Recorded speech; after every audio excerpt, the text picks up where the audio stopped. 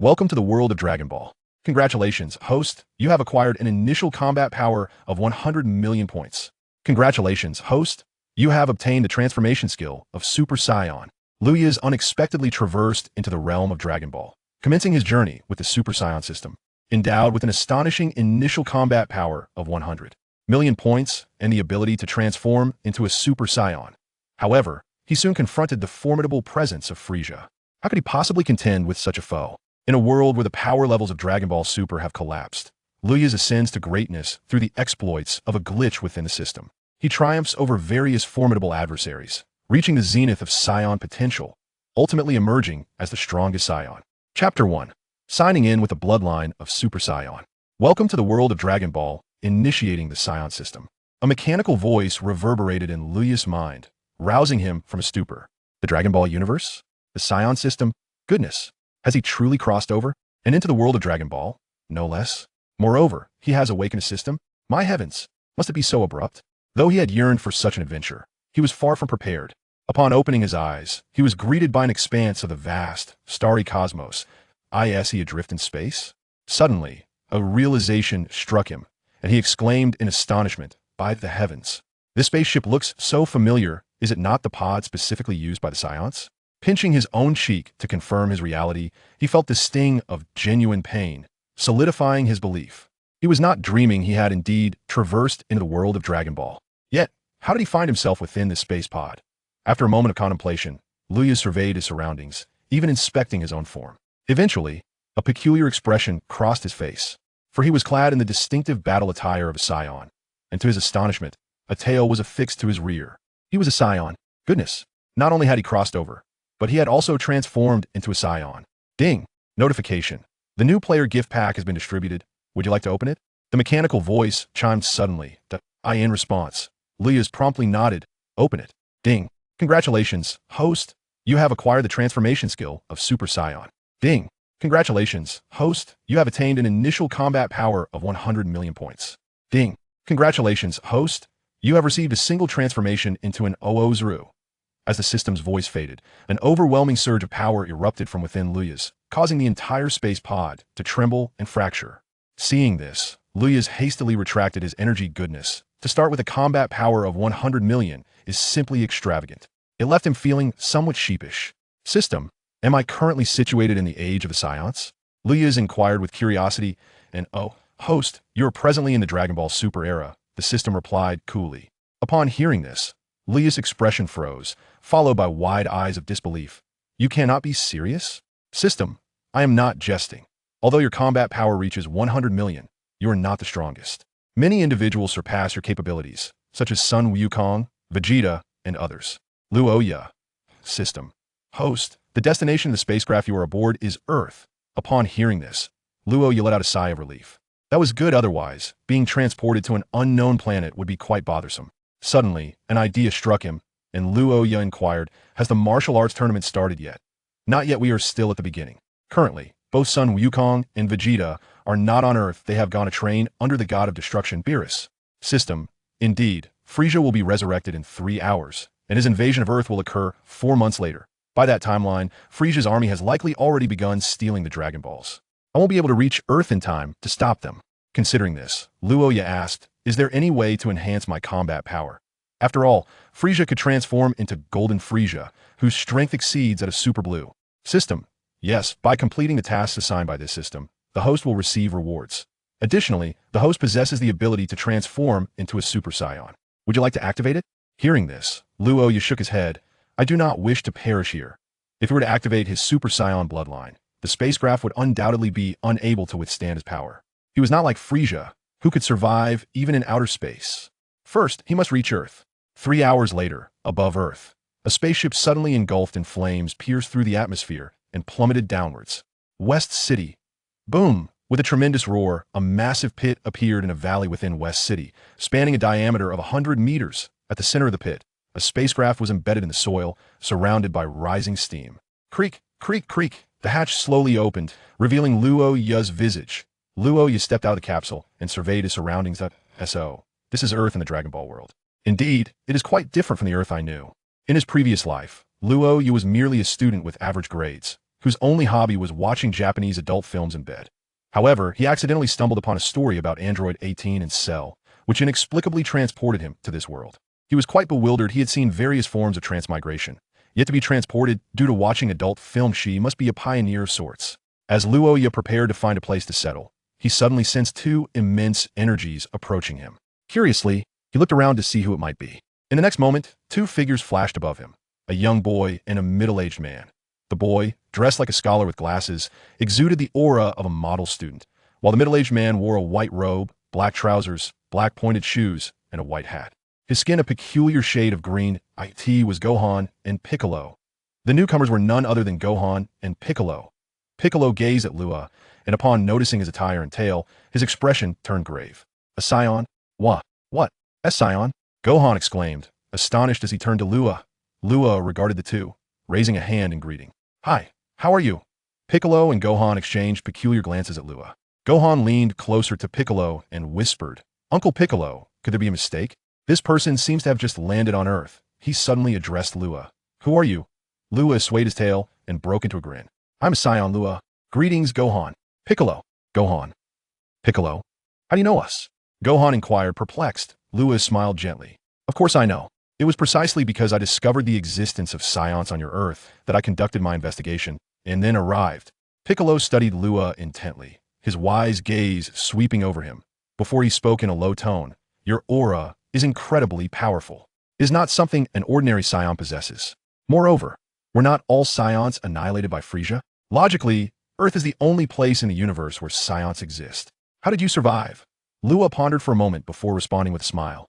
I am not a scion from your universe. Not from our universe. Are you implying you are a scion from another universe? Piccolo stared at Luya in shock. Luya nodded with a smile.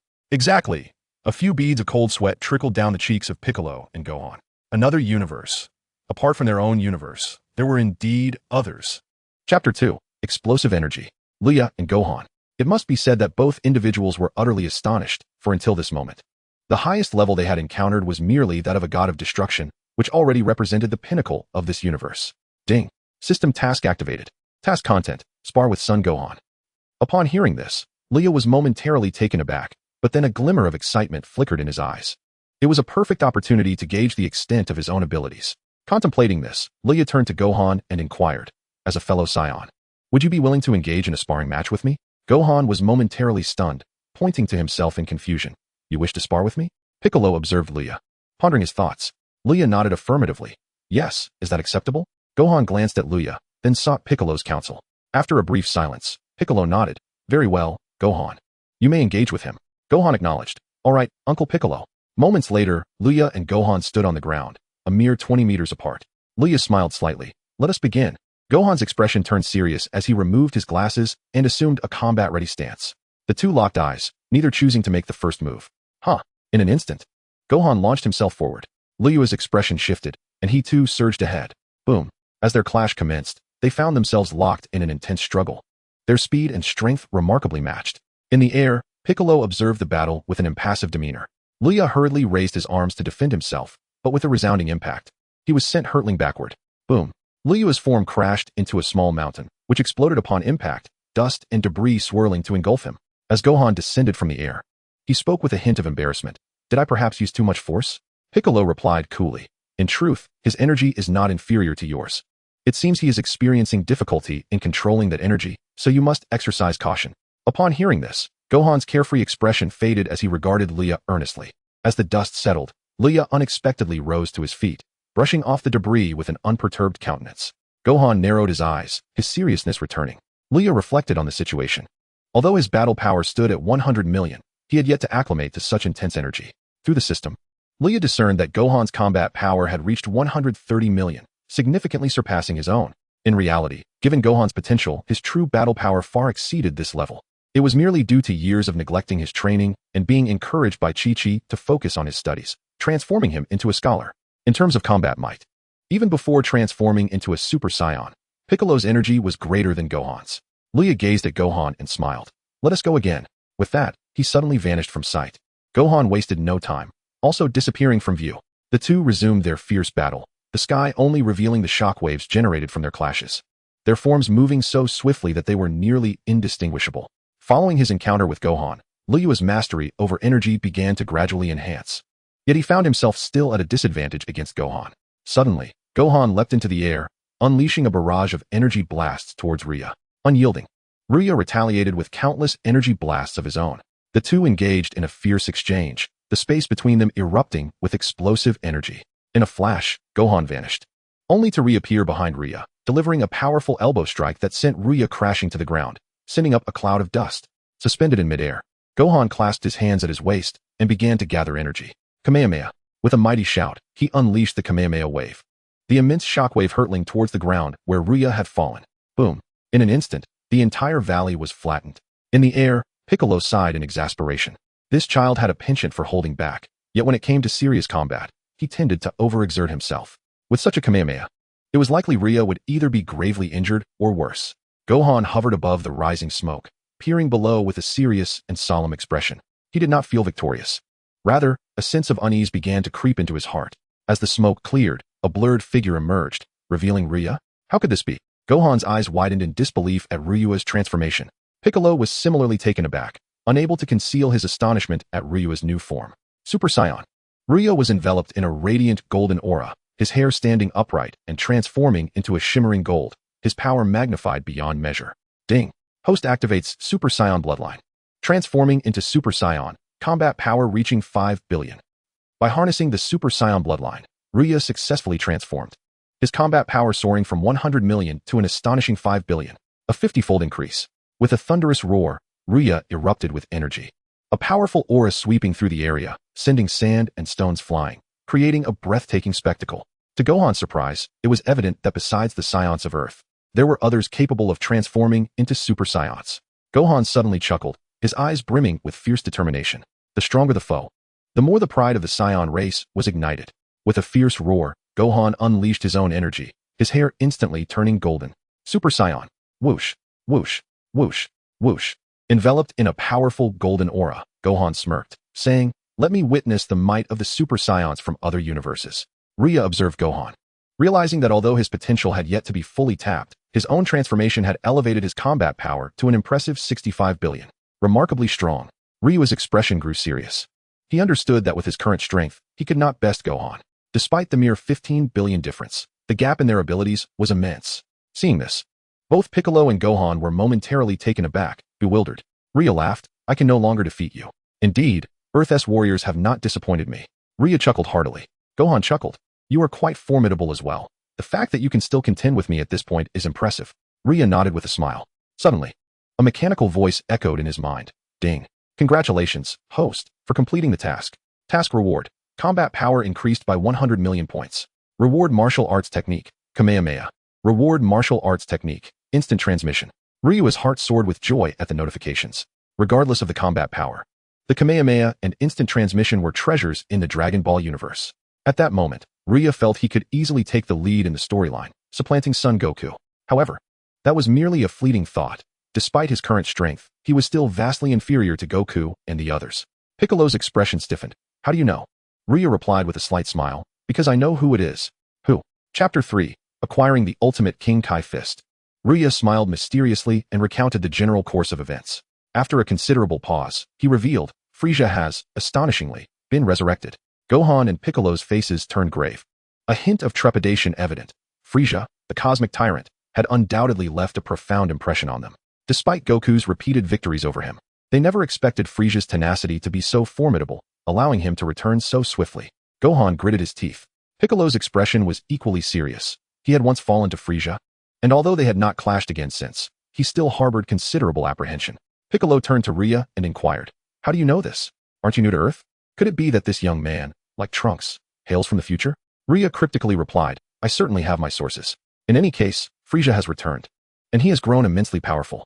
He is currently training, and within 4 months at the latest, he will launch an assault on Earth. At that time, our planet will be in dire peril." Gohan's expression darkened. "Frieza has truly become stronger?" Ruya affirmed, "Remarkably so." He did not elaborate, but implied that even in his base form, Frieza could obliterate Gohan, who had transformed into a Super Saiyan. Thus, the situation was becoming increasingly dire. Gohan nodded, then turned to Ruya with a smile, inviting him, "Ruya, if you don't mind, would you care to stay with us?" At this, Piccolo raised an eyebrow but remained silent. Ryo was taken aback for a moment, realizing he had nowhere else to go, and nodded in agreement. Very well, I shall stay with you for a few days. Shortly thereafter, the group departed, first visiting Bulma's residence to deliver the space capsule for her research. Upon encountering Luya, the Scion, Bulma and her companions were astonished. However, given that her husband Vegeta was also a Scion, she greeted Ryo warmly. After bidding farewell to Bulma, the trio left. Thus, in the following days, Ryo resided with Gohan, who taught him various techniques, including the Kamehameha. Krillin and other warrior friends heard about Ryo's presence and were initially surprised, but upon learning of Frieza's resurrection, they struggled to believe it, prompting them to commence their training fervently. A few days later, Bulma delivered astonishing news. According to the Cosmic Patrolman, or rather, Jocko, Frieza had indeed been resurrected. Moreover, he was set to arrive on Earth imminently. Upon hearing this revelation, everyone was convinced and plunged into rigorous training. Even Krillin suspended his duties as a police officer to focus on his cultivation. 2 months later, Luya had become well acquainted with his newfound formidable power, achieving an astonishing battle strength of 210 million. His innate talent for training had begun to reflect the Scion lineage within him. Gohan, I wish to train in the hyperbolic time chamber, Luya declared one day. Gohan, upon hearing this, quickly conferred with Piccolo, who ultimately consented. With Goku and Vegeta absent, they were to confront Frieza, a truly terrifying adversary, and thus required formidable allies. Luya's desire to enter the time chamber stemmed from a temporary mission issued by the system. However, even without the system's directive, he would have sought to train there, for those familiar with Dragon Ball knew it to be the fastest venue for enhancing one's strength. Soon, Gohan escorted Luya to the Supreme Kai's palace.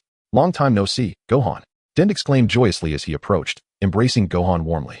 Since the fusion of Piccolo and the previous Supreme Kai, Den had taken on the role of Earth's new guardian, and now he had matured into a young man. After reminiscing, Gohan introduced Luya to Den.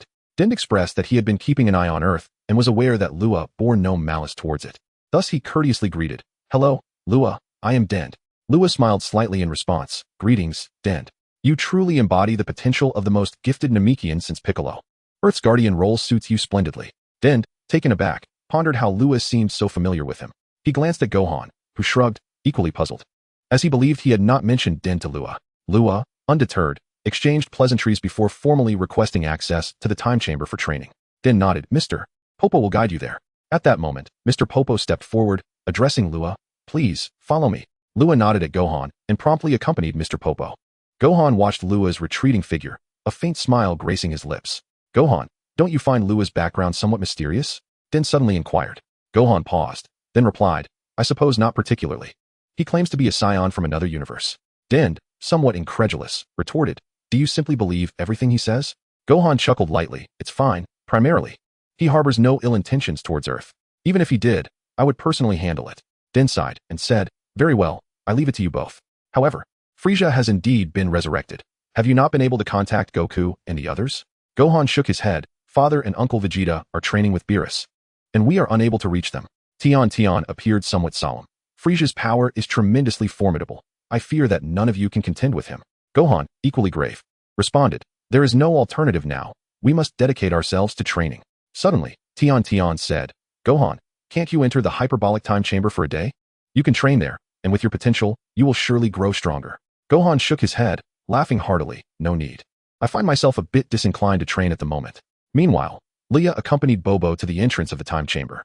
Bobo elaborated. In the hyperbolic time chamber, each individual may only remain for 2 days. A single day outside equates to a year within. The gravity has been increased from 10-fold to 50-fold, thus amplifying its efficacy significantly. Be mindful of the time. Should you exceed your allotted duration, the entrance will vanish.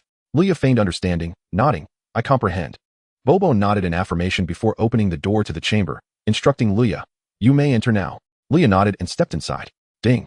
Congratulations to the host for completing the task of entering the hyperbolic time chamber for training. Reward, 100 million combat power. Reward, ultimate Scion talent. Reward, limitless Kaioken. Upon closing the door, Luya revealed a smile. One must admit, this system is truly delightful. The tasks are straightforward, and the rewards plentiful. With it, surpassing Goku and his companions should be a matter of mere moments. No, his aspirations were somewhat short-sighted. Luya would first set his sights on a modest goal, to surpass the gods. Chapter 4, Frieza's Arrival. The warriors assemble. Upon entering the chamber, Luya gazed outward into an endless expanse of blinding white light, devoid of any discernible horizon, and the intense gravity was indeed a staggering 50 times greater. With that in mind, it was time to commence his training. Luya rubbed his hands together and activated his Saiyan training talent. Ding. Utilizing Super Saiyan talent. The host possesses the strongest talent of the Saiyans. Luya grinned. System, how does this talent compare to Gohan's? System, it is undoubtedly superior. The host's talent rivals that of the mightiest Saiyan, Broly. Broly. Upon hearing this name, Luya's demeanor grew serious. Broly is indeed considered the mightiest Saiyan, and his talent is indeed formidable. If he were to undergo formal training through the system, it is likely that no being in the universe could withstand him. However, it was not yet time for Broly to make his entrance. A year passed within the hyperbolic time chamber, while only a day elapsed outside. In the vastness of the cosmos, a colossal battleship soared swiftly through space. Inside the vessel, a cadre of soldiers clad in combat attire trembled as they knelt in unison, directed towards an alien seated before them, adorned with a helmet-like headpiece. Frieza. It was indeed the resurrected Frieza. At that moment, the hatch opened, and several aliens entered, with the foremost being Sorb. Lord Frieza, we are nearing Earth. Sorb proclaimed respectfully. Excellent. I did not anticipate that it would be you who revived me. How thoughtful. Frieza replied with a sinister smile. Solemnly, Sorbet expressed, it is our honor to serve Lord Frieza. Ha. Spare me your flattery. You are a pitiful lot, almost losing the army in my absence. Frieza replied with a sardonic smile. A cold sweat broke out among Sorbet and his companions. They had not intended for that to happen, had it not been for the emergence of various formidable beings in the universe, which had cost them 60% of their forces. They would still be the most dominant army in the cosmos. Enough idle chatter. This time, upon our arrival on Earth, I shall hold those Saiyans accountable. Frieza's expression turned icy as he spoke with indifference. He vividly recalled the 2 instances when he was defeated by the Super Saiyans. Being bested by those wretched monkeys was a humiliation he could never forget. Sorbet dared not speak, for he remembered the previous occasion when Frieza had been resurrected, and someone had advised against provoking the Saiyans, only to be cast out into the void of space, meeting a grim fate. Now, having undergone rigorous training, Frieza's power had become exceedingly terrifying. Issue the command. Advance at full speed. I can hardly contain my eagerness to confront those Saiyans. As you command. Time passed, and suddenly, the King of the Worlds and the Supreme Kai on Earth halted their tasks, gazing up at the vast sky with grave expressions. It's here. On this day, a formidable aura enveloped the entire Earth. How could it be so swift? Piccolo, in the midst of his training, looked incredulously towards the north. In that moment, Gohan appeared beside Piccolo. Uncle Piccolo, there is an overwhelming energy emanating from the north. Cold sweat streamed down Piccolo's face as he gravely replied, it is Frieza's energy. We must go. Sensing the sudden surge of power, the warriors of Earth rushed towards its source. Meanwhile, on a small island in the northern region, a colossal spaceship gradually descended, coming to rest at the edge of a cliff. The hatch on the top of the ship opened, and a throng of soldiers poured out. Simultaneously, a floating platform ascended, upon which sat Frieza. Hey, you there. Make way. Frieza commanded the hovering soldiers, who quickly parted to clear a path. Let me present my greetings to these Earthlings. Frieza pointed towards the distant city, a crimson glow gathering at his fingertip. With a swift motion, a red beam shot forth from Frieza's finger, expanding into a wave of energy as it surged towards the city. In a moment of silence, boom, an earth-shattering explosion obliterated the entire northern city. Ah, the thrill of destruction is truly nostalgic. Frieza reveled in his delight, when suddenly, his gaze turned towards another direction. Thud, thud, 2 figures flew in at remarkable speed, finally halting at the edge of a cliff. It was Gohan and Piccolo. Upon witnessing the smoldering ruins of the northern city, the 2 were left dumbfounded. Too late. You fiend. Gritting his teeth, Gohan glared at Frieza, his fists clenched tightly, veins bulging. Ah, so it is you. You are indeed the Namekian from Namek, are you not? And as for you, with a resemblance to Sun Wukong, if my guess is correct, you must be Sun Wukong's son, Gohan. I never imagined that little rascal from back then has grown up so much. Frieza surveyed Gohan and his companion with a hint of astonishment. Humph. Frieza, you remain as unrepentant as ever. Piccolo cast a cold glare at Frieza. How audacious. An ignorant earthling daring to be insolent towards Lord Frieza. Sorbet exclaimed sharply. Gohan shot him a frosty glance, preparing to respond when suddenly, a figure flew in, Tien Shinhan. Uncle Tien. Gohan's expression softened at the sight of him, and he greeted him with a smile. Tien nodded, casting a glance at Frieza. I didn't bring the others. In this battle, their presence would be futile. Gohan nodded in agreement. Subsequently, Krillin, Master Roshi, and others arrived, with even Bulma making her entrance aboard a spaceship piloted by Jocko. Bulma, what brings you here? Krillin and the others were taken aback. Bulma replied nonchalantly. Vegeta isn't around, so I came. By the way, Trunks is still young, so I didn't inform him about this. Krillin nodded in understanding, then inquired, is there still no way to contact Goku and the others? At this, everyone felt a pang of anxiety. Truth be told, without Goku, they lacked a sense of security. By the way, who is this? Krillin inquired, glancing at Jocko, who was hiding in the spaceship. Bulma smiled slightly. Allow me to introduce my friend. He is a galactic patrolman named Jocko. Upon hearing this, Krillin and the others nodded in acknowledgement, having grown accustomed to Bulma's penchant for befriending peculiar individuals.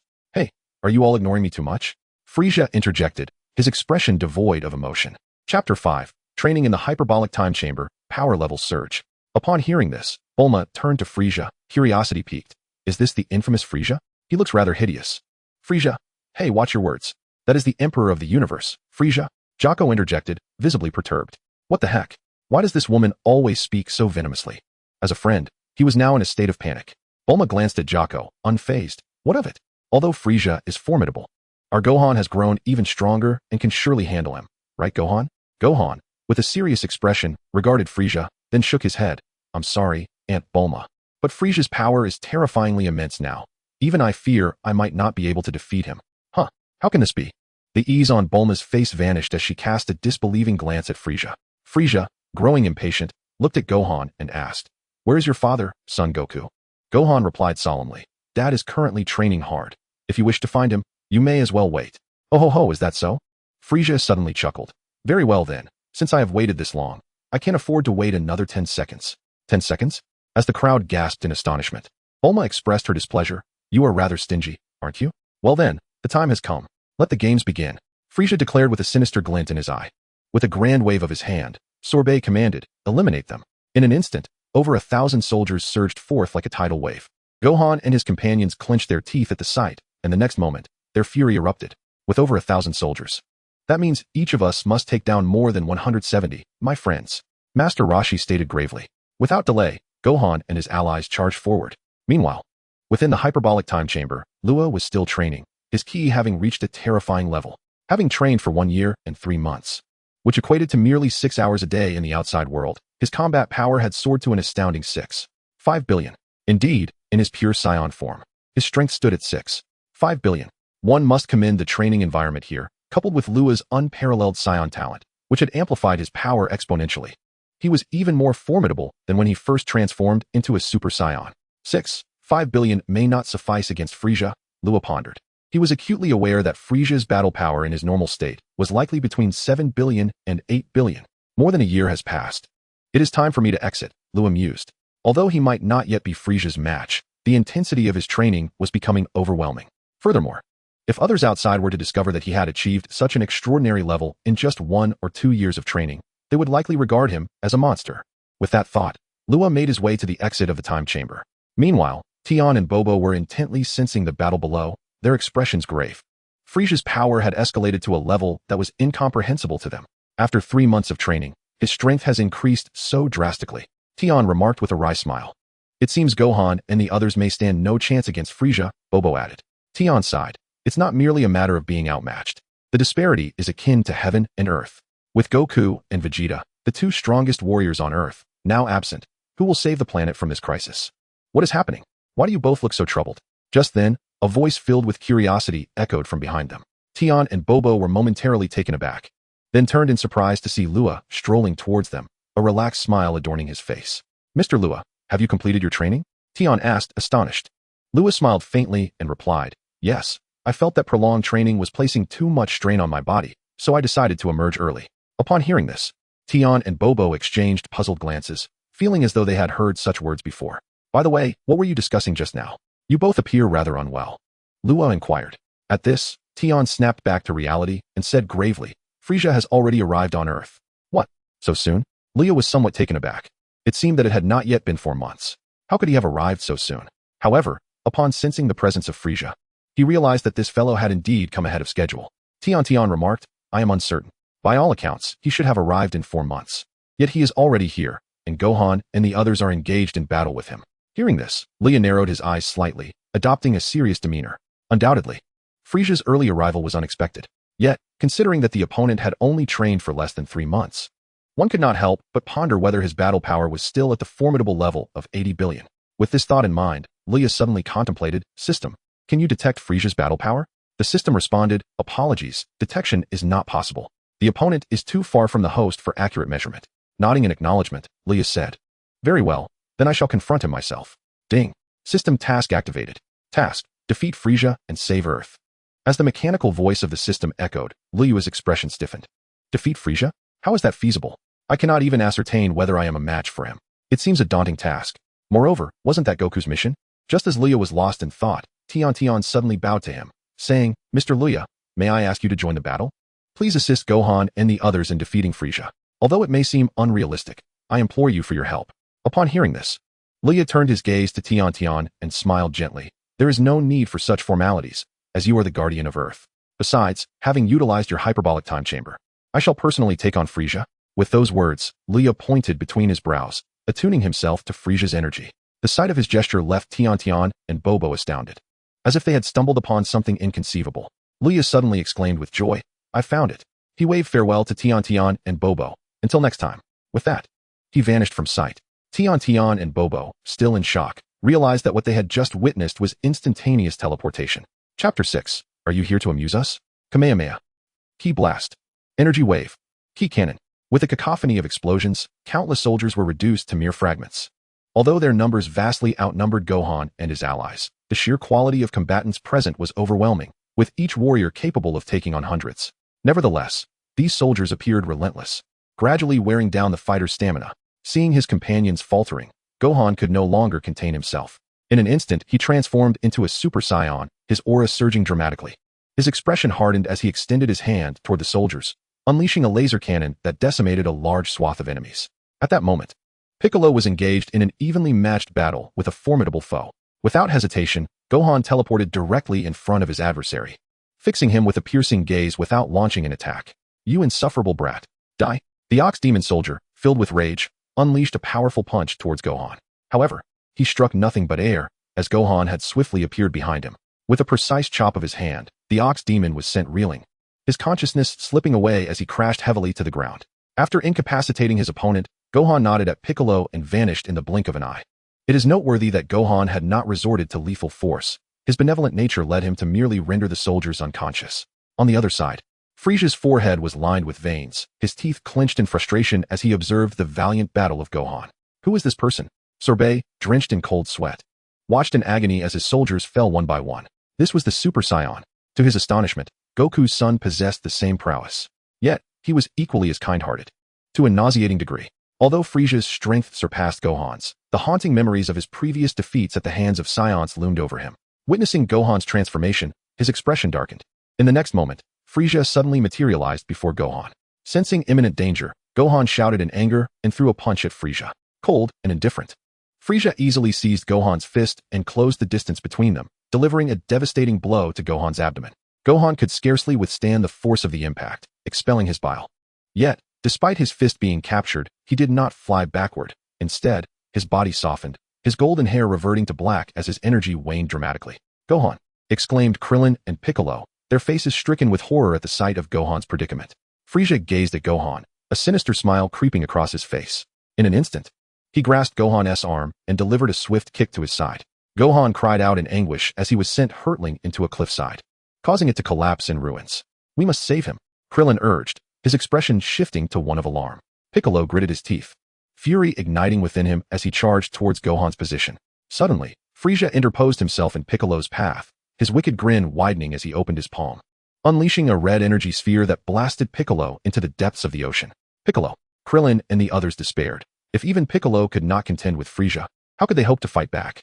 Frieza cast a knowing glance at Krillin and the others, a smile of ominous significance forming on his lips. The group stood paralyzed under Frieza's gaze, overwhelmed by his terrifying presence. They realized there was no hope of victory. It appears I am excessively powerful. Perhaps to the point of bullying, Frieza mused, having lost any desire to engage further. He had anticipated a challenge, but these adversaries were disappointingly inadequate. At that moment, a young boy appeared seemingly out of nowhere, sporting a tail. Who are you? Frieza inquired, astonished. The boy smiled faintly. Frieza, it is a pleasure to finally meet you. Do you know me? Frieza responded, perplexed. The young man nodded. Of course I know you, Luya. What brings you here? No, wait, you finally arrived. At that moment, Bulma exclaimed with surprise. Luya gave a slight nod. Thank you for waiting. What? He is the Saiyan Luya? He looks formidable. Krillin and Master Roshi gazed at Luya with astonishment and curiosity. However, their expressions soon turned grave as they realized they could not discern the strength of each other's energy. How is that possible? Luya smiled faintly, and then turned his attention to Krillin, Mr. Krillin, you must have some senza beans, right? Quickly go save Piccolo and Gohan. Upon hearing this, Krillin appeared bewildered. Excuse me, do you know me? Luya was momentarily speechless, then chuckled. Yes, I do, but now is not the time for such talk. We must save them first. Realizing the urgency, Krillin nodded in understanding and threw a wary glance at Frieza before flying towards the seaside. However, Frieza clearly would not allow him to succeed. In the next instant, he appeared before Krillin, blocking his path. Krillin's expression changed instantly, and he glared at Frieza, preparing for a desperate fight. Suddenly, Luya appeared in front of him, facing Frieza. Your opponent is me. Perfect timing. I wish to see the prowess of the Cosmic Emperor. Frieza smirked at these words. Ho ho ho. Is that so?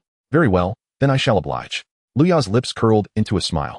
Seeing this, Krillin promptly flew off to rescue his friends. Luya and Frieza locked eyes in midair, neither making the first move. Luya had already assessed Frieza's battle power. Since the latter had not attacked in the past 4 months, his power stood at a staggering 7 billion. Meanwhile, Gohan's battle power surged to 6.8 billion when he transformed into a Super Saiyan. It was this 2 billion disparity, combined with Frieza's perfect ambush, that had allowed Gohan to be defeated so swiftly. Luya clicked his tongue, feeling a twinge of regret. If Gohan had persisted in his training, he likely would not be weaker than Frieza now. Nevertheless, Luya felt no fear. After all, his own battle power was a formidable 6.5 billion. While there was a slight difference, it was not enough to assure his defeat. Luya suddenly extended his hand towards Frieza. The latter paused, then smiled slightly, making no further move. Puff. In the next moment, Luya unleashed an energy sphere that shot straight at Frieza. Frieza maintained his smile, casually shaking his head, causing the energy sphere to whiz harmlessly past him. Frieza looked at Luya, chuckling. Are you here to entertain me? Luya replied with a mysterious smile. Is that so? As he spoke, the energy sphere made an unexpected turn and rocketed towards Sorb. No. Lord Frieza, save me. Help. Boom. Sorb was obliterated by the energy sphere. Chapter 7. Fierce Battle. Luya versus Frieza. No one had anticipated that Luya's target would be Sorb. However, they were puzzled. For Sorb was merely a minor henchman. Why would Luya choose to strike him first? Frieza's expression twisted with rage as he turned his gaze fiercely upon Luya. You seem rather arrogant. Luya responded with a slight smile. I merely believe that a fair battle between us should be devoid of any external distractions. What do you think? At these words, Frieza's countenance darkened. Did his opponent know something? In fact, he had meticulously prepared a trump card for this expedition to Earth, yet unexpectedly, it had been thwarted by this enigmatic young man. This incited a flicker of anger within him. However, Frieza then revealed a cruel smile. Since you insist on such fairness, allow me to eliminate the distractions. As soon as he finished speaking, Frieza pointed suddenly towards Tien, and with a whoosh, a crimson beam shot forth. Rya's eyes narrowed, and in an instant, he appeared before Tien, effortlessly deflecting Frieza's attack. Frieza maintained his composure, albeit with an air of coldness. Rya stated calmly, leave Frieza to me. You should retreat to safety. Tien nodded in response. Thank you. He exchanged a glance with Master Roshi, and then soared towards Bulma's location. Rya looked at Frieza and smiled. Now, we can commence our battle. Frieza descended slowly. Fixing his gaze upon Rya, who exactly are you? Why do you possess such formidable energy? Rya grinned widely, revealing the tail coiled around his waist. Upon seeing the tail, Frieza's expression shifted dramatically. A tail? You are a Saiyan. Rya chuckled. Indeed. Surprised? Frieza could hardly believe it. Impossible. Apart from the Saiyans on Earth, I have annihilated all other Saiyans along with planet Vegeta. Rya shook his head. Do not dwell on that. Let us engage in combat. Frieza suppressed his astonishment and replied with a smirk. You are so confident that you can defeat me? Suddenly, Rya erupted with laughter and bellowed furiously, unleashing a terrifying energy that exploded from his being. Frieza stared in shock at Rya's sudden surge of power. Impossible. How can your strength be so immense? Enveloped in a brilliant white aura, Rya wore a confident smile. I initially thought you would arrive in 4 months, but I am surprised that you came early. Now, show me your true strength. Frieza's expression darkened as he regarded Rya. The situation had exceeded his expectations. He had not anticipated encountering such a powerful Saiyan beyond Goku and Vegeta. Infuriated, he unleashed his own energy, a purple aura enveloping his body, matching Rya's intensity closely. Rya observed Frieza and smiled faintly, every cell in his body trembling with excitement. Meanwhile, Krillin assisted Piccolo and Gohan, feeding them senza beans. True to their reputation for healing all ailments, the moment they swallowed the beans, they awoke instantly. Krillin, are you all right? What about Frieza? Gohan sat up, a look of confusion on his face as he inquired, a Saiyan? His mind was clouded, and suddenly, Piccolo exclaimed in surprise, that's the Saiyan Luya. At this revelation, Gohan quickly turned his gaze towards the arena. Instantly, even he was taken aback. Could this truly be Luya? How had his energy transformed so dramatically? It was incredibly powerful. Gohan's mouth fell open in astonishment, struggling to comprehend the situation. After all, he had previously restrained Luya, yet now he felt a profound insignificance radiating from him. Piccolo's expression grew serious. I never imagined his talent could be so formidable. In just over a day within the time chamber, he has elevated his strength to this level. Surely, even Goku and the others would find it challenging to match. Upon hearing this, the others wore grave expressions. To them, it seemed inconceivable that anyone could surpass Goku. Even if such a being existed, Vegeta would undoubtedly be the most likely candidate. Yet now, Luya had emerged. How could this not astonish them? It appeared that Vegeta, the perennial second, would soon have to reconsider his standing. In the arena, Luya and Frieza locked eyes, and suddenly, his energy surged once more. Frieza gritted his teeth, unwilling to be outdone. Huh! Luya shouted with fury, propelling himself forward. Humph! Frieza scoffed, unleashing his own burst of energy. Boom! Their fists collided, and in that instant, a shockwave erupted. With their fists pressed together, neither retreated, continuously amplifying their energy, locked in a stalemate. Suddenly, Frieza revealed a smirk, swiftly grasping Luya's hand and yanking him forward while delivering a powerful kick. Luya had anticipated this move. He pressed down on Frieza's knee with his other hand and countered, throwing him away. Frieza plummeted to the ground like a leaden ball. Luya did not pause. He launched a ki blast downward. Boom! The ki blast exploded, sending debris flying. Luya narrowed his eyes, observing the cloud of dust. According to the Dragon Ball principle, the greater the dust, the less harm the opponent had sustained. Sure enough, as the dust settled, Frieza's form emerged, standing on the ground with a sly grin directed at Luya. Ho ho ho. You certainly did not disappoint me. Aside from Son Goku, you are the only opponent I deem worthy of my attention. Luya smiled slightly and replied, enough with the banter. Transform now? You are still in your first form, aren't you?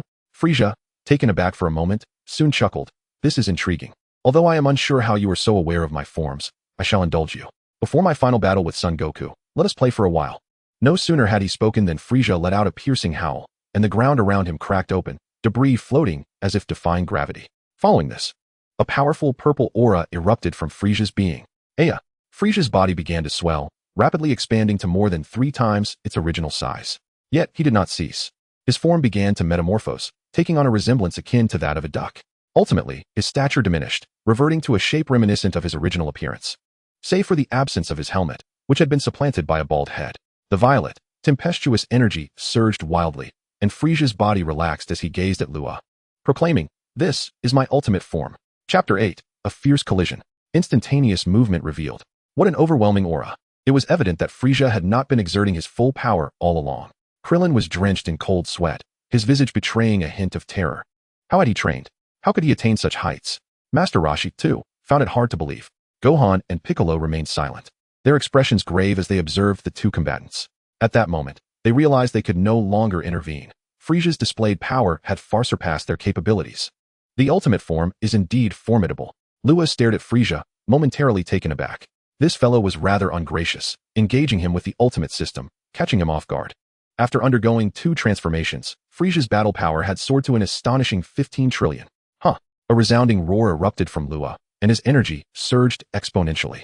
In an instant, his hair transformed into a brilliant golden hue. Accompanying this change, his aura also radiated a golden brilliance. He had become a Super Saiyan. Luya had transformed into a Super Saiyan. His battle power skyrocketed from 6.5 billion to 32.5 billion. Frieza's expression shifted. A Super Saiyan. I never anticipated that you could transform as well. Are you truly a Saiyan from planet Vegeta? Luya offered a slight smile and replied, I apologize, but I am a Super Saiyan from another universe. At this, Frieza's expression stiffened, followed by a frown. Another universe? Meanwhile, their companions were equally astonished. Krillin exclaimed, are the Saiyans from other universes this powerful? Gohan, with a serious demeanor, remarked, I believe Mr. Lua's strength has surpassed that of my father. How could that be? He surpassed Goku? That's impossible. Tian Shinhan was taken aback, the first to disagree. Piccolo, beads of cold sweat trickling down his face, asserted, it is indeed possible that Luya may be stronger than Goku, and his talent seems to slightly exceed that of Goku and Vegeta. Previously, Luya was not a match for Gohan, but now, after a year in the time chamber, he has reached this level, indicating that he has surpassed us. The young warriors gazed incredulously at the battlefield, a mix of emotions swirling within them. They had never anticipated that, apart from the god of destruction Beerus, there were others who could surpass Goku and Vegeta. Even more astonishing was the fact that the individual in question was also a Saiyan. At this moment, Luya regarded Frieza, then chuckled softly, I still cannot best you. If that is the case, huh? Luya erupted once more, his golden aura shooting skyward. The surrounding environment was obliterated in an instant. Suddenly, strands of lightning flickered around Luya's form. Frieza, witnessing the rapid escalation of Luya's energy, was taken aback. His face contorted in disbelief. Impossible. This cannot be happening. Gohan's eyes widened as he beheld the form of Super Saiyan 2, the very state he had attained when he vanquished Cell. Could Mr. Luya also achieve such a transformation? With a thunderous roar, Luya's energy suddenly erupted, creating a massive crater beneath his feet. The air crackled with golden energy intertwined with electric currents, and his hair, now considerably longer and spikier, resembled that of a fierce hedgehog, appearing even more striking than in his Super Saiyan form. Frieza found himself at a loss for words. The opponent's evolution had surpassed his own power. Luya, with a mocking gaze, declared, "Let the battle continue." In an instant, he vanished from sight, gritting his teeth. Frieza unleashed a surge of energy and followed suit, disappearing as well. The clash of their titanic forces resonated in the air, generating countless ripples indicative of the ferocity of their combat. Below, the warriors watched intently, unable to comprehend the astounding speed of the duel. "It's too fast. I can't capture their movements." Tan gritted his teeth, his three eyes darting about in vain as they struggled to track Luya and Frieza's actions. Suddenly, a figure plummeted at an alarming speed. "Frieza?" In the next moment, Luya appeared behind him, unleashing a powerful punch. Frieza's expression shifted as he swiftly entwined Luya's arm with his tail. With a cold laugh, Luya grasped Frieza's tail and began to spin him around with fervor. Frieza's face contorted in alarm as he cried out. With a tremendous exertion, Luya hurled Frieza into the ground, creating a substantial crater upon impact. "Prepare yourself." Luya concentrated energy into a glowing sphere and launched it forth. Frieza, with a fierce glare, steadied himself and countered with an energy blast of his own. The two assaults collided with a resounding explosion. Luya, enveloped in golden energy, surged through the smoke toward Frieza. The latter, in a sudden display of power, unleashed a barrage of energy blasts at Luya. Taken aback, Luya crossed his arms to shield himself from the onslaught. Frieza, sensing the opportunity, wildly fired off energy blasts with reckless abandon. Luya struggled to defend himself as his energy began to wane. "This is bad. We must assist him," Krillin exclaimed, his face pale with concern. "No. Even if we tried to help, we would be of no use in such a battle." Gohan interjected, his expression grave. "What can we do then? Are we to watch Luya lose? If that happens, our Earth is doomed." Krillin protested. Gohan fell silent, contemplating their dire situation. Suddenly, Piccolo turned to Bulma, asking, "Bulma, have you heard from Goku and the others?" With a resigned shake of her head, Bulma replied, "No. I have no means of contacting them. I can only communicate when Whis reaches out to me." TCH. Piccolo huffed in impatience and ceased his inquiries. Meanwhile, Frieza wore a smug grin, convinced that by suppressing his opponent, victory was assured. However, just as Frieza reveled in his triumph, a figure materialized behind him and delivered a crushing blow. How could this be? Was that instantaneous movement? Wasn't that technique the one used by my father? Gohan exclaimed in astonishment upon witnessing the scene. Chapter 9. The final card, Golden Frieza. When Luya executed the instantaneous movement, everyone was left in a state of bewilderment. Why could Luya teleport? Wasn't that Goku's technique? Could it be that the opponent had also visited that planet? Gohan pondered, feeling perplexed. If Luya could perform the Kamehameha, he could accept it, as he had taught Luya that technique, but instantaneous movement was beyond his comprehension. On the battlefield, after delivering a devastating strike to Frieza, Luya sent him flying with a kick, simultaneously vanishing from sight. In the next instant, he reappeared before Frieza, delivering another fierce blow, relentlessly pursuing him as if he were a mere punching bag. Crash! Ugh! Luya clasped his fists together and struck Frieza into the ground, causing the earth to crack open beneath them. Hovering in the air, Luya gazed downward and then brought his hands together at his waist. The familiar stance was immediately recognized by the onlookers as that of the Kamehameha. Krillin, drenched in cold sweat, exclaimed, "Gohan, did you teach him the Kamehameha?" Gohan nodded affirmatively. "Indeed, I taught him." In truth, it was not he who had taught Luya. The latter possessed a system that allowed him to learn it directly, unbeknownst to Gohan. Kamehameha. Boom. In an instant, a formidable energy coalesced in Luya's hands, radiating brilliance. Luya thrust his hands forward, unleashing a massive wave of energy that erupted from the ground like a fountain. Boom, boom, boom. Immediately, a colossal explosion ensued, shaking the entire island. "We must leave this place." Gohan's expression shifted drastically, and he swiftly dashed to Bulma's side, taking her with him as they soared into the distance. The others, witnessing the chaos, also fled far away. Rumble. Luya's Kamehameha obliterated the entire island, causing it to crumble and waves to surge violently. Whoosh, whoosh, whoosh. Enveloped in a golden aura, Luya gazed downwards with an impassive expression. He did not believe Frieza had been vanquished, after all. This adversary had yet to unleash his true power. With that thought, Luya's senses heightened. Meanwhile, the others had reached a different island, anxiously observing the scene. Do you think Luya can truly defeat Frieza? Krillin inquired, his voice tinged with uncertainty. Gohan shook his head. I don't know. Frieza must have come to Earth well prepared. Although he is now transformed into his final form, I can't shake off this unsettling feeling. I feel the same way, Tien remarked gravely. Hearing this, the others felt a sense of helplessness. Goku and the others had yet to make contact, and Whis was not proactively reaching out to Bulma. Thus, they found themselves in a waiting game. Boom. Suddenly, a faint tremor rippled through the air, and everyone tensed, their nerves on high alert. In the midst of the air, Luya gazed solemnly at the depths of the sea, as if something were about to erupt from its depths. Suddenly, a colossal column of water surged skyward. Within the torrent, a vague silhouette emerged, and Luya knew without a doubt that it was Frieza. This fellow was, indeed, unscathed. Yet, this revelation only served to heighten his excitement. The stronger the opponent, the more exhilarating the challenge. Frieza ascended slowly, though not gravely injured. The abrasions on his body rendered him somewhat disheveled. He regarded Luya with an impassive expression, lost in contemplation. Luya, observing him, smiled faintly. Interesting, you seem to be just fine. His combat prowess surpassed Frieza's by a staggering 100 billion. Yet after this prolonged battle, he had only managed to gain a slight advantage, indicating that Frieza's battle experience exceeded his own. Frieza scrutinized Luya with a serious demeanor and inquired, your current strength truly perplexes me. How can you be so formidable? Are you truly a scion from another universe? Luya raised an eyebrow. What other explanation could there be? Frieza's countenance turned icy. I never imagined that scions from other universes could possess such power. Could it be that there exists a Frieza-like race in their realm as well? Luya was taken aback. How could he possibly know? Although he was not a scion from another universe, he was aware of a universe akin to their seventh, Universe 6, which harbored scions and a similarly treacherous figure to Frieza. Noticing Luya's expression, Frieza understood. It seems my assumptions were correct. Luya shook his head. Enough of this idle chatter. Let us return to combat. I intend to defeat you, not engage in idle boasting. Boasting? What do you mean? Frieza asked, perplexed. Luya paused momentarily, then realized the linguistic nuances of his world diverged from this one. He replied nonchalantly, it means just what it says, bragging. Do you comprehend? Are you a foreigner? Frieza frowned. Luya shot back. And you know the term foreigner? Frieza scowled, then coldly remarked, you think you can defeat me? That is simply inconceivable. He had always been bested by scions in the past, and such humiliation was intolerable to him. Luya smirked. I know you have yet to unleash your true power. So transform now. What?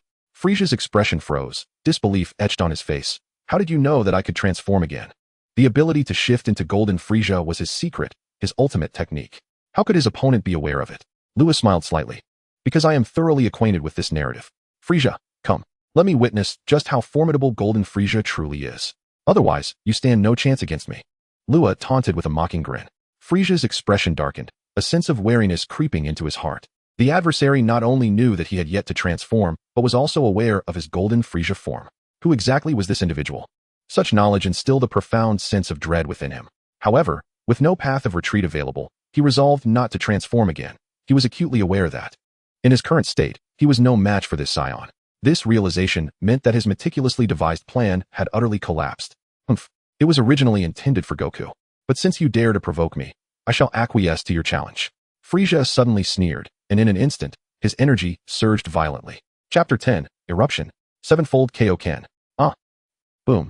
As Frieza's energy erupted, the sky darkened ominously. Thick clouds gathered, and lightning crackled, as if heralding the end of days. At that moment, for miles around, nay, for the entirety of Earth, the atmosphere was saturated with Frieza's overwhelming aura. The sheer magnitude of this power was astonishing. Krillin and the others gazed at the scene in utter disbelief. They had never anticipated that Frieza's energy could swell to such an extent. What kind of training had this fiend undergone during his years of absence? Piccolo, drenched in cold sweat, stared in disbelief. They had believed that after all these years, their own powers had surpassed that of the former Frieza, yet they had not foreseen that he had grown exponentially stronger. This opponent was indeed a prodigious genius. Gohan observed Frieza's form, his expression unusually grave. He feared that even if he transformed into Super Saiyan 2, he would still be no match for him. Boom, boom, boom. Not only were they astounded, but Luya's was equally taken aback. Unlike the others, he could distinctly sense the magnitude of Frieza's burgeoning energy. 15 trillion, 16 trillion, 17 trillion. The rate at which Frieza's power was escalating was abnormal, nearing an exponential increase.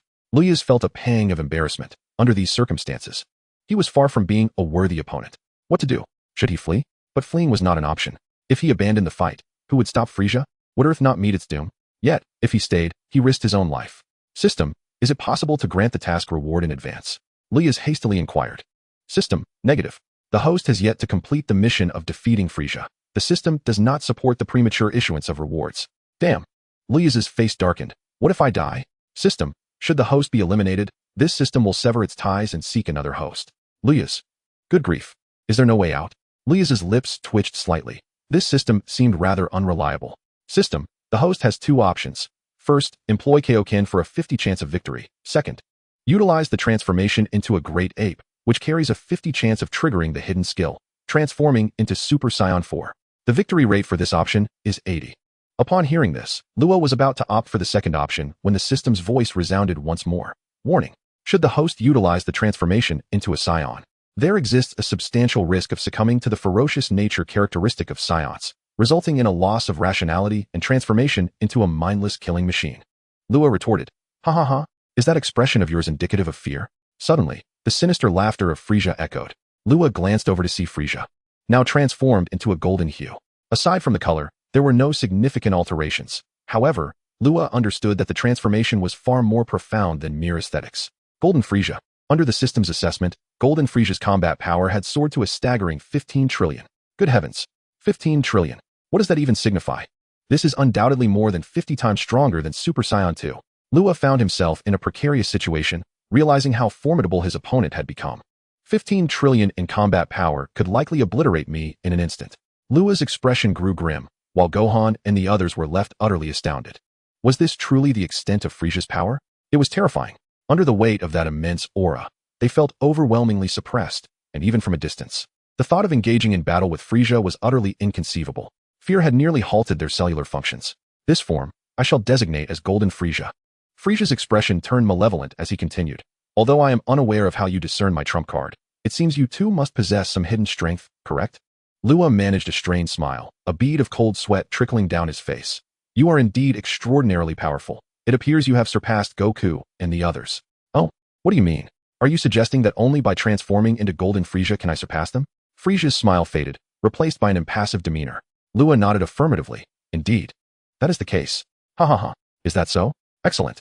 Then I shall first eliminate you, and subsequently seek out Goku. Frieza's expression twisted into a snarl.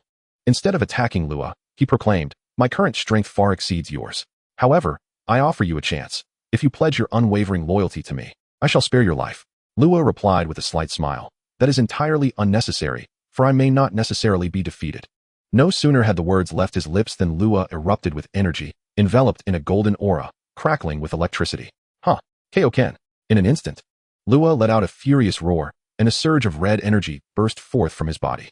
In that fleeting moment, Luya's power escalated rapidly. Kaioken. He can also perform it? Krillin and the others stared at Luya in disbelief, questioning their own understanding of reality. Why was Luya capable of executing Kaioken as well? In a flash, the Saiyan named Luya had mastered Goku's signature technique. It seemed they had all underestimated him. Piccolo's expression turned grave. The energy Luya was emitting appeared to surpass even that of Goku. Certainly, before Goku ventured to the god of destruction, Beerus, he was undoubtedly no match for Rhea. It can only be said that the opponent's innate potential is exceptionally formidable. Merely entering the hyperbolic time chamber has led to such remarkable enhancement. It is worth noting that they too had once entered the time chamber to confront Cell, yet they did not achieve the same level of advancement as Rhea. Even Gohan fell short. Whoosh, whoosh, whoosh. In the arena, the air was tumultuous, and Rhea's energy continued to escalate, his golden aura enveloped by a rapidly intensifying crimson energy. 1 times, 2 times, 3 times, 16 trillion, 17 trillion, 18 trillion. At this moment, Rhea's power surged dramatically, akin to water being pumped into a balloon, expanding ever more. I recognize this technique. This was a move once employed by Son Goku on planet Namek. I never anticipated you could wield it too. Frieza observed Rhea, his expression growing increasingly grave. The threat posed by this technique was palpable. Huh.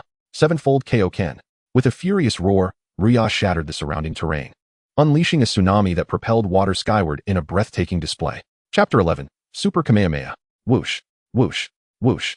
At this moment, Rhea was entirely enveloped in golden and crimson energy, his cold demeanor resembling that of a battle-hardened deity. His muscular form was notably more defined, brimming with explosive power. Yet, Rhea was still plagued by worry. For transforming into a Super Saiyan 2 while executing the Kaioken was unprecedented. Even Son Goku could only harness it in his Super Saiyan Blue form. During his time in the time chamber, he had been practicing this technique, persistently maintaining the Kaioken state in his Super Saiyan form. Achieving this sevenfold Kaioken, even with his exceptional Saiyan talent, had taken him 6 months. Otherwise, given his innate abilities, his strength might far surpass this. Boom, boom, boom, ding. Host has successfully utilized Kaioken. Side effects are now resetting. Current side effect, 1. At that moment, a voice echoed in Luya's mind, leaving him momentarily bewildered. System. What do you mean by that? System. The Kaioken acquired by the host does not possess inherent side effects like Son Goku's. Instead, it begins with no side effects, accumulating only upon usage. Upon hearing this, Luya was initially stunned, then overwhelmed with joy. So, does this mean I can maintain this form indefinitely? System. Theoretically, yes. Although the Kaioken has no side effects, it demands an immense amount of energy. Given the host's current state, it can be sustained for a maximum of 10 minutes. 10 minutes. Luya's gaze sharpened. This may just suffice. For his combat prowess with the sevenfold Kaioken had already reached an astounding 11,375,000,000,000. Indeed, it had escalated from over 1 trillion to over 11 trillion. Whoosh. At this moment, a golden figure appeared before Luya. Before Luya could react, he felt a sharp sting on his face, and in the next instant, he let out a piercing scream as his body was sent hurtling backward into the sea. The assailant was none other than Frieza, who hovered in the void, gazing at the water with a mocking smile. So, you believe me to be weak? How dare you let your guard down in the midst of battle? Boom. As soon as he finished speaking, a column of water shot up towards the heavens. In the following moment, Luya soared into the air, undeterred, and stared at Frieza with a grin. Bring it on. Frieza's expression darkened, and then he vanished like a cannonball. Luya disappeared in an instant, and the next moment, a thunderous clash erupted in the void, fierce and relentless. These two were evenly matched. Krillin watched the fierce battle unfold, sighing. No. On the surface, Frieza holds the absolute advantage. Piccolo's eyes narrowed as he focused intently on the fight. Ugh. Luya and Frieza engaged in a rapid exchange of blows, each landing punches and kicks, although their accuracy was low, as they were mostly blocked by their opponent. Nonetheless, Luya endured quite a few punches and kicks from Frieza. Overall, Frieza had the upper hand. Luya suddenly appeared behind Frieza, thrusting both hands forward to unleash a powerful energy blast, striking Frieza and sending him hurtling back. Gritting his teeth, Luya charged forward, but in the next moment, Frieza vanished mid-flight, only to reappear directly in front of Luya at a speed so swift that Luya could only perceive a fleeting shadow. Crash. Ugh. Frieza's fist collided with Luya's abdomen, causing him to spit out foam as his body flew back like a shrimp in a bow. Frieza denied Luya any opportunity to recover, accelerating to a supersonic pace as he lunged at Luya again, fists raised to strike. Ugh. Luya let out a wretched scream as he plummeted. Frieza, with a sinister grin, watched Luya descend and then extended his index finger, directing a barrage of laser beams at him. Bang, bang, bang, bang. A dozen red laser beams erupted in a furious assault, enveloping the area in smoke. At that moment, from within the haze, a figure emerged, Luya, bearing some injuries, but not fatal ones, ultimately landing on a rocky outcrop. Frieza looked at Luya and chuckled. Ho ho ho, is that all your power? You hardly seem to be my match. Wiping the blood from the corner of his mouth, Luya smirked. You, indeed, possess remarkable strength. But how could I possibly lose to you? Oh, do you have any more tricks up your sleeve? Feel free to unleash them. Frieza spread his arms wide, flicking his tail mockingly. Luya gritted his teeth and instantly released a surge of energy, elevating his aura to its peak. He was still in the state of the Kaioken. Yet, it was becoming increasingly taxing. Under normal conditions, he could maintain this form for 10 minutes, but facing Frieza required considerable energy, leaving him with little time. He needed to finish this quickly. With that thought in mind, Luya raised his energy to its maximum. Simultaneously, he brought his hands together at his waist. Kamehameha. Upon witnessing this familiar scene, Gohan and the others were jolted awake. Krillin was about to shout out loud, but Gohan swiftly covered his mouth. Do not disturb them, Gohan said with a serious tone. Krillin nodded eagerly, and once Gohan released him, he exclaimed with excitement. Is this guy trying to use Goku's technique against Frieza, just like he did against Cell? Gohan gazed intently at Luya in the arena, silently praying, I hope he succeeds. Meanwhile, Luya was fervently gathering energy, elevating his power to its zenith. The energy he gathered in his hands surged dramatically, only to be compressed further. Frieza sensed something amiss and looked at Luya with curiosity. Hey, you madman, are you out of your mind? If you continue to gather energy like that and unleash a technique, you could obliterate the entire Earth. Luya smiled slightly and replied, What? Are you afraid? Frieza's expression faltered momentarily before he chuckled. Kid, regardless of whether your attack can harm me, you won't be able to reach me with your speed. So, you should conserve your energy for a desperate fight. Luya merely smiled and remained silent. In the next moment, his aura suddenly surged. Frieza observed this spectacle with an ominous feeling in his heart, yet he couldn't believe that Luya could actually hit him. Or was Luya merely stalling for time? Contemplating this, Frieza's gaze hardened with malice, and he extended his palm towards Luya, gathering a crimson energy. Die. The next instant, Frieza unleashed a tremendous wave of energy aimed directly at Luya. Luya's eyes widened, and with a fierce shout, he exclaimed, Kamehameha! Whoosh!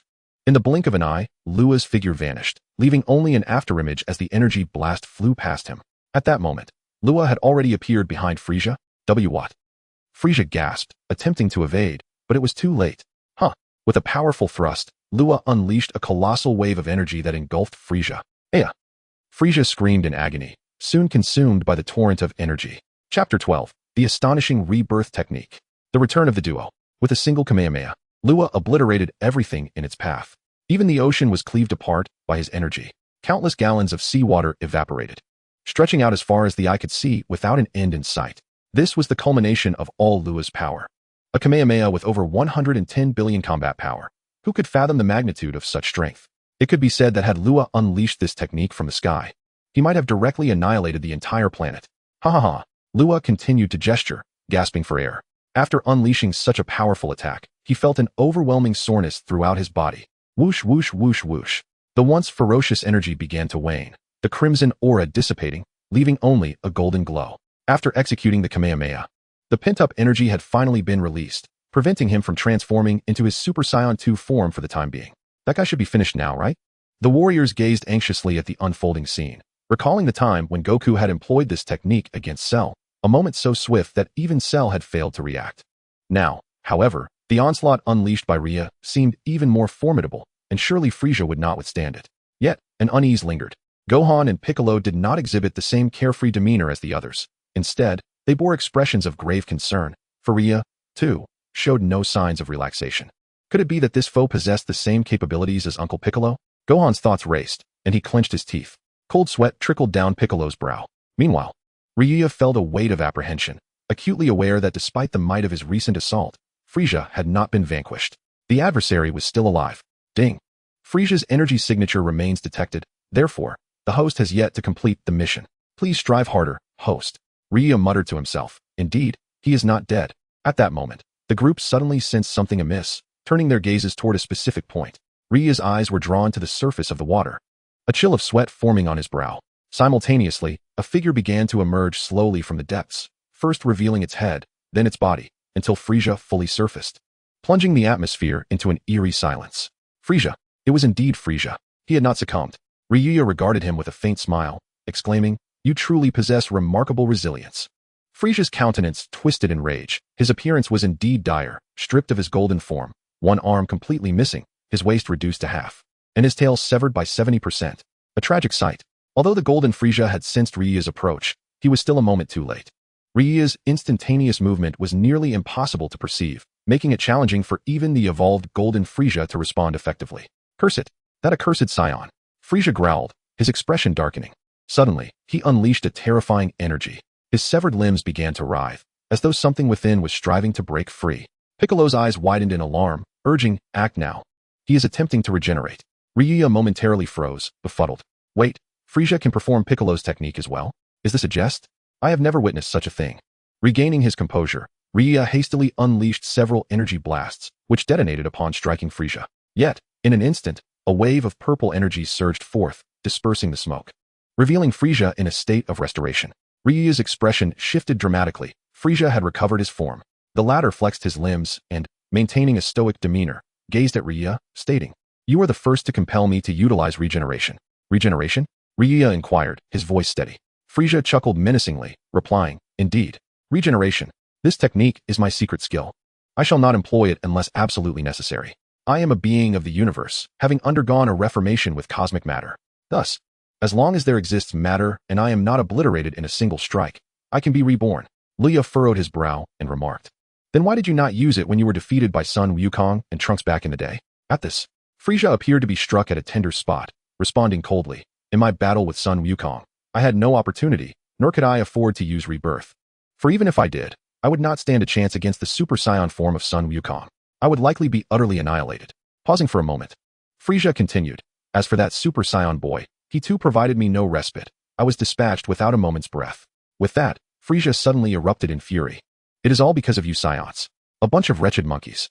You are merely my servants. Yet you have brought me such humiliation time and again. Turning his gaze towards Luya, Frieza revealed a smirk. Well then, having vented my frustrations, I presume you have regained some strength. Let us commence. Luyu's expression turned grave.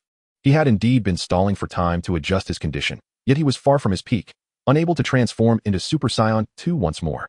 Although Frieza claimed his battle power diminished upon rebirth, he still retained the ability to overpower everyone present. What lay ahead was undoubtedly a fierce battle. Frieza chuckled mockingly. So, are you contemplating surrender? If so, I might consider it. Luya grinned defiantly. Surrender? It is utterly impossible for me, Luya. I would rather die at your hands than concede. Frieza's expression darkened. If that is your resolve, then perish. With that, he abruptly elevated his form, raising a finger as a crimson aura began to coalesce, growing ever larger until it formed a massive red energy sphere. Enough of this, Scion. I have played with you long enough. Let us witness your demise alongside this earth. Frieza sneered. In the next moment, he hurled the now 20-meter diameter energy sphere downwards. Luya squinted. If he could not withstand this, the earth would be lost. What to do? Just as Luya prepared to unleash his transformation, two figures suddenly appeared before him. Upon seeing them, Luya was momentarily stunned, then felt a wave of relief wash over him. Goku, Vegeta. The arrival of the two warriors elicited joyous exclamations from all their companions. Chapter 13, Vegeta's Proud Battle. In an instant, both warriors sensed the impending danger and turned to face the approaching red energy sphere. Moments later, their expressions turned serious, and simultaneously, they extended a hand, effortlessly blocking Frieza's energy blast. How can this be? Frieza's face paled in disbelief, and he quickly vanished from sight. Boom. The colossal energy sphere exploded high above in the distant clouds, instantly painting the sky a vivid crimson. As Wukong and Vegeta suppressed their energy, the former pondered. What has transpired? Why has Frieza appeared on Earth?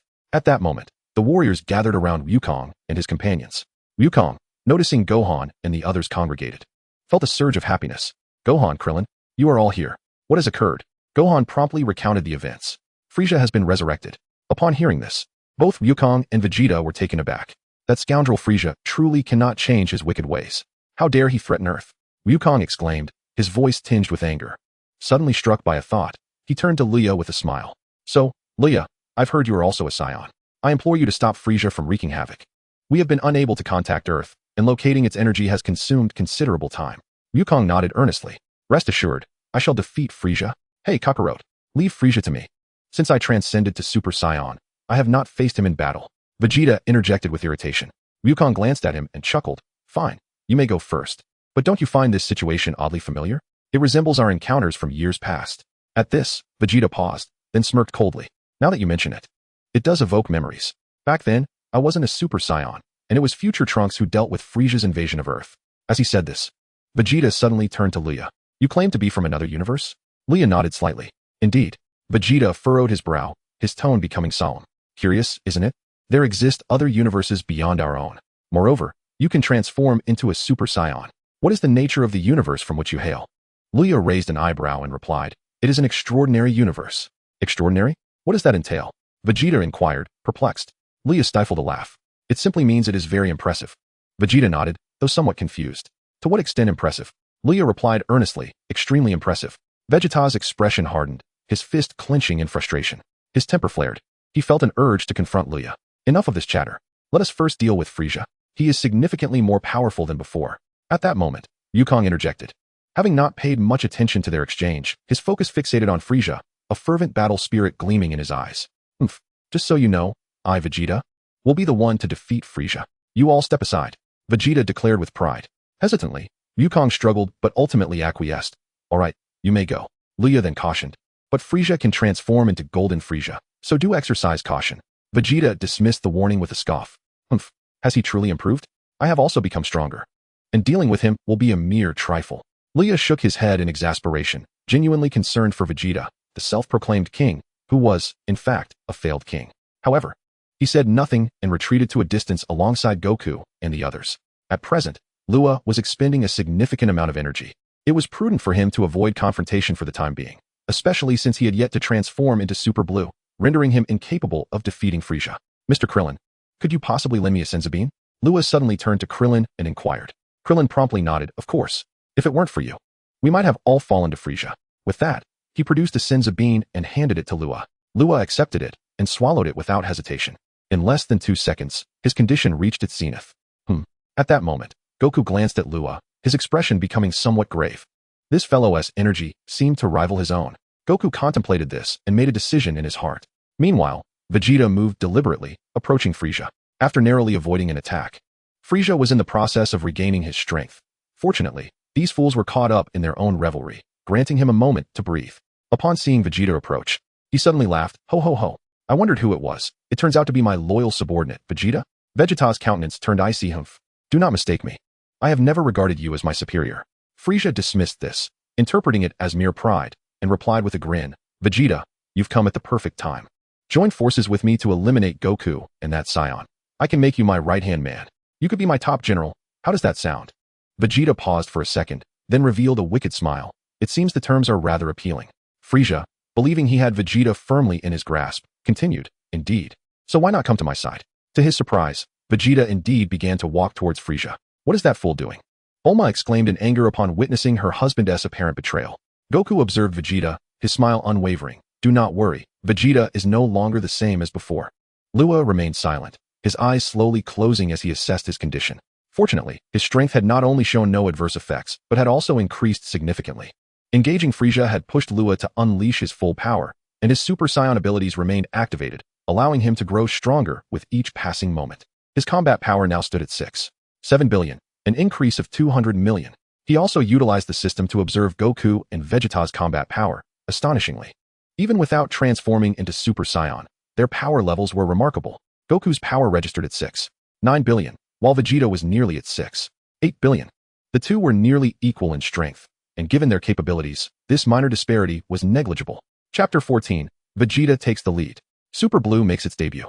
As Vegeta positioned himself before Frieza, he stood firm. Frieza regarded him with a smug smile, brimming with self-satisfaction. Suddenly, a tremendous impact struck Frieza, causing his entire body to contort violently, resembling a shrimp. Ugh! Frieza's eyes bulged with fury, and the immense pain twisted his visage. Vegeta had appeared before him, his fist landing squarely on Frieza's abdomen. Leaning closer to Frieza's ear, Vegeta mockingly declared, "I'm afraid I have no interest in your terms." Frieza's eyes turned crimson, a look of disbelief washing over his face. Vegeta's expression hardened as he unleashed a thunderous roar, sending Frieza hurtling away. The latter crashed through several small mountains before finally embedding himself into a cliffside. Vegeta snorted coldly, "Is that all?" Frieza, embedded in the cliff, glared at Vegeta with clenched teeth, astonished that this little brat dared to strike him. Emerging from the rock, Frieza cast a grim look at Vegeta, sneering, "I never imagined that my former subordinate would grow so powerful." Vegeta coldly retorted, "You haven't seen the half of it. There's much more that will surprise you." Such as this. With that, Vegeta roared again, transforming into a Super Saiyan. Frieza's pupils constricted in disbelief. Vegeta smirked, "And it's not over yet." Boom. Whoosh. Crackle. Vegeta's aura exploded forth as he ascended to Super Saiyan 2. "Didn't he see that coming? Did you, Frieza?" "I, Vegeta, can also become a Super Saiyan," he declared, pointing a thumb at himself with a cold smile. Frieza gritted his teeth, suddenly closing his eyes, calming himself before reopening them to gaze at Vegeta, remarking, "I must admit, I'm somewhat surprised. But so what? I, Frieza, am the universe's foremost genius. Even if you become a Super Saiyan, you shall not be my match." As his words faded, Frieza clenched his fists, veins bulging on his forehead as he began to unleash his power. With a thunderous roar, Frieza's purple aura transformed into a radiant golden brilliance. His body began to metamorphose, becoming Golden Frieza. In an instant, a terrifying power emanated from him, shaking the heavens. Vegeta's expression stiffened, cold sweat trickling down his face. "This wretched fiend," he thought. Meanwhile, witnessing this transformation for the first time, Goku's face reflected sheer astonishment. How on earth did he train to reach such a level? He pondered. This is Golden Frieza. His power is exceedingly fearsome. Even Luya could not defeat him. Had it not been for Luya's instant transmission and the strongest Kamehameha, we would have been doomed. Krillin stated gravely. Goku, with a complex expression, remarked, "Instant transmission, Kamehameha, Luya? You're quite formidable." Luya humbly replied, "Just average." "Uncle Vegeta won't be in danger, will he?" Gohan asked with concern. Goku chuckled reassuringly, "Fear not. Frieza has indeed grown stronger, but we too have not lagged behind in our training. Rest assured, Vegeta will not be defeated." The others looked on in confusion, wondering if there was some extraordinary encounter that had empowered these two. Luya smiled knowingly, understanding the source of his opponent's confidence. It stemmed from the fact that Goku and Vegeta could further elevate themselves, achieving the divine realm of Super Saiyan Blue. The golden aura enveloping Frieza intensified as he transformed once more into his golden Frieza form, reaching the pinnacle of his power. Though his strength surpassed Luya's, the combination of Luya's instant transmission and the formidable Kamehameha made him formidable enough to inflict damage, a surprising feat indeed. To think your power could ascend to such heights is truly terrifying. Even the proud Vegeta was taken aback. It had been many years since Frieza's demise, and now, in the depths of hell, his rate of improvement was astonishing, even surpassing their own, despite being personally trained by Whis. They had assumed Frieza's level of strength would no longer keep pace with theirs, yet his displayed power now posed a significant threat. Ha ha ha. Do you think you are the only ones capable of progress? This is the new form I have honed during my years in hell, which I call Golden Frieza. Frieza chuckled with a hint of arrogance. Vegeta's expression darkened as he scoffed. So what? I have my own reserves. Frieza, momentarily taken aback, exclaimed, "Oh, is that so? Then you need not hold back. Show me your power." With a disdainful grunt, Vegeta's aura erupted violently. He roared towards the heavens, and in an instant, a terrifying golden energy surged forth from within him, undergoing a transformation of its own. Vegeta's energy was escalating rapidly. Piccolo's eyes widened in disbelief, beads of sweat forming on his brow. Incredible. Krillin and the others were left utterly speechless, astonished by what Vegeta had undergone. Goku smiled mysteriously, remaining silent.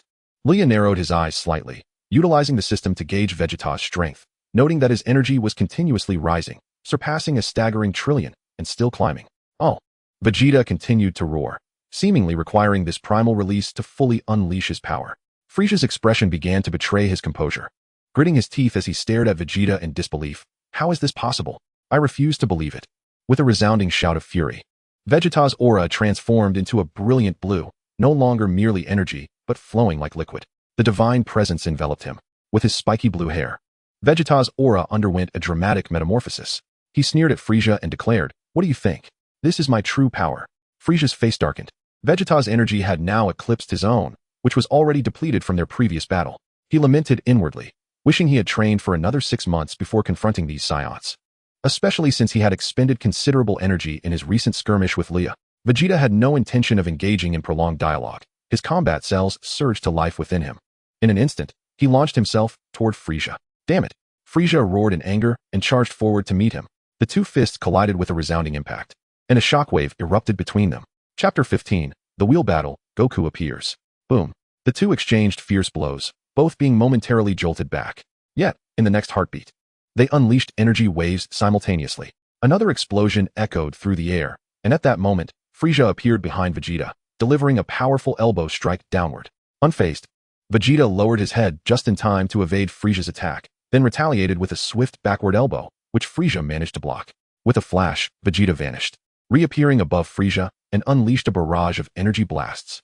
Frieza, exhibiting his incredible speed, vanished in the blink of an eye, evading the assault, only to materialize beside Vegeta and kick him away with force. In mere seconds, their movements became a blur, leaving Krillin and the others watching with bated breath, simultaneously astonished by both fighters' might and breaking a cold sweat. Boom. Whoosh. Vegeta erupted with energy and ascended into the air, casting a cold glance at Frieza. Frieza's expression twisted into a grimace as he crossed his arms, each fingertip glimmering with crimson light. Prepare to receive my attack. Frieza sneered before thrusting his fingers toward Vegeta. In an instant, 10 beams of red light shot forth, perfectly obstructing Vegeta's path of movement. Cold sweat dripped down Vegeta's face as he gritted his teeth and unleashed a flurry of energy blasts, each detonating around him. In the next moment, a powerful blue beam surged forth from the smoke, propelling Vegeta skyward. He charged toward Frieza. However, Frieza revealed an eerie smile. "I've been waiting for you." He suddenly extended his palm toward Vegeta. Boom. A terrifying energy blast coalesced and shot out instantly. Vegeta's expression shifted. He had no time to evade and could only brace himself with his arms. Boom. In the next moment, Vegeta plummeted downward, and Frieza had no intention of letting him go. He lunged toward Vegeta with ferocity. In an instant, Frieza delivered a flying kick to Vegeta's back, propelling him downward at an accelerated pace and crashing into the ocean, sending waves crashing around him. However, with a furious roar, Vegeta burst forth from the water once more. Glaring at Frieza, gritting his teeth, he gathered his energy. Final flash. Whoosh, whoosh, whoosh. The terrifying energy surged forth, gathering strength in Vegeta's palm. Frieza's expression changed, and he wore a grave look. In the next moment, he snarled, "Bring it on." Swish. Frieza began to condense a fearsome energy of his own. golden energy swirling in his palm, exuding an aura of dread. Frieza, prepare to meet your end. Vegeta unleashed a furious roar, launching his ultimate technique as a colossal energy wave descended with ferocity. Frieza, with a chilling laugh, exclaimed, "Ah, let the beautiful fireworks bloom." In an instant, he exerted force from his palm, unleashing a terrifying golden wave of light. The two energies collided with a thunderous roar, locking in a fierce stalemate. Yet, the surrounding environment could not withstand their immense power, resulting in widespread devastation. Goku and the others watched the scene with grave expressions. Goku, filled with awe, remarked, "Frieza has truly become this powerful, hasn't he?" Meanwhile, Luya observed the battle, contemplating the possibility of delivering a decisive blow to Frieza. If he could eliminate Frieza, his mission would be accomplished. These two are incredibly strong, Gohan noted, feeling a surge of excitement as a Saiyan. He pondered that had he diligently trained over the years, perhaps he could reach such heights. With this thought, Gohan's expression solidified with determination. He realized he could not afford to be lazy. I must not allow these two to wreak havoc, or the earth will be destroyed. Goku suddenly declared with gravity in his voice. In the next moment, he erupted with energy, shouting fiercely as a formidable power exploded from him. Moments later, he transformed into Super Saiyan Blue. "Father!" Goten and Krillin exclaimed in surprise at Goku's transformation. Goku nodded, and in an instant, he vanished from sight, reappearing between the two clashing forces. He elevated his energy to its zenith and unleashed his signature move, Kamehameha. The energy wave propelled both Frieza's and Vegeta's attacks away from Earth. As the battlefield returned to normalcy, both Frieza and Vegeta appeared somewhat fatigued, though it was evident that Frieza was in a more precarious state. "Kakarot, what are you doing?" Vegeta fumed, glaring at Goku for intervening in their battle. Goku replied helplessly, "If you continue fighting like this, the Earth will be lost." Vegeta scoffed, turning away haughtily. "Who cares about its fate?" Goku retorted, "At least you have a family. Shouldn't you feel some sense of belonging?" At this, Vegeta's expression soured. "Shut your mouth, Kakarot. I give you 3 seconds. Step aside. My battle with Frieza is far from over." Goku hesitated for a moment, then stated firmly, "It's time for me to step in." "What did you say?" Vegeta's demeanor darkened. Goku chuckled, "You're exhausting your energy significantly, and you can't defeat this guy. Let me handle it. I've already identified his weakness." "What?" Vegeta's anger flared. "Are you saying I can't defeat him? What a joke." "Oh, a weakness? You claim I have a weakness? Ha ha ha. Son Goku, you are simply ridiculous. How could I, Frieza, possibly have a weakness?" Frieza interjected, his expression marred by indignation. "It's your stamina." Luya suddenly chimed in. As these words were spoken, the crowd fell silent in astonishment. Luya offered a subtle smile, secretly reveling in the moment. Finally, the time had come for his display of bravado. "So, you noticed as well? Truly an impressive fellow." Wukong cast an admiring glance at Luya. Luya, ever humble, remarked, "Let us keep a low profile." "Humph. Stop your nonsensical chatter. The weakness you speak of does not exist." Frieza retorted, his expression twisted with rage. Wukong turned to him, then laughed. "If that is the case, why don't you fight me?" Frieza clenched his fists, glaring intensely at Wukong. "Kakarot, are you trying to back out? You promised it would be my turn." Vegeta suddenly interjected in a serious tone. Wukong scratched his head. "When did I say that? You've already fought for quite a while. Why not take a breather while I handle this guy?" "Nonsense. Absolutely not." Vegeta bellowed. Wukong shrugged, then turned to Frieza with a grin. "Hey Frieza, would you like to have a go at me?" Frieza. Vegeta. Chapter 16, The Final Struggle. The death of Frieza. "What are you saying?" Frieza glared at son Wukong, his face ashen. At that moment, he felt like a fool, played for laughs by these two. Wukong smiled faintly, then, suddenly erupting with power, enveloped himself in blue divine energy. "Come on, your target is me, right?" Frieza gritted his teeth, then exploded with fury, charging at Wukong in an instant. Wukong's gaze sharpened, and he immediately engaged. Bang, bang, bang. The two launched into a rapid exchange, their fierce collisions reverberating through the space. Vegeta's expression darkened, but he soon regained his composure, dispersing his super blue form and landing on the ground. Although Frieza had just expended considerable energy, he was still holding his own against Wukong. However, this balance quickly shifted as Frieza's face grew increasingly grim, panting heavily and appearing quite exhausted. Wukong observed Frieza and, with a hint of curiosity, asked, "Frieza, it seems you just successfully transformed into this state, right?" Frieza paused, gritting his teeth as he glared at Wukong. "What do you mean by that?" Wukong replied with a chuckle, "You should really familiarize yourself with this form on Earth. If you do, perhaps even Vegeta and I won't be your match." Frieza snorted disdainfully. "Even now, you two are no match for me." Wukong laughed. "You must be quite tired, right?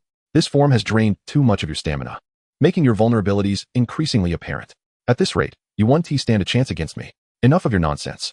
Frieza's face twisted in fury in the next moment. He unleashed his energy, charging straight at Wukong. Whoosh. Crack. Frieza threw a rapid punch, only to have it caught by Wukong. What? Frieza's face contorted in disbelief. Wukong, gripping Frieza's fist, grinned widely. Too slow. Crack. In the next instant, Wukong pivoted and, with a powerful throw, hurled Frieza away. However, Frieza was not easily subdued. He forcefully halted his momentum. Frieza! With a resounding roar, Goku charged forward, his fists clenched with determination as he struck fiercely. A thunderous impact echoed as Frieza was caught off guard, plummeting downwards. The ground beneath shattered from the force of the blow, sending Frieza ricocheting away.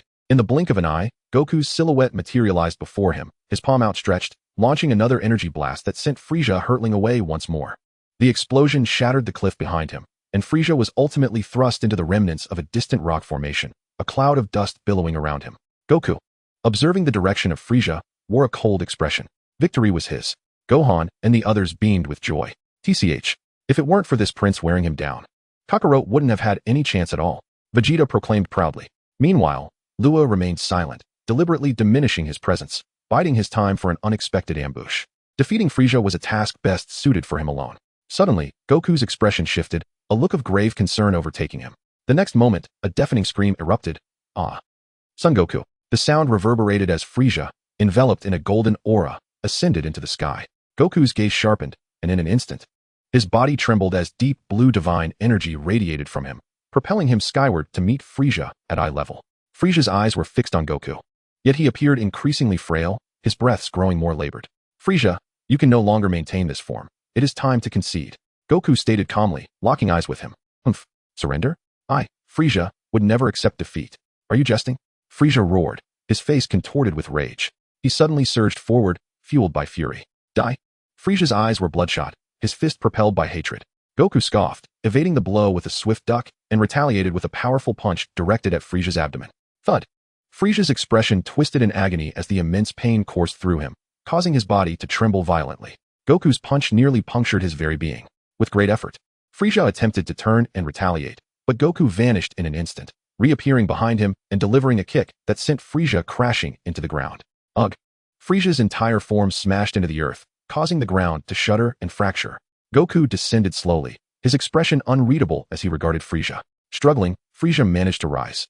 Disbelief etched on his face as he muttered, This cannot be. How could I possibly lose? In a fit of rage, Frieza struck the ground with two furious punches, creating a small crater. His features contorted with madness. He broke into a maniacal laugh. Ha! If that is the case, then let us perish together. What? A look of horror crossed Goku's face, a deep unease stirring within him. Suddenly, Frieza raised his fist, preparing to unleash a devastating blow upon the ground. Goku realized too late that he could not intervene. Everything shall vanish. Frieza's expression was ferocious as his fist descended. Swish! As he was about to crash to the ground, a figure unexpectedly appeared beside him, seizing his wrist. What?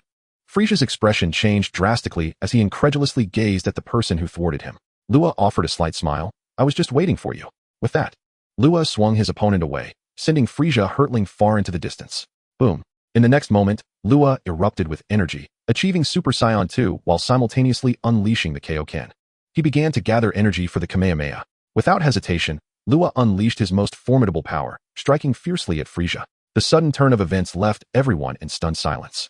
None had anticipated that Frieza would resort to mutual destruction, nor that Luya seemed to have foreseen this and intervened, ultimately vanquishing him. Even Goku and Vegeta broke out in a cold sweat.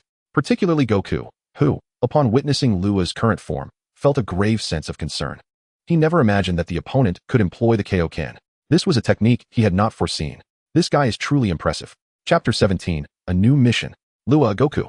The demise of Frieza left the entire assembly in a state of profound complexity. The once mighty evil emperor had been dispatched, a reality difficult to fathom. After eliminating Frieza, Luya retracted his transformation, returning to his original appearance. Ding. Congratulations to the host for completing the mission. Defeat Frieza. Ding. Reward issued. 500 million points of battle power. Reward. Host acquires Frieza's cells, enabling survival in outer space. Reward. Super Saiyan 3 transformation skill. Reward. 100 Senza beans. Reward. Kaioken power upgrade. Current power level is tenfold. Upon hearing the series of notifications in his mind, Luya's heart soared with joy. My goodness, this reward is quite generous.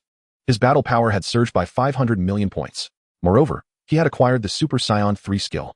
This meant he could transform into Super Saiyan 3 like Goku. It is worth noting that throughout the Dragon Ball series, only Goku and Gotenks, the fusion of Goten and Trunks, could transform, and now, he was among them. Luya glanced at Goku and curiously inquired, "What's wrong?" Goku, with a serious expression, replied, "How did you learn my techniques?"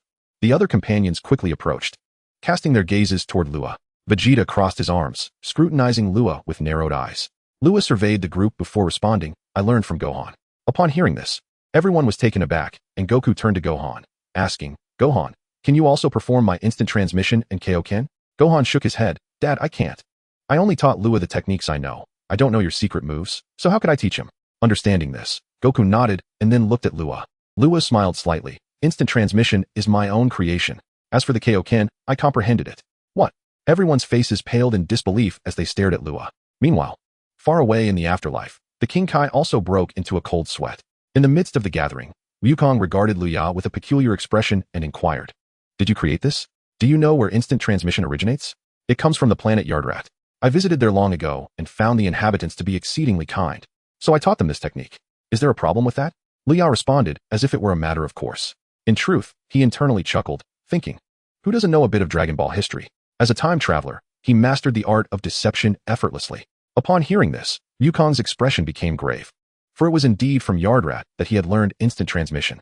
The way Luya spoke seemed to carry an air of credibility. "Humph, how could that be possible? You look so young. How could you possibly know such a technique? Besides, at that time, you were just a child." Vegeta retorted through gritted teeth. Luya turned to him with a smile and said, "Actually, I am 520 years old." "What?" The crowd was taken aback. Luya continued with a grin. "In fact, I trained for a full 500 years in my homeland, where I buried myself under a mountain, enduring the elements without food or water. That is why I can transform into a Super Saiyan. My homeland is called Wuzishin." The crowd fell silent. Luya went on, "After becoming a Super Saiyan, I began to seek opponents throughout the universe. After defeating all challengers, I arrived in this universe. During my travels, I discovered the existence of Saions and subsequently found my way to Earth." Listening to Luya's seemingly exaggerated claims, everyone felt a mix of skepticism and intrigue. Is it truly possible for someone to live for hundreds of years? To be honest, aside from deities, I have yet to see anyone who can live that long. Wukong scratched his head. "I've never heard that Saions can live for such an extended period." Vegeta remarked nonchalantly, "Just because you haven't seen it doesn't mean it doesn't exist, does it?" Luya replied with a slight smile. Suddenly, he realized that spinning tails also required a certain level of skill. Without knowledge, one could not dare to boast so boldly. But is boasting a crime? Surely not. As the group pondered these revelations, Wukong suddenly declared, "Forget it. Regardless of its believability, it doesn't mean it's impossible." Haha.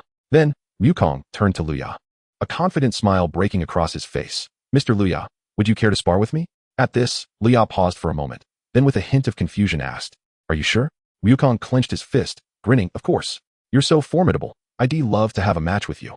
Hearing this, the others felt a sense of resignation, accustomed as they were to Wukong's personality. Vegeta, however, gritted his teeth in annoyance, but merely snorted, choosing not to speak further. Beep. System task triggered. Luya? What? Why is there a task now? And such a challenging one at that? Undoubtedly. Unless he utilized the Kaioken in his Super Saiyan form, he could not hope to match Wukong's strength. What do you say, Mr. Luya? Wukong suddenly asked eagerly, anticipation gleaming in his eyes. Luya hesitated for a moment before nodding. All right, that's wonderful. Goku immediately became exhilarated, his joy unabashed. Let's venture further away, otherwise, we might cause a disturbance here, Luya suggested. Agreed. Goku replied confidently, and the two exchanged a knowing smile before vanishing in an instant. Left behind, the others exchanged glances, their expressions a mix of complexity. TCH. Kakarot. Vegeta's face darkened. It was infuriating that Kakarot had been lured away by someone else. Was this not a slap in the face to Prince Vegeta? His only worthy opponent could only be himself. He alone had the right to confront Kakarot. Bulma glanced at the group and quickly nodded. All right. Vegeta took Bulma and departed, with Gak following closely behind. The others exchanged glances, relieved that this crisis had finally been resolved, and saw no reason to linger. Those two won't act recklessly, will they? Krillin voiced his concerns. Who knows? Gohan. Let us go? Piccolo stated calmly, beckoning Gohan. Be careful on the way. Krillin and the others waved their farewells. Moments later, the group dispersed. Time passed, and a radiant beam of light descended upon the scene. Hey, Whis, where are they? A cold voice resonated. Oh ho ho, Lord Beerus, please remain calm. I shall take you to Miss Bulma's residence at once, another voice replied. In an instant, a beam of light shot skyward, vanishing into the depths of the sky. Chapter 18, Suppression. Farewell, Super Blue. In a desolate desert, Luya and Goku gazed at each other from a distance, silently suspended in midair, unperturbed by the howling winds. A fierce gust swept through, causing both to flutter their eyelids, and in the next moment, they vanished from sight. Bang! In the air, they reappeared simultaneously, fists clashing against one another, unleashing waves of energy. Their eyes locked, revealing a shared intensity, and the next moment, a fierce shout erupted as both unleashed their power, plunging into a high-speed brawl. Bang! Bang! Bang! Ha! The two grew increasingly invigorated, their energy skyrocketing. Boom! Whoosh! With a resounding clash, they quickly retreated. Simultaneously, they unleashed their energy, transforming into Super Saiyans. Goku looked at Luya with a slight smile. I didn't expect your power to be this formidable. No wonder you could withstand Frieza. Luya smiled back. You are quite impressive too. If it weren't for that sudden increase of 500 million in combat power, I might not stand a chance against you. Even now, he needed to be on high alert. The opponent's battle experience was overwhelmingly rich, compared to him, a mere novice. The disparity was vast. Luya nodded affirmatively. Goku grinned confidently. Then let us do this. Huh. With a fierce roar, Goku transformed into Super Saiyan 2. His power surging dramatically. Luya, equally thrilled, let out a powerful roar, his energy instantly reaching its zenith. Boom. Goku looked at Luya in astonishment, exclaiming, "It truly feels remarkable." Suddenly, a smile graced his lips. "Your strength is no less than mine. With such words, we can truly relish this battle." Wukong paused for a moment, then nodded. "Indeed, we can." Luya's lips curled slightly. "Then let it manifest." Wukong hesitated and asked, "Are you certain? If I transform again, that power will be formidable." Luya waved his hand dismissively. "No worries, just transform quickly." Wukong's expression became serious. "All right, watch closely." Huh. In the next instant, Wukong began to unleash his energy, a colossal aura surging skyward, causing the heavens to shift in hue, with countless white clouds racing across the sky, as if the entire universe was enveloped in Wukong's essence. Luya observed him and commanded, "System, activate Super Saiyan 3 transformation skill." Suddenly, Luya's expression twisted into a fierce snarl, and the next moment, he let out a thunderous roar. Boom. A golden column of energy shot into the sky, stirring the clouds into turmoil. In that moment, two terrifying auras erupted, both of their powers escalating rapidly. Meanwhile, on a distant island, a young man with long black hair sensed something amiss. He turned to gaze into the distance, a flicker of astonishment crossing his features, followed by a prolonged silence. Son Wukong, have they already clashed? Simultaneously, in Bulma's home, the god of destruction, Beerus, who was enjoying dessert, suddenly looked toward the distance and remarked, "Lord Beerus, this Luya seems to possess an air of mystery." Whis, savoring a spoonful of ice cream, replied, "Humph. So what?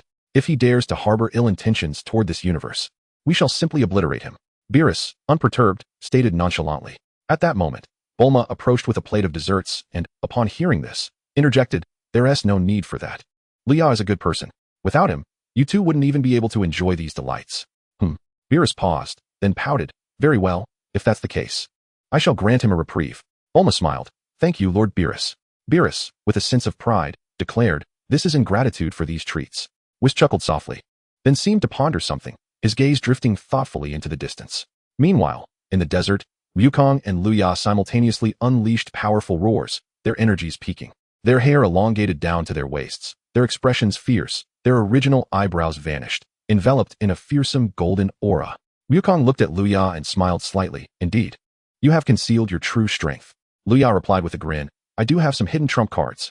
He couldn't reveal that he could only transform into Super Saiyan 3 after defeating Frieza, lest he astonish Wukong once more. "Let us begin." Wukong grinned widely. The power Luya exhibited thrilled him, for the other's energy was sufficiently potent, not far from his own. This ignited a sense of anticipation within him. Luya nodded slightly, then took a fighting stance, mirroring Wukong's readiness. In a flash, both vanished. Crash, crash, crash, crash.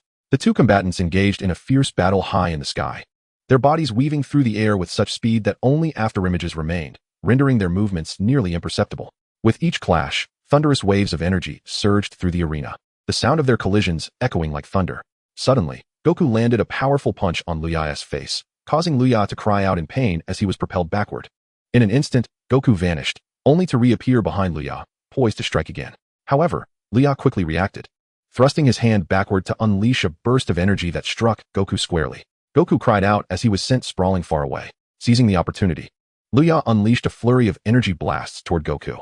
Goku found himself on the defensive. Just then, a formidable aura emanated from him. With a tremendous surge of energy, Goku transformed into his Super Saiyan Blue state, his immense power forcing Luya back. What a lack of martial ethics! Luya exclaimed, somewhat bemused. Here I was, expecting a fair fight, and you go and transform into Super Blue. Are you taking advantage of my lack of that form? Goku smiled at Luya, acknowledging. You are indeed impressive, pushing me to achieve Super Saiyan Blue. Luya hesitated before asking, how did you transform into Super Blue? Could you impart some of your techniques? Goku, unfazed by Luya's peculiar inquiry, replied, it has taken me considerable effort to reach this level. Achieving Super Saiyan Blue is no simple feat. Luya nodded in understanding. So, shall we continue? My strength has yet to be fully unleashed. He declared confidently. Is that so? You do possess the King's fist. Goku recalled, a smile creeping onto his face. Indeed, Luya affirmed. With that, Luya unleashed another surge of energy, transforming into his Super Saiyan 3 form. King's fist. He roared. And in the next moment, a terrifying power erupted around him, enveloping him in a crimson aura that was utterly formidable. Goku narrowed his eyes, his expression shifting to one of seriousness and anticipation, yet dominated by excitement. Incredible. He has amplified the King's fist to 7 times its power. While Goku could also utilize the King's fist, he hesitated to do so in his current state, as he had not trained sufficiently to combine it with Super Blue. Luya smiled slightly. 7 times? No, I can do even better. No sooner had he spoken than he unleashed another surge of energy, his roar echoing as his power surged once more. 10 times King's fist. The air crackled as the tenfold King's fist descended, his strength escalating dramatically. Goku's expression grew grave. The power radiating from Luya now rivaled his own. Such formidable strength. It seems I too must train in the King's fist. With a faint smile, Goku remarked, though your power has surged, the strain from the Kaioken technique is immense. You are nearly on par with Frieza. Luya responded with an enigmatic grin. Is that so? Let us put it to the test. In an instant, Luya charged towards Goku with astonishing speed, catching even Goku off guard. The impact was jarring. Goku recoiled as if struck by a heavy blow, letting out a cry as he was sent hurtling away. How fast? Goku managed to halt himself, wiping the blood from the corner of his mouth, revealing an excited smile. Luya, observing Goku, felt a surge of anger once more, his expression turning serious and cold. Come again. Goku laughed heartily, launching himself forward. Luya snorted in defiance and mirrored his charge. The two engaged in a fierce exchange of rapid collisions, trading blows in a breathtaking display of speed. Suddenly, Luya unleashed his Kaioken, elevating his speed to a new level. He delivered a powerful blow, sending Goku crashing into the desert below. A massive crater formed as Goku plummeted into it. But he gritted his teeth and soared back into the sky, his velocity dramatically increasing. Luya sensed the shift and instinctively launched an energy blast. In a flash, Goku vanished from sight, only to reappear beside Luya, delivering a swift kick to his abdomen. Ugh! Luya gasped, the force causing him to expel his stomach acid. Before Luya could recover, Goku struck him down into the desert. Spirit Bomb. In an instant, Goku gathered energy and unleashed a formidable Spirit Bomb. The ground trembled as the surrounding desert was obliterated, creating an enormous pit. As the dust settled, Goku gazed into the abyss below and smiled. I knew you wouldn't be defeated so easily. The next moment, a deafening roar echoed, causing the entire desert to tremble. Huh! A furious shout erupted, and a powerful pillar of energy shot skyward, stirring the winds and clouds. From the source of the light, Luya ascended slowly, his clothes tattered and his body marked with multiple injuries. Yet his energy remained remarkably intact. Witnessing this, Goku's expression turned grave. He had underestimated Luya's strength. This opponent was truly formidable.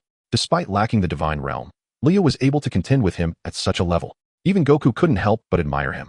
Though Luya had not yet shaken off the effects of the Kaioken, he was now breathing heavily, reminiscent of Frieza earlier. It was evident that the more he used the Kaioken, the greater the intensity and duration, the more it affected him. Luya looked at Goku and declared, I can still continue. Goku nodded in agreement. Then it's my turn. As soon as the words left his lips, Goku erupted with energy, enveloped in a blue aura. Charging towards Luya, gritting his teeth, Luya surged forward as well. He was a Saiyan, inheriting the proud nature of the Saiyans. His lofty sense of self-esteem would never permit such a thing. The two engaged in another high-speed clash, yet as the battle progressed, Luya found himself gradually at a disadvantage. However, Luya also sensed that despite their rivalry, Son Goku was correcting his shortcomings during the fight, and his mastery of Super Saiyan 3 was not as refined as Goku's. The latter was inadvertently aiding him in growing stronger. Unlocking his most potent Saiyan talent, Luya swiftly grasped his own power while simultaneously honing his combat experience. In a fleeting moment, Luya landed a powerful punch to Goku's right cheek, sending him hurtling several dozen meters away. Feeling a surge of determination, Luya turned to Goku and proposed, let us settle this with one decisive move. Goku paused, then responded with a confident smile, all right. Luya unleashed his energy, elevating the Kaioken to its peak. Goku, not one to back down, also erupted with power, his blue divine aura expanding exponentially. Kamehameha Wave. The two executed their techniques in astonishing synchrony. Two distinctly different Kamehameha waves converged, channeling their combined strength into this singular attack. Moments later, they exchanged glances and simultaneously unleashed their Kamehameha waves.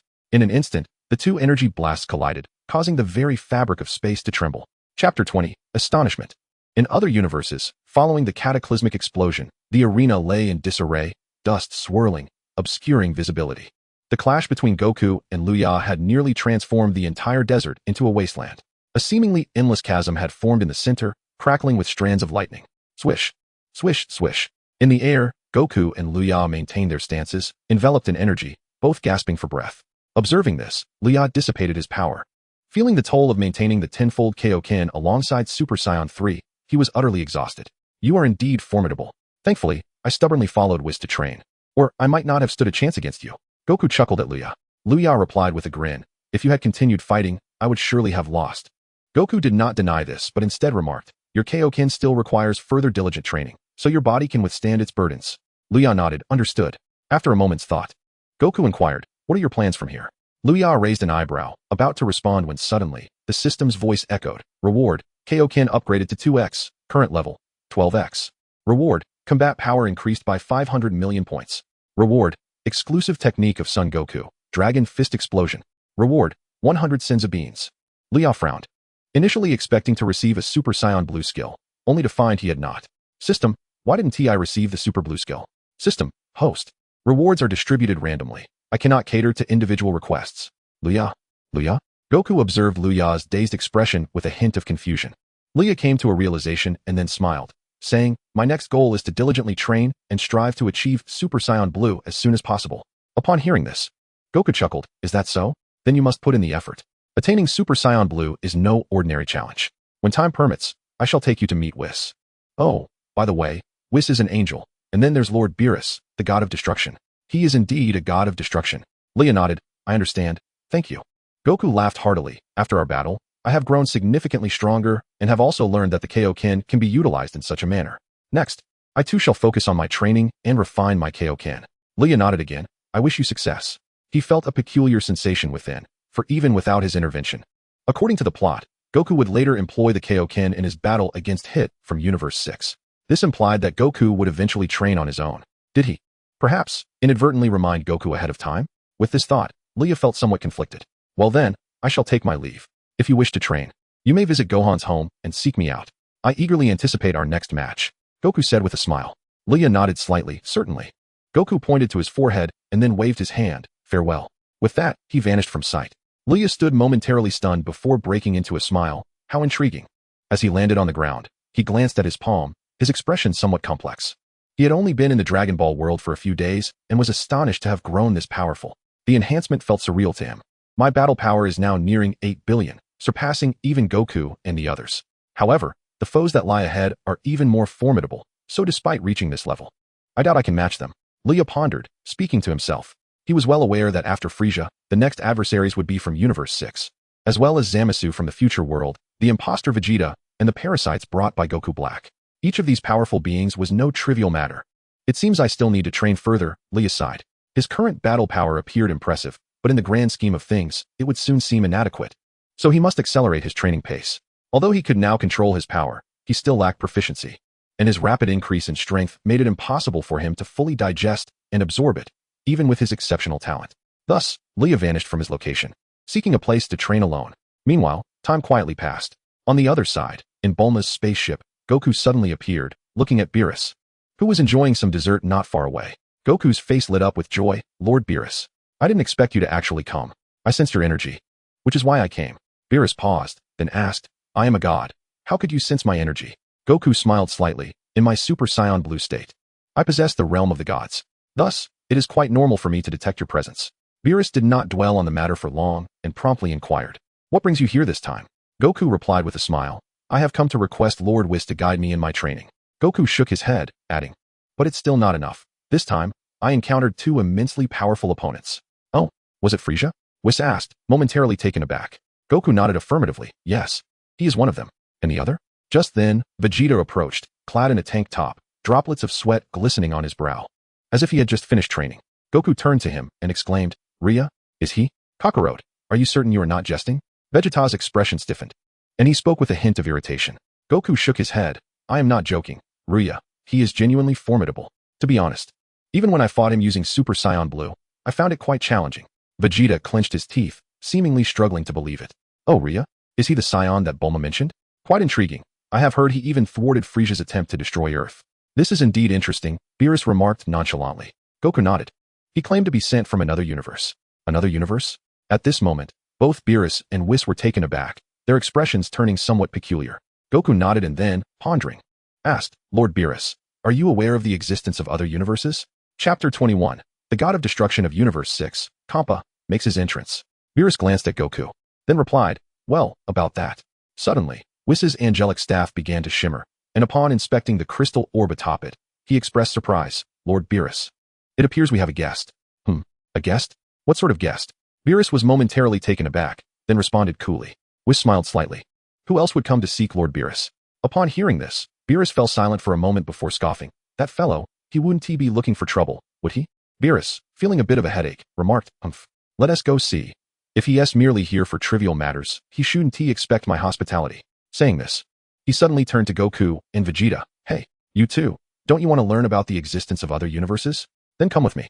Upon hearing this, Goku's face lit up with joy. Is what Lord Beerus said true? Beerus nodded, stroking his chin. To preserve my abode, I will need your instant transmission. Goku grinned. I am more than willing. Boom. In the next instant, Goku burst forth with energy, transforming into Super Saiyan Blue. Moments later, the four of them were transported away from Earth by Goku's instant transmission. In the blink of an eye, they found themselves at Beerus's residence. Boom. Just as they arrived, a destructive sphere hurtled directly toward them. Goku and Vegeta's expressions changed dramatically, both swiftly taking cover behind Beerus. With a disdainful snort, Beerus extended his finger and effortlessly dissipated the destructive sphere. Oh, Beerus, so you are here. A gruff voice resonated through the air, and in the next moment, a short, somewhat rotund figure resembling Beerus appeared before him and his companions. Following closely behind was an angel, strikingly similar to Whis. Beerus regarded him with an impassive expression and coolly remarked, unless you provide me with a compelling reason, I shall be compelled to teach you a lesson. The figure chuckled. Do not be so cold. After all, we are brothers. Brothers? Goku and Vegeta, who were hiding behind Beerus, exclaimed in astonishment. It became clear why this being bore such a resemblance to Lord Beerus. They were indeed siblings. Goku curiously scrutinized the creature, pondering aloud. Vegeta's expression turned complex. If Lord Beerus is a god of destruction, then this one, dressed similarly to him, must also hold that title. How could that be? Is there not only one god of destruction per universe? At this moment, the figure took notice of Goku and Vegeta, his demeanor shifting to one of cold indifference. Beerus, who are these humans? Your disciples? Beerus initially intended to deny it, but after a moment's contemplation, he proudly affirmed, indeed, they are my disciples. Moreover, they are Saiyans. Saiyans. That lowly race. You truly possess poor taste. The figure scoffed. What did you say? Vegeta bristled at the insult directed at his kin. Such denigration of Saiyans was an affront to him as the Prince of Saiyans. Oh, do you wish to engage me in combat? The figure inquired nonchalantly, fixing his gaze upon Vegeta. How infuriating. Vegeta seethed, his eyes locked on the figure. At that moment, Whis interjected, do not act impulsively, Vegeta. Before you stands Kampa, the god of destruction of Universe 6. He possesses formidable strength. You are not his equal. Upon hearing this, Vegeta was taken aback and exclaimed in disbelief. The god of destruction of Universe 6. Haha, indeed. I am the god of destruction of Universe 6. Have you come to appreciate my prowess?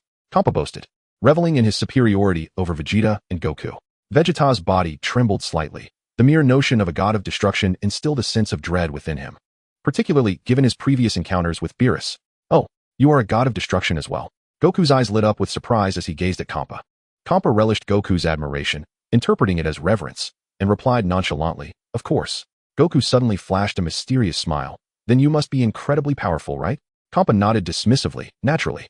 Goku pressed on. How do you compare to Lord Beerus in terms of strength? Kampa was momentarily taken aback, as was Beerus, who then burst into laughter. Kampa, did you hear that? He is inquiring as to who among us is stronger. Shouldn't he respond in some fashion?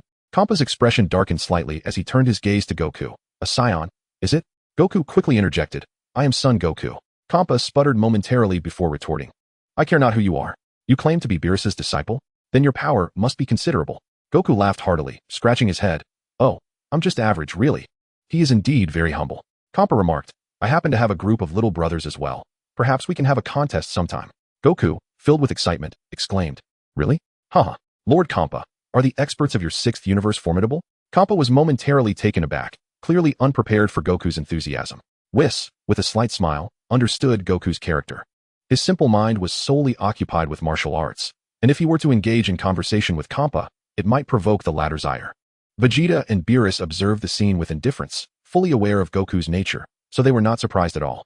However, Beerus interjected, Goku, step back. This matter is between him and me.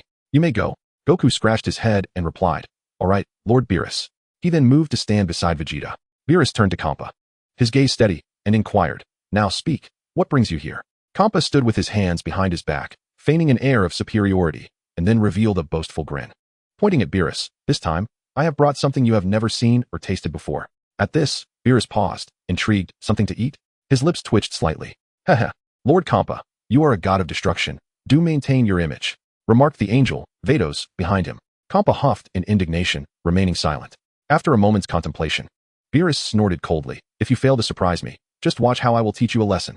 Chapter 22. The existence of the entire universe. Parallel universes. Moments later, Beerus and Kampa were seated at an elongated dining table, gazing at each other from a distance, while Whis and Vados stood behind them. Goku and Vegeta stood behind Beerus. Hey, Kampa, didn't you claim you had something for me to see? Where is it? Beerus drummed his fingers on the table, his tone flat. Kampa smiled mysteriously. Vados. Here, Vados replied, and with a mere thought, her staff glowed, and a large covered dish appeared before Beerus. Oh, what is this? Beerus asked, curiosity piqued. Kampa laughed heartily. This is the delicacy of my universe. I specifically brought it for you to taste, so you would know that my sixth universe is indeed a land of culinary wonders. Delicacies that your seventh universe can never hope to savor. We have it in the sixth universe. Waha. Beerus and Whis exchanged glances, and then Beerus lifted the lid of the dish, revealing a gloppy mass of yellow substance. Beerus's lips twitched. What is this? Is it feces? Upon hearing this, Kampa choked on his words, slamming his hands on the table and glaring at Beerus. Hey, open your eyes and look. Smell it with your nose. This is cuisine. Cuisine. Beerus grimaced but hesitated, then dipped a claw into the substance and tasted it, with Whis curiously following suit. In the next moment, both displayed expressions of utter disgust, simultaneously spitting out the contents of their mouths. Kampa's face was a picture of despair. Ugh, Whis, take this away and feed it to the dog. No, wait. Even dogs wouldn't eat this. Throw it away. Beerus exclaimed in a fit of rage. Whis remained still, while Kampa, feeling insulted, slammed his fists on the dining table. Hey, what do you mean by that? He coldly retorted. What? Is my cuisine not to your liking? Kampa's voice dripped with disdain. Cuisine? More like spoiled food. Beerus scoffed. Kampa was thrown into disarray. This was not how he had envisioned the encounter. Shouldn't the other party be expressing delight and admiration, leaving him to bask in his own pride? It seemed the tables had turned unexpectedly. Hey, Whis, Beerus said nonchalantly. Yes, Whis replied, understanding the cue. With a firm tap of his staff, several cylindrical containers appeared before Kampa. Both Kampa and Vados were taken aback, their curiosity piqued. What is this? Goku and Vegeta were equally surprised upon seeing the containers. No way. Is that braised beef noodles? And they're already prepared, since their visit to Earth? Both Beerus and Whis had developed a refined palate. Perhaps Kampa's offerings would have intrigued them once, but now, what was that supposed to be? Was it even suitable for mortals, let alone gods? Give it a try. I don't mean to discourage you. I want you to wholeheartedly accept it. Beerus stated coolly. Kampa crossed his arms dismissively. Humph, that looks inedible. I fear it might be poisoned. At that moment, Vados curiously picked up a fork and twirled a bundle of noodles before tasting them. After a few chews, she shuddered as if struck by lightning. Wow, this is exquisite. Hey, Vados, what nonsense are you spouting? Kampa shouted, incensed by Vados's praise of the food. Vados chuckled. Lord Kampa, this is truly delicious. Even better than what you brought. Really? Kampa hesitated for a moment, then could not resist sampling a bite himself. My goodness. After swallowing a few strands of noodles, Kampa's eyes widened in astonishment. He quickly scooped up a container of instant noodles and poured it into his mouth, slurping eagerly. Within seconds, he polished off an entire container. Such delightful fare. What else is there? Kampa asked, still yearning for more. Seeing his reaction, Beerus knew his expectations had been met and replied with pride. Humph. This is called instant noodles. Merely a common delicacy. What? Just a common delicacy? Kampa exclaimed in disbelief. It was hard to fathom that something so delectable could be merely ordinary. Whis, you should have clued me in on this. Vados looked at Whis with surprise. Haha, it's not that I didn't want to share. But Lord Beerus wouldn't allow me. Whis smiled softly. Sister? Kampa interjected, surprised. Wait, Whis, is she your sister? Goku, who had been silent until then, exclaimed in astonishment. Whis nodded.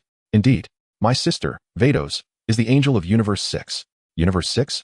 Sounds impressive. There must be many powerful beings there. Goku expressed with admiration. Haha, that is certainly true. And let me share a little secret. Universe 6 and our Universe 7 are parallel universes. They are the most unique among all the universes. Whis said with a gentle smile. All the universes? How many are there in total? Vegeta grasped the essence of the matter and inquired. Whis chuckled. There are 12 universes. 12 universes. Upon hearing this, both Goku and Vegeta were taken aback. Whis continued nonchalantly. Each universe is governed by a god of destruction and an angel, who oversee the fate of all beings within their realm. Just like Lord Beerus, should any planet disrupt his order, it will be eradicated. The notion of 12 gods of destruction left both Vegeta and Goku with complex expressions. Beerus was already formidable. The revelation that there were 11 others of his caliber was staggering. Goku, filled with excitement, asked, "Can I travel to other universes and challenge those powerful beings?" Whis shook his head. That is not permissible. You are not a deity and cannot traverse other universes at will, or you risk being erased. Goku, sweating slightly, responded. Is it really that serious? Humph. Ignorant fool. Merely a brash child. Kappa remarked coolly. Whis, please elucidate the 6th universe for them. Beerus suddenly interjected. Whis nodded yes. Lord Beerus. He then addressed Goku and Vegeta. As I mentioned earlier, the 6th universe is a parallel universe to the 7th, meaning whatever exists in our 7th universe also exists in the 6th. This includes Earth and the Saiyans. What? The 6th universe has Saiyans too? Goku and Vegeta exclaimed in shock. Could it be that Rhea hails from the 6th universe? Goku speculated, a hint of sweat on his brow. Vegeta clenched his teeth. This revelation caught him off guard. There were indeed other Saiyans. Chapter 23, The Bet. 6th universe, 7th universe. Rhea? Who is Rhea? Kappa queried, clearly surprised that there were Saiyans from his universe that had slipped into the 7th. That is impossible. If the Rhea you speak of is truly a Saiyan, then he has little connection to our 6th universe, Bardos remarked with a slight smile. Why is that? Goku asked, perplexed. Because any living being that disrupts the cosmic barrier will be immediately detected by the deity of that universe. Therefore, Rhea is not from the 6th universe. Beerus stated calmly. Not from the 6th universe? Could it be from another universe? Vegeta's expression was complicated. I do not know, but it is unlikely, as the 6th and 7th universes are parallel, sharing many similarities. Aside from these two, there should be no other Saiyans in the remaining universes. Whis interjected suddenly. That Saiyan named Rhea. Even we deities cannot discern his true strength, and his origins remain unknown. Not even other gods have documented him. Beerus spoke solemnly. Huh. What is the big deal about just one Saiyan? Kappa retorted. Beerus, tell me more about this delicious food you have. Kappa tapped the table lightly, speaking casually. Beerus glanced at Kappa, then replied coolly. This delicacy comes from a planet called Earth. What? Earth? Are you sure you're not jesting? A small planet can produce such exquisite food? Kappa seemed incredulous. Of course. Beerus replied nonchalantly. Kappa stroked his chin and then turned to Beerus, saying, Hey, Beerus, don't we also have a planet Earth in our 6th universe? Right? Beerus nodded and replied, Indeed, there is an Earth. But it is a desolate planet with very few inhabitants. It seems something terrible happened there, leading to the near extinction of its life forms. Coughing, Kappa gritted his teeth. This meant he had no delectable food to enjoy. Unyielding, Kappa had always been in competition with Beerus, and nearly every time he faced a humiliating defeat. This time, however, he felt a sense of resignation, even as he found himself coveting that so-called Earth. Heh, Kappa, it seems you should concede defeat now, Beerus said. Looking at Kappa with a smug expression, Kappa retorted, What's so impressive about that, Beerus? In fact, I came to you because I have a wager to propose. Beerus was taken aback and asked, What do you wish to wager? Kappa replied, I have gathered 6 Super Dragon Balls. You remember those, right? The ones that can grant any wish. Beerus's pupils constricted. How do you wish to wager? Kappa explained, It's quite simple. We will each select 5 warriors from our respective universes to compete in a battle. If you win, I shall present these 6 Dragon Balls to you. However, if you lose, you must relinquish your Earth to me. Upon hearing this, Beerus's expression darkened, and Goku and Vegeta were left astonished and somewhat sweating. What do you think? Not a bad deal, is it? Or are you frightened? Kappa chuckled.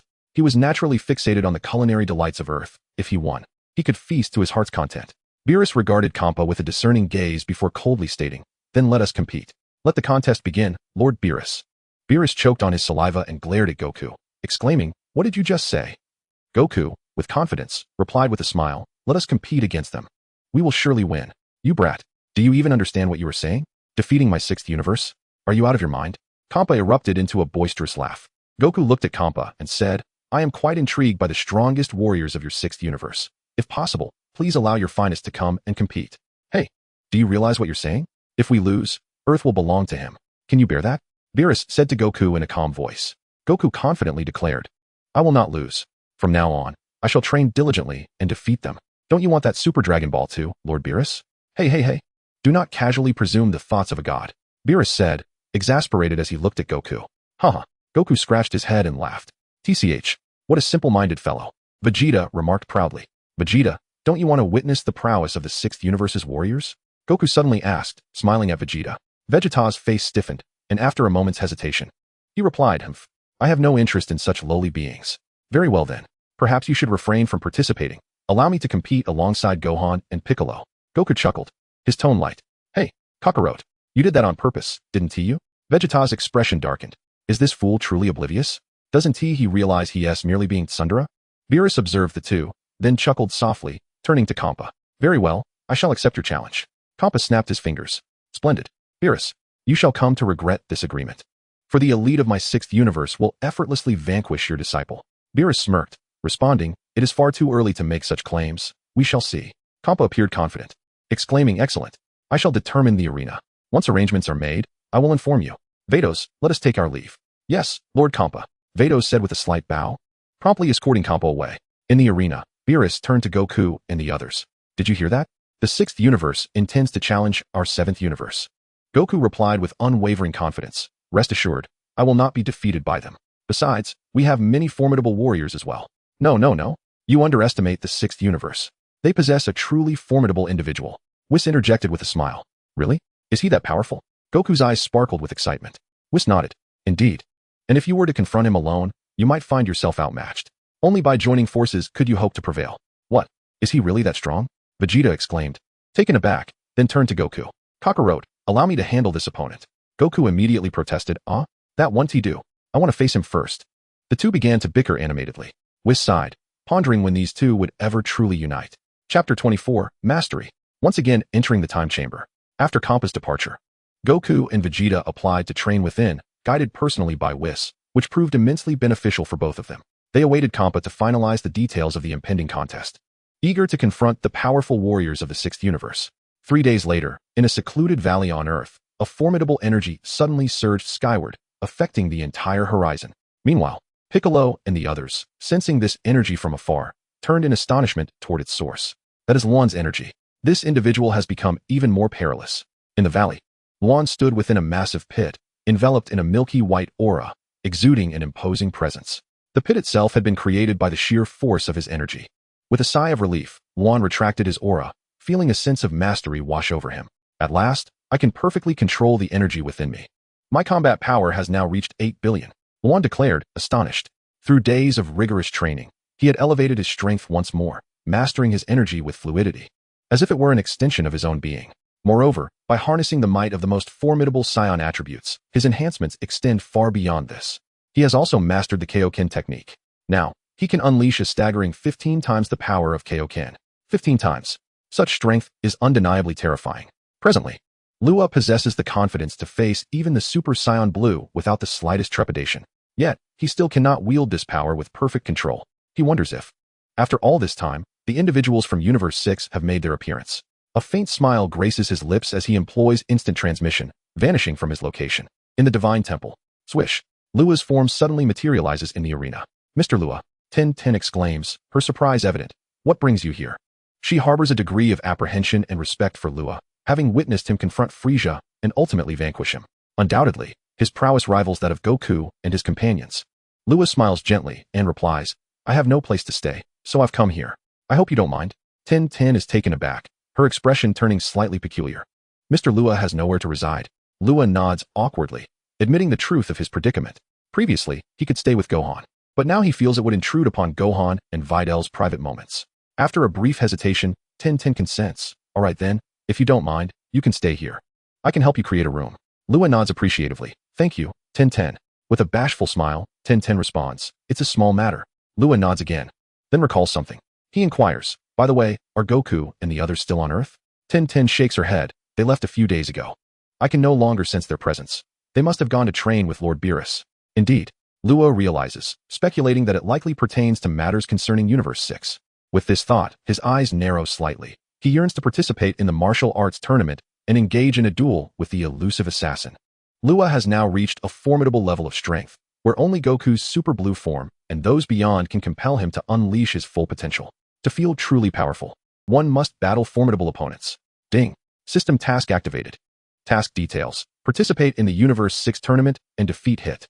Upon hearing this, Luya is momentarily flabbergasted. What the heck? Defeat Hit? System, are you trying to make things difficult for me? System, calm down, host. The tournament is still a few days away, allowing you ample time to train. Furthermore, here's a hint. Should you defeat Hit, unexpected rewards await you. Luya feels a stir of excitement at this revelation. He can surmise the nature of the rewards. It likely involves Hit's ability to manipulate time. Possessing such an ability would enable him to easily overpower Super Blue. The thought alone fills him with exhilaration. Luya, then I suppose I must undertake this task. As he pondered this, Luya felt a slight headache. He then turned to Tian and inquired, I should still be able to enter the hyperbolic time chamber, correct? Tian nodded affirmatively, yes. Last time you only utilized 6 hours of a day, and each individual can access the chamber for 2 days. By that calculation, you still have 18 hours remaining. After a brief pause, Tian suddenly added, recently, I have made some repairs to the chamber. Everyone can re-enter. But the duration of stay is now limited to 3 days. Repaired? Upon hearing this, Luya was taken aback for a moment, but then nodded. I intend to enter the time chamber once more for training. Tian looked surprised and somewhat puzzled. Mr. Luya, you are already immensely powerful. If I may be so bold, why continue your training? With a serene smile, Luya closed his eyes and replied, as an outsider, no. As a Saiyan, we naturally pursue the pinnacle of strength. Moreover, I have a premonition that forthcoming events will be quite dire, and I fear I may need to step up. Tian understood only partially, but he acquiesced, very well. Mr. Luya, you may enter the time chamber. However, do be mindful of the time. If the entrance disappears, it will be exceedingly difficult to exit. Luya nodded, rest assured. In truth, even if he were to exceed the time limit, it would not pose a problem, as he could simply employ a certain strategy involving Majin Buu to escape. He was confident in his capabilities. Tian was momentarily perplexed. What did this mean? Was Goku seeking him? At that moment, he felt somewhat overwhelmed. Thank you. Luya smiled gently before turning and stepping into the chamber. Tian gazed after him. His thoughts complex. What a unique Saiyan he is. In the ensuing time, Luya trained diligently within the hyperbolic time chamber, instructing Tian that if it were not Goku who arrived, he should not be notified. Both Tian and Bobo harbored ominous premonitions. Chapter 25. Seeking contestants for battle. Preparing for combat. Hey, have you all decided who will participate in the tournament? Beerus remarked with a hint of boredom, clutching a cup of lemon tea. Goku and Vegeta appeared somewhat troubled. Why not let Krillin go? He is currently the strongest Earthling. Goku suggested suddenly. Vegeta crossed his arms and stated coolly. He is not fit. His strength is limited to Earth and pales in comparison to the experts from other universes. Vegeta, your words are rather hurtful. Goku replied helplessly. Humph. If you want Earth to lose, then by all means, let him compete. I shall not bear the consequences. Vegeta huffed disdainfully. Goku scratched his head in frustration. I have one spot. His name is Monaka. You two can find the remaining contestants yourselves. Beerus interjected suddenly. Monaka? Who is he? Is he powerful? Goku inquired with curiosity. Vegeta also looked at Beerus with intrigue. Beerus chuckled with pride. Of course he is powerful. He is the strongest opponent I have ever encountered. Saying this, he turned to Goku and added, did I not mention before that you ranked second among my adversaries? Monaka is the first. Oh, is that true? Lord Beerus, is that Monaka you mentioned really formidable? Goku exclaimed with excitement. Vegeta twitched slightly at the corner of his mouth, his expression becoming somewhat grave. Beerus nodded affirmatively, saying, of course, would I deceive you? With a chuckle, Whis remained silent. Impressive. Yet, why didn't we encounter such a rival when we trained under Lord Beerus? Goku asked eagerly. A bead of cold sweat trickled down Beerus's face, yet he feigned calmness, retorting, nonsense. He is a grandmaster, quite busy. Don't worry about that. Just focus on finding the other 2 contestants. Then let's go recruit some fighters. Goku laughed heartily, then continued, currently, Piccolo and Gohan are the strongest, but wait. There's also Majin Buu. Choosing them should suffice. Goku stroked his chin thoughtfully and remarked, Gohan is out of the question. He hasn't trained in years. Besides, Chi-Chi won't allow him to participate, especially now that my granddaughter has just been born. His thoughts are entirely consumed by her. Vegeta's mouth twitched slightly, as if he wished to interject, but Goku suddenly cut him off. Alright, let us seek out Buu. If that fails, we'll go for Piccolo. I'll find Buu. Goku laughed again, preparing to teleport. The others were taken aback, puzzled. Tian, how did he come here? Goku queried. Rhea? He added, as Beerus and the others were equally startled. Suddenly, Vegeta's expression shifted. Kakarot. Aren't you lamenting your inability to find a strong fighter? Didn't you sing Rhea as praises? Why not let him take a shot? Both Goku and Beerus were momentarily stunned, then simultaneously brightened, exclaiming, right. How could I have overlooked that? And Rhea, since he isn't a Scion from Universe 6, he can represent our Universe 7 in the tournament. Goku grinned widely. Beerus also composed himself, stating, then it's settled. You go seek him out. Goku nodded and shifted his focus, locating Tion's energy, and vanished in an instant. In the Heavenly Palace, Goku suddenly appeared, addressing Tion. How are you? Goku. Tion exclaimed in delight, rushing to greet him. Goku laughed heartily, asking so? How are you finding it here? Tion nodded. Yes, I've grown accustomed to my role as a deity. Goku nodded, then inquired, by the way, where's Rhea? Tion replied, he is still training in the hyperbolic time chamber. I apologize for not clarifying earlier, which caused you to arrive prematurely. Goku glanced towards the direction of the time chamber, smiling, no worries. I'll return shortly. With that, he suddenly vanished. After leaving the time chamber, Goku made his way to Gohan's home, where he found Piccolo. After explaining the situation, Piccolo expressed his disinterest in the martial arts tournament and declined the offer, secretly thinking that he couldn't compete with the Saiyans, lest he suffer a setback. Although he had previously considered teaming up with Goku, the latter was already partnered with Vegeta, making it quite inconvenient for him to seek a sparring match with that fellow. Moreover, Gohan's strength had significantly diminished, rendering a battle with him rather uninteresting.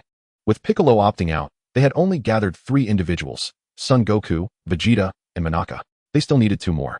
After pondering for a moment, Goku decided to head to Satan's house, where Majin Buu resided. Following a persuasive conversation, Majin Buu ultimately agreed under Satan's encouragement. Excellent. Now that we have sufficient numbers, you two should train diligently. Beerus remarked, glancing at Goku and Vegeta. Kakarot, this time I shall not train with you. I intend to train here. You may do as you please. By the way, you can certainly accompany Whis. In any case, I will undoubtedly surpass you, Vegeta declared with an air of arrogance. Goku was momentarily taken aback, but he quickly retorted, rest assured, Vegeta, I will not train alongside Whis, so you need not worry about me surpassing you. Humph, that would be for the best. Vegeta scoffed before turning away. Goku smiled slightly and waved at Beerus and Whis, saying, Lord Beerus, Whis, I shall take my leave now. Go on. Strive to become even stronger. Beerus waved him off. Goku laughed heartily, you can count on it. In the next instant, Goku vanished. Left behind, Beerus fell into a contemplative silence. Is Lord Beerus concerned about this upcoming tournament? Whis inquired with a chuckle. It's not so much concern. Rather, these fellows' demeanor gives me pause. Wait, Whis, why are you teaching them to train? And why teach Vegeta first, only to instruct Goku afterward? Do you have plans of which I am unaware? Beerus suddenly questioned. Whis chuckled lightly. Oh, not at all. I have no such intentions. Chapter 26. Farewell, Goku. The training begins. After Goku departed, he returned to the Heavenly Temple. Upon his arrival, he addressed Tien. Tien, I wish to enter the hyperbolic time chamber for training. Tien was taken aback by this statement, but Luya is still inside. Goku replied with a smile, no worries, the chamber can accommodate 2 individuals at once, especially after your upgrade. Besides, I wish to train alongside Luya. After a moment's contemplation, Tien nodded in agreement. Alright, I will have Bubbles take you there. Thank you. Goku beamed. Before long, Goku entered the time chamber, and as soon as he stepped inside, he felt an overwhelming aura. Sensing this power, Goku felt a surge of excitement. Wow, truly impressive. The Scion's rate of improvement is astonishing. If this individual joins us for the tournament, it would undoubtedly be a significant advantage. With that thought in mind, Goku made his way outside.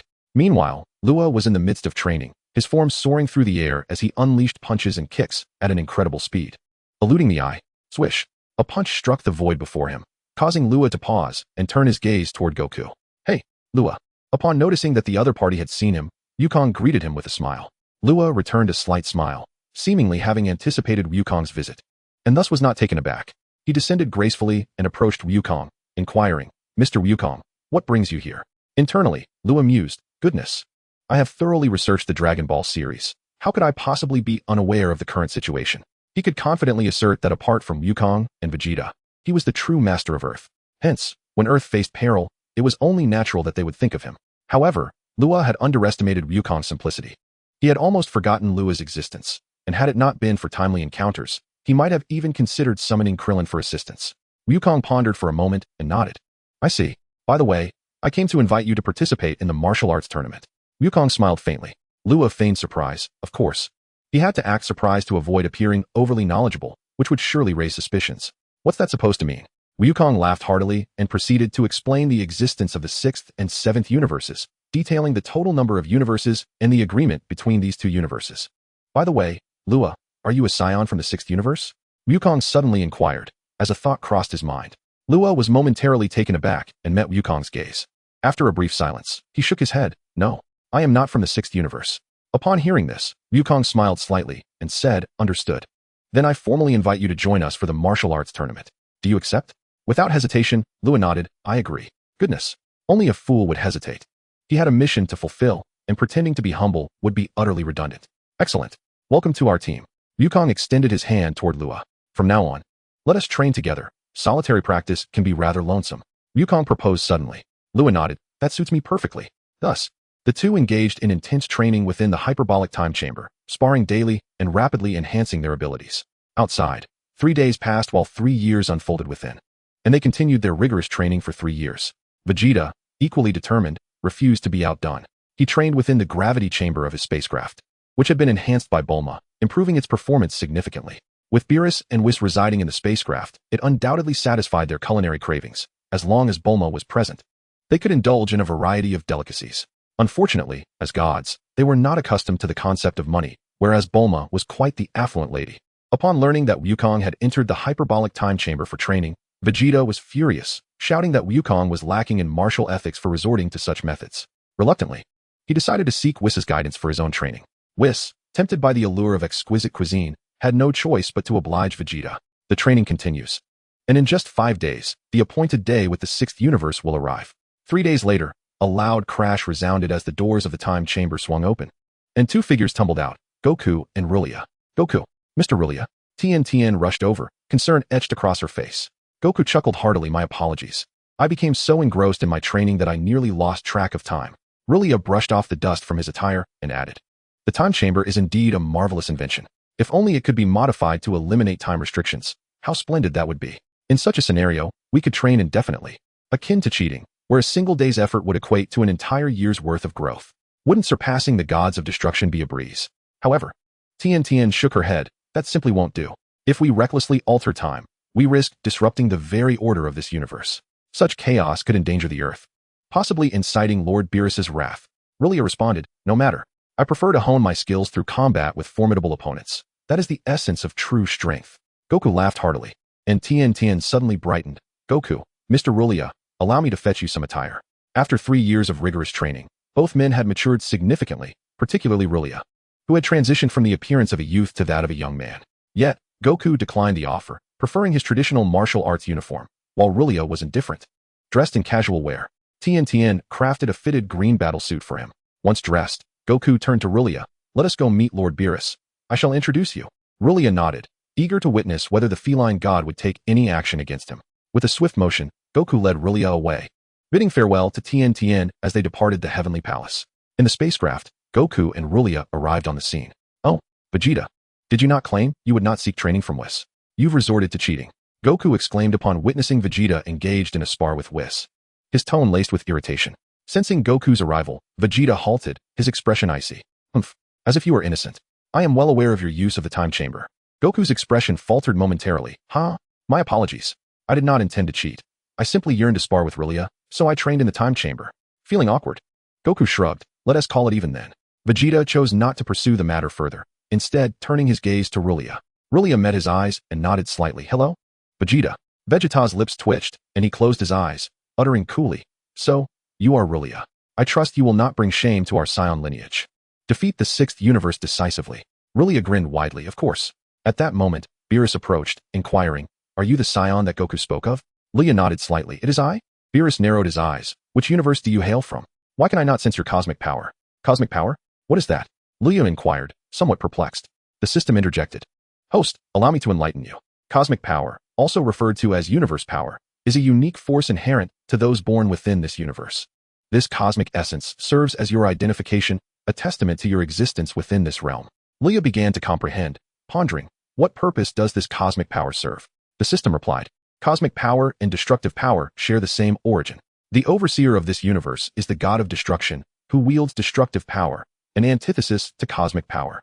Both forces are exceedingly volatile. If you are a denizen of this universe, it signifies that you possess cosmic power, subject to the god of destruction's authority. Should one err, they face obliteration. This obliteration entails igniting the cosmic power within a being before erasing them entirely. Luya frowned in confusion. Is this power present in everyone? The system affirmed. Indeed, all things in the universe possess it.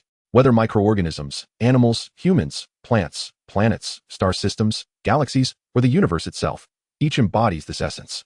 Luya nodded slightly, realizing why he found the god of destruction so formidable. After all, wasn't it all about cultivating energy? Why was there such a disparity in strength? Of course, if one's power were sufficiently potent to rival the god of destruction, one could evade obliteration, even slay a god. However, the host lacks this universe's cosmic power, which is why Beerus has taken a particular interest in you, the system stated coolly. Luya nodded again. You need not concern yourself with what cosmic power is. Simply tell me who you are. Beerus, realizing he had let slip too much, quickly rephrased his words, adopting a cold demeanor. Luya smiled slightly. I am merely a scion. Who I am is of little consequence. What matters is that I pose no threat to this universe, correct? Beerus fixed his gaze on Luya, who met his stare defiantly. Goku and Vegeta were taken aback, astonished by Luya's audacity in confronting Lord Beerus. Impressive. Beerus snorted disdainfully, then declared, I care not whence you come. But should I discover any transgressions on your part, I shall annihilate you. As he spoke, he extended his hand towards Luya. A purple aura of destructive energy swirling ominously around his palm. Goku's expression shifted, hesitating as if to speak. Whis observed the scene with a hint of amusement, yet refrained from intervening. Unfazed, Luya did not believe Beerus would act against him. He understood that Beerus assumed his lack of cosmic power rendered him vulnerable to destruction. With a slight smile, Luya remarked, Lord Beerus, you profess to hold reverence for all beings and expect humanity to share this reverence for the divine. Yet, it appears I have not shown any disrespect towards you, have I? Upon hearing this, Beerus paused, then replied coolly, however, your demeanor does seem rather arrogant. It appears you lack the requisite reverence for me. Luya remarked, I say, you have thrust your destructive energy right in my face. Do you expect me to humbly converse with you? Beerus gazed at Luya, feeling a twinge of displeasure. This fellow was indeed reminiscent of Goku, showing no reverence towards a deity. However, while Goku was somewhat simple-minded, this scion before him exhibited a genuine fearlessness towards the god of destruction. Why was that? Did he somehow comprehend that without the power of destruction, Beerus's energy would have little effect on him? No, that couldn't be right. This chap didn't even know of the power of destruction. Or perhaps, this lad had simply grown overly audacious? Hey, Lord Beerus, Luya is a contestant I recruited. Please do not frighten him. Goku interjected suddenly. Indeed, Lord Beerus, while Luya may be a bit brash, he is unaware of your esteemed presence. Please do not hold it against him, Vegeta added, concerned that Beerus might erupt as he had during his first visit. They certainly could not withstand another bout of his destruction. Moreover, should they provoke Beerus again, Earth might be in peril. Humph. Beerus scoffed lightly before turning away, declaring, I care not for your affairs. In any case, we must secure victory against Universe 6. Should Earth be lost, I shall obliterate you all. Haha, fear not, Lord Beerus. We shall not lose. Goku chuckled heartily, attempting to lighten the mood. With merely a day remaining until the grand tournament, Whis suddenly inquired, Are you all prepared? Goku nodded. We have trained diligently and are ready. Luya and Vegeta also offered slight nods in agreement. Luya cast a glance at Whis and Beerus, then decided to test his system to gauge their strengths. However, he felt a twinge of anxiety. What if the system couldn't detect a god of destruction's power? With a mere thought, he activated the system. Ding! Detecting Lord Beerus's combat power at the pinnacle of the first-tier angel level. Ding! Detecting Whis's combat power at the second-tier angel level. Upon hearing this, Luya was momentarily taken aback, then curiously asked, Angels? What power level is that? The system responded, Host, you are currently far from the first-tier angel level. Continue to strive hard. Luya was left bewildered. Why is this not mentioned? Yet he understood that Beerus was indeed formidable. He had initially believed that Goku and Vegeta, having attained Super Saiyan Blue, were near the level of a god of destruction. However, it seemed otherwise. Goku and Vegeta, even in their Super Saiyan Blue forms, likely still fell short of 20 trillion in combat power. To reach the level of a god of destruction, they appeared to have a long way to go. This left Luya in a state of contemplation. In his world, it was said that Beerus ranked among the top gods of destruction, yet he remained uncertain of the strength of the other gods of destruction. The first-tier angel status was assured, yet he was oblivious to the specifics of their combat power. Moreover, Beerus was at the pinnacle of the first tier. Chapter 28, The Mightiest Monaka? Luya's eyes widened in astonishment. Goodness! The strength required to be classified as a god of destruction was measured in hundreds of trillions. Currently, Luya's combat power, even when employing a 15-fold Kaioken, barely reached several tens of trillions, yet he had not attained the standard of a god of destruction. Should he perhaps adopt a more modest demeanor? Whis suddenly remarked, It seems that Pampa and the others have completed the arena for the tournament. Should we not make our way there? Beerus paused for a moment before inquiring. Oh, it is ready? Where is it located? It wouldn't be in their 6th universe, would it? Whis chuckled lightly. Of course not. They have set the arena on a desolate planet, right on its surface. Ah, I see. In that case, let us proceed. Beerus nodded, and then turned to Goku. Hey, go fetch them. Goku nodded, and was about to use instant transmission when Bulma suddenly approached. Hey, are you going beyond Earth? May I come along? Beerus gazed at her with a hint of disdain. What do you intend to do there? Bulma, don't complicate things. Vegeta admonished. A bead of cold sweat rolling down his forehead. Bulma waved her hand dismissively. Oh, come on. Don't be so petty. You never said we couldn't bring spectators. And it would be rather dull without an audience, wouldn't it? The group fell silent. Whis stroked his chin thoughtfully and then said, that does seem to hold some merit. It certainly wouldn't be interesting without spectators. Right. Bulma winked playfully. Do as you wish, just make sure you don't lose. Beerus crossed his arms, his tone haughty. Bulma grinned and turned to Goku. Goku, be sure to bring Chi-Chi and the others. Goku looked surprised for a moment before grinning. Got it. He then pointed his finger to his forehead, preparing to teleport. Oh, by the way, Lord Beerus, what about Monaka? May I meet him? Goku suddenly asked. Beerus's expression stiffened. Monaka? I recall him. He is the delivery man. He possesses no strength whatsoever, yet Beerus has praised him as a great master. How absurd. The troubling part is that Goku actually believes it. Fool, just go and fetch them. Monaka is still on his way. Beerus's face flushed with irritation. Goku responded with an "oh," and immediately teleported away. In his place, Beerus let out a quiet sigh of relief. So, Lord Beerus, do you truly intend to have Monaka participate? As far as I know, he is merely an ordinary delivery person. His combat abilities are utterly negligible. Whis remarked with a light chuckle. What? Just a delivery man? Then why, Lord Beerus? Do you claim he is a great master? Vegeta's expression soured upon hearing this. Beerus cast a sidelong glance at him and replied. Naturally, it was to deceive Goku. Deceiving Kakarot? Everyone, except for Luya, was taken aback. Why would you do that? Bulma asked, bewildered. Beerus responded with pride. It is to give that fool a goal. Goku is far too reckless. He has nearly no rivals in this universe. If he were to suddenly fixate on the masters of other universes, it would spell endless trouble for our 7th universe. Upon hearing this, the others finally understood. Lure, however, held a different perspective. For son Wukong had already regarded him as a rival. Thus it was unlikely that Wukong would feel lonely in the near future. Although he had not yet attained Super Saiyan Blue, he could reach the level of 20 times the Kaioken, which was sufficient to rival Super Blue. This matter must remain confidential. If he were to find out, it would spell disaster. Beerus cautioned. The group hastily nodded in agreement. What disaster, Lord Beerus? A voice of confusion suddenly echoed. In a flash, a multitude of individuals appeared on the scene, with Wukong at the forefront. Krillin, Piccolo, Tien, Kaiatsu, Chi-Chi, Master Roshi, Bu, and Satan, each friend had arrived. Wukong gazed at Lord Beerus and inquired. What did you just say, Lord Beerus? Beerus's lips twitched slightly, but he quickly diverted his attention. What I meant was that Monaka should refrain from taking action as he is a trump card. Thus he will only intervene at the very end. Upon hearing this, Wukong expressed surprise. Is that so? Impressive. By the way, where's Monaka? Beerus turned to Whis. The latter nodded in understanding and subsequently tapped his staff lightly, causing a burst of light to envelop the area. In an instant, an extraterrestrial being with long ears appeared. His form was humanoid. Yet Monaka's head was disproportionately larger than his body, and he bore an utterly dazed expression, lacking any semblance of a skilled fighter. Oh, you must be Monaka. It's a pleasure to meet you, Wukong exclaimed, extending his hand for a handshake. However, Beerus swiftly struck Wukong on the head, causing him to wince in pain. Beerus remarked nonchalantly, do not be so exuberant. Monaka has a significant flaw. He is exceedingly shy. If you frighten him, it could lead to the destruction of Earth. Do you understand? The crowd responded with silence. Monaka, bewildered, pondered, what on earth? How did I end up here? Wasn't I delivering takeout? At that moment, Monaka felt disoriented in the unfamiliar surroundings, but then he spotted familiar faces. Lord Beerus. Upon seeing Beerus, Monaka's expression shifted instantly, and he prepared to bow. Slap. Beerus, quick as lightning, seized Monaka by the neck and whispered a flurry of secrets into his ear. Wukong and the others looked on with perplexity, unaware of the unfolding events. Except for Piccolo, whose expression grew peculiar, beads of cold sweat trickling down his face, as his gaze flickered toward Wukong. Monaka, drenched in sweat, nodded and shook his head intermittently. Approximately half a minute later, Beerus finally released Monaka. Monaka appeared hesitant, yet he said nothing. Hey, Lord Beerus, what did you say to Monaka? Wukong inquired with curiosity. Beerus replied nonchalantly, nothing of consequence. I merely informed Monaka about your situation to ease his wariness. Is that so? I truly appreciate it. Wukong chuckled heartily.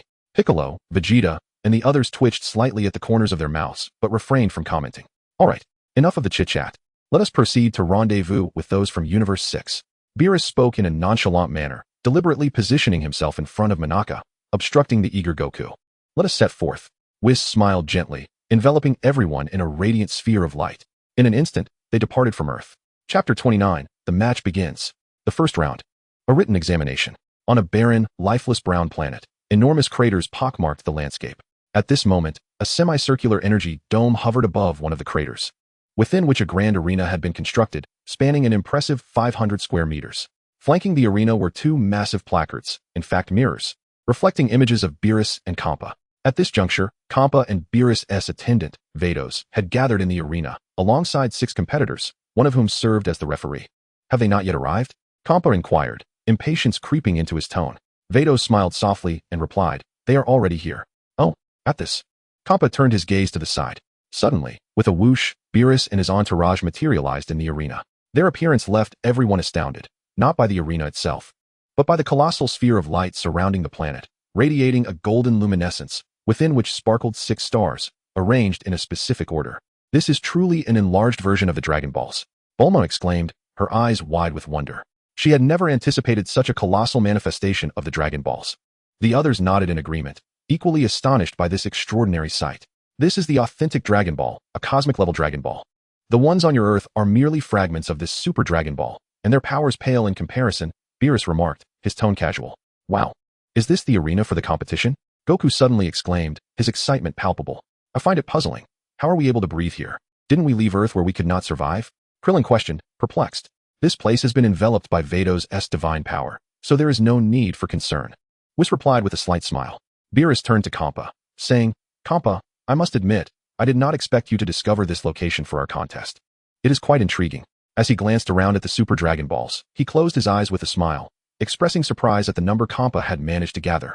Champa responded coolly, humph. I have searched long and hard for the Super Dragon Balls. You must understand how much I value this battle. However, I am somewhat curious. Did you take the Super Dragon Balls from my Universe 7? Beerus teased, gazing at Champa. Oh, Champa appeared slightly embarrassed. Beerus continued. Let us dispense with the trivialities. In any case, they ultimately belong to us. Are your competitors all present? Champa huffed, but then nodded with pride. Of course. With that, he stepped aside, revealing their competitors for this contest.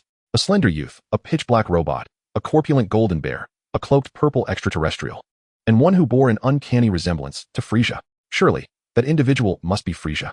Upon encountering this figure, Krillin and the others immediately adopted serious expressions. Goku and Vegeta also wore grave countenances, realizing that their understanding of this parallel universe was woefully inadequate. Luya, however, merely cast a fleeting glance at the inhabitants of Universe 6 before his gaze settled on Hit, a glint of intensity flickering in his eyes. Undoubtedly, this individual was the most formidable presence in the arena. Humph, Frieza? He is the noble representative of our Universe 6. Having once been honored with the prestigious Justice and Peace Award, Champa remarked with a hint of pride. What? A peace award? This statement elicited a collective look of disbelief from the crowd. Good heavens, is this some sort of jest? How could Frieza possibly be a figure of justice? He is far more aligned with evil. In their Universe 7, Frieza is infamously known as the Evil Emperor. Greetings, I am Frost, the captain of the Universe 6 Universe Protection Team. The Frieza lookalike approached, greeting them amicably. Hello, I am Son Goku. In our universe, there exists someone quite similar to you, although he is rather malevolent. Unlike your benevolent persona, Goku chuckled. Frost smiled slightly, responding, I understand. Enough. Let us commence without delay. Quick and decisive. Beerus interjected, slightly impatient. Beerus frowned. Is there a written test as well? Of course. This pertains to the competition between our 2 universes. Cultural knowledge must also be assessed. Champa replied nonchalantly. Beerus, growing increasingly irked, said, how troublesome. Then let us proceed. Champa continued, for this round of combat, he shall serve as the judge. As he spoke, a diminutive, beanpole-like alien approached. Beerus regarded the alien with a casual glance before nodding. Let us begin. Soon. Both teams were seated at a table, each presented with a blank sheet of paper. The written test consisted of multiple-choice questions, with 10 queries on the sheet. Answering 5 correctly would secure victory. Bardoss smiled slightly, she explained. The atmosphere grew serious as everyone focused on their sheets, glancing at the contents with confusion. Goodness. Are these all food-related questions? Who devised such childish inquiries? Yawn. Suddenly, both Beerus and Champa simultaneously sneezed. They turned to each other, exclaiming in unison, did you insult me? The two exchanged glances, while Whis and Bardoss merely observed in silence. Humph. Such trivial questions cannot possibly stump me. Vegeta, clearly impatient, grabbed a pen and began to write. After all, he was the husband of the affluent Bulma. Growing up in such a wealthy household, he had certainly experienced everything. Beep. Contestant, you are eliminated. Just as Vegeta was putting pen to paper, Bardos produced a whistle from seemingly nowhere and blew it beside Vegeta, startling him into a jolt. The bewildered contestants turned their attention toward the commotion. What does this mean? How dare you say I was eliminated? Vegeta exclaimed, visibly displeased. With a slight smile, Beerus remarked, I hadn't even called for the start, yet you answered. That's a clear breach of the rules. Vegeta responded with a grunt. Chapter 30. The Peculiar and Unusual Written Examination. The elimination of Vegeta was unforeseen by everyone, yet there was a hint of sympathy. Ending before it even began was undeniably awkward. Hey, Vegeta, you're far too impatient. This is unacceptable. Goku chided. Vegeta's expression darkened as he retorted, So what? It's merely a written test. I have no interest. With that, he soared into the air, heading towards the audience. Naturally, he was met with a barrage of reprimands from Bulma.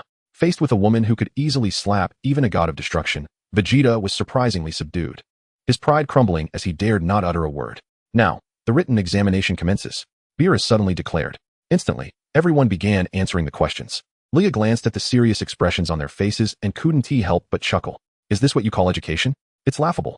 Anyone who has undergone 9 years of compulsory education could ace this. Shaking his head, Luya remained silent. Although his presence altered the storyline from its original trajectory, it hardly mattered. He swiftly completed the paper, adding his insights alongside the answers. Soon, time was up. After collecting the contestants' responses, Beerus meticulously reviewed them. Suddenly, her gaze froze, and she raised a paper high, proclaiming, I announce that the 7th universe triumphs in this written examination. Fair and square. What? How is that possible? On the other side, Kampa, who had been smug, suddenly turned pale. He hurried to Beerus, voicing his discontent. Hey, Beerus, are you joking? There's no way my 6th universe could lose. The 7th universe has such low cultural standards. How could they possibly outshine my 6th universe? Are you a spy sent from there? Kampa's sudden outburst made Beerus break into a cold sweat. All Beerus did was announce the results. Yet she had inadvertently offended a god of destruction. Woe is me, she lamented internally. Are you unwilling to accept this? My 7th universe is not inferior to your 6th. Beerus appeared before Beerus, snatching the paper to examine it. His eyes widened in surprise. Oh, so that is how it works. Kampa, momentarily forgetting his anger due to Beerus's reaction, leaned in for a closer look, his expression transforming into one of intrigue. Whose answers are these? He inquired. Luya raised his hand. Mine. Kampa scrutinized Luya and, upon noticing his tail, was taken aback. You're a scion? Luya nodded affirmatively. Indeed. Excellent. Truly commendable. You are a scion of my 7th universe. Kampa exclaimed with glee, completely disregarding his earlier threats towards Luya. For him, as long as Luya brought him pride, nothing else mattered. Xiangpa clenched his teeth, only to succumb to despair. Let it be that the 7th universe claims victory. With that, he discreetly put away the examination paper. Beerus was filled with pride, while Goku and the others erupted into cheers, lavishing praise upon Roya. The second round would consist of head-to-head battles, employing a wheel battle format. As long as you defeat your opponent, you may proceed to the next round and continue fighting until a victor emerges, the referee explained. Furthermore, the selection of the first competitor would be determined by a draw. Upon finishing his words, the referee produced 2 bamboo tubes containing 5 bamboo sticks each. Ruaya raised an eyebrow, feeling somewhat perplexed. This scene did not align with his memories. However, he understood that his presence must have altered the original course of time and space. All contestants, please come forward to draw lots. The one who draws number 1 will be the first to compete. The referee called out. Goku and the others eagerly began to draw lots. Oh, wonderful. I'm first. Goku exclaimed suddenly, visibly excited. Vegeta shot a glance at Goku, and then at the blank bamboo stick in his hand, gritting his teeth in frustration. He too wished to be the first to compete.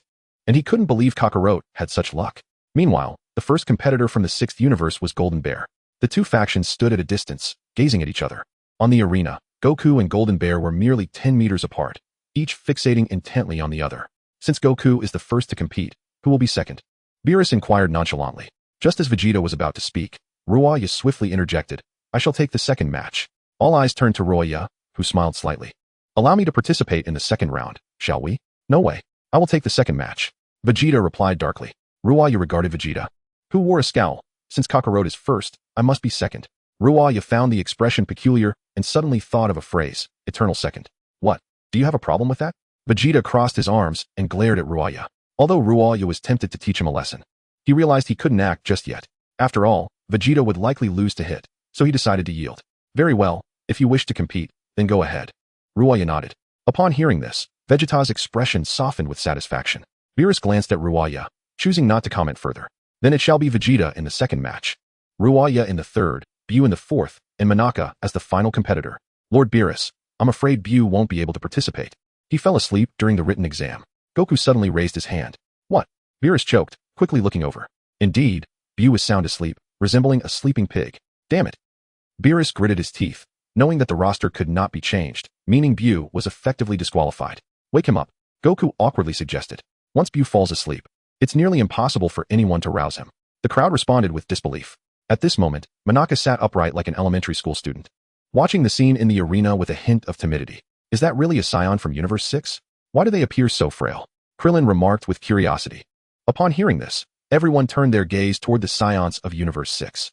It was undeniable that the Saiyans from Universe 7 were muscular, while those from Universe 6 looked rather slender and weak, lacking any sense of strength. Vegeta squinted slightly and replied coolly, their energy is not to be underestimated. It may even surpass yours. So, do not belittle the Saiyans. At his words, Krillin and the others fell silent, realizing that being around Vegeta felt akin to standing on the edge of a volcano. Suddenly, Vegeta turned to Ruya and asked, Hey, after training with Kakarot for so long, haven't you managed to transform into a Super Saiyan Blue yet? Ruya shook his head, not yet. Huh. You should be aware that this stage is dominated by Super Saiyan Blue. If you haven't reached that level and comprehended the realm of the gods, then aspiring to surpass us is unrealistic. Vegeta remarked with a faint smile. Ruya nodded, I understand that. In truth, he too yearned to transform into Super Saiyan Blue. Yet the conditions were not favorable. During their time in the hyperbolic time chamber, he had sought advice from Goku, but despite his efforts, he could not succeed in the transformation, which was quite frustrating. It seemed that transforming into Super Blue required specific conditions. However, Ruya was not in a hurry.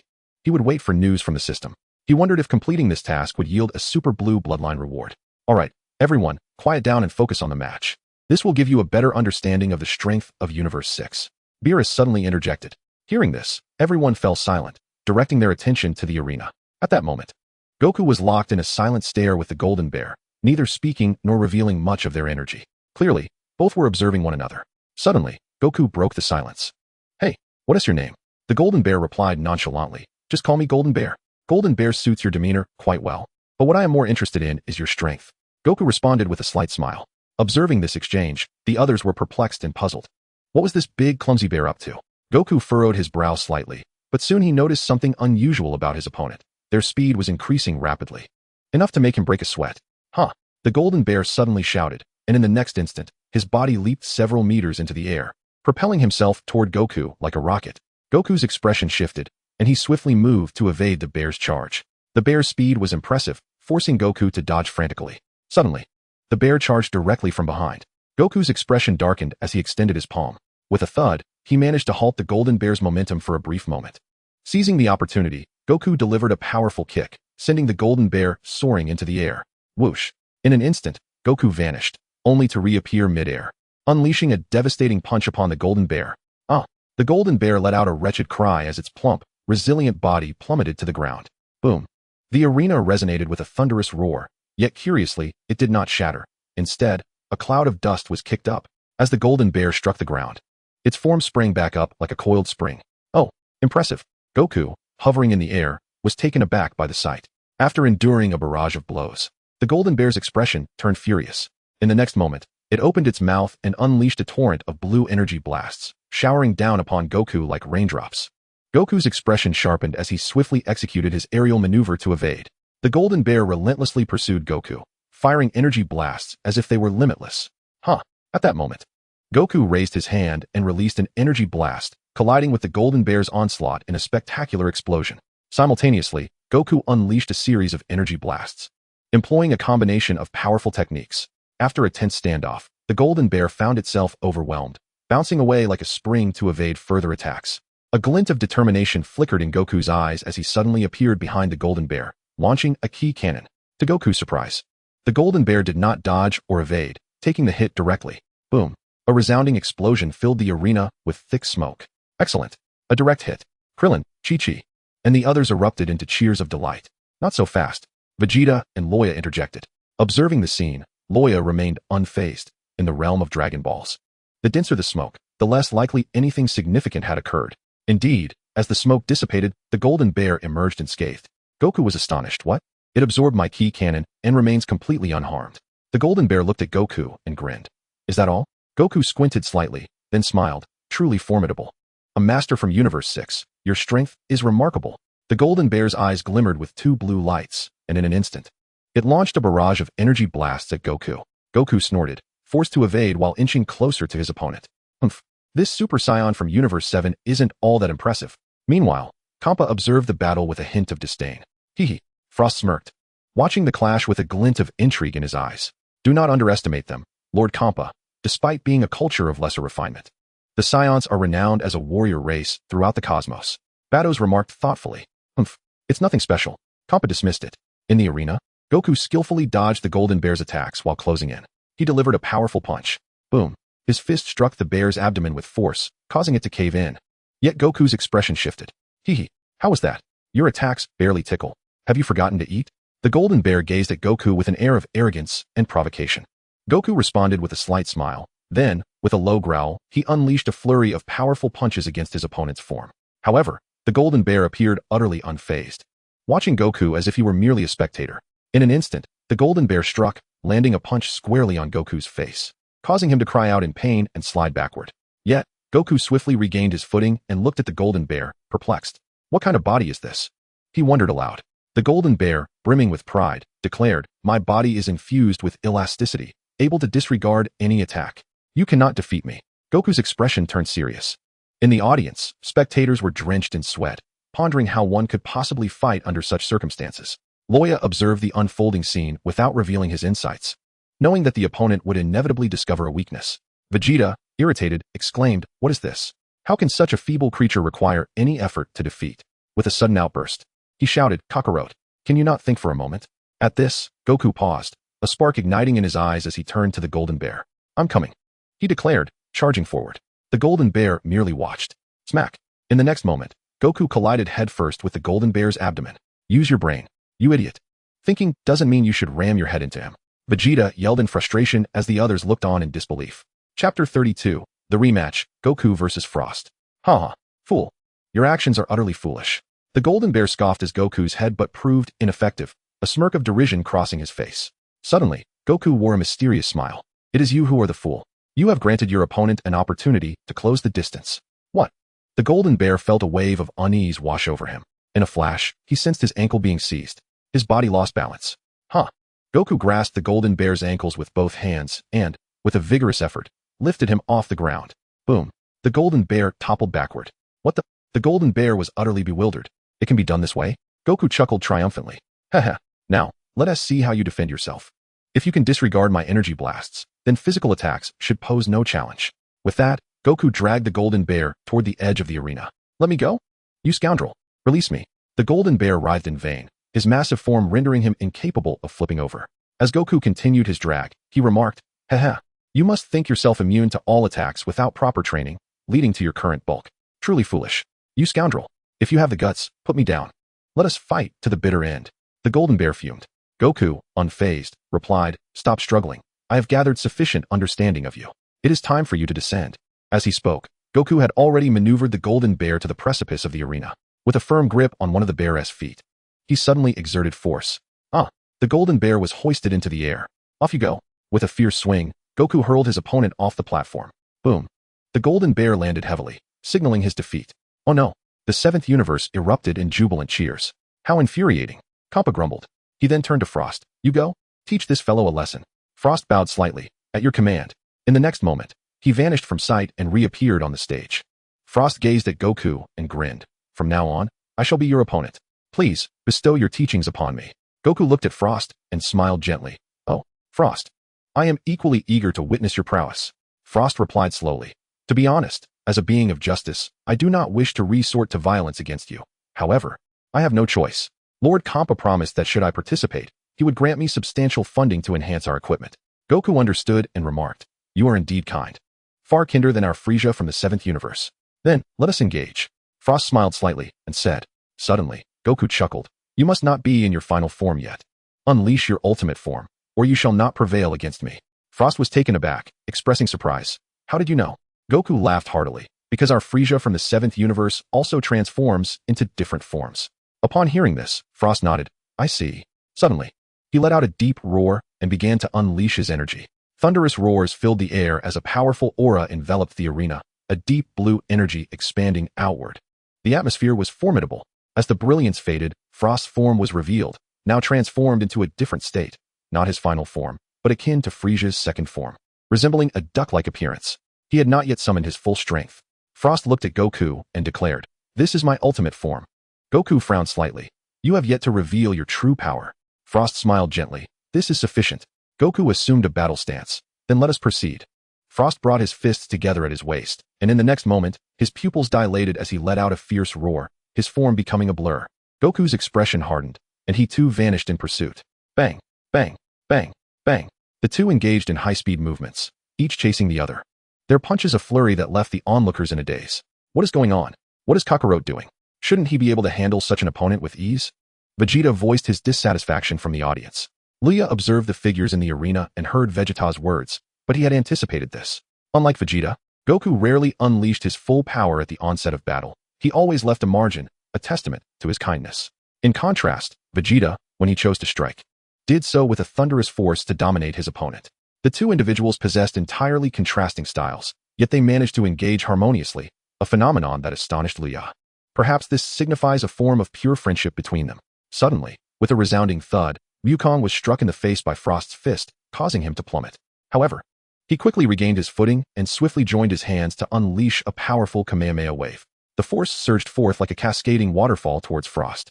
Yet, Frost displayed a wicked smile and, astonishingly, charged directly into Wukong's Kamehameha, tearing through it as if it were nothing, completely disregarding the attack. What? Wukong's expression shifted in disbelief, but it was too late. In an instant, he was met with a headbutt from Frost to his abdomen, sending him flying backward, skidding across the ground for several meters. Frost stood atop the stage, wearing a smug grin. This form of Frost's was an assault form, capable of shredding opponents' attacks with bullet-like ferocity, as Battles from Universe 6 suddenly elucidated.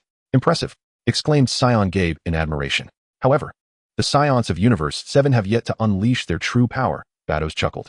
What? They are holding back? Gabe and the others gasped in astonishment.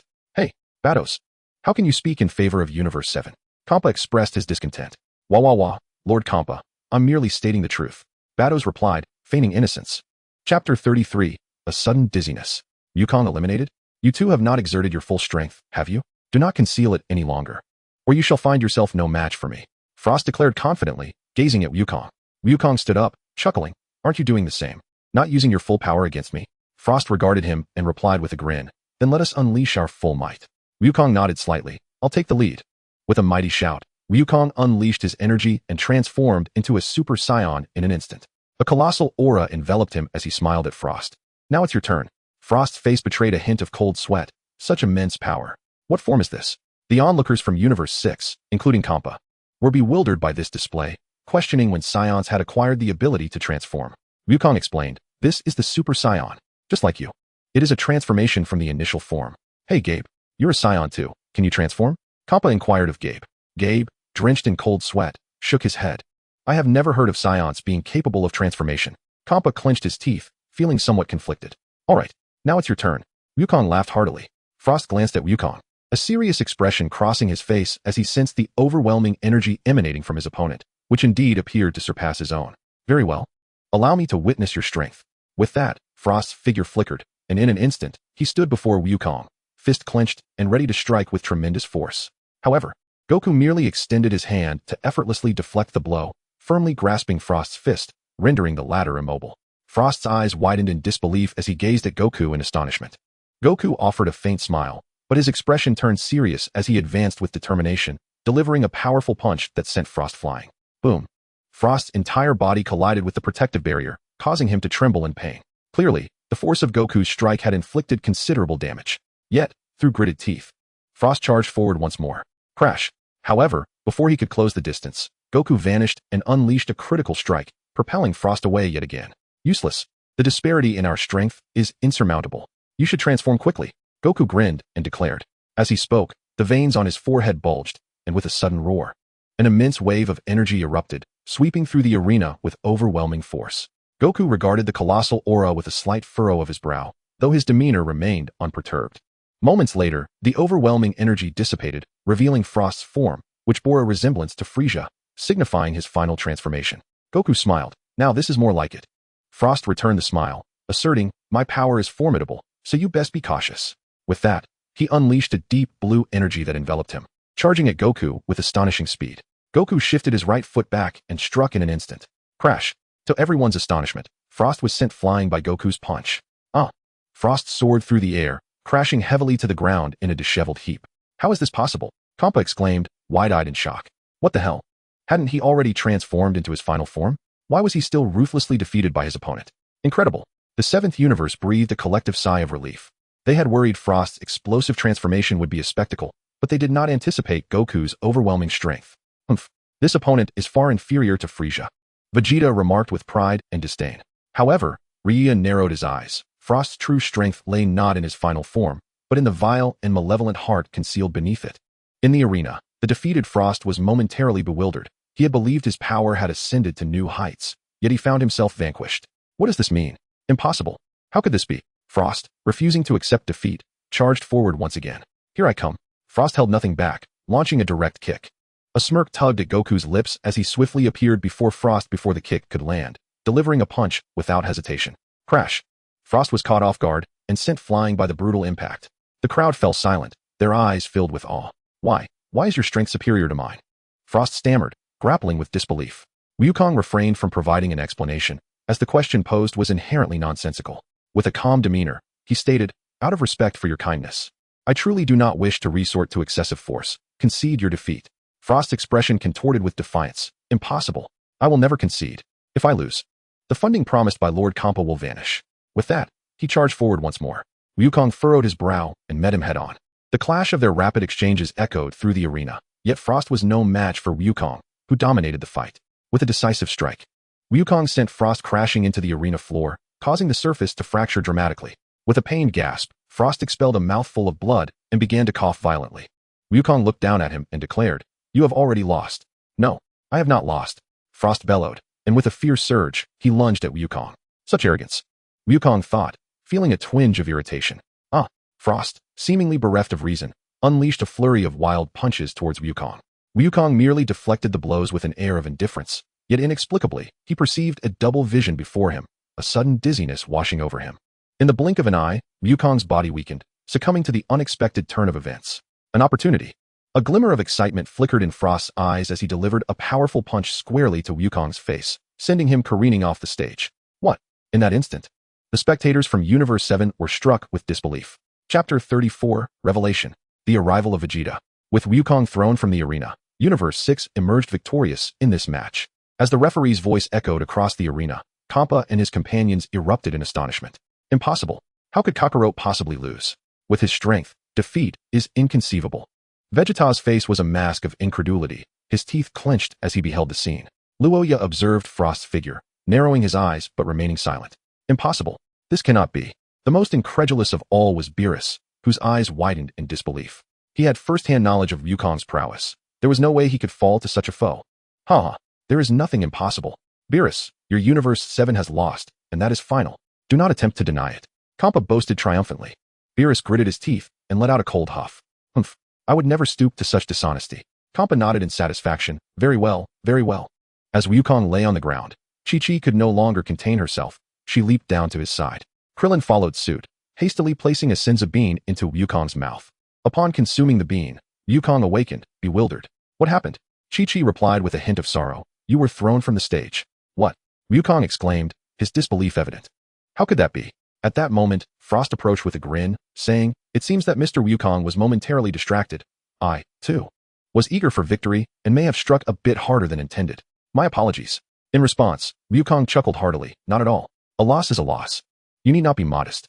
Frost offered a slight bow towards Wukong. I concede to your skill.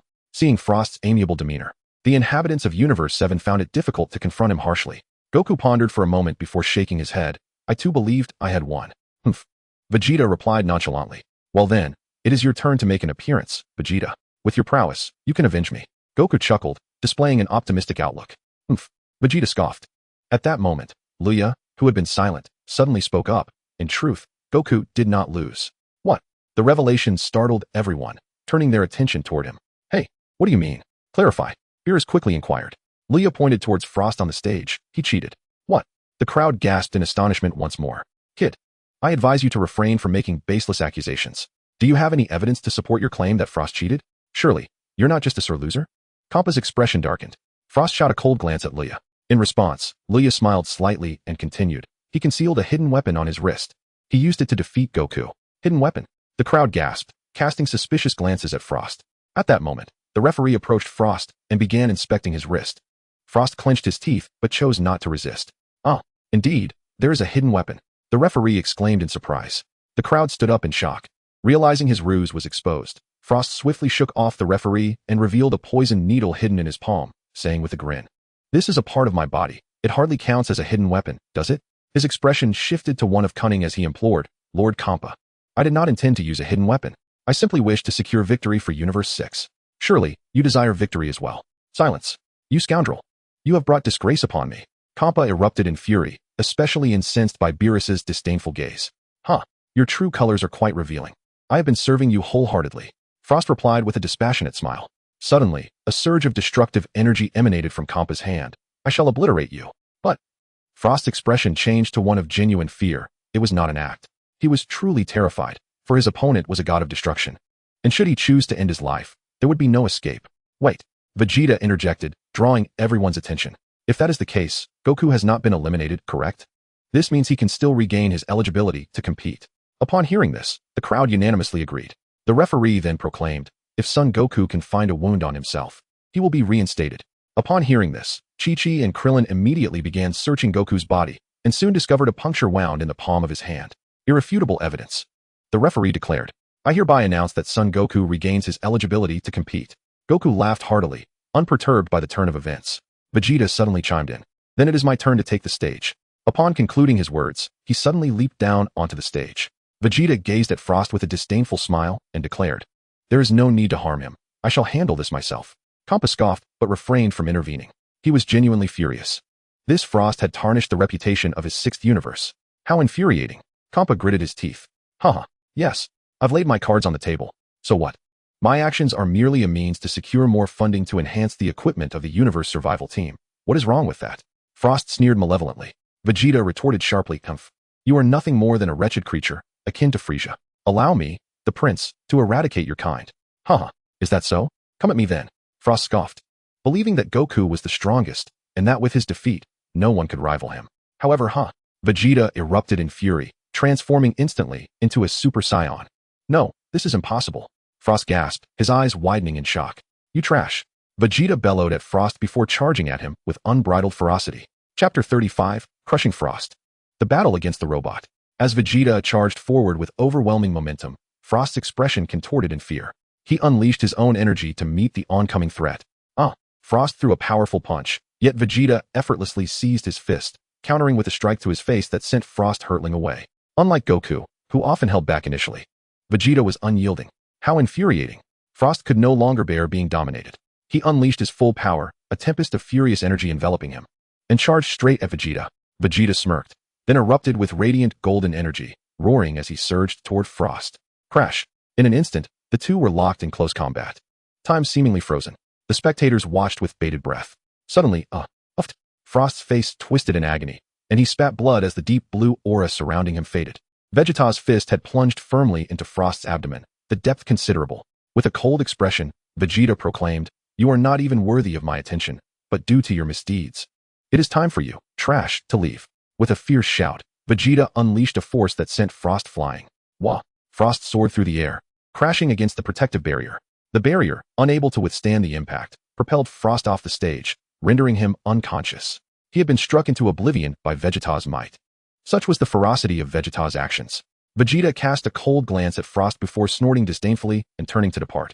The match concluded. Vegeta emerged victorious. The referee suddenly announced loudly, "Damn it, another loss. Bardos, are these individuals truly the elite of the 6th universe? Why are they so easily defeated?" Kampa remarked with a hint of irritation.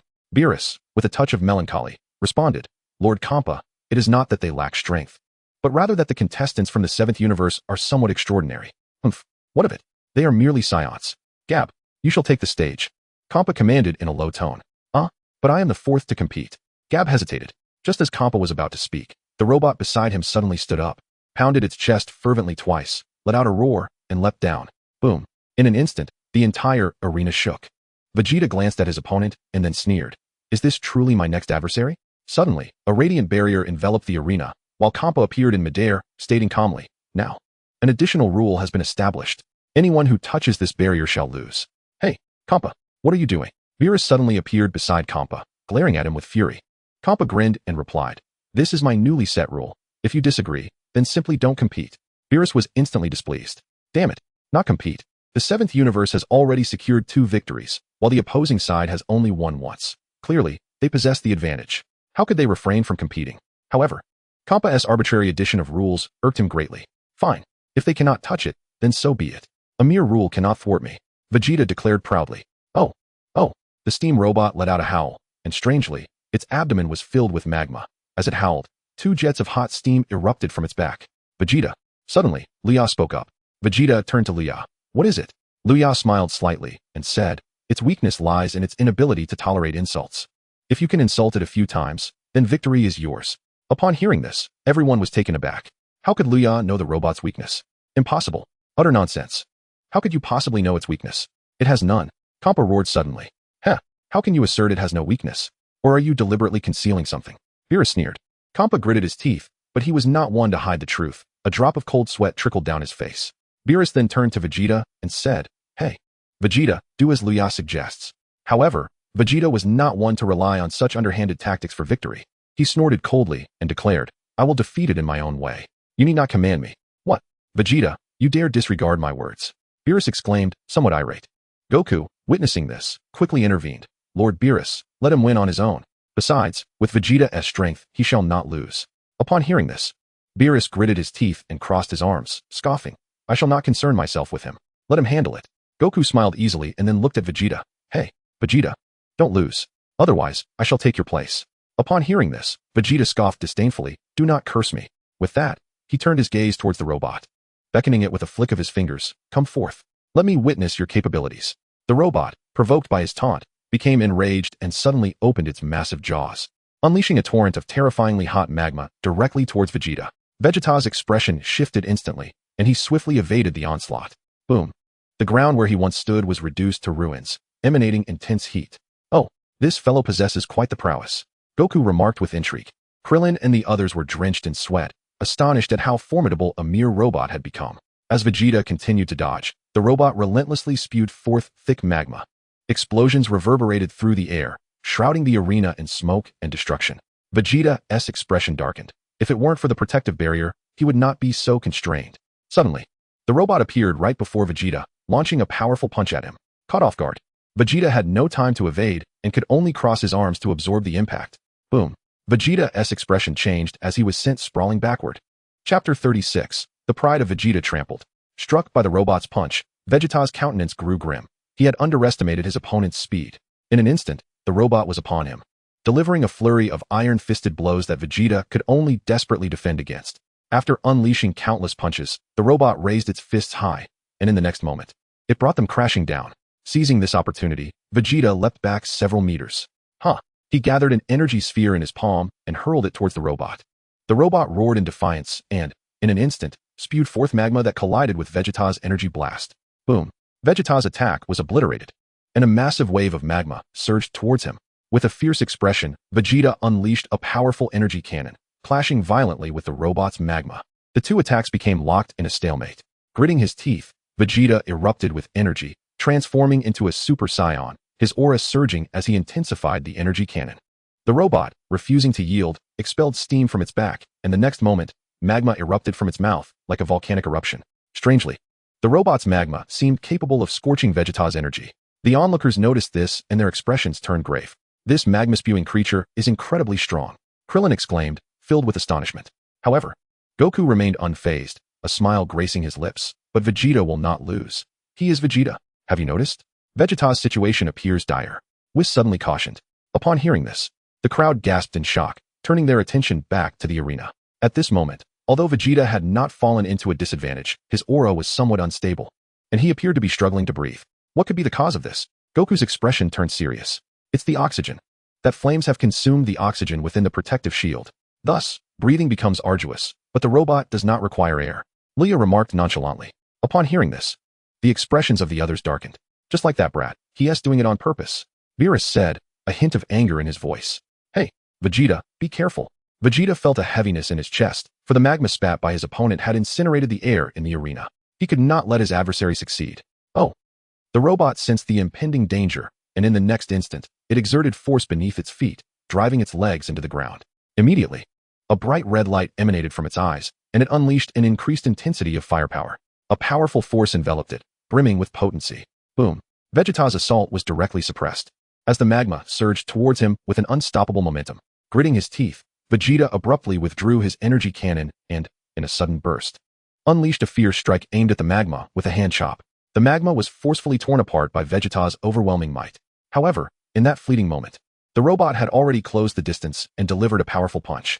Vegeta was struck hard and sent flying. The robot, evidently unwilling to relent, charged towards Vegeta, seizing his foot and slamming him down with great force. Ugh! Vegeta crashed into the ground, and as he bounced back, he unleashed the prince's fighting technique, launching countless energy blasts at the robot. Yet, the robot adeptly evaded each one. It swiftly closed in on Vegeta once more. Having missed his opportunity, Vegeta found himself in disarray, desperately trying to fend off the relentless assault. With a mistake, Vegeta was struck again, hurtling away. Oh! In the next moment, the robot soared above him, unleashing a torrent of magma. Vegeta's expression shifted dramatically, and he hastily raised his hands to shield himself. Boom! In the next instant, Vegeta was sent crashing into the arena, causing the entire stage to erupt, with magma splattering everywhere. Vegeta! Goku's face paled, and he called out in concern. Beerus and the others wore grim expressions, believing that Vegeta had been eliminated. Luya glanced at the scene, shaking his head. The situation was not unfolding as he had anticipated. Yet it was not entirely unfavorable either. As the smoke gradually dissipated, Vegeta's form emerged, looking exceedingly grim. Sweat streamed down his face as he gritted his teeth, glaring at the ground beneath him. He was now standing on one foot. The referee rushed over upon noticing this, and was astonished to declare, he hasn't gone out of bounds. The competitor, Vegeta, is standing on a piece of the arena. According to the rules, he is not disqualified. The match continues. Oh! The crowd erupted in astonished exclamations. The inhabitants of the 7th universe erupted in ecstatic cheers, their excitement palpable as it became clear that Vegeta had not been eliminated. However, the Prince of all Saiyans himself bore a grim expression, particularly as the referee announced the match rules.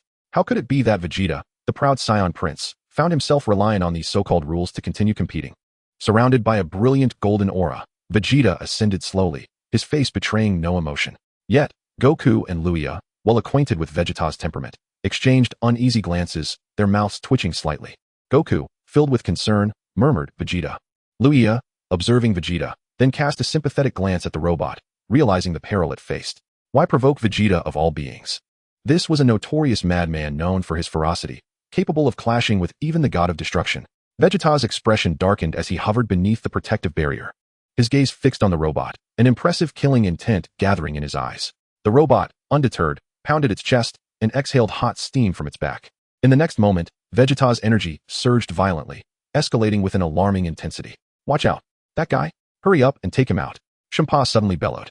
The robot responded with a ferocious roar, unleashing a torrent of molten lava towards Vegeta. Yet, just as the searing magma was about to engulf him, Vegeta erupted in a display of overwhelming power, his mere aura dissolving the molten threat. What? The contestants from Universe 6 gasped in astonishment, unable to fathom that a Saiyan possessed such strength. Gabe, also a Saiyan, wore a complex expression, having never encountered the Super Saiyan form himself. Something's off with Vegeta, Krillin observed, beads of sweat trickling down his brow, his tone grave. Ha ha ha, looks like Vegeta's temper has flared. Goku chuckled awkwardly, realizing the seriousness of the situation. When Vegeta was riled, it was no trifling matter. The golden radiance enveloping Vegeta intensified, and with his explosive surge of energy, the protective barrier shattered into countless shards that scattered in all directions. He thrust his hands apart, then brought them together, culminating in a formidable display. What? Piccolo's face turned pale as he recognized the familiar technique. Vegeta, you're being reckless. Goku skillfully dodged the flying shards, muttering his disapproval. However, out of the corner of his eye, he caught sight of Monaka. The latter sat stoically, his expression unchanging. Yet sharp shards of glass were embedded into the chair around him. Wow, truly the universe's strongest. How remarkably composed. Goku marveled, unaware that Monaka had fainted at the sight of Goku transforming into a Super Saiyan earlier. Hey, someone stop him! With a sudden jolt, the robot sprang to its feet and shouted loudly, "Oh!" It fiercely hammered its chest, causing an immense surge of steam to erupt from its body as it opened its mouth towards Vegeta, molten magma gradually coalescing within. Boom! A powerful energy burst forth, dramatically amplifying the robot's strength. Vegeta's expression twisted into a grimace as he suddenly bellowed, "Shining flash!" Boom! An astonishing wave of energy surged towards the robot below. Oh! The latter, unwilling to back down, retaliated by unleashing a terrifying stream of magma from its mouth. Boom, boom, boom. The two formidable energies collided, sending a powerful aura sweeping through the arena, compelling the onlookers to shield themselves with their hands. Vegeta's veins bulged as he intensified his effort. The robot, refusing to yield, erupted once more. However, the might of Vegeta's final flash was overwhelmingly superior. Even if the opponent's energy could incinerate his aura, how could Vegeta's energy be so easily subdued? In the next moment, the robot was suppressed. Vegeta's energy cannon was directly aimed at its face. Oh! The robot, taken aback, braced itself with all its might. At that moment, Vegeta suddenly unleashed his energy, diving into the blast as if he were a fish gliding through water, swiftly reaching the robot's front. "Down you go, you worthless scrap metal!" Vegeta roared, delivering a powerful punch straight at the robot. Whimper, whimper, whimper. Upon hearing Vegeta's venomous insult, the robot's expression shifted, and in an instant, it lost its resolve to defend itself. Crash! Ignoring the searing magma, Vegeta's fist radiated a brilliant light, shattering the magma and striking the robot squarely in the face, sending it crashing out of the ring. The crowd gasped in awe, astonished and contemplative. Out of bounds. The contestant from Universe 6 has been eliminated. The victory of this match goes to Vegeta from Universe 7. The referee hurried to the robot, confirming it had indeed touched the ground, and promptly announced, "Yoshi, fantastic!" Beerus exclaimed with joy, "We won!" Krillin and Bulma cheered excitedly. "Ha ha ha!" Goku chuckled awkwardly. "Vegeta really doesn't hold back." "Vegeta, you've certainly left your opponent in a bad state." Suddenly, Whis interjected. Hearing this, everyone turned their gaze towards Universe 6, where the robot sat curled up, sobbing as if its spirit had been deeply wounded. "TCH, isn't it a robot? Shouldn't it be incapable of feeling pain?" Vegeta remarked nonchalantly. No, what I mean is that its spirit has been profoundly shattered. It cannot bear the humiliation of being insulted. Your words about it being worthless scrap metal undoubtedly inflicted significant harm," was chuckled. Humph. Vegeta's eyelids twitched, but he chose not to elaborate further. "All right, let us prepare for the next match." Goku laughed heartily, although he felt a twinge of sympathy for the opponent. The disparity in power was simply too vast. Moments later, Bados and Whis appeared above the arena, simultaneously channeling their divine energy to restore the stage to its pristine condition, and the protective barrier was re-established as well. Whoosh! At this moment, a frail youth suddenly leaped onto the arena, revealing himself to be Cabba, the Scion from Universe 6. Vegeta cast a glance at him, and swiftly jumped onto the stage as well. "Excellent. Let the match continue," the referee proclaimed, raising the microphone high. Cabba and Vegeta locked eyes, yet neither made a move. Suddenly, Cabba bowed respectfully to Vegeta, saying, "I humbly ask for your guidance." Vegeta smirked slightly, responding, "Come on. Allow me to witness the might of a Scion from Universe 6. Cabba's expression turned serious as he assumed a battle stance. Curiously, his posture mirrored that of Vegeta's, showcasing a surprisingly similar level of power. Vegeta paused for a moment, then let out a proud chuckle. Humph. This could be interesting. With that, he also took his stance. With a roar, Cabba launched the first attack, surging forward with a powerful punch. The strength emanating from his slender frame was astonishing. Vegeta's eyes widened, and his expression shifted as he crossed his arms defensively. With a resounding clash, Vegeta was pushed back repeatedly, while Cabba pressed the attack, unleashing a flurry of rapid punches that kept Vegeta on the defensive. Oh my, this Scion is truly formidable. He can hold his own against Vegeta to such an extent. Goku exclaimed in astonishment. Everyone watched intently, aware that Vegeta was not unleashing his full power, yet Cabba's prowess was undeniably impressive. Chapter 38, The Pride of the Scions. Cabba transforms. While Vegeta was being relentlessly pressured, he suddenly erupted with energy, momentarily halting Cabba's advance. Seizing the opportunity, Vegeta launched a counterattack, delivering a series of rapid punches. Cabba, refusing to back down, matched him blow for blow, creating a whirlwind of energy that was nothing short of spectacular. Suddenly, Cabba exploited a gap in Vegeta's defense, landing a solid kick to his opponent's midsection. Vegeta was sent flying, twisting in the air before crashing to the ground. In the next moment, both warriors stood with their hands on their hips, striking the same pose. "Final flash," they shouted in unison. With a surge of energy, two powerful beams collided. resulting in a tremendous explosion that engulfed the arena. The two fighters remained evenly matched. As the smoke cleared, Vegeta regarded Cabba with newfound respect, saying, "Not bad at all.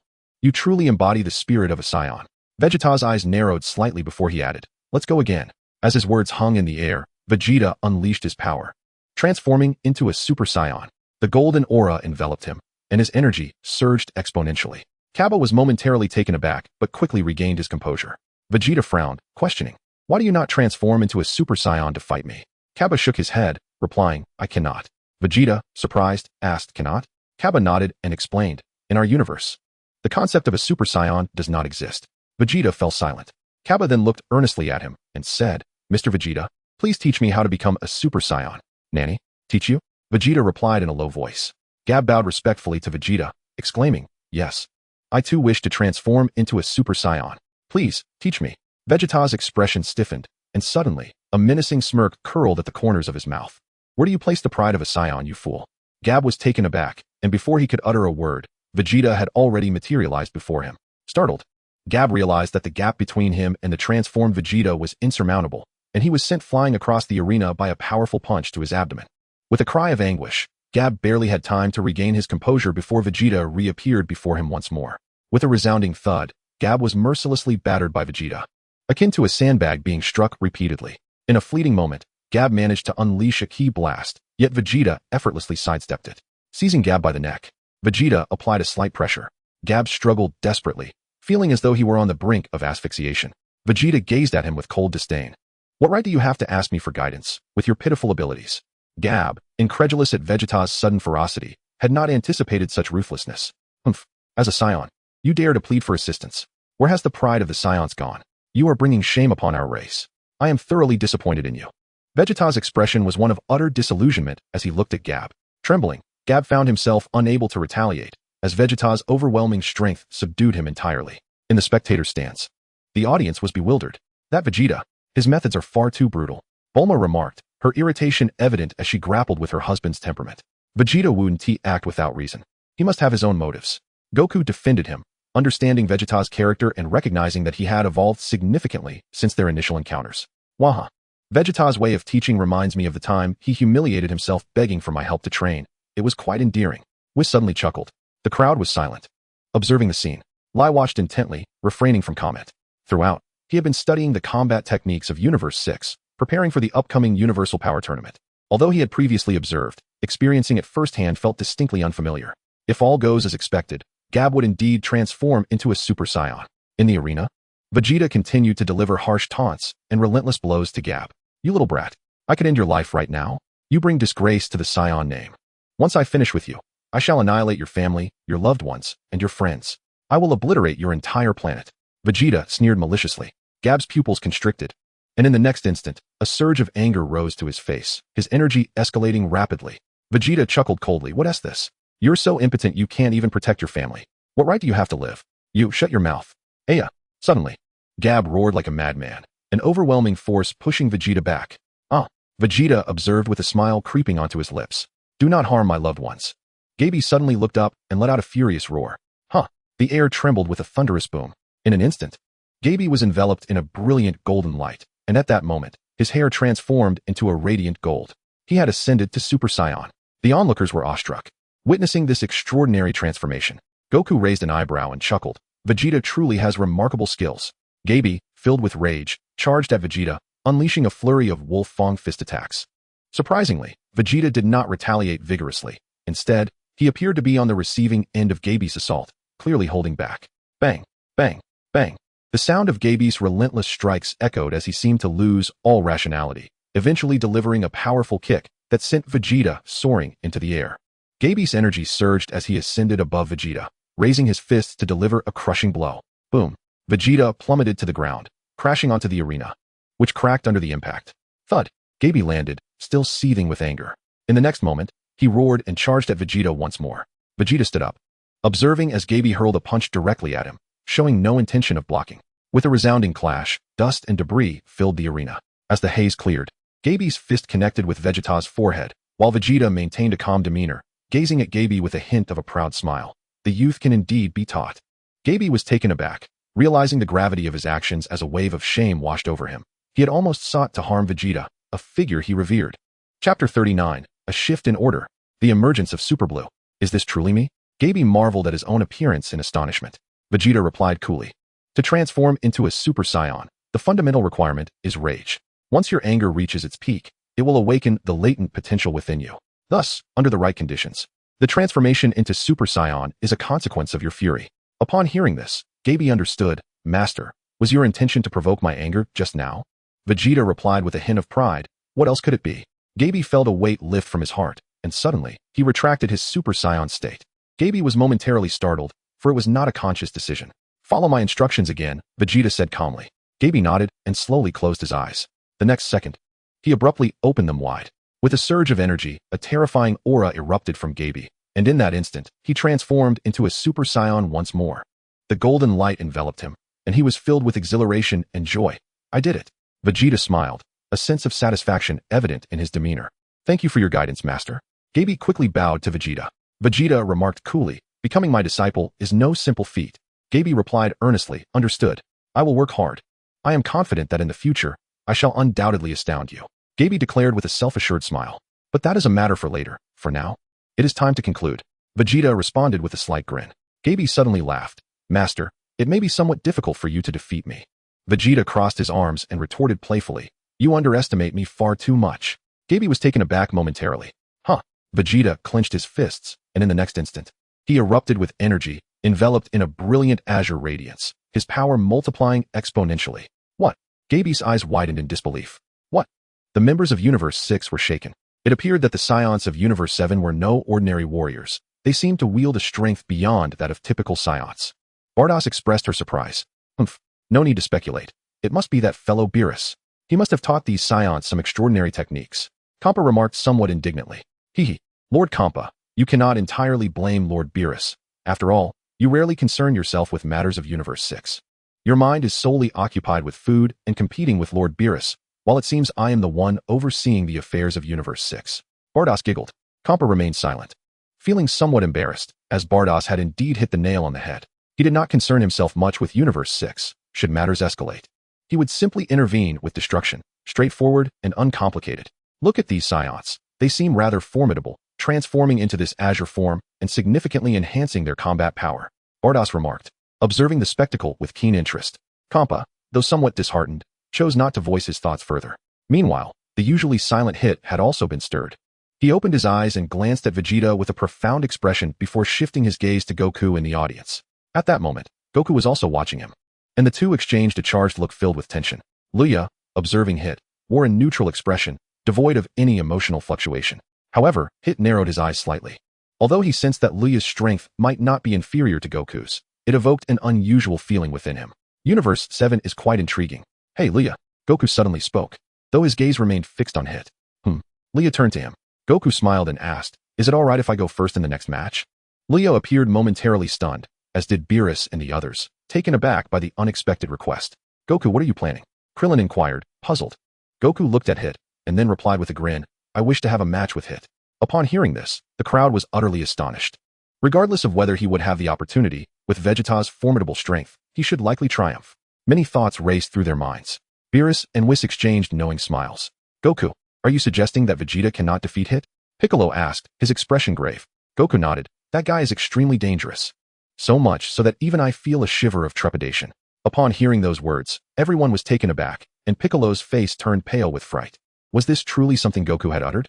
His companions had always perceived Goku as invincible. Apart from deities of destruction, he had miraculously triumphed over nearly all adversaries. Yet, they had never heard Goku express trepidation due to another's aura.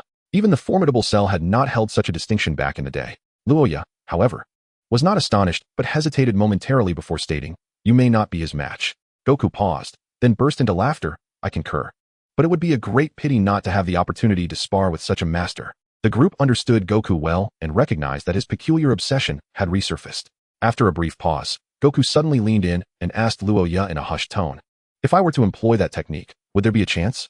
Luya nodded, yes, but Hit has a significant advantage. You have yet to fully master that power.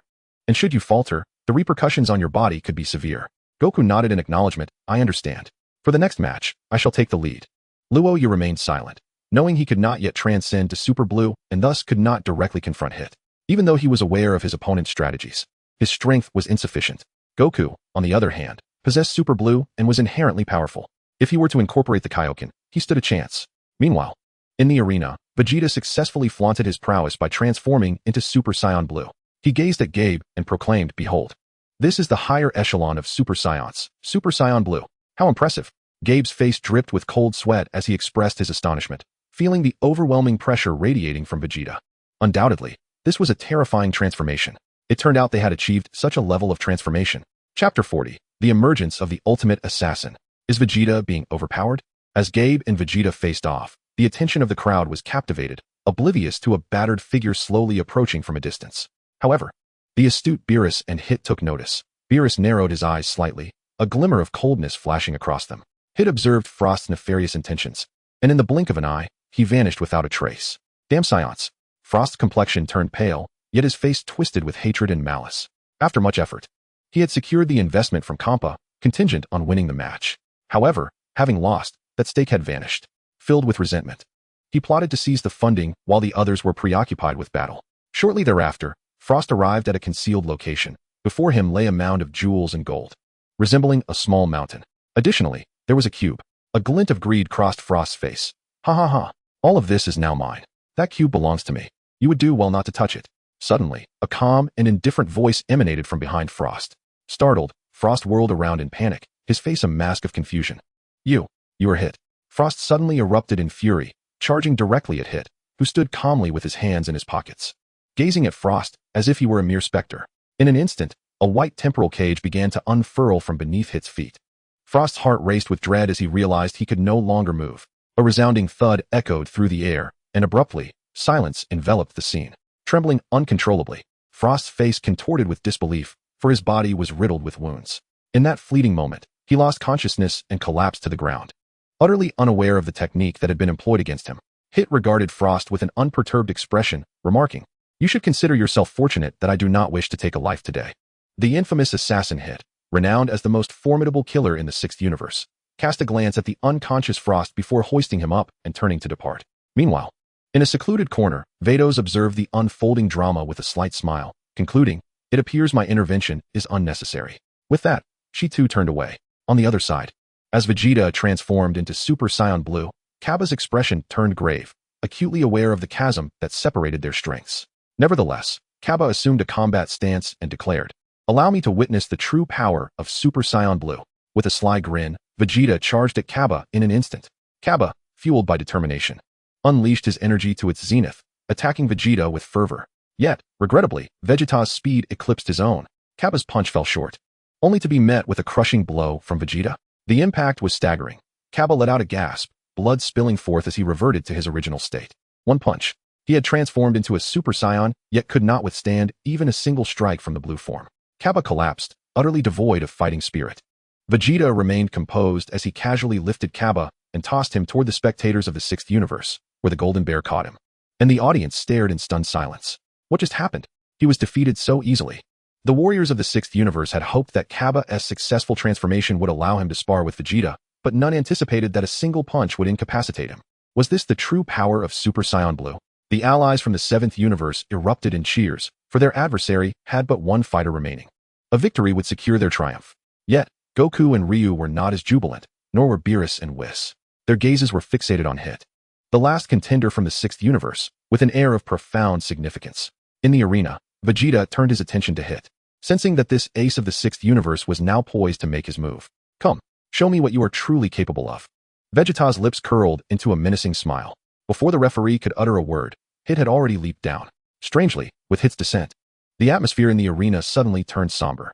Even the proud Vegeta displayed a hint of gravity, for he could not sense his opponent's energy. This was undeniably a terrifying situation. Vegeta gazed at Hit and immediately assumed a combat stance. Boom. A radiant blue light enveloped his form as he faced Hit in his most powerful Super Saiyan Blue state.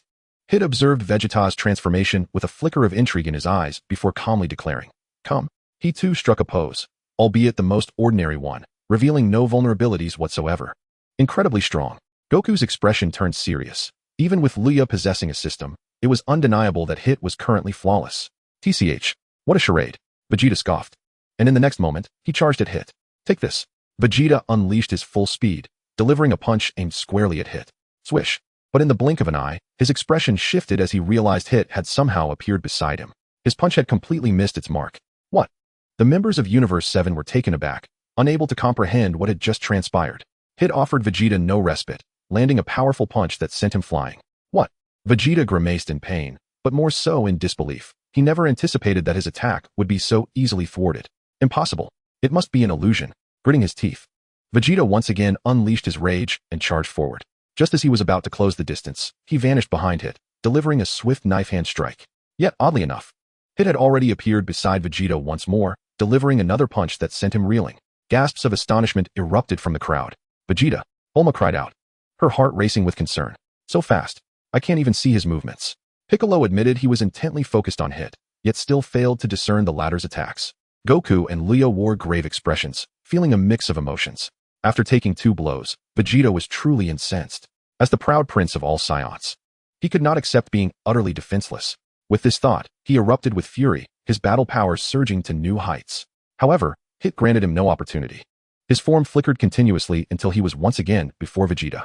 Vegeta's face twisted in rage, and in the next moment, he prepared to strike Hit. But bang! Ugh! Vegeta was caught off guard, spewing blood. Before he could even process the situation, Hit unleashed a relentless barrage of punches, each raining down upon him like a storm. Chapter 41, Vegeta's Dismal Defeat. Goku takes the stage. Under Hit's overwhelming onslaught, Vegeta found himself utterly powerless. The crowd was drenched in cold sweat. Particularly the companions from Universe 7, for the Super Saiyan Blue form was the most formidable they had ever witnessed. Aside from the God of Destruction, no one has ever managed to defeat him. It is astonishing that even the Super Saiyan Blue is powerless against Hit. Just how formidable is he? Goku inquired of Luya. Can you discern Hit's movements? Luya shook his head, not at the moment, but his attacks have transcended time. Transcended time.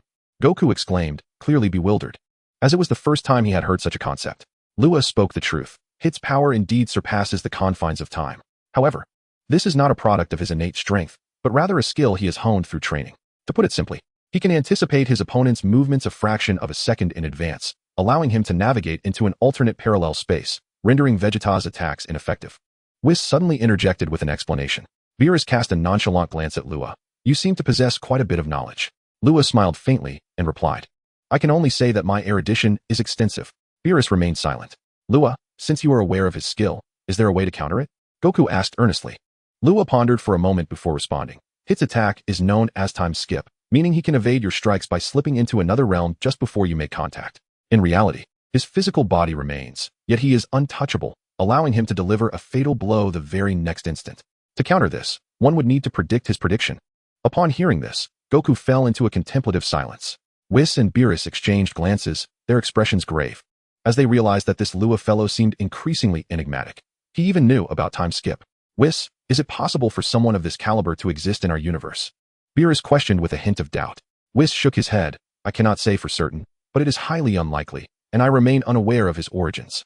Beerus fell silent, then turned his narrowed gaze upon Luya. Luya, sensing Beerus's scrutiny, felt a pang of anxiety. It seemed prudent to exercise caution and refrain from revealing too much. Ah, I understand. Goku suddenly exclaimed with delight. What do you comprehend? Luya inquired, intrigued. Goku, with a confident smile, replied, just wait and see my performance. Luya remained nonplussed. Meanwhile, Vegeta continued to struggle against Hit, creating distance between them. The latter's attacks were exceedingly peculiar, so much so that even he could not fully perceive them. It was as if Hit were standing right before him, with the distance merely a mere illusion. Bizarre. Even more perplexing was the fact that Vegeta could not make contact with Hit's physical form. Just as he was about to strike, he found himself hitting nothing but air, only to be on the receiving end of a vicious counterattack. Strange. What are you dawdling for? Hit's voice rang out as he closed the distance to Vegeta in an instant, delivering a powerful punch. Vegeta attempted to defend himself, but predictably found himself struck in the abdomen by Hit's fist. Gritting his teeth through the pain, a glimmer of determination shone in Vegeta's eyes. Now is the moment. With a swift motion, Vegeta seized Hit's arm, then unleashed a powerful punch with his other hand. Yet, curiously, it was Vegeta who felt the impact of the blow. Vegeta's eyes widened in astonishment, for he was utterly unable to perceive Hit's speed. After enduring 2 powerful punches, the force of the blows surged through Vegeta's body and dissipated behind him, leading to an immediate loss of his Super Saiyan Blue state. He had sustained grievous injuries and could no longer maintain his form. Vegeta collapsed to the ground, and the arena fell into a hushed silence. The spectators stared in disbelief at the scene before them, utterly unprepared for such an outcome. Vegeta had lost. The members of Universe 7 struggled to comprehend the situation, their mouths dry with shock. Goku's expression turned grave. He had not anticipated such a maneuver from his opponent. Luya, with his eyes slightly closed, was not surprised by the result, though he felt a pang of regret, for in terms of combat prowess, Hit was not significantly stronger than Vegeta. It was merely that Hit's ability to move through time had caught Vegeta off guard. In this manner, Vegeta stood no chance against him. The fighter from Universe 7 lay defeated, while Hit from Universe 6 emerged victorious. With the referee's authoritative call, the duel concluded. Hit glanced at Vegeta and remarked, "You are the first to endure so many of my punches without perishing." With that, he turned and departed. Vegeta's expression was grim, yet he found himself unable to rise. Swiftly, Bulma requested a Senzu bean from Krillin and administered it to Vegeta. After consuming the bean, Vegeta was revitalized, though his demeanor remained subdued and somewhat disheartened. Observing this, Goku promptly said, "Come now, Vegeta. Hit is indeed formidable. Even I struggled to perceive his movements." "Humph, that guy? I shall not be defeated by him," Vegeta retorted coldly. Goku chuckled heartily and declared, "All right, I shall take the next match." "What?" Vegeta was taken aback, directing a confused look at Goku. "Isn't Luya supposed to go next?"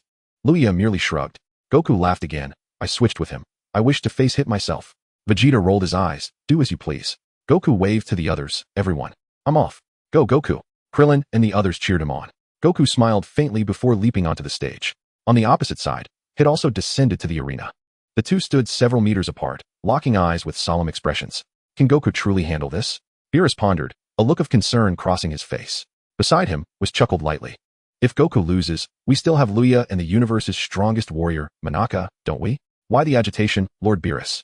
Upon hearing this, Beerus's expression stiffened momentarily, followed by an awkward admission. "Actually, Monaka is not a martial artist. He is merely a courier in the universe. I said that to inspire Goku's fighting spirit. As you well know, Whis. Ha ha ha. It seems, Lord Beerus, that you may have underestimated the situation. If Goku falters, it is likely that no one in Universe 7 will be able to stand against Hit." Whis teased, relishing the moment. "Damn it," Beerus fumed. Meanwhile, Piccolo, with his keen hearing, overheard their conversation and turned pale with fright. So, Goku had become their only hope in Universe 7?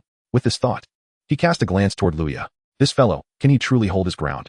Chapter 42. Searching for Hit's weakness. The crowd was astonished.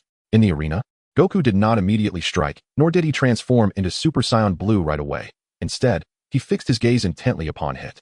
Hit maintained a stoic expression, waiting for Goku to make his move. The atmosphere became taut as the two faced off, with the spectators watching with a mixture of tension and anticipation, eager to witness the exhilarating duel between Goku and Hit. Humph, such theatrics.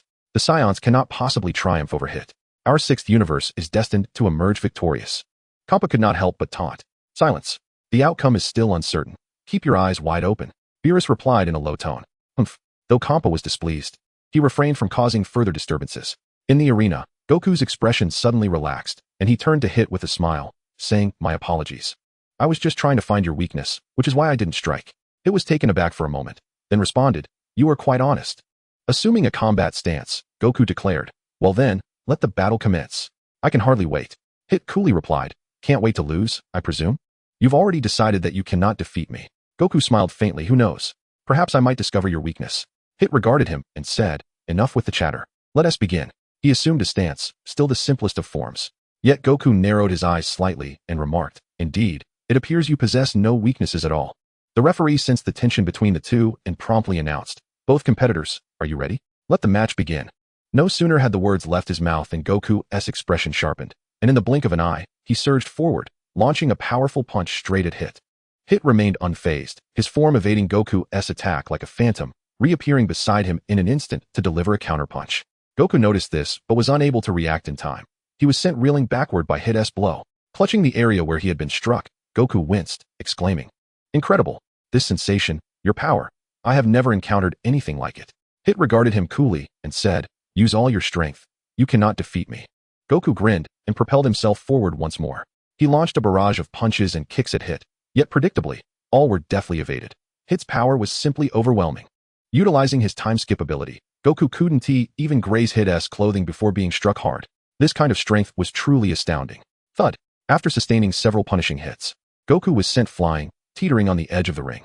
Suddenly, he executed several rapid flips in midair and landed safely on his feet. Goku looked at Hit and chuckled, though it came at a cost. I have discerned your techniques. What? Hit was momentarily taken aback. Skepticism etched across his face. Humph. Son Goku, you boast quite boldly, yet I have no weaknesses. Not so fast. Hit. Your weaknesses have been thoroughly discerned by me. From now on, I shall be serious. Goku declared with unwavering confidence. Humph. Hit appeared somewhat incredulous, his earlier composure dissipating. Could it be that Goku was jesting? How could there possibly be any flaw in Hit's technique? Krillin too found it hard to believe. How infuriating. That Kakarot. Vegeta, however, was somewhat convinced. After all, Kakarot was his partner, and he knew him well. Goku was not one to lie. Perhaps he had indeed uncovered something. At that moment, Goku suddenly unleashed a formidable surge of power, transforming into Super Saiyan Blue. Whoosh! A radiant blue aura enveloped him as he gazed at Hit, proclaiming, Hit, you are indeed formidable, but I shall not yield to anyone. Hit regarded Goku in his Super Saiyan Blue form with newfound caution. Undoubtedly, this transformation was immensely powerful. Even he, in the absence of his time skip, might feel some trepidation. With this thought, Hit assumed his stance and retorted, Umph. So you claim to have found my weakness? Son Goku, I must admit, I admire your courage. However, my time skip possesses no vulnerabilities. Is that so? Goku grinned widely and suddenly concentrated, pushing the Super Saiyan Blue state to its utmost limits. Boom. In the next moment, Goku charged directly at Hit. Hit's eyes narrowed. In an instant, he executed his time skip as Goku closed in, momentarily freezing time. With a cold smirk, Hit unleashed a punch. Boom. Yet, contrary to expectations, there was no anguished scream. Goku had successfully blocked Hit's attack. What? Hit was incredulous. He could not fathom how Son Goku had withstood his time skip assault. How was this possible? Oh my goodness. He blocked it. Everyone was astounded, unable to believe that Goku had truly withstood Hit's attack. How could this be? How was it possible for Kakarot to perceive such an assault? Vegeta found it hard to accept. The time skip allows the opponent to halt time for a brief moment. A fraction sufficient to accomplish numerous feats. It is not merely that simple. The user can manipulate time, entering an alternate parallel dimension. Which explains why Vegeta could not strike Hit, yet he appeared in another location without warning. Luya explained slowly. Pausing momentarily, Luya suddenly turned to Whis. It's akin to how Mr. Whis can manipulate time, employing time reversal, while Hit's ability is to freeze time, perhaps for a second. Yet that second offers a master ample opportunity to act. Whis nodded in agreement. Indeed, that is the essence of it. However, I too am surprised that, apart from myself, there is another who can manipulate time. It is truly perplexing. The group came to a realization, understanding the situation at last. Yet, even with an understanding of the opponent's skill principles, overcoming them remains a formidable challenge. First and foremost, one must possess sufficient strength, followed by a mastery of one's own body to achieve a state of unity of mind and spirit. The ability to react instantaneously, to anticipate the opponent's position in the next moment. And Goku, indeed, was predicting Hit's motives, as explained by Whis. How astonishing, exclaimed Krillin and the others. Their expressions a complex mix of awe and disbelief, as they realized the intricacies of such maneuvers. Chapter 43, Hit Evolves. An unprecedented master. In the arena, Hit gazed at Goku with a look of sheer astonishment. How can you do this? With a grin, Goku replied, I did it. In the next instant, Goku unleashed a sweeping punch towards Hit. Undeterred, Hit activated his time skip ability once more. The space around them froze, and without a moment's hesitation, he struck at Goku's abdomen. However, an unexpected turn of events unfolded as Goku firmly grasped Hit's fist with one hand. In the following moment, Goku delivered a powerful kick. Bang! Hit was sent reeling. Hit regarded Goku with a grave expression, realizing that his time skip had indeed been thwarted. Up until now, Son Goku was the first to unravel his time skip ability. Goku assumed a fighting stance, a faint smile gracing his lips as he addressed Hit. Without your time skip, your strength is not particularly formidable, so I shall not hold back. Hit narrowed his eyes slightly, then calmly remarked, I must admit, you have surprised me. To break my time skip indicates your exceptional judgment. However, to defeat me, you are still far from it. Cracking his knuckles, Hit revealed a hint of excitement. It has been a long time since I experienced such exhilarating combat. Boom. In the next moment, he erupted with energy, a formidable wave of purple power surging forth, leaving an indelible impression. Goku remained silent, his expression growing increasingly serious. For years, no one has evaded my assassinations, nor has anyone cracked my time skip. Consequently, I have not pursued further advancement. But now, you have shown me that I can become even stronger. With that declaration, Hit suddenly vanished. Goku's expression shifted, and in the next instant, he roared in fury, unleashing his own energy as he charged forward. Bang! Gah! Caught off guard, Goku was struck by a punch. How is this possible? I was hit. Krillin and the others' faces paled in shock, their eyes wide with disbelief. Could even Goku not decipher it? Hit's time skip had transitioned from a control of 0.1 seconds to an enhancement of 0.2 seconds, and he was continuously growing stronger. Is this guy a monster? Krillin remarked, astonished at how swiftly he evolved. It's not that he is a monster. Rather, he was always capable of advancing further, but he saw no need to do so. Until now, he had never encountered a worthy opponent. Luya explained calmly. The atmosphere grew tense as the group contemplated the implications. Surely, Goku will not lose? Bulma voiced her concern. Vegeta observed the battle with a calm demeanor, gradually closing his eyes. Kakarot must have a backup plan, so I shall merely watch. At that moment, Goku staggered backward. Clutching his abdomen, the power behind that last punch had significantly increased. You've grown stronger, Goku remarked, gazing at Hit. Hit met his gaze and replied. It was your influence that spurred my growth, so I owe you my gratitude for revealing my own shortcomings. Suddenly, Hit declared, Son Goku, just now, my time skip reached 0.2 seconds, and now it stands at 0.5 seconds. With that, he vanished from sight. Goku felt a surge of alarm, unable to discern Hit's movements. Suddenly, Goku's eyes sharpened. There, he exclaimed, unleashing a ki blast towards his left. Boom. The blast detonated, yet Hit's figure remained absent. In that instant, he materialized directly before Goku, striking with a punch. Goku reacted, unleashing a tremendous burst of energy that sent Hit reeling. Seizing the opportunity, Goku charged forward, but his motion abruptly froze. Hit's fist swung out in the next moment. Boom. Without a doubt, it struck true. Gah! The purple energy from Hit's punch pierced through Goku's body. Reminiscent of the moment Vegeta was defeated. This punch embodied Hit's true power. Its force was so overwhelming that even Goku could not withstand it, causing him to spit out a mouthful of blood. Thud! Goku collapsed to his knees, clutching his abdomen, his body trembling slightly. Hit stood before him, stating, Though you can predict my movements, with my enhanced time skip, I can anticipate your anticipations. How many of my punches can you endure? Gritting his teeth, Goku's expression hardened with defiance. Suddenly, he unleashed another surge of energy, launching himself forward to strike Hit. Bang! Yet, without question, Hit deftly evaded Goku's assault using his time skip, simultaneously delivering another powerful punch that sent Goku reeling and spitting blood. Unable to withstand the force of Hit's two devastating blows, Goku fell forward. Goku! Krillin and the others gasped, calling out in alarm. Has it come to an end? On the side of Universe 6, Kappa watched Goku's fallen form, a triumphant smile spreading across his face. Hit is the premier assassin of Universe 6, capable of manipulating time itself. Few can defeat him. While Goku's Super Saiyan Blue may possess greater strength, if he cannot land a hit, such power is rendered futile. Victory for Universe 6 is assured. Kampa suddenly cast a smug glance at Beerus, his eyes filled with provocation. Could Beerus endure this? Veins bulged on his forehead. Is it truly possible to lose to Universe 6? Beerus struggled to accept this outcome. Losing to them meant surrendering Earth, and even worse, it would mar his reputation. If Kampa were to boast about this, it would be profoundly humiliating. Let's assess the situation. If Goku has any hidden cards, he may yet turn the tide. Weiss remarked nonchalantly. Carrot has reached his limits. He is utterly incapable of withstanding Hit's onslaught. Vegeta stated solemnly. Not necessarily. Luya interjected suddenly. At his words, everyone turned their attention to him. What do you mean? Vegeta inquired, his expression growing grave. Luya smiled faintly and replied. Goku's strength is far more complex than you realize. He still has a trick up his sleeve. What? The group gasped in surprise, their eyes darting to the arena. A glimmer of hope igniting within them. Humph. How would you know? Vegeta retorted, somewhat unconvinced. He had trained alongside Kakarot for so long, yet had never witnessed any hidden abilities from him. Wait, could it be? Vegeta's eyes widened in astonishment as he glanced at the motionless Goku. Disbelief etched on his face. Chapter 44. King Kai Fist Super Saiyan Blue. Observing the fallen Goku, Hit refrained from striking again and instead summoned the referee. Hey, referee. What now? The rules prohibit killing, right? Yet, the opponent cannot even concede. What does that mean? Hit stated matter-of-factly. The referee appeared somewhat flustered, glancing between the prostrate Goku and Hit. Are we calling a winner? Hit regarded Goku and declared, it's over.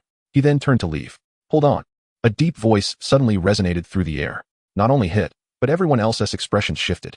Goku slowly rose to his feet, his body trembling uncontrollably. He had managed to stand.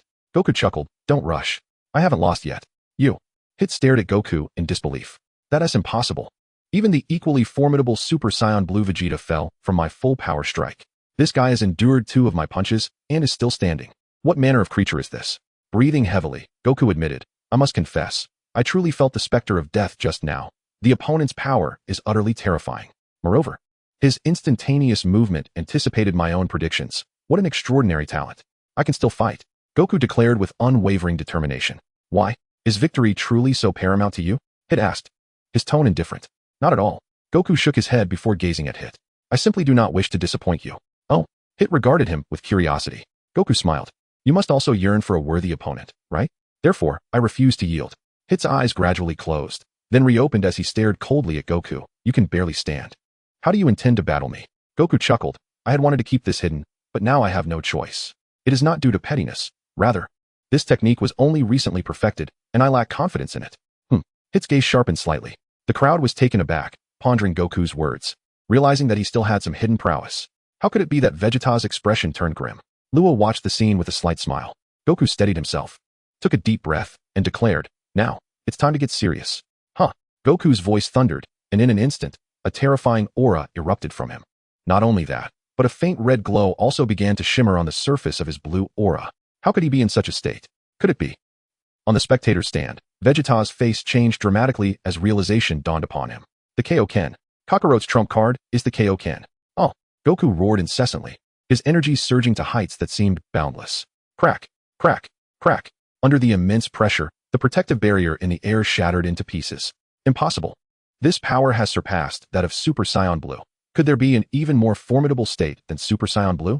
How could this be? But what is this? The members of Universe 6 looked on in terror, with Kampa and the Angel Vados simultaneously revealing expressions of apprehension. A bead of cold sweat trickled down Kampa's forehead as he sensed something was amiss, and he shouted, Hit. While he hasn't fully transformed, take him down. Hit's eyes glinted with cold determination as he regarded Goku, preparing to make his move. Hurry, defeat him, Kampa urged once more. Hit, however, did not rush into action but instead fell into deep contemplation. Soon, he lowered his hand that was poised to attack. Kampa, witnessing this, erupted in anger. Hey, what are you doing? Do you dare defy my orders? Ignoring Kampa, Hit gazed at Goku and responded with a confident smile. Son Goku, you are indeed formidable. But I will become even stronger than you. Goku's energy continued to surge, causing the entire stage to tremble and crack under his immense power. Suddenly, Goku ceased his outpouring of energy, and the radiance enveloping him vanished without a trace. The crowd was puzzled. They could no longer sense Goku's aura. Hit stared at Goku, but in the next instant, his pupils constricted. Goku suddenly shouted. In the next moment, an overwhelming force erupted forth. The blue glow was now enveloped in red light. The Kaioken. Whoosh, whoosh, whoosh. The sheer might caused the faces of everyone present to change dramatically, including the gods of destruction and angels, their expressions turning grave in that very moment. Such incredible power. Hit regarded Goku with a serious demeanor. This is my trump card, the Kaioken. It was taught to me by King Kai all those years ago, but I refrained from using it due to the immense strain it imposes on me. However, after witnessing Luya's use of it, I recalled its existence, and after 2 years of training, I finally mastered the Kaioken. But mastering it is no simple feat. It requires a perfect synchronization of energy and spirit. Only with flawless mastery can one wield it effectively. I had initially intended to use it against Lord Beerus, but now, I must unleash it. Goku explained. What? Upon hearing this, Beerus was momentarily taken aback. What on earth? Is this meant to deal with him? This fellow has concealed his true strength so deeply? Ha ha ha. Lord Beerus, are you feeling frightened? Whis teased. In response, Beerus feigned disdain, declaring, impossible. Although he is indeed formidable, to think he could confront me is utterly naive. Luya observed the scene, noting that utilizing the King Kai fist in his Super Saiyan Blue form significantly amplified his power. Goku's current Super Saiyan Blue strength reached an astonishing 164 trillion. And with the King Kai fist, his combat prowess doubled to 328 trillion. Meanwhile, Hit's power merely stood at 165 trillion. Goku's strength surpassed his, albeit slightly. However, Hit's potential had yet to be fully unleashed. Speaking of which, with such a powerful technique at his disposal, why is he only using it now? Beerus pondered aloud. Chapter 45. The output of tenfold King Kai fist. Crushing Hit. Upon hearing Beerus's remark, Goku's familiar companions exchanged peculiar glances. Vegeta remarked solemnly. Those unfamiliar with the King Kai fist cannot fathom the immense strain it places on Kakarot. I still vividly recall the battle we had. At that time, he seemed insignificantly weak in my eyes, yet it was the King Kai fist that led to my defeat. However, he must bear the consequences. For while the King Kai fist can easily double his power, prolonged use inflicts unimaginable harm on the body. Moreover, as Kakarot grows stronger, the difficulty of using the King Kai fist increases.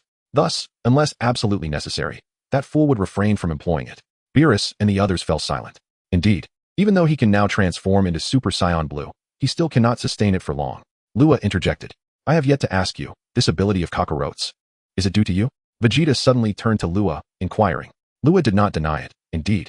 TCH. Vegeta snorted in annoyance. Clearly irritated that Kakarot had once again outpaced him. At this moment, Goku regarded Hit without attacking, instead calming his emotions, then breaking into a smile. I did it. Hit. However, looked at him with a grave expression, though reluctant to admit it. Goku's current strength surpassed his. Who would have thought I could master this power so flawlessly? Goku exclaimed, turning to Hit with a grin. Hit. I challenge you now. Hit's eyes narrowed, and he assumed a combat stance. I am ready whenever you are. Goku laughed heartily and unleashed his energy, charging toward Hit. Hit's gaze sharpened, and in an instant, time itself seemed to freeze around him, the surrounding space becoming blank. In that moment, Hit looked at Goku, and the next second, he launched a punch toward his opponent. Crack. But in the following moment, a shocking scene unfolded. Suddenly, the confines that ensnared Goku began to fracture, the cracks progressively widening. Hit sensed the impending peril, his expression shifting to one of sheer astonishment. How is this possible? A formidable force shattered Hit's time skip, and in the blink of an eye, Goku's hand intercepted Hit's fist. This is inconceivable. Hit remained incredulous, as his time skip had been forcefully breached. Onlookers gasped in awe, their eyes wide with shock. It appeared that Hit's seemingly invincible time skip had been so effortlessly dismantled. Goku flashed a grin. Your time skip is rendered ineffective against me, for the ground upon which I stand transcends your temporal realm. With a powerful thrust, Goku delivered a punch directly to Hit's abdomen. Ugh! For the first time, Hit felt as if he had been struck with tremendous force, expelling a gasp and trembling in pain. Without hesitation, Goku followed up with an elbow strike, sending Hit reeling. Hit staggered backward, instinctively clutching the wounded area. The power, the speed, everything has surged so dramatically. How can this be? Hit exclaimed in disbelief. But this is not the end. Behold the might of the Kaioken. Goku smiled slightly, and in the next instant, he clenched his fists, unleashing an explosive surge of energy. Aya! The ground trembled as blue and red light expanded exponentially. Goku's aura erupting with a terrifying force. His power soared once more. Krillin and the others felt a wave of exhilaration. This overwhelming strength took even Krillin by surprise. He never anticipated that his old comrade could elevate his energy to such extraordinary levels. Their expressions turned pale with astonishment.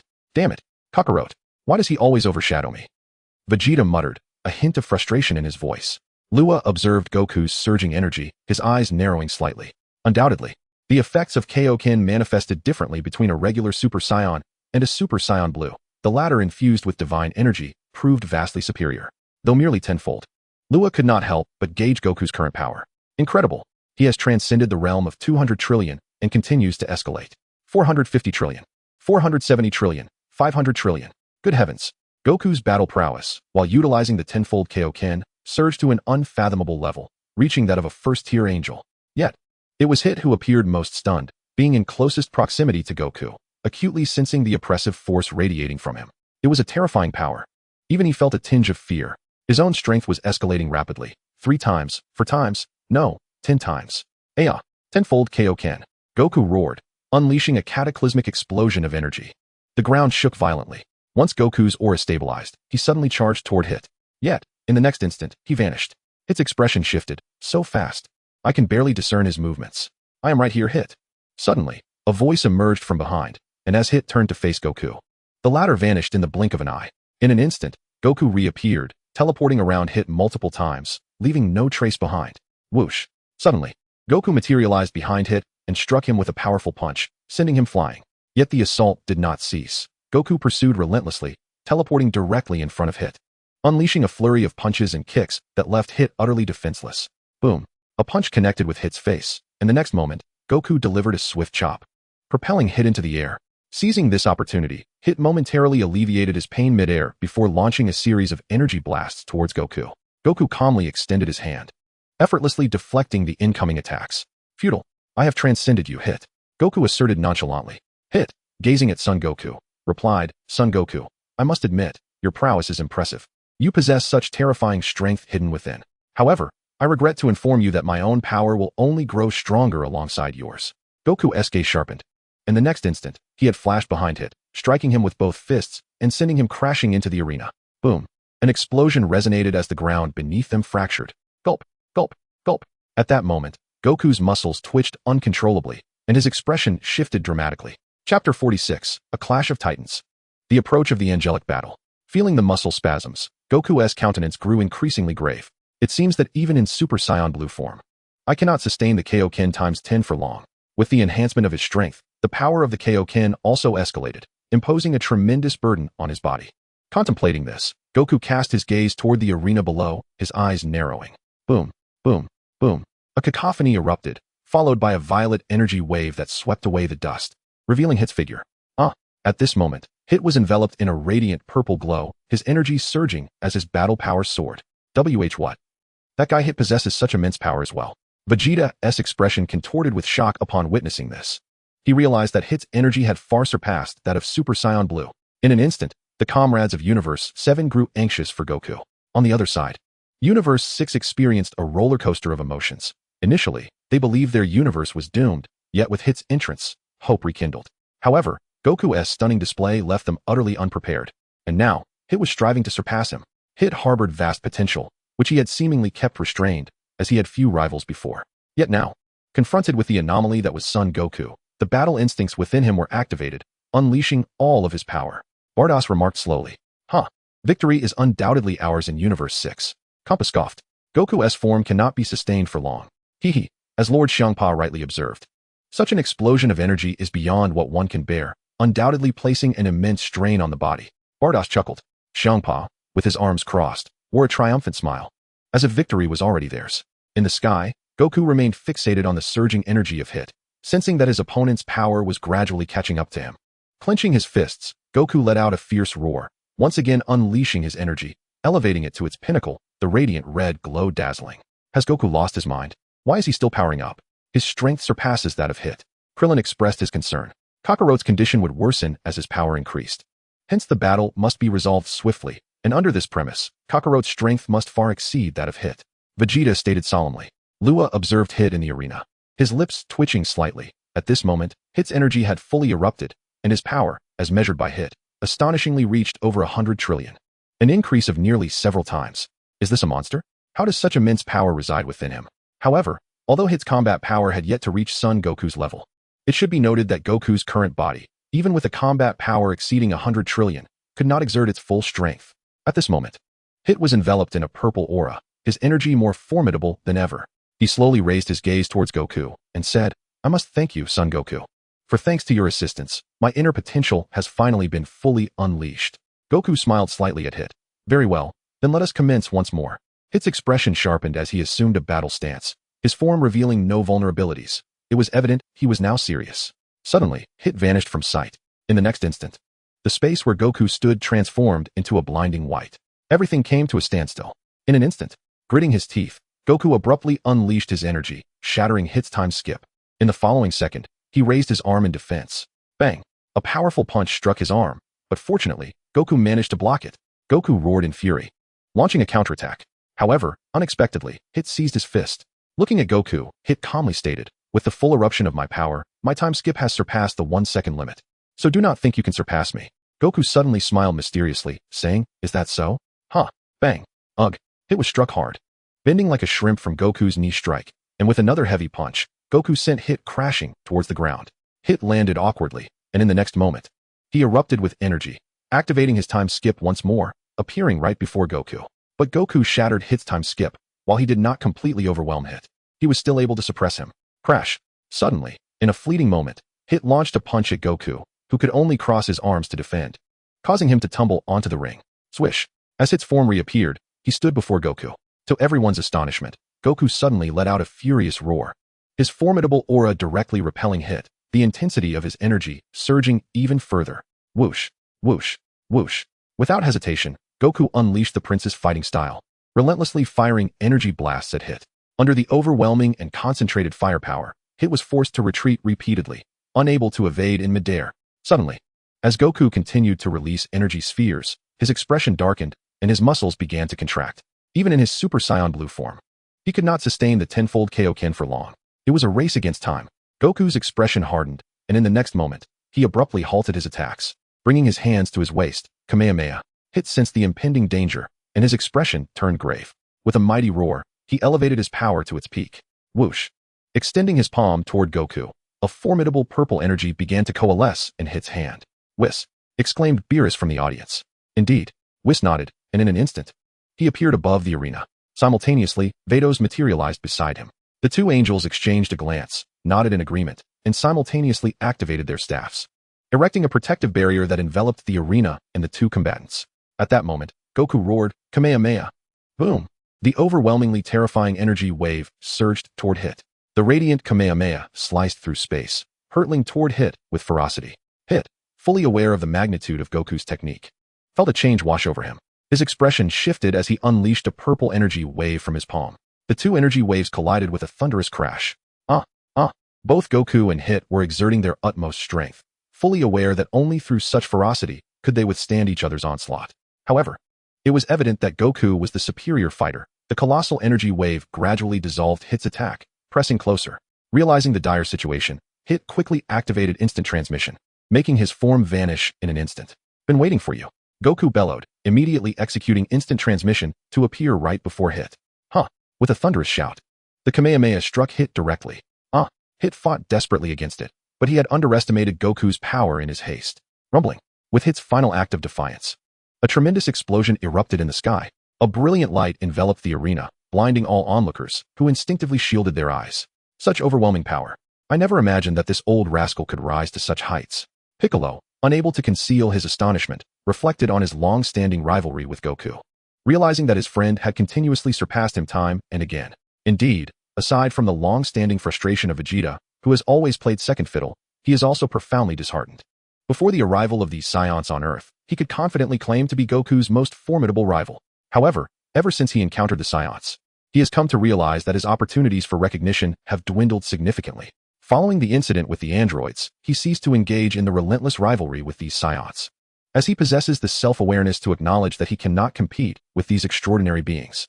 In stark contrast, Vegeta yearns repeatedly to surpass Goku. Yet now, witnessing Goku's sudden and significant leap in power, he is plagued by a sense of inadequacy that is quite unbearable. Truly, Goku is a martial arts prodigy, and his strength remains commendable. Isn't that so, Lord Beerus? Whis chuckled, casting a glance at Beerus. Beerus's lips twitched slightly as he replied, Yes, he is indeed impressive, but this lad dares to use such a technique against me. It is somewhat disrespectful. Whis merely smiled in response. At that moment, as the smoke dissipated in the arena, it became evident that Goku and Hit had vanished from the platform. Where have the competitors Goku and Hit gone? The referee exclaimed in surprise. Over there, someone shouted, prompting the crowd to turn their gaze toward a specific direction. There, atop the mirrored visage of Kampa and Beerus, stood two figures, Goku and Hit. To the astonishment of the onlookers, neither had fallen. Hit had remarkably evaded Goku's decisive Kamehameha. Goku gazed intently at Hit, questioning, How could you possibly dodge my Kamehameha? Hit replied with a mysterious smile, Thanks to you, I was able to enhance my abilities at a critical moment, allowing me to evade your attack. As he spoke, he clenched his fist, his eyes glinting with intrigue. Goku gritted his teeth, aware that his body was now beyond its limits. That last move had drained an immense amount of his energy and stamina, leaving him with aching muscles that twitched involuntarily. Noticing this, the keen-eyed Kampa exclaimed with excitement, Hey, what an opportunity. Son Goku can't hold on much longer. Hit, finish him quickly. The members of Universe 7 wore expressions of grave concern. Hit regarded Goku who, despite his evident fatigue, maintained his Kaioken stance and an indomitable smile. Suddenly, Hit chuckled, Son Goku, I must say, you truly command my admiration. In all these years, I have never encountered anyone quite like you. Goku responded with a slight smile, Likewise, this is the first time I've met someone as formidable as you. Aside from Lord Beerus, the two exchanged knowing glances, smiles gracing their lips, a mutual respect evident between them. In the next instant, both unleashed their energy, a potent red and purple aura radiating with immense power. They assumed their stances, poised to determine the victor once more. Suddenly, a sharp gasp escaped as Goku's muscles began to convulse violently. Unable to withstand the pain, beads of sweat streamed down his face as he gritted his teeth in perseverance. This is bad. Goku is nearing his limit. The old Kai exclaimed, his expression shifting in alarm. Hang in there, Goku, Krillin shouted, rallying his support. Others rallied to encourage Goku as Beerus narrowed his eyes, observing the scene in silence. What an opportunity. Hit, do not engage with Son Goku. Stall for time. He will inevitably falter, exclaimed Kampa with excitement. His words immediately drew disapproving glances from many, including the competitors of Universe 6, who were visibly displeased. Kappa stood up, addressing Kampa, Lord Kampa, please refrain from interfering. Respect the fairness of the martial arts. Silence. Kampa could not tolerate such insubordination from a mere child. He glared at Kappa. You're just my pawns. Who cares about your lives? As he spoke, Kampa extended his hand threateningly towards Kappa. Speak another word, and I shall obliterate you on the spot. Kaba's face turned pale, retreating in fear. At that moment, two piercing gazes shot towards them, radiating a chilling aura. Kampa was startled and instinctively took a step back, only to find it was Goku and Hit staring at him, which ignited his fury. Am I so cowardly as to be intimidated by two mortals? However, Goku and Hit paid no heed to Kampa, instead locking eyes with each other. Let us continue. Goku inhaled deeply, enduring the strain of the Kaioken, and smiled. Hit nodded, then flashed to Goku's side. Goku refrained from striking. They exchanged a glance, then smiled simultaneously, gently tapping their fists together. This is the essence of martial friendship. Hit stepped back, assumed a new combat stance, and in the next moment, he took the initiative, teleporting directly in front of Goku. Too fast. Goku was caught off guard and received a flurry of blows from Hit, screaming in pain. How is this possible? Krillin and the others could hardly believe it. Goku's stamina can no longer sustain the peak tenfold Kaioken. He cannot keep pace with Hit's speed, Luya stated solemnly. And the expressions of the crowd darkened. Chapter 48, Goku's Surrender. The Pact of the Strong. Boom. Ugh. Goku endured several punches from Hit, each strike landing with brutal force, causing him to lose consciousness and plummet from the sky. This is bad. Beerus's expression shifted dramatically. It's over. Oh dear. Whis lamented, shaking his head in disappointment. Goku. Krillin and the others stood up in concern. Is he really going to lose? Is Goku truly defeated? On the other side, Kampa was elated, nearly clapping in joy. Hit remained quiet, watching Goku descend slowly, then closed his eyes, lost in thought. It's over. Just when everyone assumed the match had concluded, suddenly, Goku's eyes flew open, and in that instant, a powerful surge of spirit ignited within him. With Goku's roar, his energy skyrocketed to its peak, and in the blink of an eye, he charged towards Hit. Impossible. Hit's expression shifted instantaneously. Caught off guard, he was struck multiple times by Goku, sent flying through the air, and embedded into the wall. Kampa and the others stood in disbelief, unable to comprehend what had just transpired. Who could have anticipated that Goku would muster the strength to counterattack at such a moment, and with such formidable power? After delivering a critical blow, Goku suddenly weakened, collapsing onto the arena, gasping for breath. Hit, embedded in the wall, struggled to extricate himself. Also panting as he regarded Son Goku. Gritting his teeth, Goku managed to rise to his feet, taking a deep breath before looking at Hit. Hit. You must still possess a trump card you have yet to employ, correct? Hit paused, taken aback, and replied, on what basis do you make that assumption? Goku chuckled heartily, responding, I sense that you were somewhat restrained during our battle. It seems you are being cautious about something. Hit regarded Goku, and after a moment of silence, he spoke, I am an assassin. My duty is to kill. Therefore, to avoid ending your life, I am trying my utmost not to utilize lethal techniques. Goku nodded in understanding. I see. Suddenly, he turned to Kampa, exclaiming, Hey, Lord Kampa, I request the revocation of a certain rule in this match. What? The crowd was instantly perplexed by Goku's audacious request. Hit was taken aback, gazing intently at Goku without uttering a word. Kampa, surprised, inquired, Oh, what rule do you wish to revoke? With a slight smile, Goku replied, I desire to abolish the rule concerning killing. If that were not the case, Hit would not be able to unleash his full potential. Kampa was momentarily flabbergasted, perplexed by such a maneuver from his opponent. The onlookers were astonished, unable to fathom Goku's reckless boldness. Has Goku lost his mind? Krillin remarked, sweating nervously. Others echoed their confusion. Why? Hit queried Goku. Are you not afraid of death? Goku laughed as he explained. Of course, I fear such a fate, but I cannot allow you to harbor regrets. You should also strive to exert your full strength in this battle, shouldn't you? Hit regarded Goku, contemplating for a long while before breaking into a smile. Son Goku, you are indeed an intriguing individual. Hee. Goku chuckled in response. Ha. Very well. Since you seek to court death, I shall respectfully oblige. Let us revoke the rules of this contest. Kampa declared excitedly. Hey, I do not consent. Beerus suddenly appeared before Kampa, gritting his teeth in protest. Why do you object? It was requested by your own fighters from Universe 7. Kampa retorted angrily, glaring at Beerus. Humph. An objection is an objection. Beerus snorted disdainfully. The two gods of destruction were on the verge of a confrontation over the match's rules. Observing the two deities in the air, Hit sighed. Such powerful gods, indeed. In their eyes, we are but mere ants. However, Goku smiled, saying, I do not share that sentiment. While I may not be able to defeat them now, I am certain that I will reach that pinnacle in the future. Hit was taken aback momentarily, then smiled slightly. Indeed.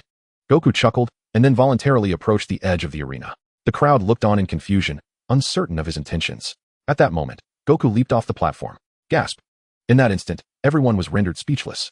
Hey, Goku, what are you doing? Beerus exclaimed in anger, having regained his composure. Goku smiled and declared, I forfeit. I cannot defeat Hit. He is simply too formidable. At the same time, Goku softly remarked, I am no mere pawn. Nanny. Beerus was so enraged that his face turned purple. Ha! Beerus, now you understand the might of my sixth universe, right? Kampa boasted with a triumphant laugh, relishing the moment. Suddenly, Goku released the Kaioken and Super Saiyan Blue forms, and in an instant, his muscles spasmed, overwhelming pain causing him to fall back helplessly. Goku, Chi-Chi and the others rushed down, and Krillin fed Goku a Senzu-bean. Goku felt significantly better, exhaling in relief. I'm alive. Hit approached the edge of the arena. Gazing at Son Goku, why? Goku chuckled lightly. My body had already reached its limit. If I hadn't swiftly released the Kaioken, who knows what might have happened? Hit furrowed his brow. Is that truly the case? Goku grinned, of course. I also wanted to demonstrate through my actions that we are not mere pawns. Hit paused, his expression becoming somewhat complex. Goku rose to his feet, looking at Hit with his fists slightly clenched. Hit, you are incredibly strong, perhaps even stronger than I am. So if the opportunity arises, I sincerely hope to battle you again. Hit regarded Goku, and then smiled. Son Goku, to be honest, among all the individuals I have encountered, you stand as the strongest, thus I look forward to our next encounter. Goku was finally satisfied. All right. He turned to Krillin and the others. Let us go. Lord Beerus. My apologies for losing the match, Goku remarked, demonstrating his awareness of the situation. Although Beerus was somewhat irritated, he was also reasonable, waving his hand dismissively. Forget it. I do not hold you responsible. Goku expressed with a hint of nostalgia. Hit is truly remarkable. Next time we battle, I must surpass him. Kakarot, before that, I shall surpass you first. Vegeta suddenly declared in a low voice. Haha, then let us strive together. Goku laughed heartily. Humph. Vegeta arrogantly turned his head away, ignoring him. The atmosphere lightened, and the expressions of everyone softened. Speaking of which, given Hit's strength, only Monaka could potentially defeat him, right? Goku suddenly conjectured. At this, the others' expressions shifted, and Beerus broke into a cold sweat, becoming slightly flustered. Goku turned to Luya, smiling. In the next match, you will face Hit. Be cautious. That guy is no simple opponent. Luya replied with a grin. Don't worry. Beerus suddenly interjected urgently. Hey, Luya, you must eliminate Hit for me. Otherwise, the consequences will be dire. Do you understand? Luya glanced at Beerus and then inexplicably at Monaka, responding somewhat helplessly. I will do my best. Beerus, your best? If you lose, it will be over. Chapter 49. Luya takes the stage. A familiar scene unfolds. It was Luya's turn to step into the spotlight. Goku eyed Luya, pondering. I doubt Luya is Hit's match. After your battle, Hit is considerably worn out, so there might still be a chance. Beerus remarked calmly. Goku was taken aback, then raised an eyebrow, looking at Krillin. Krillin, do you still have any Senzu-beans? Upon hearing this, Krillin and the others' expressions changed dramatically. Old son, what are you planning to do? Vic was equally astonished, his face paling, wondering if this fellow intended to offer Hitter a Senzu-bean. The others shared the same sentiment, as memories of the battle against Zero resurfaced. However, Gohan had nearly choked in that encounter. Had it not been for his timely transformation into Super Saiyan 2, all the warriors present might have perished. Could it be that this individual was contemplating such a reckless act again? Beerus had sensed something amiss. He turned to Goku with a piercing gaze and exclaimed, Hey, you aren't seriously considering giving Hitter a Senzu-bean, are you? He understood that, given Goku's nature, it was entirely within the realm of possibility. Goku, with a sheepish grin, replied, It's not like that, right? He expended considerable energy fighting me, and besides, we still have Monaka as our trump card. Upon hearing this, Beerus was immediately alarmed, delivering a swift punch to Goku's head. Baka, how could you even think that? The others winced. Many of them aware of Monaka's true capabilities, while Goku remained blissfully ignorant, still believing Monaka to be an exceptional powerhouse. Rubbing his head in discomfort, Goku protested, Lord Beerus, why did you hit me? Beerus, fuming, clenched his fist and asked, Tell me, do you wish for Luya to lose this match so Monaka can take the stage? Goku chuckled heartily. Well, yes, that's exactly what I'm thinking. Beerus was left speechless. Goku, this is no time for foolishness. Whis interjected, utterly at a loss for words at his master's reckless desire to send Monaka into the fray. It was the first time he had witnessed Beerus so flustered. Goku turned to Whis, who pondered for a moment before stating, Monaka is currently unable to intervene, and this match is no trivial matter. You know the consequences of losing. Why can't he? Goku inquired, then turned towards Monaka, intent on approaching him. At that moment, Beerus quickly blocked Goku's path. Hey, what do you think you're doing? Goku, perplexed, replied, I just want to talk to Monaka. Beerus replied curtly, No? Monaka cannot be approached right now. Why not? But why is he standing still? Goku questioned, circumventing Beerus to fix his gaze upon Monaka. That's because Monaka has been unconscious ever since he witnessed the Kamehameha technique. Whis whispered suddenly. Beerus panicked briefly before insisting, I said no. He cannot be disturbed. Goku's expression sharpened. He sensed something was off, but could not pinpoint the anomaly. Just as the truth seemed poised to unravel, A sudden spark of inspiration illuminated Beerus's mind. He calmly declared, Monaka is currently undergoing a mental unification process, and any interruption could lead to dire consequences. There was once a planet that was destroyed due to Monaka. Goku gasped in astonishment. Is that so? Incredible. To think a mere disagreement could annihilate a planet. He truly is a formidable expert.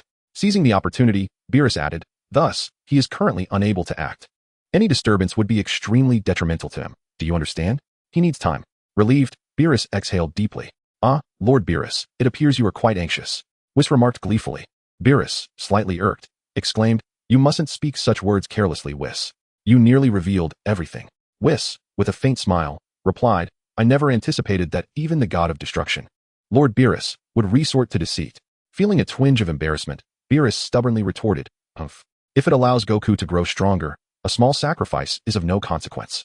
Hey, they are about to begin. Piccolo interjected. Everyone turned their gaze towards the arena. At that moment, Ruya glanced at Hit, his expression serious. Although Hit had exhausted much of his power, he remained formidable. Hit regarded Ruya with a calm demeanor, lost in thought. Suddenly, Ruya produced a senzu bean and tossed it to Hit. Everyone gasped. That guy? How can he be so reckless? Beerus glared at Ruya with a menacing expression. His anger palpable. What does Ruya intend to do? Krillin and others pondered, bewildered. Fool. Both Piccolo and Vegeta expressed their displeasure. Ha ha. This guy Ruya has a flair reminiscent of my younger days. Goku chuckled with surprise, feeling a thrill at the prospect of witnessing Monaka in action. What is this? Hit inquired, looking at Ruya. Ruya replied with a smile. This is a senzu bean. It can restore your stamina in an instant, bringing you back to peak condition. Hit, puzzled, asked, why are you giving me this?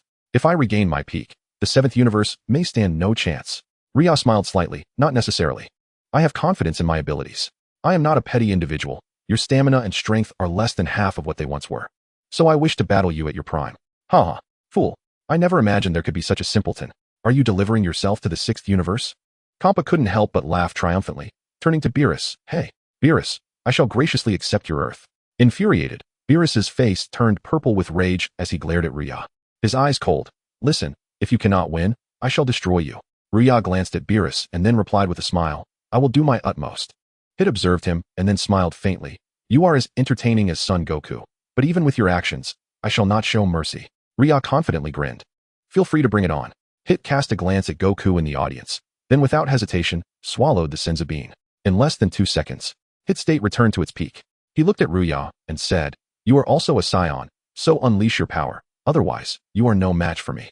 Ruya smiled enigmatically, then prepare for a display. Boom. Chapter 50. 18-fold King Kai Fist. Ruya. Huh. Without a moment's hesitation, Ruya transformed into a Super Saiyan. Immediately, he unleashed his energy, evolving into Super Saiyan 2. At this moment, his battle power soared to an astonishing 50 trillion. Under the typical elevation, after transforming into a Super Saiyan, Lua's combat prowess surged rapidly. Hit shook his head, not yet sufficient.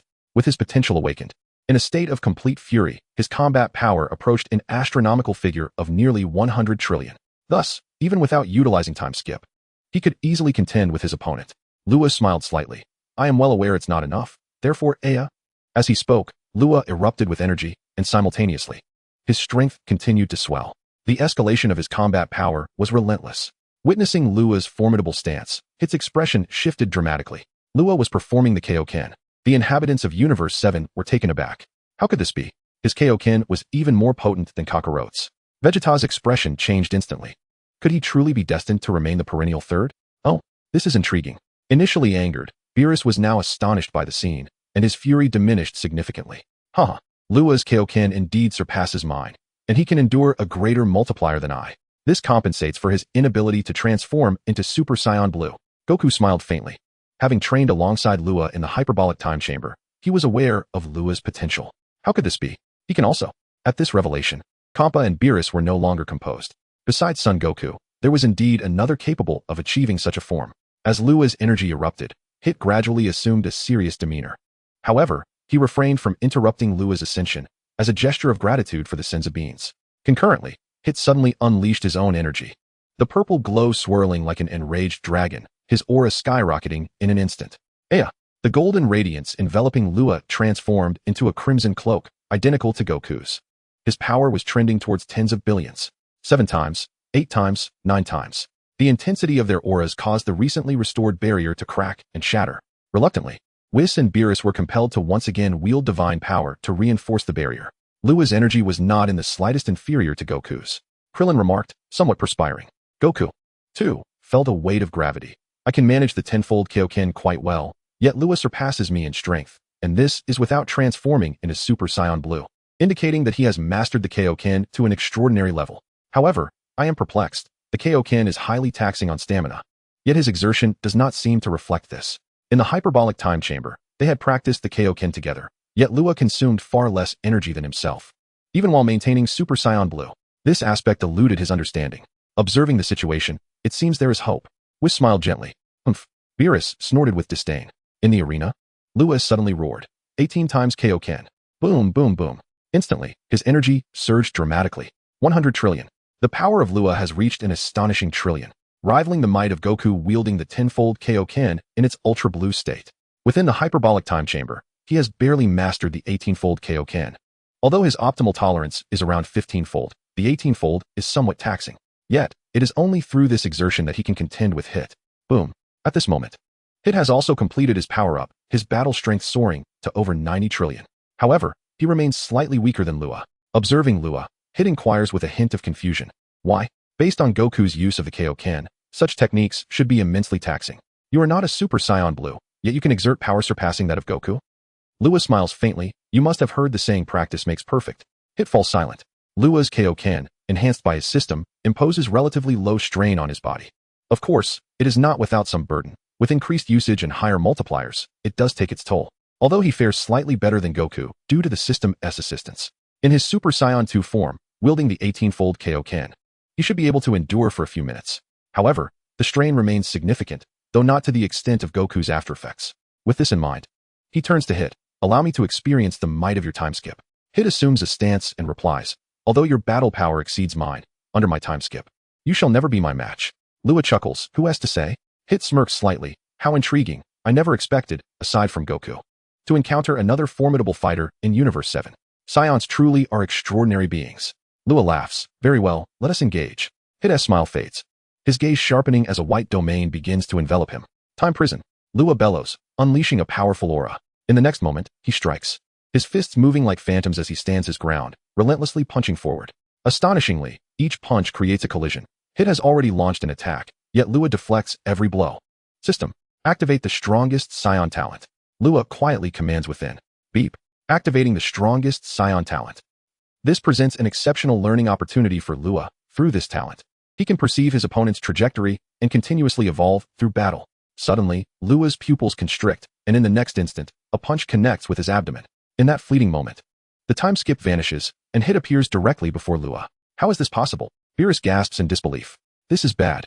Goku and the others exclaim, their expressions shifting with concern. Excellent. This is how it should be. Kampa exclaims excitedly. Hit approaches Lua, speaking coolly. My time skip is far from simple. After battling Goku, I have transcended the 1-second threshold. Thus, you cannot defeat me. Is that so? Lua suddenly lifts his gaze to meet Hit's. What? Hit was taken aback, and before he could react, he was struck squarely in the face by a punch from Lua, causing him to stagger backward repeatedly. Chapter 51. Astonishment. I predicted your prediction. Hit was thrown off balance. This scene left everyone in utter disbelief. Lua had managed to withstand Hit's formidable blow. How remarkable. Goku's eyes lit up with surprise, while Vegeta, equally astonished, recalled his own experience with Hit's punches alongside Kakarot. Indeed, neither of them could endure such attacks, particularly Vegeta, who had been knocked down by a full-force punch from Hit. Yet Lua, despite the excruciating pain, was able to retaliate, which was truly astonishing to them. In the arena, Hit wiped the blood from his face and looked at Lua, astonished. You actually devised such a strategy. Lua smirked. Since it was my first time fighting you, I had no choice but to lure you in close. Otherwise, I wouldn't have had a chance. However, the cost was rather steep. Clutching his abdomen, Lua felt a searing pain and finally understood why Goku and Vegeta had been defeated by Hit's punches.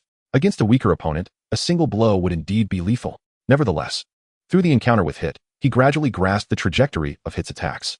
If you can predict Goku's predictions, then while you anticipate mine, I shall once again foresee your foresight. This way, I can break your time skip. Lua declared confidently. Hit smiled faintly. It sounds easy when you say it. I fear you may not be able to achieve it.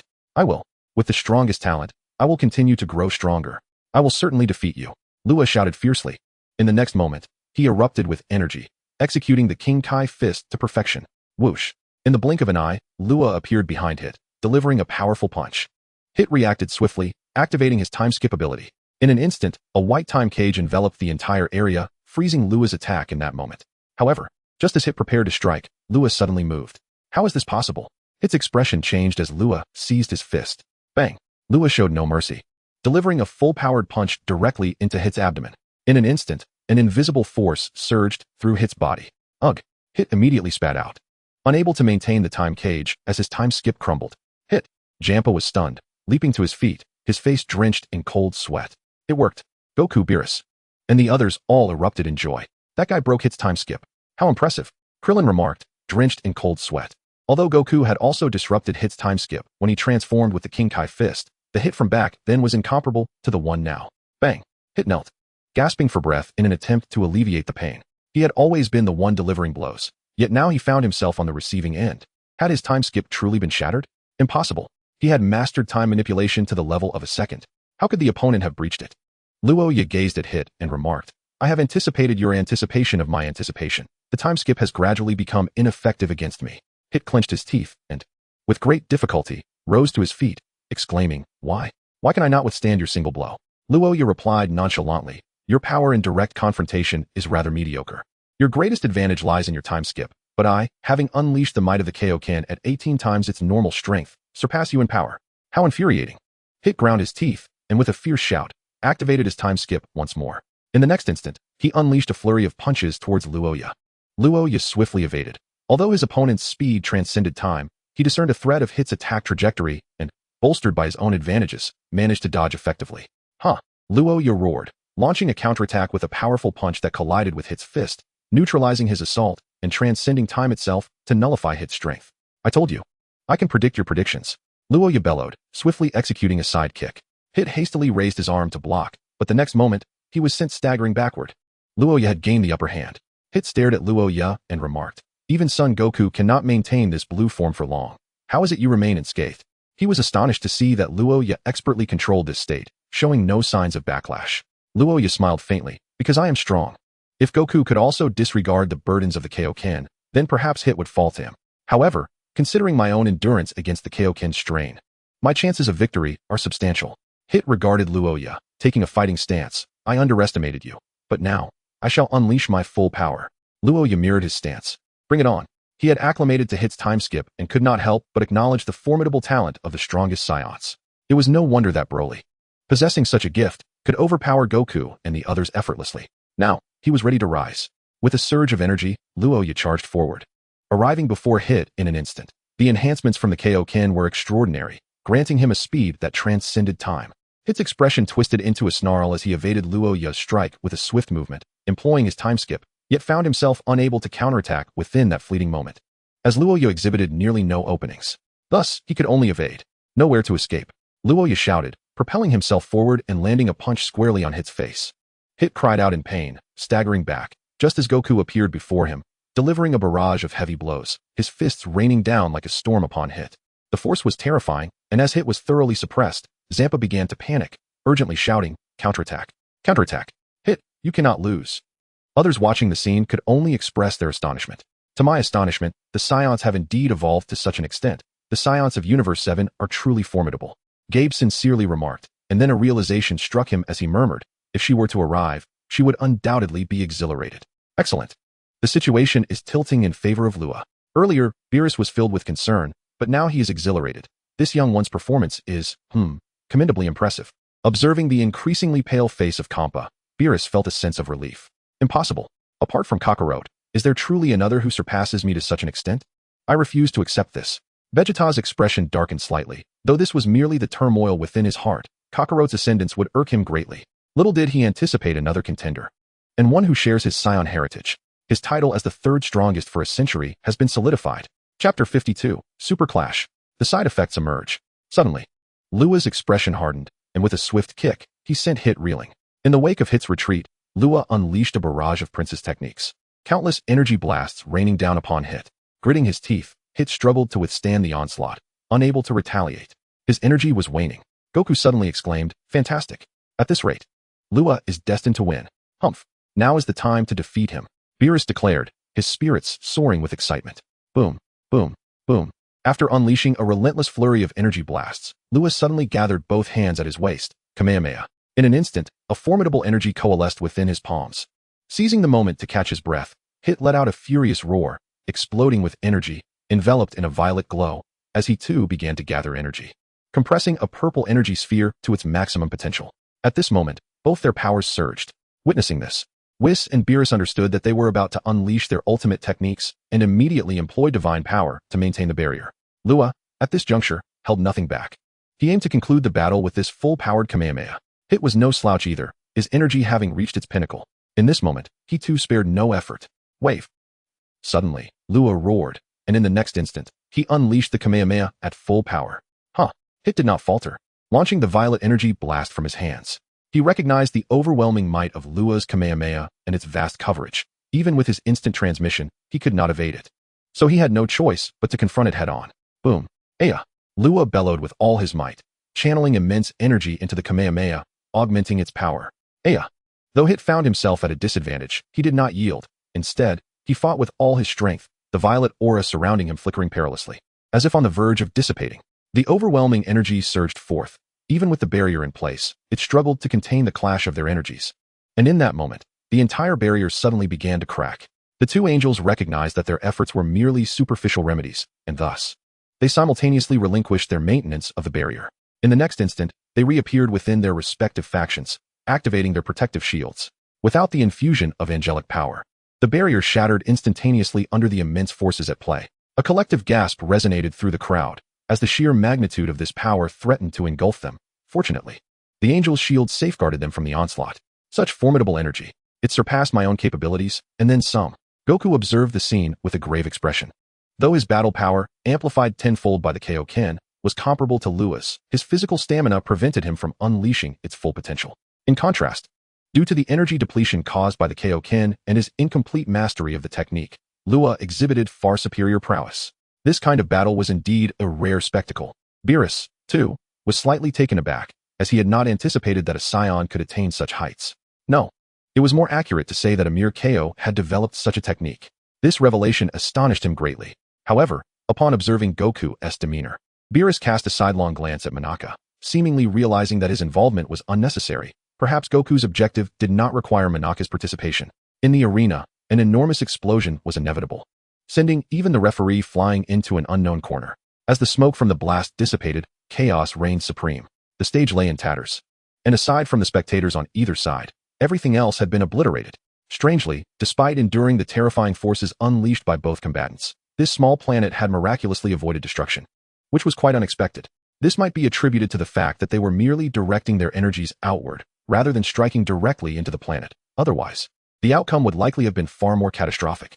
Suddenly, a figure collapsed to the ground, gasping for breath, his aura considerably diminished from the immense drain.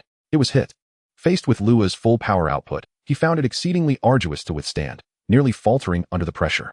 His thoughts were tumultuous. Initially, he had hoped to seize the opportunity to elevate his own abilities, much like he had done in his previous encounter with Son Goku. But this time, he had failed. Why? He could not comprehend. This confrontation was by no means weaker than the one against Son Goku, and logically, he should have been able to tap into his latent potential. Yet, he had faltered. Was it possible that his potential had been fully exhausted? Hit was perplexed. Across from him, Luya was also feeling the strain. He too was somewhat fatigued, his chest heaving as he struggled to regain composure. The recent full power output had taken a toll on him as well. Furthermore, with the combination of fatigue and the energy drain, the side effects of the Kaioken were becoming apparent. He now felt his muscles twitching uncontrollably. Beep. Host has transitioned into Kaioken. Side effect, 10. The system chimed in, confirming his predicament.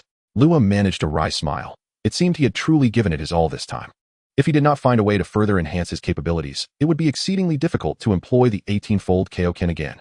As he gazed at Hit, Luya took a deep breath and declared, Hit, it is time to determine the victor. Hit rose to his feet and took several seconds to steady his breathing before he looked at Luya and said, You are indeed formidable. I am no match for you. However, I shall not concede easily. Having worked as an assassin for many years, he had never tasted the bitterness of defeat. Even against Sun Wukong, he had never truly been bested. Now, facing this powerful adversary, he felt an overwhelming sense of helplessness. The foremost assassin of Universe 6, as well as one of its most skilled fighters, he possessed his own pride. With a fierce shout, Hit unleashed his remaining energy, and in the blink of an eye, He struck at Luya with a powerful punch, employing his time skip technique. The force of his blow was palpable, a desperate gamble. His speed was unmatched. Gritting his teeth, Luya crossed his arms to block the attack. Boom. A tremendous clash resounded, and even Luya found himself sliding backward across the ground. When he finally halted, smoke billowed from the point of impact, illustrating the might of Hit's punch. At that moment, Hit, having utilized time skip, appeared right before Luya. Chapter 53, The Final Victory. Universe 7 prevails. As Luya braced against Hit's punch, the latter had already closed in on him, delivering a devastating blow. Luya raised his hand and seized Hit's fist, then retaliated with a strike of his own. Bang! Hit staggered back 2 steps, instantly condensing an energy sphere in his hand before launching it fiercely at Luya. Quick as lightning, Luya leaped into the air, evading the energy blast. Boom! With a resounding explosion, light coalesced in both of Luya's hands, and he merged them, shouting in fury as he unleashed a Kamehameha wave. Hit extended both hands to defend himself, yet he continued to slide backward. Boom! Whoosh! Seizing the opportunity, Luya released a surge of energy, desperately maintaining the enhancement of his Kaioken with the little stamina he had left, amplifying his output. Hit, now nearly depleted of energy, trembled as he faced Luya's overwhelming force, unable to withstand the tremendous energy and sliding further back. Kamehameha! Luya suddenly shouted, channeling all his energy into a single, concentrated strike. Once more, he unleashed the Kamehameha wave, determined to show his opponent that the legends of the martial world spoke not only of avoiding conflict with the Sun family, but also of his own prowess. No, it can't be. Kampa could no longer remain composed, rising from his seat, beads of cold sweat trickling down his face. If Hit were to lose, there would be no next contestant. Now is the time. Defeat Hit, exclaimed Beerus, abandoning the demeanor of a god of destruction in his excitement. With a thunderous roar, Luya unleashed his energy wave, causing its power to surge, more than doubling in strength. Ugh! Under such a tremendous assault, Hit could no longer withstand the onslaught. The arena behind him could not bear the pressure and shattered into dust. Hit was propelled hundreds of meters away by the energy wave. Boom! A tremendous explosion resonated, accompanied by the emergence of a mushroom cloud. Victory! The inhabitants of Universe 7 erupted into unrestrained joy upon witnessing the spectacle. Beerus wore a slight smile, his inner delight impossible to conceal. Nothing could bring greater happiness than triumphing over Kampa. How formidable! Even without transforming into Super Saiyan Blue, Luya managed to defeat Hit. His martial prowess surpassed our own. Goku marveled at Luya, exclaiming. However, Vegeta's expression darkened. In contrast to his own defeat at the hands of Hit, while in Super Saiyan Blue form, Luya had triumphed over Hit, and in his peak state no less. This disparity gnawed at him. Impossible. How could Hit possibly lose? I refuse to believe it. How can Saiyans be so powerful? Kampa frantically raked his hands through his hair, distraught. Originally, he had believed Goku to be Universe 7's trump card, and defeating him would ensure victory. But he never anticipated the existence of such a monster. What manner of beings are the Saiyans of Universe 7? At that moment, Luya hovered in the air, gasping for breath. That last technique had nearly drained his strength. Suddenly, an unexpected turn of events transpired. In the next instant, a bizarre figure appeared before Luya, launching a rapid punch. Oh no! Luya gasped in alarm, but he was too exhausted to defend himself. Bang! Ugh! Luya was struck hard, his body curling up like a shrimp. How is this possible? Beerus and the others looked on in astonishment, for the assailant was none other than Hit. Why? How is he unscathed? Wonderful! Hit! Kampa was ecstatic, never expecting to return to glory so swiftly. Hit gazed at Luya and remarked, "You are impressive, but I too will grow stronger." As he was about to be thrown to the ground, Hit expended a tremendous amount of energy to utilize time skip, narrowly evading the energy wave. Luya gritted his teeth. He had not anticipated that his opponent could still evade. It was undeniably excessive. Enduring the pain, Luya suddenly roared in fury, and in the next moment, he unleashed a surge of energy, seizing Hit's fist. What? Hit was taken aback, astonished that his opponent could still resist.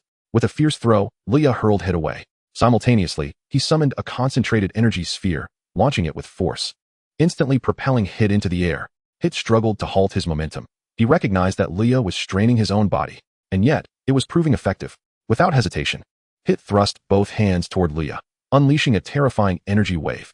Luya suddenly howled in agony, relying solely on his dwindling strength as he soared upward. Dragon Fist. Whoosh. In the next instant, Luya's body shimmered with golden light, darting through Hit's energy wave like a fish, disregarding the attack as he charged toward Hit. No, this cannot be. In that moment, even Hit found it difficult to believe. Yet, it was already too late. Explosion. With a fierce roar, Luya charged towards Hit. And in the next moment, he collided forcefully with Hit's abdomen. Experiencing the explosive power, Hit's expression changed drastically. Boom.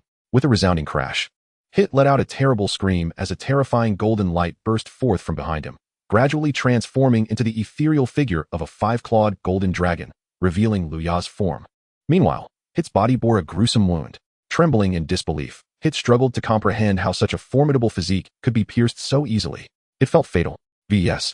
Understanding the gravity of the situation, instantly appeared before Hit, enveloping him in divine angelic energy, thereby slightly slowing the drain on his vitality. At that moment, everyone was in shock. Luya had nearly killed Hit. Just then, Goku appeared in front of Hit and fed him a senzu bean. Soon, Hit's condition began to improve. On the other side, Luya also fell to the ground, seemingly drained of strength, but Goku quickly appeared before him as well, administering a senzu bean. As Luya regained his composure, he took a deep breath and said, "Thank you." Goku chuckled heartily and replied, "You really went all out, almost killing Hit. What technique were you using?" With a slight smile, Luya responded, "I'll tell you later." Ding. Host has exceeded the limits of the 18-fold Kaioken. Side effect 5. Please be cautious, Host. Ding. Congratulations, Host. Mission completed. Defeated Hit. Rewards being issued. Reward: combat power of 1 billion points. Reward: Hit skill, time skip. Current time control, 1 second. Reward: Host's 18-fold Kaioken side effect -5. Current side effect, 10. Note: once the side effect reaches 100, the Kaioken will automatically seal and become unusable. If it reaches 50, when the host uses multiple Kaioken, their combat power will only be 80. And so forth until the side effect reaches 100. Additionally, the host can offset side effect points through tasks. Further details to be revealed. Ding. Due to the host's assistance in securing victory for the 7th universe, an additional reward is granted. Reward: combat power of 300 million points. Reward: Saiyan energy from Goku and Vegeta. System task triggered. Task details: gather the powers of 5 Saiyans. Transform into Super Saiyan God. Current progress, 25. With a deep breath, Luya landed on the ground. However, upon hearing the system's announcement, he paused. Super Saiyan God? The one with the red hair? Luya recalled that the Super Saiyan God transformation involved the fusion of the powers of 5 Saiyans into a single Saiyan, granting them extraordinary strength. Could he do it? Now that he had the energy of Goku and Vegeta, he only needed Gohan, Trunks, and Goten. After contemplating this, Luya chose to set it aside, feeling exhilarated. Indeed, he had acquired Hit's time skip. Although it was merely a 1-second control, it was still incredibly impressive. Time skip could overpower even Super Saiyan Blue. However, he understood that, following this lesson, both Goku and Vegeta would engage in targeted training. Thus, the usual flash time would likely hold little significance for the two of them, necessitating his own transformation into a formidable force. Although he did not receive the reward for transforming into Super Saiyan Blue, this outcome was still quite commendable. As for Super Saiyan Blue, he would first aim to transform into Super Saiyan God, step by step. Regaining his composure, he noticed the crowd's cheers and turned his gaze towards the distance. At that moment, Hit had recovered, albeit in a less than favorable condition. Upon seeing Luya, he exchanged glances, and after a few seconds, Hit slightly closed his eyes, reappearing on the shattered arena. "I have lost." Luya smiled faintly. "You are strong." Hit glanced at Luya and responded, "You are also formidable. Next time, I shall become even stronger. I hope to battle you again then." Luya's lips curled into a smile. Of course. Hit regarded him thoughtfully before looking towards Goku, stating, "This encounter has been quite fruitful. Meeting you both is an honor. And it is precisely because of this that I have surpassed my limits." He was acutely aware of the vast potential within himself, yet he could not unleash it alone, having lacked worthy opponents. The battle with Son Goku and Luya had exerted immense pressure on him, compelling him to break through his own limits. Luya felt a sense of admiration, how proud a person Hit was, yet here he was expressing such sentiments. Hit nodded in acknowledgement, refraining from further words. And in a flash, he arrived at the audience section of Universe 6. The referee emerged from seemingly nowhere, appearing disheveled as he rushed over. "I hereby declare that in the match between Universe 6 and Universe 7, Universe 7 has triumphed." Oh. Krillin and the others erupted in cheers. Meanwhile, Kampa's expression darkened like a storm brewing, his countenance as grim as coal. Chapter 54. The conclusion of the match. The pinnacle of the universe. The king descends. A faint aura of divine energy began to rise from beneath Kampa's feet, his demeanor chillingly cold. The performance of Hit and the others had brought him immense shame. In other words, Kampa could not accept defeat. "You useless fools, how could you lose to Universe 7? This is truly disappointing," Kampa declared darkly. He felt a twinge of regret. Had they not rescinded the no-killing rule, victory would have been theirs. Haha, it is not so simple. You have brought me nothing but embarrassment. In light of this, your existence has become unnecessary. Kampa suddenly conjured a sphere of destruction in his hand, raising it towards Hit. The faces of Gold Bear and his companions turned ashen. They sprang to their feet. bracing themselves for Kampa's wrath, fully aware that they could be obliterated together. Hit regarded Kampa with an impassive expression, though his gaze had turned frigid. Is that truly the case? How infuriating it was that Goku on the other side could no longer bear to watch. His fists clenched tightly as he prepared to intervene. At that moment, Beerus appeared before Goku, his back turned, and stated indifferently, "It cannot be denied that you have indeed performed admirably, but in the current situation, you lack the qualification to intervene. When a god of destruction acts, mortals must not meddle. The consequences are yours to bear." But Goku furrowed his brow tightly. Hit was a martial arts master he had painstakingly befriended, and their personalities aligned well, making it plausible for them to become close friends. Thus, he was loath to witness Hit being so carelessly discarded by the system. Furthermore, he was deeply perturbed by the god of destruction's actions. After all, Hit and his companions were warriors who had fought valiantly for Universe 6 until the end. To simply cast them aside like mere pawns after their defeat was an act unbefitting a deity. Beerus turned to Goku and sternly reiterated, "I shall say this one more time. Do not meddle." Sensing Beerus' rising ire, Goku fell silent, yet his fists remained clenched tightly. Meanwhile, Kampa had already solidified the destruction ball in his hand, and with a sneer, he declared, "You are nothing but a group of pawns. Especially you, Hit. You have defied my orders time and again. Now that you hold no value, it is time for your destruction." At that moment, Vados suddenly interjected. Kampa, in a fit of rage, paid her no heed, continuing to rant, "You have all brought shame upon me. If that is the case, then I shall obliterate you. Come forth with whatever techniques you possess, be it Super Saiyan or instant transmission. Let us see if I can bring about your annihilation." "Lord Kampa." Vados' voice rang out again. "What is it? Do not bother me." Kampa glared at Vados, irritated. She gestured towards a certain direction, prompting Kampa to glance over. His annoyance palpable. Suddenly, his eyes widened in shock, and he emitted a scream akin to that of a slaughtered pig, trembling as if struck by lightning, causing the destruction ball to extinguish in that very moment. Beerus, preoccupied with the thought of restraining Goku to prevent any potential mischief, was interrupted when Whis quietly urged, "Lord Beerus, look over there." "Over there? What is happening?" Beerus paused, curiosity piqued as he turned to look. In that instant, his reaction mirrored that of Kampa's. Utter astonishment engulfed him. The Kaioshin, watching from the audience, also caught sight of the scene, and the old Kaioshin was instantly struck with terror. Unbeknownst to them, three figures stood not far away. Two of them bore a striking resemblance to each other, their expressions cold and detached, resembling shrunken Teletubbies. The third was an exceedingly diminutive child clad in a purplish-red robe, adorned with two inverted full characters on the front. His head resembled an egg, with three vertical lines dividing into two colors, purple on the sides and blue in the center. Who is that child? He looks so insufferable. One Kaioshin whispered to the old Kaioshin in the audience. The old Kaioshin stiffened, then suddenly slapped the Kaioshin on the head with a resounding clap, exclaiming, "Shut your mouth. That is the Omni King. The Omni King, a being surpassing even the gods of destruction." "What?"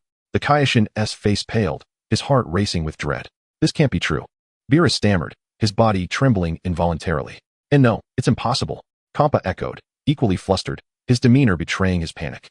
In the next moment, the two destroyers exclaimed, "It is the Omni King." Vegeta, who appeared to be a child, crossed his arms in confusion and asked, "Who is that?" Beside him, Piccolo also inquired.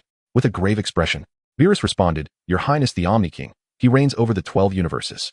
No, he is a deity, the supreme deity, the man who stands at the pinnacle of all gods." "What?" Vegeta and Piccolo's expressions changed dramatically, and the others were equally astonished. "The Omni King. Speaking of which, Lord Beerus, is it appropriate for us to be observing the Omni King from such a height?" Whis remarked slowly. "What nonsense." Beerus replied, sweat trickling down his brow. In the next instant, Beerus and Kampa found themselves directly in front of the child, bowing at a perfect 90-degree angle, their posture impeccable, resembling obedient schoolchildren. "Welcome, Your Highness the Omni King." The Omni King's expression remained unchanged, his demeanor innocent and unblemished, his voice childlike. Whis and Vados appeared behind the two destroyers. "It has been too long, Your Highness." Whis greeted. The Omni King replied. "Hope you are well, Your Highness." Vados added. Came the reply, devoid of any further words. At that moment, the Supreme Kais from the 6th and 7th universes also flew in. Without uttering a single word, they immediately knelt down. "Your Highness the Omni King." The old Supreme Kai trembled as he spoke. The Omni King nodded gently. Beerus inquired, "May I ask, Your Highness, what brings you here today?" The Omni King responded, "I have come to remind you, as you are hosting a tournament here." "Yes," Beerus and Kampa quickly affirmed. The Omni King smiled. "You cannot be lazy in your duties as destroyers." "Yes," they responded eagerly. "Wait, Your Highness. I must report that Lord Beerus has been neglecting his duties, spending his time napping and indulging in delicacies." Whis suddenly interjected. Upon hearing this, Beads of sweat poured down Beerus's face, while internally he cursed, "You wait, Whis. As if you have never enjoyed a feast. I also have a report. Lord Kampa neglects his health, indulging excessively in food, which has led to his current physique. I have advised him, but he refuses to listen, boo-hoo." Vados chimed in. Kampa's mind raced with 1,000 thoughts as he panicked. He had almost forgotten that the angels were responsible for supervising the destroyers. Upon hearing the two angels, the Omni King fell into contemplation and then declared, "Then let us change one of the destroyers." What? Hearing this, Beerus and Kampa were gripped by sheer panic and fear. This was it. Their doom was imminent. Chapter 55, The Agreement. At that moment, the Omni King added, "Just kidding. Phew." The two brothers simultaneously exhaled in relief. "You nearly scared me to death." Suddenly, the Omni King spoke again. "Yes." The two destroyers quickly responded, their former arrogance replaced by profound respect and trepidation. The Grand Zeno chuckled. "I watched the match between your two universes, and it was quite entertaining. Thank you for your kind words, Great Zeno," responded the two gods of destruction in unison. "Thus, I have decided to gather the strongest from all universes for another match." The Grand Zeno suddenly declared, his tone laced with anticipation. "Really?" An excited voice interrupted, drawing the attention of the gods. They turned to see Goku approaching. "Is it true? All the strongest from every universe will come? Let's fight. Let's fight." As he moved towards the Grand Zeno, the two gods of destruction were momentarily stunned, realizing the potential disaster, but too late to intervene. In an instant, the two guards beside the Grand Zeno blocked Goku's path, as if to say that any closer, and he would face dire consequences. Goku paused, perplexed. "Is it not permissible for me to have a word with him?" The guards shook their heads. "Please, just let me speak to the Great Zeno for a moment." Goku pleaded, but the guards remained resolute, displaying signs of readiness to act. "Fool, you must behave. How could someone of such nobility as the Great Zeno be approached by a mere mortal?" Beerus scolded. "There's no need for concern." The Grand Zeno interjected suddenly. "What?" Beerus, Kampa, and the other gods gasped in surprise. The Grand Zeno approached Goku, stating, "You both performed exceptionally well." Goku grinned. "Thank you. Then let us have a match soon. A competition between universes." The Grand Zeno gazed at Goku and smiled. Goku replied enthusiastically, "All right. It's a promise." With that, he extended a hand in friendship towards the Grand Zeno. Beerus and Kampa watched the scene unfold, their emotions fluctuating like a roller coaster, filled with dread, fearing that this disrespectful individual might incur the Grand Zeno's wrath. Just as everyone assumed Goku had offended the Grand Zeno, he hesitated for a moment before reaching out to grasp Goku's hand. Haha. Goku laughed joyfully, shaking the Grand Zeno's hand, lifting him slightly off the ground. Beerus and Kampa became tense once more, their mouths agape in disbelief. "Goku, you are being exceedingly disrespectful," Beerus exclaimed angrily. "It's quite all right. The Grand Zeno does not hold it against you," he said, turning his gaze to Goku. "You are quite amusing." "Haha, you are amusing as well," Goku replied with a grin. "Indeed. Thank you for your hard work, Great Zeno," Goku added. The Grand Zeno then moved between his two guards, and they transformed into a flash of light, vanishing into the cosmos.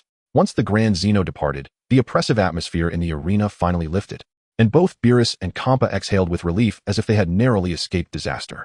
Suddenly, Beerus rushed towards Goku, grabbing him by the collar. "Hey, you little rascal. How dare you show such disrespect to the Great Zeno?" Goku, taken aback, replied, "Was it really that bad?" "What do you mean it wasn't bad? If the Grand Zeno were to become angered, not only would everyone present face dire consequences, but the entire universe could be obliterated." Kampa retorted angrily. Goku raised an eyebrow and said, "He doesn't strike me as that kind of person." But Kampa glared at Goku, teeth clenched. "Hey, Mr. Wukong has always been like this?" Gabe inquired as he leaned closer to Vegeta. Vegeta furrowed his brow momentarily before responding. That fellow is just as infuriating." The others remained silent. Luya gazed in the direction where the Omni King had vanished, his mind awash with astonishment. He had intended to utilize the system to gauge the Omni King's strength, yet found it utterly impossible to detect. What did this signify? It indicated that the Omni King's power had surpassed the system's capacity for detection. How remarkable. At that moment, Beerus, somewhat disheartened, remarked, "Sigh. Even if we won the match, the joy feels diminished." Indeed. Kampa quickly concurred. This match was merely a warm-up. The true contest will commence when the Omni King hosts his tournament. Hence, losing is of little consequence. He seized the opportunity to excuse himself. However, Beerus was not one to grant him such leniency. With a scoff, he declared, "Humph. Regardless, a loss is a loss. And you must honor your promise by surrendering the Super Dragon Balls." Kampa gritted his teeth and retorted, "Rest assured, I need no reminders from you. Consider the Dragon Balls a gift to you. But there remains one last orb, which you will not easily procure." "Humph. That is of no concern to me," Beerus sneered. Kampa, incensed, bit his lip and commanded, "Let us depart." He then turned to Hit and the others. "You all should leave as well. If you do not attend the next tournament hosted by the Omni King, you will face dire consequences." Gabe and the others exchanged glances, relieved that their lives were spared. Witnessing Kampa depart without slaying them, they felt reassured that they were indeed safe. Gabe approached Vegeta. Master, you must visit our planet sometime. Vegeta paused, then, with a haughty demeanor, replied, I do not recall ever becoming your master. Understood, Master. Gabe remained unfazed by Vegeta's arrogance. Meanwhile, Goku approached Hit. Hey, let us have another match next time. Hit glanced at Goku, then at Luya not far away, and slightly closed his eyes. I shall enter seclusion. I am currently disinterested. With that, he turned to leave. Ha, then we shall meet again. Goodbye. Goku cheerfully waved them off. Chapter 56, Luya's Plan. Goten's Master? As the individuals from Universe 6 departed, the atmosphere in the arena relaxed once more. Boo, you are awake. Satan joyfully circled around Bu. The pudgy Bu chuckled. Yes. I slept quite comfortably. What a pity I could not assist Lord Satan in securing victory. Satan dismissed it nonchalantly. No worries, we have already won. Bu nodded in agreement. At that moment, Monaka approached. Upon seeing him, Satan's heart raced, for he had heard from Lord Beerus that this man was an extraordinarily powerful fighter, even stronger than Goku. If he could persuade him to join his side, would that not be splendid? World champion confirmed. The more Satan contemplated, the more feasible it seemed. He eagerly grabbed Monaka's hand, donning a warm and friendly smile. You are Monaka, correct? I am Satan, the strongest man on Earth. Monaka found it rather peculiar that he was stopped by someone. Upon hearing that the individual was the strongest man on Earth, and recalling the impressive feats of his fellow Earthling, Son Goku, he nodded slightly. Indeed, I am Monaka. Satan gathered his thoughts and promptly stated, I would like to formally invite you to become my image representative. I wonder if you would be inclined to accept? Monaka was taken aback, but quickly declined. Shaking his head, no, thank you. I have my own job. Satan, momentarily stunned, was not easily dissuaded. Being my image representative comes with a handsome salary. At this, Monaka's eyes flickered with intrigue, yet he soon shook his head again. I am not in need of money at the moment. Satan was left at a loss. Hey, Monaka. So you're here. At that moment, Goku dashed over, excitement radiating from him as he seized Monaka's hand. Come, let us spar. I didn't see you in action during the recent tournament. I am quite curious about your strength. It is imperative that we engage in a match. The sight of Son Goku reminded Monaka of Goku's formidable energy wave, causing his complexion to turn pale, and he quickly attempted to break free. However, Goku was relentless, firmly gripping Monaka's hand, eager to convince him to accept the challenge. Meanwhile, Beerus suddenly became aware of the unfolding situation.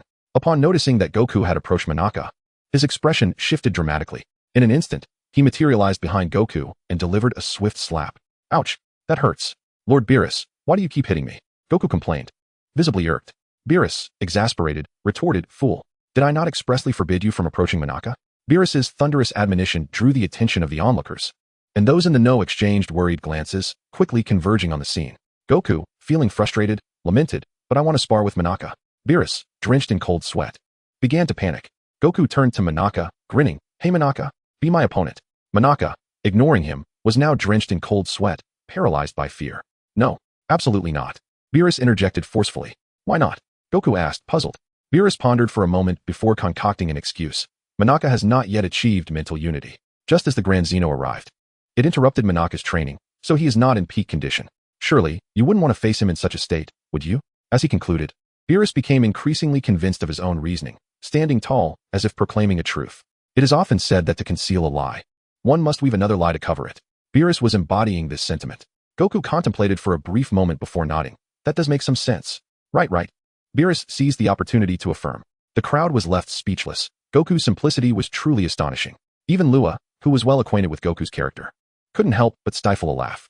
However, Lord Beerus, when will I be able to fight Monaka? Goku expressed his discontent. After a moment of contemplation, Beerus, apprehensive that the other party might persistently pursue Monaka, finally stated, How about this? Once Monaka is ready, I shall arrange for him to engage in a contest with you. However, until then, you must refrain from plotting against him. Do you understand? Upon hearing this, Goku immediately expressed his satisfaction. Great. I shall await Lord Beerus's news. Haha. Beerus let out a sigh of relief. Dealing with this individual had indeed caused him to abandon his divine demeanor. Goodness, Lord Beerus, you seem increasingly unlike a god of destruction lately, displaying such pronounced emotions. Whis remarked softly. Beerus retorted with a huff. What choice do I have? This fellow is exceedingly troublesome. Whis discreetly inquired. When do you plan to arrange their match? Beerus's expression stiffened momentarily before he quickly recovered, saying, Let us discuss that at a later time. At that moment, Ruo approached, casting a glance at Goku before speaking. Goku, may I trouble you with a request? Goku was taken aback for a moment but then smiled. Speak freely. After all, you are a benefactor of our Earth. Without you, We might have had to relocate. The others shared a knowing smile, echoing his thoughts. Had Goku lost, it would have been exceedingly difficult to secure a victory without Rua's timely intervention. Rua smiled gently and continued, "The truth is, I have nowhere else to go. Would it be possible for me to become your son Goten's teacher? I wish to guide them in their training." What? This statement took not only Goku, but also the others by surprise. They were puzzled as to why Rua would desire such a thing. Goku, confused, asked, "Why is that? What prompted you to have such a thought?" With a slight smile, Rua replied, "I believe I can now consider myself a friend of yours, right? To be honest, I need to integrate into your group. Otherwise, my presence feels rather insignificant. Moreover, I hope to engage in some sparring with you while teaching Goten." At these words, Goku's eyes brightened. What a splendid idea. Setting aside the initial reasoning, the prospect of sparring was undeniably enticing. Rua's prowess was unquestionable, and frequent bouts with him would undoubtedly be beneficial. Absolutely not. I cannot agree. At that moment, Chi-Chi burst forth from the crowd, roaring like a mother tiger. "I will not permit it. Goten must focus on his studies. What need is there for martial arts? Is having you as a father not enough?" Goku chuckled awkwardly. "Well, Chi-Chi, I know more. Whatever you say, I will not consent." Chi-Chi retorted angrily. Goku, Rua, the others. Chapter 57. Searching for the 7th Super Dragon Ball. Witnessing the man capable of executing a tenfold Kaioken bowing before a woman, the onlookers couldn't help but suppress their laughter. Piccolo observed the scene, his mind wandering, and he instinctively stepped back a few paces to avoid being caught in the potential crossfire.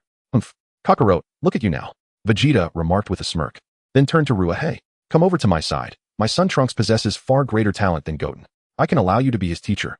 Rua raised an eyebrow, soon plunging into contemplation. His request stemmed from a desire to harness the unique energies of Goten and Trunks, enabling him to amalgamate the strength of 5 Saiyans and subsequently transform into a Super Saiyan God. Although Vegeta's demeanor irked him slightly, he remained indifferent. As long as he acquired the energy, his mission would be accomplished. With this thought, Rua was about to nod in agreement. At that moment, Bulma stepped forward, expressing her dissatisfaction. "Hey Vegeta, Trunks is my son. Could you perhaps consider my opinion?" Vegeta's lips twitched slightly, then he replied coolly, "What? Do you have any objections?" Bulma crossed her arms defiantly. "Humph. I've already decided to groom Trunks as the successor to my company." Vegeta faltered, incredulous as he exclaimed, "What? Hey, isn't that something you can handle on your own? We, as proud Saiyans, noble warriors, could never stoop to managing such trivial matters." Kiki suddenly interjected with a scoff. "What is wrong with that? My son Gohan is diligently studying to become a scholar." Goku and Vegeta exchanged glances, somewhat speechless, realizing the absurdity of the situation. Huh. It seems that even after reaching such formidable heights in their training, they still possess vulnerabilities. From a distance, Beerus observed the scene with an amused smile, appearing to relish the drama unfolding. "Ha. Quite impressive, after all. This is someone who has once faced the wrath of Lord Beerus." Whis chimed in with a hint of mischief. Upon hearing this, Beerus exploded in irritation. "Hey Whis, let us not dwell on the past." Ha. Whis covered his mouth, chuckling with satisfaction. "I absolutely refuse to allow Trunks to languish in your company." Vegeta protested vehemently. "What? Would you rather he spend his days brawling with you? Besides, you and Goku have grown so powerful. With you protecting the Earth, aren't we all at ease?" Bulma replied nonchalantly. "Humph. Protecting Earth is Kakarot's responsibility. It has nothing to do with me." Vegeta retorted, his expression sour. Goku joined the fray. "I have no interest in safeguarding the Earth either. I only wish to face formidable opponents and enhance my own skills. And besides, isn't Krillin around to protect the planet?" Krillin interjected. "What? Rely on him? If it comes to that, we might not even have time to call for help before he has taken out. TCH. Do as you please, but that kid must train with me in the future, so if you cause any trouble, don't blame me for being unkind," Vegeta declared, his tone displeased. "And just how would you be unkind?" Bulma replied triumphantly, firmly in control of the situation. In that case, it appears we have no other options for now. My apologies, Rhea." Goku turned to Rhea. Rhea shook his head. "It's all right." He sighed internally, realizing that these 2 proud Saiyans indeed had their weaknesses. "Hey, are you all done? It's time to focus on the matter at hand." Beerus suddenly interjected. Everyone turned their attention toward him. Beerus continued with a calm demeanor. "Now that we have secured 6 Dragon Balls from the 6th universe, we only need 1 more. Only by gathering all 7 can we summon the Eternal Dragon." Upon hearing this, the crowd became instantly invigorated, their gazes instinctively drawn to the Golden Dragon Ball, which was comparable in size to a small asteroid. Their exclamations echoed in the air. Such a spectacle was never enough to behold. It was truly magnificent. After a moment of contemplation, Beerus turned to Bulma and said, "Hey Bulma, could you bring out your Dragon Ball radar?" Bulma, momentarily taken aback, quickly responded, "Sure." With that, she retrieved a capsule and pressed it. With a resounding pop, a radar larger than the usual Dragon Ball radar materialized in her hands. The onlookers gathered around, intrigued. Let me see, Bulma murmured to herself as she activated the radar. Beep, beep, beep. The yellow dots on the radar expanded continuously, until suddenly, Bulma gasped. What? How is this possible? What's wrong? Beerus inquired, swiftly moving closer. Embarrassed, Bulma replied. It seems the radar might be malfunctioning. What? Fool. Let me see, Beerus exclaimed, snatching the radar from Bulma's hands. However, upon observing the display, he was taken aback. What does this mean? Lord Beerus, what is it? Whis approached from behind, asking. Beerus pointed at the radar, saying, It's strange. There are clearly only 6 wish orbs here, yet the radar indicates 7. At this revelation, Whis was momentarily stunned. As were the others. Luya glanced at Monaka and then at the ground, a slight smile forming on his lips. At that moment, Monaka stepped beside Whis. Tugging at his sleeve, What is it? Whis looked at Monaka with curiosity. Monaka glanced at the Dragon Ball radar, gestured, and then said, I often study cosmic maps. Usually, one must consider this from a 3-dimensional perspective. 3-dimensional perspective? Whis echoed, a hint of realization dawning upon him. Monaka nodded affirmatively. After a brief moment of contemplation, Whis' eyes lit up. I understand now. What? Whis, what have you figured out? Beerus asked, perplexed. The others shared his confusion. Whis smiled suddenly. I have discovered the location of the 7th wish orb. What? Really? Beerus pressed eagerly. What is it? Piccolo inquired. The very asteroid we are standing upon is the 7th wish orb. That is why the radar displays 7 Dragon Balls. Luya exclaimed. Ah. The crowd was taken aback, quickly examining the ground beneath their feet. Indeed, this is a 3-dimensional spatial structure. Whis smiled gently, then addressed them, everyone, quickly, onto the cube. At that moment, a gigantic cube materialized in the arena. The group hurriedly entered the cube, and Whis floated upward. He then stepped onto the cube, and in the next instant, waved his staff, causing the entire structure to soar into the sky. Gradually, they distanced themselves from the competition area. And from their elevated vantage point, they beheld the magnificent form of the Super Dragon Balls, an overwhelming visual marvel. These Dragon Balls, akin to small asteroids, were a rare sight in one's lifetime, a stroke of fortune indeed. Yet, they were puzzled that the abandoned asteroid they had been competing on was nearly the same size as those Super Dragon Balls. Hey, Whis, why have you brought us here? Beerus inquired loudly. Whis smiled gently and replied, Just wait and see, Lord Beerus. With that, he suddenly waved his staff and began to chant incantations. In an instant, a soft green aura of angelic power enveloped Whis' staff. He glanced at the small asteroid and then pointed his staff towards it. Buzz! A beam of light shot forth, ultimately merging with the asteroid. Under the bewildered gazes of the onlookers, a sudden transformation took place. The planet, resembling a clump of earth, began to tremble, and cracks gradually appeared on its surface. In the next moment, the rocky exterior of the planet shattered and dispersed. Divine light bursting forth as the debris erupted like a volcanic explosion. What on earth is happening? Bulma exclaimed, her expression changing dramatically. Could it be? Piccolo pondered before exclaiming in astonishment. Indeed, this asteroid is the 7th Super Dragon Ball. Whis smiled slightly and explained. This is also why there are only 6 Dragon Balls, but the radar shows 7. How incredible. I never expected the true Dragon Ball to be right beneath our feet. Bulma marveled. Humph. This is all thanks to that brat Zampa. If it weren't for him, we would have spent much more time searching for the 7th Dragon Ball. Beerus remarked nonchalantly, though a hint of surprise crossed his face. But why has it transformed like this? Goku inquired, somewhat perplexed. At this moment, Luya smiled faintly and responded. It must be due to the last wish made. The Dragon Ball, upon fulfilling its purpose, automatically vanished. In its disappearance, it collided with a similarly sized asteroid. Thus the asteroid's debris now covers the original appearance of the Dragon Ball. Piccolo nodded in agreement. Exactly, this is quite similar to the Earth's dragon. The group understood. As they chatted, the enormous Dragon Ball began to restore its original form. It was indeed a Super Dragon Ball. Now, all 7 wish orbs had been gathered. Finally. They are all together. Beerus smiled slightly. The others were equally amazed. The Super Dragon Ball was colossal like a planet, yet in the vast universe, it seemed so insignificant. How vast the universe is. Luya gazed at this Super Dragon Ball with longing. It was an extraordinary entity capable of granting any wish. It could even resurrect lost realms. If only Hit could procure one of these, what a delightful experience that would be. With thoughts racing in his mind, Luya observed the 7 Dragon Balls. The 7 Super Dragon Balls rotated harmoniously, ultimately forming a hexagon, with the 4-star ball nestled between them. The time for witnessing miracles had arrived. Whis, quickly summon the dragon. Beerus suddenly commanded. Whis displayed a hint of helplessness. I apologize, Lord Beerus, but I do not possess the ability to summon the dragon. Beerus's expression stiffened, and he turned to Bulma, asking, Bulma, you should know how to summon the dragon, right? Bulma hesitated for a moment before saying, I can tell you how to summon the eternal dragon, but you must refrain from making frivolous wishes, especially those that could disrupt the fabric of the universe. Beerus, somewhat impatient, replied, I know, it's quite annoying. Rest assured, I will not make such a wish. Upon hearing this, Bulma felt reassured and continued. To summon the eternal dragon, you must communicate with the Dragon Balls using the divine language. And finally shout, I wish to make a wish. That is how the eternal dragon will appear.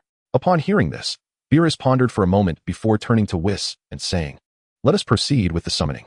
Whis nodded gently and then waved his staff. Instantly, a divine aura erupted from within him, and his expression turned serious as he intoned in the divine language, come forth, eternal dragon. Suddenly, the atmosphere fell into a hushed silence, leaving everyone puzzled. What did this mean? Had they failed? Buzz. Just then, the 7 Dragon Balls emitted a golden radiance. Under the shimmering golden light, the 7 orbs began to glow brilliantly. They radiated dazzling golden light, and then the hexagonal Dragon Balls transferred all their energy to the central 4-star ball. A reaction was occurring. Everyone held their breath, for they knew that the true being at the pinnacle of this world was preparing to emerge. Buzz. Suddenly, the 7 Dragon Balls were enveloped in golden light, which continued to expand, becoming increasingly blinding. Everyone, shield your eyes. Goku exclaimed as he shielded his eyes from the glaring light. The others followed suit. Beerus, however, seemed unfazed, accustomed to the Dragon Balls and showing no signs of surprise. Before long, the space trembled violently, and a powerful energy surged forth, followed by an overwhelming presence approaching. Whis' gaze sharpened, and he waved his hand slightly. His staff emitted a faint green glow, enveloping the entire area as they retreated to a safer distance. Once they had moved to a secure location, they gazed in awe at the spectacular scene before them, particularly Bulma, for as a scientist, this event held immense research value. Goku smiled as he observed the spectacle. This scene reminds me of my childhood. Back then, the Dragon Balls on Earth were incredibly difficult to find, unlike now when they are so easily accessible. Indeed, I fondly recall the days when I accompanied you, Goku, in search of the Dragon Balls. Those times were truly memorable. It's hard to believe so many years have passed. Bulma remarked nostalgically. Haha, Bulma, you're not as old as you think. Goku chuckled. Bulma, immediately incensed, retorted, Goku, what nonsense are you spouting? Goku awkwardly laughed. Meanwhile, Vegeta felt an ominous premonition as his eyelids twitched. Why did it feel like there was a green aura hovering above him? Chapter 59, the finale. Bulma's invitation. As everyone marveled at the 7 colossal orbs, suddenly, the 7 wish-granting spheres erupted in a brilliant golden light. Buzz. A radiant golden light enveloped the 7 wish orbs. And immediately thereafter, a magnificent figure coalesced in the form of shimmering gold, an indistinct dragon silhouette. A resounding roar echoed through the starry expanse, as the entire universe bore witness to this awe-inspiring dragon's call. Simultaneously, a colossal golden dragon soared through the cosmos, regarding the planets as mere trifles. As it opened its immense jaws, it devoured a planet whole. In that instant, Goku and his companions were also drawn into an endless abyss. Fear not. We are entering the inner realm of the divine dragon, where we shall behold its true form. Whis interjected, offering reassurance to the group. Time seemed to lose its meaning. And eventually, they beheld a magnificent golden dragon suspended in the darkness, radiating a holy brilliance that seemed destined to illuminate the universe. Was this the divine dragon summoned by the Super Dragon Balls? Piccolo, being a Namekian, was quite familiar with the Dragon Balls, yet upon witnessing this super dragon, he felt an overwhelming sense of insignificance. Neither the dragon of Earth nor that of Namek could be compared to this majestic being. No wonder it was said that the Dragon Balls on Earth were mere fragments of the Super Dragon Balls. Truly astonishing. All right, it is time to make a wish. Lord Beerus, Whis stated, leaning on his staff. Beerus nodded thoughtfully, then gazed at the Super Dragon. Pondering, wishes made with the Dragon Balls must be spoken in the language of the gods, correct? Indeed, Lord Beerus, please make your wish swiftly. But do not harbor any ill intentions, Bulma chimed in, with a knowing glance. Beerus nodded, understood. No need to repeat yourself. He then turned to Whis. Hey Whis. You make the wish for me. I'll just dictate it. Whis acquiesced. As you wish, Lord Beerus. After a moment of contemplation, Beerus gathered his thoughts and began to utter a string of incomprehensible words to the dragon, leaving the others bewildered. Luya, taken aback, remarked, what on earth? It sounds like a foreign tongue. Soon enough, Beerus ceased his cryptic speech and turned to Whis. This one will do. Whis raised an eyebrow in surprise, but said nothing further, replying simply, understood. Buzz. At this moment, the super dragon's eerie red eyes blazed forth with light, and in mere seconds, it returned to its original form. The super dragon regarded Whis and proclaimed in the divine tongue, your wish has been granted, farewell. Whis offered a slight bow. As soon as the words left its mouth, the super dragon let out a thunderous roar that resonated throughout the cosmos. Whoosh! In an instant, the super dragon became ethereal, transforming back into the 7 super dragon balls, which then shot off in 7 different directions. No one knew their destination. Is that it? Goku's voice echoed with confusion beneath the silent expanse of the starry sky. What was that? It feels like we just played a game without any purpose. By the way, Lord Beerus, what wish did you make? Bulma inquired, a hint of exasperation in her voice. As she turned to gaze at Beerus. It's a secret. Beerus replied with a faint smile. Exactly. What are you hiding, you miserly Lord Beerus? Goku chimed in, equally dissatisfied. Well, since you are so eager to know, I shall reveal it to you. I merely requested a comfortable bed from the dragon. Beerus proclaimed with pride. What? Everyone was momentarily stunned, unable to believe the outcome. Fool. Such a trivial request. I could fulfill that with ease. You squandered your opportunity. Bulma reacted with indignation. What? You dare call me a fool, woman? Have I been too lenient with you? Do you wish to be obliterated? Beerus retorted angrily. Yet Bulma remained unperturbed, responding coolly. It is indeed a trivial wish. I could fulfill that with little effort. Why not use the Super Dragon Balls for something of greater benefit? As you command, Lord Beerus. Whis said with a slight smile, promptly piloting the cube through space. How frustrating. Bulma sighed. This journey was for naught. I beg to differ. Having the chance to witness the prowess of warriors from other universes excites me greatly. I look forward to battling them again. Goku exclaimed, his eyes gleaming with enthusiasm. Simple-minded creature. Bulma scoffed. Indeed. Right, Rhea? Goku laughed heartily, then turned to Rhea. After a moment of thought, Rhea replied.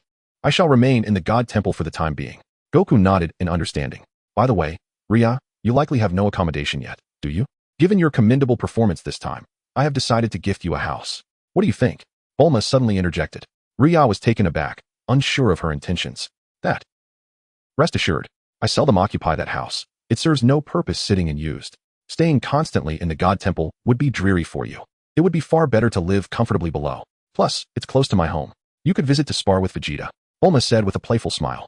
She had her own motives, as she desired to help Vegeta improve, especially since he had fallen behind Goku and was now surpassed by Rhea. As if I were unaware of a woman's schemes, Vegeta snorted disdainfully. After contemplating, Rhea realized that he could not solely focus on training and should also embrace life. Thus, he said, all right then, thank you. Chapter 60, Celebration Feast. Named specifically, Monaka. Suddenly, the traveling cube came to a screeching halt. Whoa, Kampa, caught off guard, collided headfirst into the glass before him. Beerus, are you attempting to murder me? Kampa bellowed angrily at Beerus. Beerus appeared within the cube and calmly stated. Not at all, Lord Kampa. I have something to report to you. He presented his staff to Kampa, revealing a crystal that displayed a planet strikingly similar to Earth in the 7th universe. Lord Kampa, take a look at this. Xiangpa cast a dismissive glance at the Earth within the crystal ball, his mood instantly soured. What is it with Earth? Don't mention it to me. Just thinking about it makes me furious.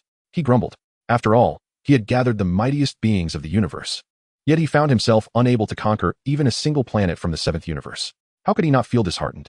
But wait, this is the Earth of the 6th universe. Batos interjected, shaking her head. What do you mean? Xiangpa inquired, a flicker of curiosity igniting within him. Batos elaborated. This is our Earth from the 6th universe. For reasons unknown, humanity has once again emerged there. And both civilization and other aspects bear a striking resemblance to the Earth of the 7th universe. Is that true? So, does that mean we possess our own Earth? Xiangpa exclaimed with delight, his spirits lifting. Indeed, we can savor delicious cuisine once more. Batos smiled gently. After pondering for a moment, Batos speculated. It must have been Lord Beerus who wished upon the Super Dragon Balls to transform our Earth into something akin to theirs. At this, Xiangpa's eyes widened in disbelief, followed by a furrowed brow. How is that possible? Suddenly, a massive golden sphere zipped past them, vanishing into the depths of the starry sky in the blink of an eye. That was a wish orb. Xiangpa stared, astonished by the sight, struggling to comprehend. Batos remarked. Lord Xiangpa, it seems as though my words hold truth. Xiangpa fell silent, his emotions in turmoil. After a prolonged pause, he lifted his gaze, a proud smirk forming on his lips. That meddlesome fellow. Don't think for a moment that I will express my gratitude. Our rivalry will not conclude so easily. Though he spoke with bravado, his tone lacked its usual aggression.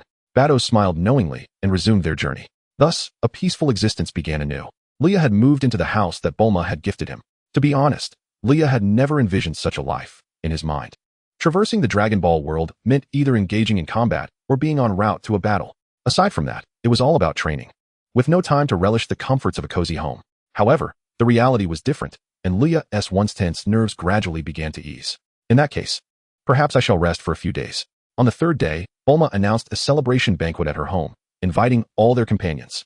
Naturally, their hero Luya was also on the guest list. Luya contemplated this, realizing that the day was likely a homage to Goku and Monaka's exploits. Thus, he made his way directly to Bulma's residence. Good day, Mr. Whis. On Beerus planet, Whis was conversing with Bulma. Ah, Miss Bulma, what can I do for you? Or is there perhaps a new culinary delight I should know about? Whis inquired, his tone laced with anticipation. Within the crystal ball, Bulma smiled gently. Well, you see, I am planning a celebration banquet to honor the heroes who triumphed over the sixth universe, and I would like to invite you to attend. Would that be convenient for you? Whis chuckled heartily. A celebration banquet. It must be an event filled with exquisite delicacies. Indeed.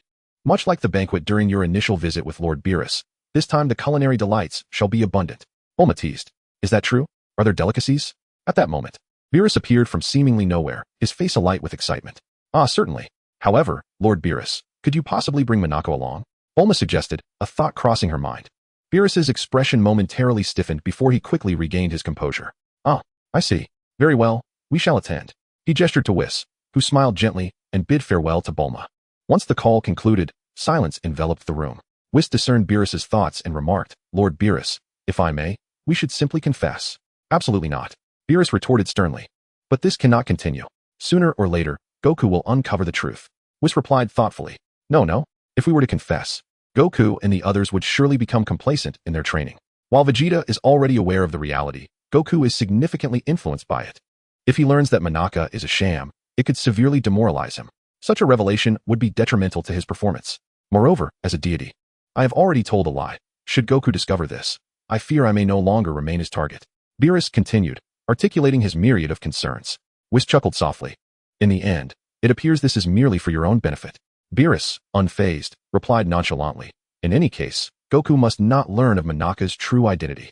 Thus, for this celebration, we shall not bring Monaka along. But Bulma has specifically requested Monaka's presence. Whis interjected suddenly. Fool, can't we simply claim he is unwell and cannot attend? Beerus responded, his expression darkening. Oh dear, it seems, Lord Beerus, you are becoming increasingly adept at deceit. Whis teased with a playful grin. Beerus shot him a scathing look. Who am I doing this for? Who knows? Yet, I must say, I am quite looking forward to the Earth's cuisine. Whis chuckled. Beerus gazed at Whis in exasperation. You, my friend. Chapter 61, A Duel. Luya, Goten, Trunks. At Bulma's residence, a grand celebratory feast was underway, with numerous friends in attendance. Luya had naturally arrived, seated at the table laden with delicacies, indulging in the delightful treats. He couldn't help but acknowledge that the food here was truly exquisite, distinct from what he was accustomed to in his own world. However, Luya remained modest. Aside from the initial greetings exchanged with Bulma, he kept to himself. As the gathering consisted of familiar faces, making the interactions feel somewhat stilted. Today marked the anticipated battle between Goku and the imposter Monaka. Reflecting on this, Luya felt a sense of eager anticipation. Casting his gaze around the room, he noted the absence of Goku and smiled subtly. However, a thought crossed Lua's mind, causing him to frown. He had yet to attain the form of Super Saiyan Blue, nor had he reached the level of Super Saiyan God. Although he was diligently striving towards that goal, as he pondered this, his gaze fell upon the frolicking Trunks and Goten. He realized he would need their assistance. With this in mind, Luya rose and approached the two boys, who soon noticed his approach and became curious. The two youngsters began whispering to each other. Hey Goten, look! It's Big Brother Luya coming! Exclaimed Trunks. Indeed, Big Brother Luya is an incredibly strong warrior. He defeated foes that even Dad and Uncle Vegeta couldn't overcome. Goten replied. Should we challenge him to a spar? Trunks suggested suddenly. Isn't that a bit inappropriate? If Mom finds out, she'll scold us. Goten hesitated. Fool, we can find a place where no one will see us. Besides, if we manage to defeat Big Brother Luya, we can boast in front of Dad. Trunks daydreamed excitedly. However, Goten, being the more obedient of the two, remained uncertain. Observing Goten's reluctance, Trunks' eyes sparkled as he proposed. How about this? I just bought a limited edition toy yesterday, and I can give one to you. What do you say? It's really cool. Upon hearing this, Goten's eyes lit up, and he quickly replied, Really? That's wonderful. Excellent. It's settled then. Trunks smiled slightly. Luya was taken aback as he saw the two little ones making their way toward him. What could this mean? Big Brother Luya. Hello. Trunks and Goten greeted him cheerfully upon reaching his side. Luya smiled faintly. Hello there. Are you looking for me? Trunks nodded vigorously. Yes. Goten and I saw you defeat the formidable assassin Hit, and we hold you in great admiration. Right, Goten? He nudged Goten, who promptly nodded in agreement. Yes, indeed. Luya chuckled heartily. So, is that the reason you two sought me out? Of course not. We came to challenge you to a fight. Trunks proclaimed proudly. Oh, you wish to spar with me? A glint of excitement flashed in Lua's eyes, and he replied with a smile. Very well. I accept. Seizing this opportunity. If he could harness the energy of these two young warriors, he would draw closer to his goal. Yay, this is fantastic. Trunks and Goten exclaimed joyfully. All right then, let's find a secluded spot to battle. Trunks suggested. Luya glanced towards Bulma and Vegeta in the distance, then nodded in agreement. Sounds good. Before long, the three departed from the gathering, arriving at a small island by a lake. Luya and the two boys came to a halt. Here we can fight without disrupting the festivities, Trunks declared, looking at Luya. But we must team up. Luya smiled gently. Let us do this. Though the two little ones were not particularly strong individually, their combined power was quite formidable. Trunks turned to Goten and said, Goten, let us fuse. Goten also felt a surge of excitement for the impending battle. The two young warriors stood side by side, and soon began to dance with their hands and feet.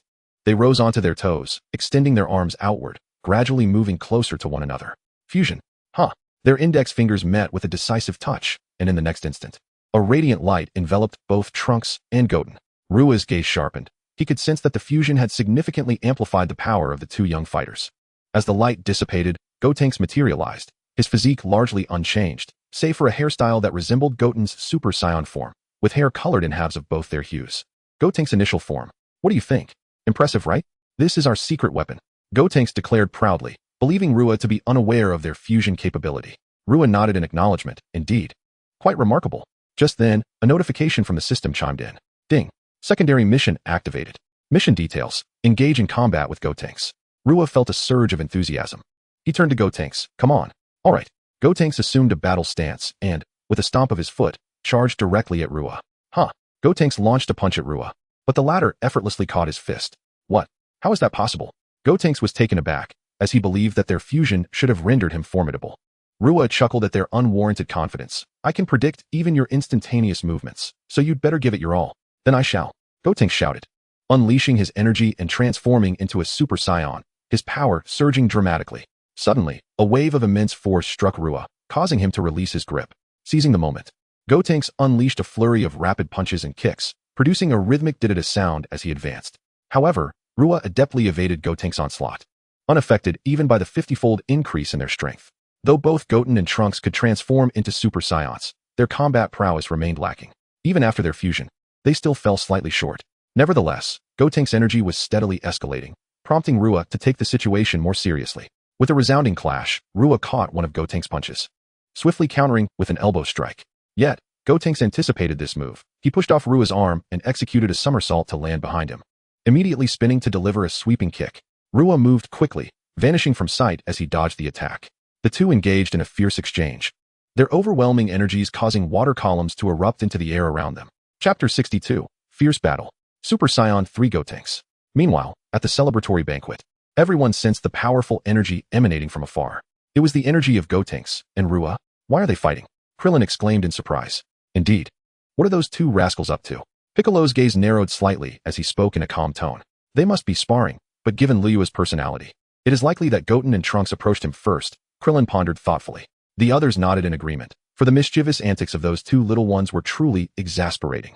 Upon hearing this, Chi-Chi and Bulma expressed their annoyance. How could those two little brats vanish in the blink of an eye?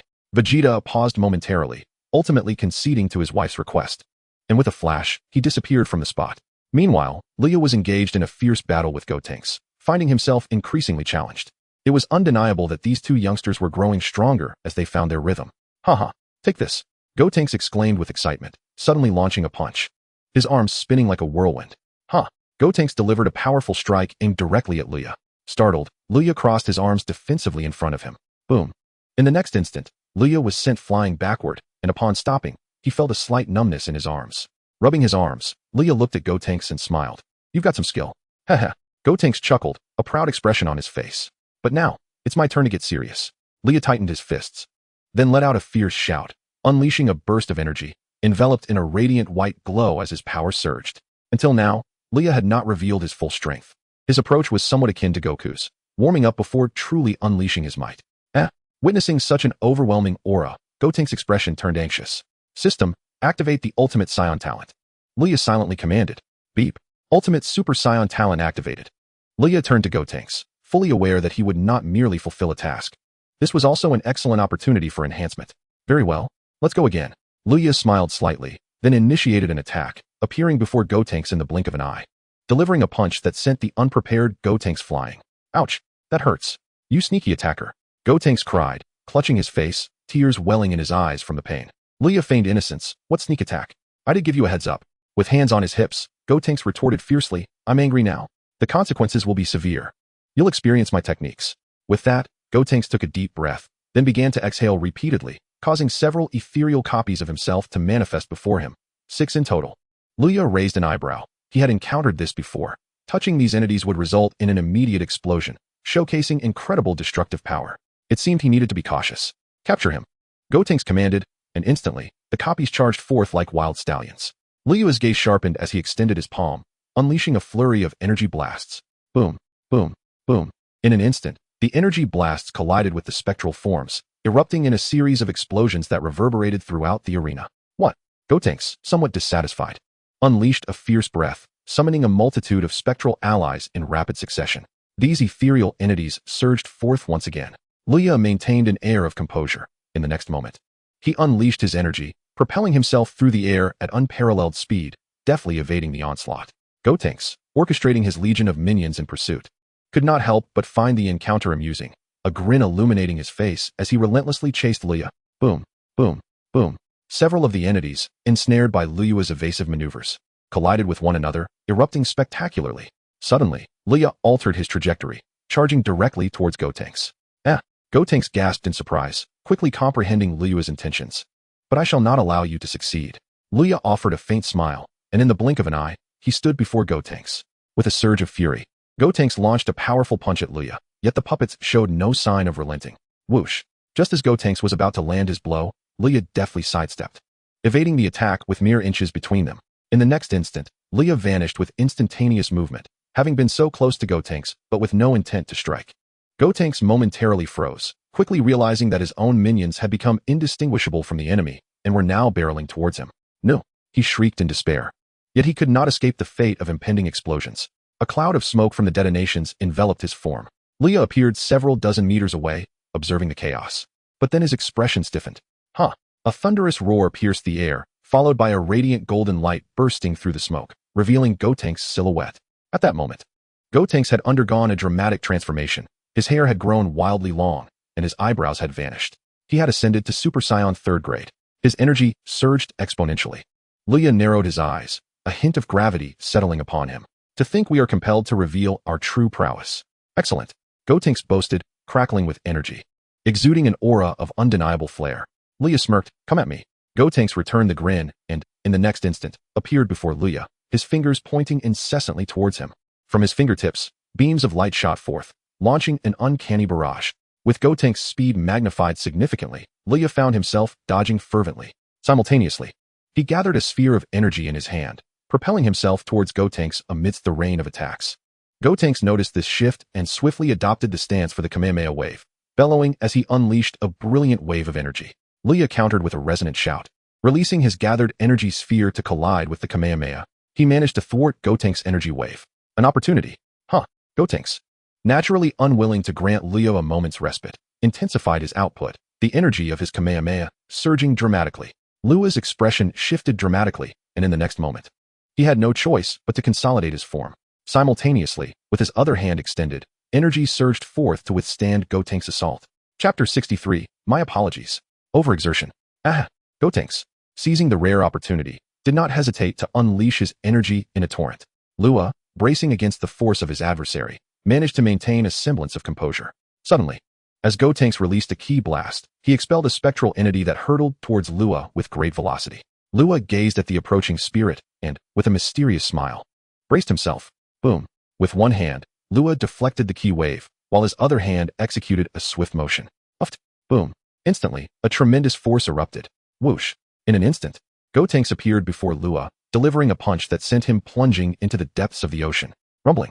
In a heartbeat, a colossal wave, reminiscent of a dumpling, surged forth, creating tumultuous ripples upon the sea. Yes, victory. Gotenks, brimming with excitement, struck a triumphant pose and grinned proudly.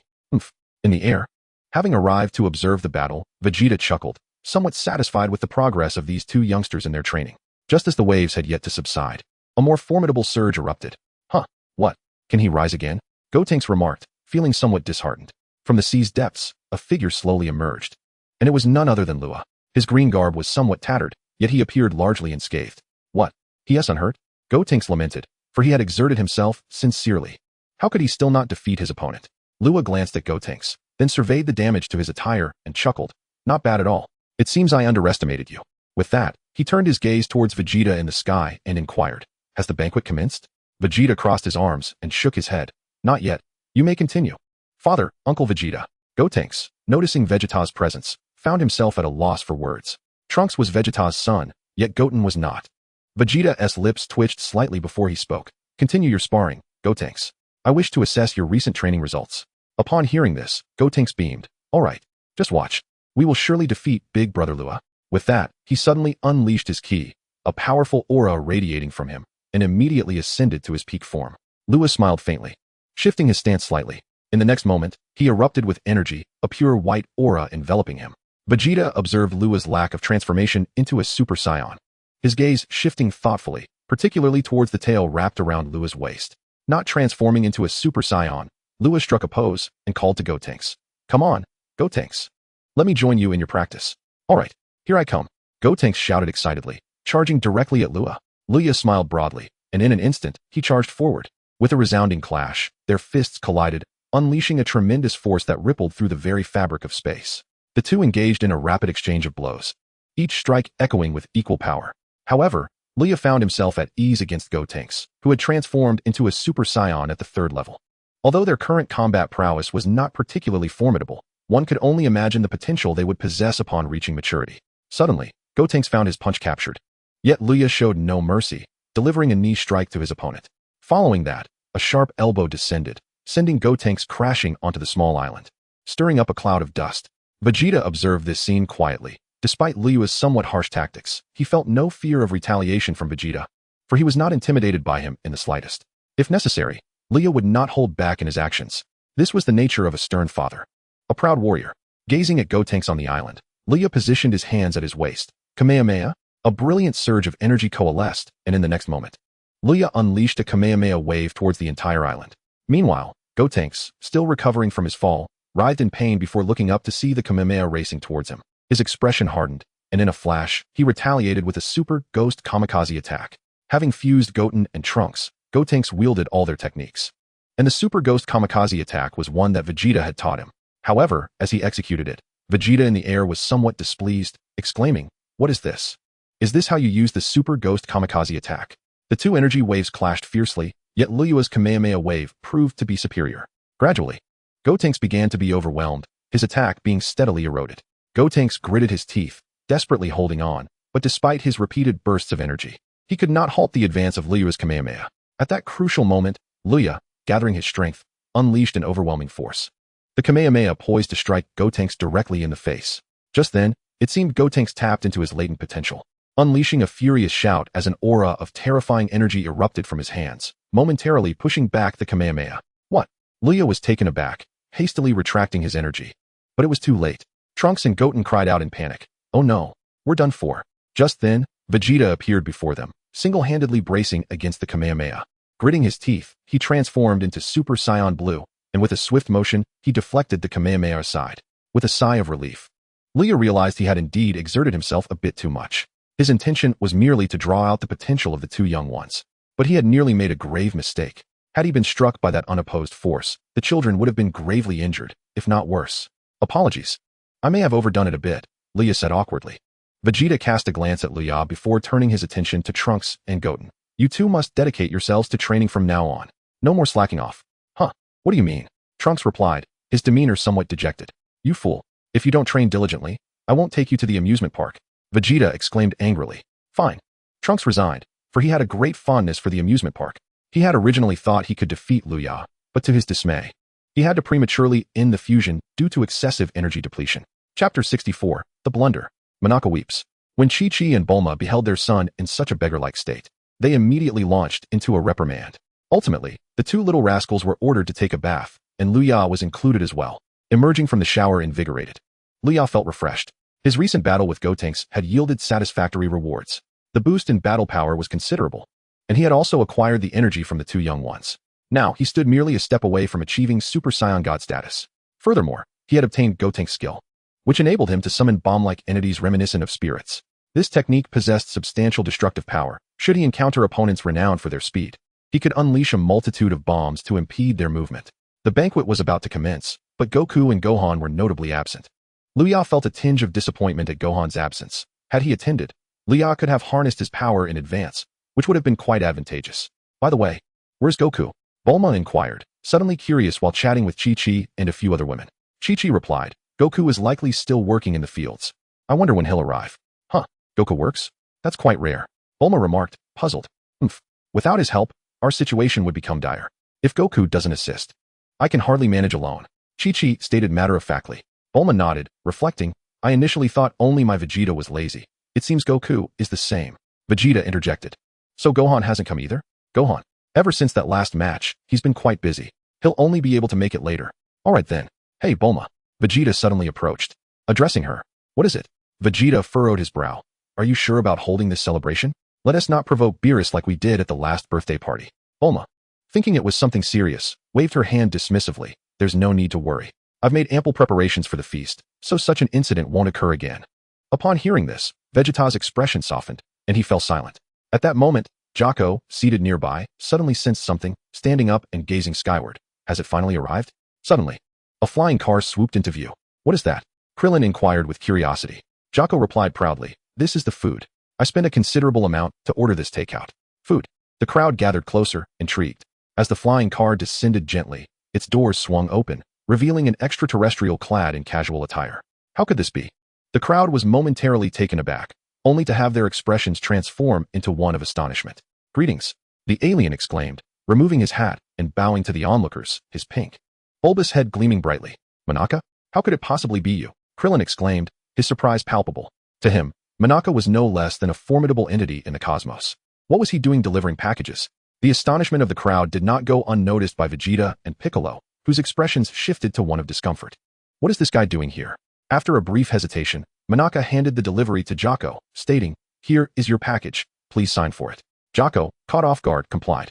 Meanwhile, the ever-optimistic Bulma cheerfully remarked, oh Monaka, what a pleasant surprise. Why are you here ahead of schedule? Where are Beerus and the others? Monaka pondered momentarily before replying. I apologize, but I am not with Lord Beerus. Thankfully, Son Goku is absent. Ah, well, no matter, your presence is what counts. Join us for our celebration. Bulma invited with a smile. However, I still have deliveries to complete, Monaka replied, a look of polite refusal crossing his face. Please, do not decline. Also, consider what I mentioned last time. Suddenly, Satan appeared out of nowhere, wrapping an arm around Monaka.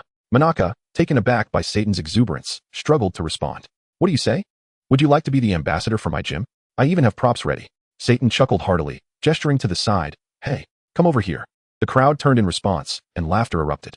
A figure, strikingly similar to Monaka but slightly bulkier, approached. Removing her headpiece revealed a striking visage. Mr. Satan. I can hardly breathe, she exclaimed. Satan waved her off and turned back to Monaka. So, what do you think, Mr. Monaka? Will you be my gym's ambassador? Absolutely not. Monaka firmly shook his head in refusal. Really? Just like that? Satan replied, disappointment evident in his tone. Wow, it's Uncle Monaka. Suddenly, Trunks and Goten barreled in from the distance, skidding to a halt before Monaka. Hello? Monaka greeted, beads of sweat forming on his brow. Haha, Uncle Monaka, what brings you here? I heard from Lord Beerus that you are quite strong. Trunks exclaimed. Hey, Trunks, behave yourself. Vegeta bellowed, recognizing the potential trouble these boys could stir up. What? It's not every day we get to see Uncle Monaka. Trunks protested, playfully punching Monaka's chest. Right, Monaka? In an instant, Monaka was sent flying. What? The crowd gasped in shock. Mr. Monaka, are you all right? Bulma rushed to inquire. Trunks. Vegeta's face darkened, resembling the bottom of a pot. Trunks glanced at his own hand, then at Monaka, murmuring, that shouldn't have happened. I hardly put any force behind it. It is said that Uncle Monaka is the greatest master in the universe, ISNTE. Upon hearing this, everyone reacted, and those uninformed companions wore expressions of confusion. Indeed. How could this be? Suddenly, a wail pierced the air. Monaka was crying. The crowd's expressions shifted dramatically. How could the so-called master be reduced to tears? Hey, Piccolo, could it be that Monaka is not as skilled, perhaps lacking in martial prowess? Krillin inquired, glancing at Piccolo. Piccolo's lips twitched slightly, who knows? Meanwhile, Luya observed the scene without surprise, then sensed something and abruptly gazed skyward. Here they come. As Luya lifted his gaze, Vegeta's expression changed, and he too looked upwards. It seems they have arrived. With that, a radiant light descended, revealing Beerus and Whis before the crowd. Oh, what a lively gathering. Are you all here to welcome us? Whis chuckled amiably. Humph. After traveling such a long distance, I expect a sumptuous meal. But wait, what's this? Monaka? What are you doing here? Beerus exclaimed, suddenly noticing the weeping Monaka, his expression turning to one of dismay. Lord Beerus, why did you arrive so late? Bulma stepped forward.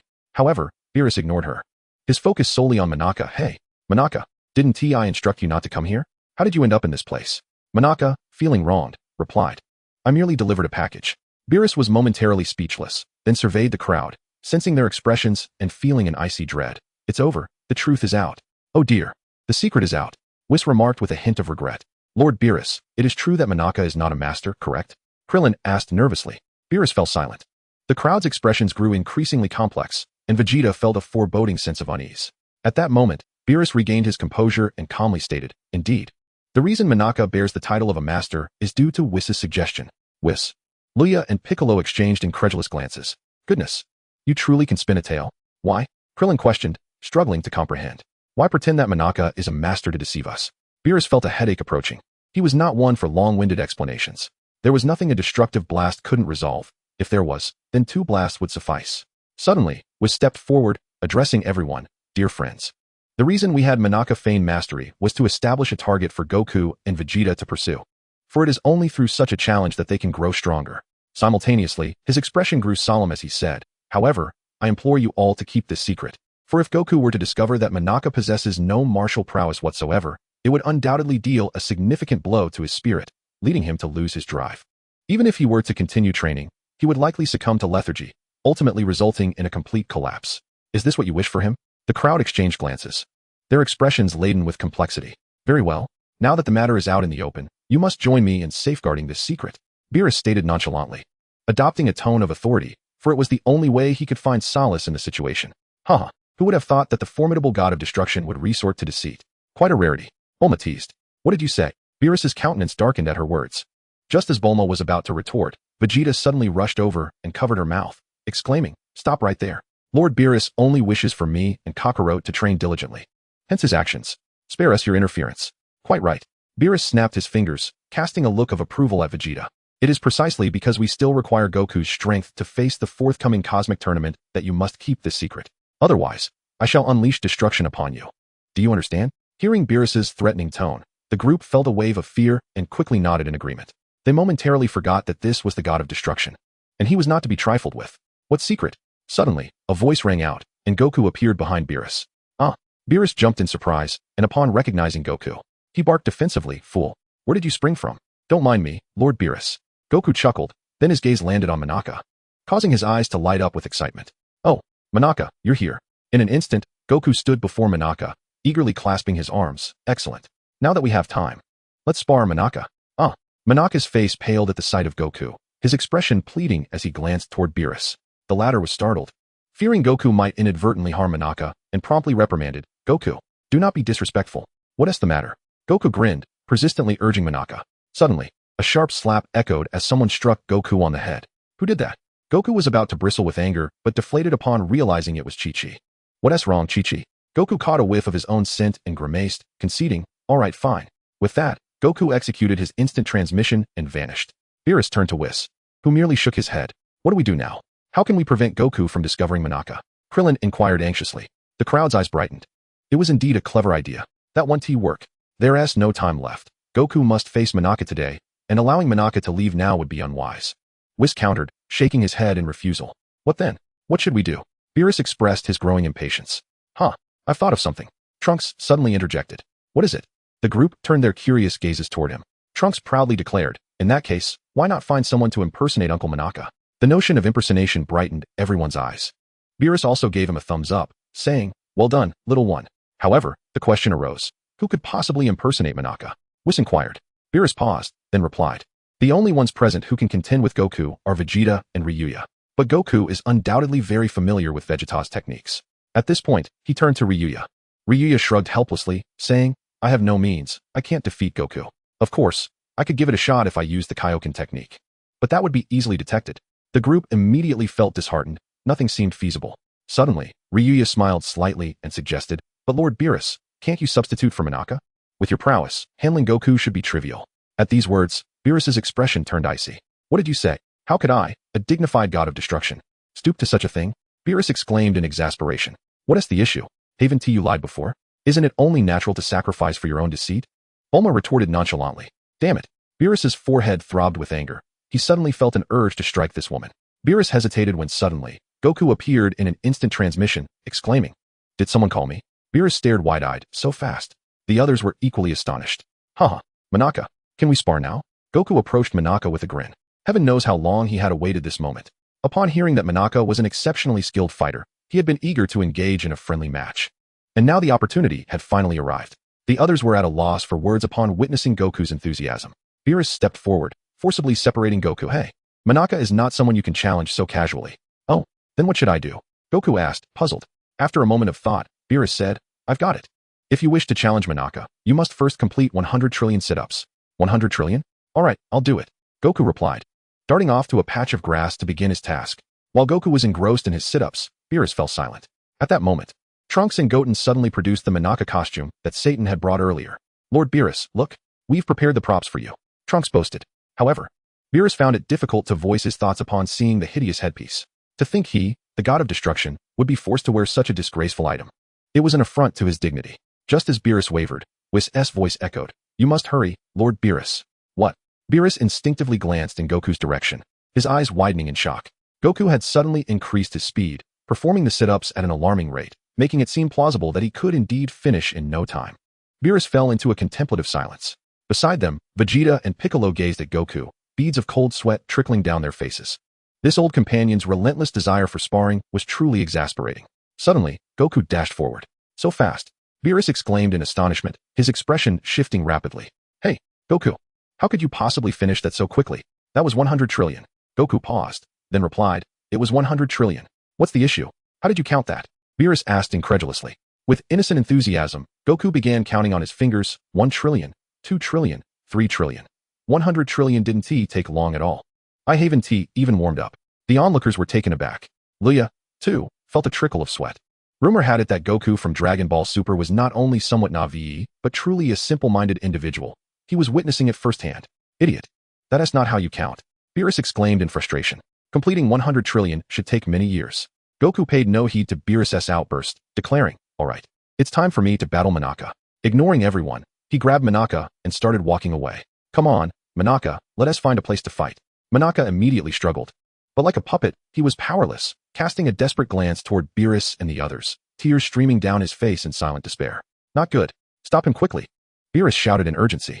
Yamcha, use gravity to hold Goku back. Tien shouted to Yamcha. Understood. Yamcha responded without hesitation, extending his hand to cast a binding spell on Goku. Suddenly, Goku felt an overwhelming heaviness and exclaimed, What is going on? It's so heavy. Well done. Beerus praised. The crowd sighed with relief. But at that moment, Yamcha gasped. I can't hold on any longer. The others' expressions shifted as they watched Yamcha being dragged forward. Could even the gravity technique not restrain Goku? Meanwhile, Krillin gritted his teeth and charged forward. Solar flare. He shouted, blinding the unsuspecting Goku momentarily, causing him to instinctively release Monaka. Seizing the opportunity, Krillin swiftly moved Monaka away. Lord Beerus, now's your chance, or it will be too late. Krillin urged. Trunks and Goten quickly handed over the gear. Clenching his teeth, Beerus reached for the equipment. His eyes fixed on the soon-to-recover Goku. Ugh, so blinding. What is happening? Goku exclaimed as he regained his senses, looking back in confusion. Huh, Monaka? Why have you grown so large? Before him stood a now oversized Monaka, his eyes devoid of warmth. Inside the suit, Beerus wore an expression of disdain and annoyance. Hey, make sure to fight far away. Otherwise, the banquet will be ruined. Bulma admonished. Goku laughed heartily, waving his hand dismissively. Got it. At that moment, however, Beerus broke the norm and suddenly appeared before Goku. Before Goku could react, a fist connected with his face. Ugh. Goku cried out in pain as his body was sent flying. Beerus charged forward without hesitation, launching a flurry of punches and kicks at Goku. Goku found himself overwhelmed, sustaining several blows that left him grimacing in pain. With a powerful flying kick, Beerus sent Goku hurtling several dozen meters away. The onlookers were taken aback. The battle had commenced with astonishing ferocity. Luya and Vegeta, along with their companions, wore expressions of grave concern, for they were still unfamiliar with Beerus's true power. Thus they focused intently on the unfolding spectacle. Luya, in particular, activated his utmost Saiyan potential, pondering when he might acquire an ability akin to the Sharingan. Although he was aware that this was the Dragon Ball universe, he recalled something about a time-traveling identity. Shaking off such thoughts, Luya earnestly observed the sparring match. Ouch! Goku rubbed his sore spots, momentarily disregarding Beerus's sneak attack, and exclaimed excitedly, I never imagined Monaka to be this formidable. In that case, I shall not hold back. With a burst of energy, Goku charged at Beerus. The latter, with a cold smirk, dashed forward as well. Chapter 67, A Spectacular Duel. An exhilarated Beerus. Boom, boom, boom. Crash. Ugh. Goku was sent flying by a single punch, crashing into a distant mountain. Yet, In the next moment, he emerged once more, roaring as he propelled himself towards Beerus, launching a barrage of rapid strikes with astonishing speed. Beerus, unfazed, effortlessly parried the onslaught. Although Goku's abilities paled in comparison to his own, he found himself constrained by the limitations of his toy-like attire. Thud, thud, thud. Goku, akin to an excited bull, relentlessly attacked Beerus, pouring his full strength into each strike. In his mind, Monaka was an immensely powerful being, and thus, he had resolved to approach this confrontation with utmost seriousness, shedding his previous habits. Suddenly, Beerus seized Goku's incoming punch, retaliating with a swift blow of his own. What? Goku was utterly blindsided, failing to anticipate that even under full pressure, Beerus could exploit his openings. Before he could react, a punch from Beerus landed squarely on his face, propelling him away like a cannonball. However, the force of Beerus's strike proved excessive, causing his toy-like attire to rip apart. Beerus, witnessing this, felt an overwhelming surge of frustration within. Meanwhile, Goku covered his face with both hands, wincing in pain. Once he regained his composure, he looked at Beerus with a grin and declared, "Since you are so unrelenting, I shall respond with all my might." With that, he unleashed his full power. An immense wave of energy surged forth, enveloping him in a radiant, milky glow. In the blink of an eye, Goku charged forward. Beerus, in a moment of urgency, concealed the exposed paw behind his back, preparing to meet Goku's assault with one hand. Bang, bang, bang. The two resumed their fierce battle, and astonishingly, at that moment, Beerus found himself momentarily on the defensive. Is this a joke? How is it possible? Lord Beerus being suppressed? The onlookers were left in a state of bewilderment. When did Lord Beerus's strength diminish to such an extent? No, it is not weakness. He is restrained, clad in that puppet attire. If he were to exert even a modicum of force, his facade might easily unravel. Thus, he is maintaining his composure, Vegeta observed, watching the fierce battle unfold. If that is the case, could Goku not triumph over him? Bulma remarked, somewhat astonished. You underestimate Beerus far too much. His power is far from trivial. Vegeta replied coolly. The onlookers were captivated by the intense clash, their eyes wide with awe, while Monaka had long since lost consciousness. Bang! Ugh! Goku was once again caught off guard by Beerus's assault, receiving a powerful blow to the abdomen. Simultaneously, Beerus's other hand shattered the glove, revealing itself to the open air. Beerus, momentarily taken aback, thought, is it truly that fragile? In that fleeting moment of distraction, Goku regained his composure, letting out a fierce roar as he retaliated with a punch, sending Beerus flying several meters away. Goku gazed intently at Beerus, sensing that the latter had yet to unleash his full potential. To him, the figure before him was merely Monaka. As Beerus paused, he turned to face Goku, and suddenly, a deep purple-black aura enveloped the puppet. Inside, Beerus observed Goku, a grin spreading across his face, his eyes gleaming with fervor and excitement. In the next instant, he switched his tone and roared with fury, a terrifying energy enveloping him entirely. This was Beerus's first demonstration of power beyond divine aura, and even so, enhanced by his divine might, he appeared immensely formidable. Upon witnessing this, Goku showed no signs of hesitation, chuckling, now that's more like it. A battle should be exhilarating. Goku erupted with energy and charged directly at Beerus. Beerus snorted dismissively, casting aside any concern for his exposed arm, and unleashed a barrage of strikes at Goku. Goku was not even using his full strength. He should be able to transform into Super Saiyan Blue. Krillin suddenly interjected. They wouldn't dare. If they truly unleashed their full power, not just this place, but perhaps the entire West City would be obliterated. Piccolo remarked calmly. However, I wonder if Lord Beerus will be displeased. Being subdued by Goku, will it tarnish his dignity? Furthermore, he seems a bit irked at the moment. Bulma expressed her concern. It was already quite a challenge to have him impersonate Monaka in that puppet costume. Now, seeing him in such a constrained state, she worried that if Beerus were to become angry, he might obliterate Earth. The others shared her apprehension. Beerus's temperament was notoriously unpredictable, and none could foresee when he might become displeased. If that were to occur, he could wreak catastrophic havoc, which would be dire indeed. That is unlikely. At that moment, Whis approached, his staff nowhere to be seen, replaced instead by a bowl of fruit salad in his left hand and a fork in his right. As he leisurely fed himself, Whis, do you think Lord Beerus will truly remain calm? He seems rather unhinged at the moment. Bulma inquired. Whis swallowed his food and casually waved his hand, saying, rest assured, Lord Beerus is currently reveling in the thrill of combat and is not at all angry. So you need not worry. Upon hearing this, everyone breathed a sigh of relief. Moreover, since the commencement of the competition with Universe 6, Lord Beerus had been relegated to the role of an observer, and his anticipation had been mounting. Thus, he too yearned for a battle, especially since he had rarely engaged in combat after his encounter with Goku, as his overwhelming strength left him without worthy opponents. Now, with the constraints of this puppet suit, he could engage Goku in a way that allowed him to exercise restraint. This was the kind of battle he desired. Whis chuckled, explaining this with a smile. Before indulging in a piece of fruit, his spirits soaring high, Vegeta and the others focused intently on the fight, and it was evident to them that Beerus was deeply immersed in the joy of battle. Meanwhile, Luya, while munching on food and observing the skirmish, found himself somewhat itching for action as well. However, after watching the limited combat for a while, he quickly lost interest and turned his thoughts inward, delving into the system. Observing his battle power exceeding 100 billion, Luya felt a pang of nostalgia. He had made significant strides since the competition with Universe 6. Throughout the battles, he had been utilizing his utmost Saiyan potential, though he refrained from employing it outside of combat and training. When he glanced at his skills, he fell silent, nearly forgetting that he had one transformation left, his Oozuru form. Chapter 68. The simultaneous existence of Super Saiyan 4 and Super Saiyan Blue? Regarding the Oozuru transformation, Luya understood only a fragment, namely, that Saiyans could transform into a giant ape by harnessing the power of the moon through their tails. The Oozuru was the Saiyans' most primal form, and it was indeed terrifying. Once transformed, their power would surge dramatically. He also knew that this transformation was a precursor to Super Saiyan 4. However, Luya recognized that the tail merely served as a tool for the Oozuru transformation and had no direct correlation with the Super Saiyan 4 transformation. The tail functioned more like a collector, enhancing the body's ability to absorb the natural frequency of blood's waves, thereby enabling the Oozuru transformation. While the tail determined whether a Saiyan could naturally transform, it was not a strict requirement. One could still achieve the transformation without a tail, albeit with diminished efficacy. Much like Vegeta in Dragon Ball, who successfully transformed into Super Saiyan 4 using enhanced blood's waves crafted by Bulma. In essence, as long as one could amplify blood's waves, the Oozuru transformation could be attained. Thus, the tail, the golden Oozuru, and Super Saiyan 4 were not intrinsically linked. After transforming into a golden Oozuru, a Saiyan required a strong will and the ability to regain their senses, compressing that energy before further transforming into Super Saiyan 4. Vegeta, despite lacking a tail, was able to transform through enhanced blood's waves, and during this transformation, his tail manifested instantaneously. To put it simply, a Saiyan could transform into an Oozuru under the moonlight with a tail. Without a tail, they could still transform using amplified blood's waves. Consequently, the tail had lost its significance.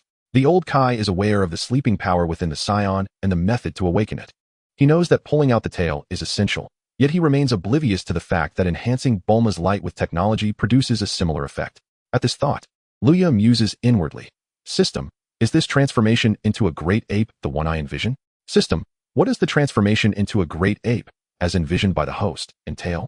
Luya's lips twitched slightly. Of course, I wonder if this transformation could allow me to transcend to Super Saiyan 4? System, host, there's no need to rush. First focus on enhancing your strength. Otherwise, when it comes time to utilize this skill, you may find yourself at a loss and lose control, leading to chaos. Luya shook his head, choosing not to elaborate further. The system had an irreverent demeanor, and it was prudent to minimize discussions with it. Regarding the existence of Super Saiyan 4 in this multiverse, he remained uncertain. However, he was confident in his ability to transform into Super Saiyan Blue. He pondered whether both forms could coexist simultaneously and whether he could perhaps merge the two powers together. Lost in thought, he gazed into the high sky. Boom. At that moment, Beerus and Goku were locked in an intense battle, their contrasting auras of white and purple clashing spectacularly, sending shockwaves through the atmosphere. Crash. Beerus landed a punch on Goku's abdomen, eliciting a cry of pain from him. Yet, suppressing the agony, Goku retaliated with a punch aimed directly at Beerus's forehead. In the same breath, Beerus reacted, tilting his head slightly, but due to its size, Goku's punch merely grazed his head. With a splat, Monaka's helmet was struck, causing one of its ears to be knocked off. Oh no! The crowd gasped in horror. No, that was my painstaking creation, Satan exclaimed, feeling utterly aggrieved. However, in that fleeting moment, Beerus responded by kicking Goku away. Goku was sent flying. Beerus, now slightly unsettled, thought to himself, damn it, my ear is gone. What will I do? I'm going to be exposed. Yet Goku remained unfazed, his focus entirely on Beerus, exhilarated by the fight. Bring it on. Goku laughed heartily, suddenly erupting with energy. Instantly, a powerful aura radiated from him as he teleported right in front of Beerus, delivering a punch. Beerus evaded the blow by shifting his body. But in the next instant, Goku followed up with a swift kick upward. Oh no! Beerus was startled, adjusting his position once more. With a splat, his rear was grazed, revealing Beerus's tail. This is bad. Both Piccolo and Vegeta's expressions shifted dramatically, and in the next moment, they vanished from sight. Goku, undeterred by his initial failure, charged forward again. Whoosh! Whoosh! Suddenly, Vegeta and Piccolo appeared before Beerus, with Piccolo draping his cloak over Beerus, while Vegeta hastily offered him a piece of white cloth. The latter understood and quickly wrapped it around his tail. Vegeta? Piccolo, what are you doing? Goku questioned in confusion. Vegeta, your acting is utterly atrocious. Piccolo's face twitched. At that moment, Vegeta awkwardly replied, yes, yes. I too am out of control. My body is completely unresponsive. Piccolo, you brat, your acting is just as poor. At this point, Beerus had coiled his tail, concealing any visible expression. In the next instant, he seized both Piccolo and Vegeta and flung them away with ease. Beerus then turned his gaze towards Goku, a sardonic smile creeping across his face. In the blink of an eye, he unleashed a surge of energy. The deep violet aura stirred the heavens, its intensity soaring far beyond what it had been moments before. Goku, witnessing this, was instantly invigorated. All right. If that's the case, let us go. Huh. With a fierce shout, Goku erupted with energy, yet he refrained from transforming into a Super Saiyan, instead maximizing his base form. In a flash, Goku vanished, but at the same moment, Beerus raised his hand and caught a fist. What? Goku barely had time to react before Beerus's punch landed squarely in his abdomen. Boom. With a muffled thud, Beerus followed up with a powerful strike, sending Goku crashing down. Gasp. Boom. Goku forcibly halted his descent, yet he remained several meters above the ground, the immense force creating a massive crater below him. Beerus beckoned Goku with a taunting gesture, full of provocation. Can this be endured? Goku slowly ascended, unleashing his energy and charging at Beerus. Beerus too erupted with power, rushing forward. Boom, boom, boom. In an instant, the overwhelming force triggered a series of explosive sounds in the vicinity. Chapter 69, The Storm concludes. Though they remained in their base forms, the intensity of their battle was scarcely inferior to that of a Super Saiyan. Goku and Beerus locked eyes across the expanse, their energies surging rapidly, seemingly intent on determining a victor. Upon witnessing this scene, Vegeta and the others were taken aback and hurriedly turned to Whis. Whis, please stop them. Vegeta urged, his expression growing anxious. He could sense that if these two unleashed their full might, the entire Earth would be severely impacted. Oh dear. Whis appeared somewhat helpless. Why had these two become so addicted to fighting? Ah! Suddenly, high above, Goku began to surge with energy, and his strength soared dramatically. Humph. Beerus let out a cold snort. An astonishing purple light enveloped his body. The two exchanged glances and simultaneously charged at one another. This punch, neither intended to evade. Luya also stood up, ready to intervene should an unforeseen event occur. However, it soon became evident that he had underestimated the power of the angel. Just as Goku and Beerus's fists were about to collide, Whis appeared between them, effortlessly seizing both of their fists. Oh dear, I must say, this is where it ends. Otherwise, the banquet cannot proceed, Whis remarked with a gentle smile. His intervention was indeed remarkable, halting both Goku and Beerus, which left their companions astonished. For Whis's strength seemed utterly unfathomable. The second-order angel, Whis, gazed at Beerus, his eyes narrowing slightly. One must admit, the other's prowess indeed surpassed that of Beerus. Whis, how could you impede us? Goku exclaimed, his annoyance palpable. Having been interrupted mid-battle, he was irked regardless of who stood in his way. Whis, unfazed, replied slowly. Lord Beerus has commanded you to cease. Huh. Both Goku and Beerus were taken aback, and they simultaneously directed their gaze downward. There, amidst the crowd, stood Beerus. Yet something felt amiss. He lacked the divine authority typically associated with him and appeared somewhat dazed. Observing this, Beerus's lips twitched slightly, though he chose not to dwell on it. Oh, very well then. Upon realizing it was Beerus who had spoken, Goku reluctantly descended as commanded. Whis discreetly glanced at Beerus and chuckled softly. Lord Beerus, your performance was rather convincing. Humph. Beerus, intrigued, followed suit in descending. Quite impressive. Monaka exceeds my expectations. If he had not held back, I would have truly struggled to defeat him, Goku declared excitedly. Recognizing the reason behind Monaka's restrained power, presumably to avoid causing destruction in the vicinity. Hey, I told you to move to a more distant location. You've turned my backyard into a mess. Bulma interjected, visibly annoyed. Goku waved his hand dismissively. Well, Bulma, your family is the wealthiest in the world. Surely, this minor issue is of no concern. Sighing, Bulma felt a tinge of helplessness, though Goku's close relationship with her softened her annoyance. Haha, speaking of which, your battle was spectacular. Monaka even fainted. Kaiatsu burst into laughter, pointing at Monaka. The crowd's expressions froze, and a collective sweat broke out. Beerus also stiffened at this remark. Huh, Monaka? But he just fought with me. How could he faint? Goku questioned, perplexed. This left Bulma and the others feeling somewhat embarrassed. Kaiatsu, basking in the murderous glares from Piccolo and the others, wished for nothing more than to vanish from sight. At that moment, the Beerus within the puppet was seething. He had gone to great lengths, sacrificing his divine dignity to impersonate this unsightly and troublesome figure, only to have his efforts rendered futile by Kaiatsu's careless comment. He would not tolerate this. A swirling aura of purple divine energy enveloped Beerus, transforming him into a formidable figure, poised to unleash destruction. Vegeta and Piccolo, upon witnessing this, broke into a cold sweat, swiftly adopting a combat stance to brace for Beerus's wrath. Indeed, they had reached this critical juncture. 1,000 thoughts raced through Vegeta's mind, lamenting the need to prevent Bulma from hosting such grand gatherings in the future, lest the safety of Earth be jeopardized. This gathering is toxic. Whis, observing the scene with a sense of resignation, reflected on the adage that one need not fear an opponent like Goku, but rather teammates resembling pigs. At this moment, even he hesitated to provoke Lord Beerus's fury. Just as Beerus was about to take action, Goku suddenly exclaimed with excitement, "Soda? I understand now. Could Monaka also create clones like Bu? How impressive. Just the mere existence of these clones has left me at a loss." Everyone was momentarily taken aback, including Beerus, who soon regained his composure. Witnessing this spectacle, the crowd exhaled in relief. Well, although I cannot engage in a genuine battle with Monaka, his clones are so formidable that he must be exceptionally powerful himself. Excellent. From now on, I shall devote myself to training diligently. I am determined to triumph over Monaka next time, Goku declared with unwavering confidence. However, just as quickly, his stomach growled. After such a long bout, I am indeed hungry. I shall go grab something to eat first. With that, he disregarded the others and made his way towards the food area. The crowd breathed a collective sigh of relief. The storm had finally passed.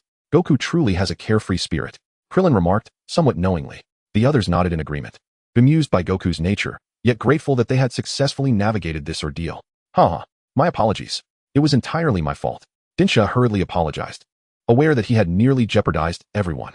To speak so thoughtlessly, you truly possess a unique talent, Tien commented, casting a glance at Dinsha. Dinsha, phew. Beerus removed his headpiece. Drenched in sweat, it's finally over. Thank you for your efforts, Lord Beerus. Beerus waved his hand dismissively. Let us keep Monaka from appearing on Earth too frequently from now on. Indeed. Whis nodded in agreement.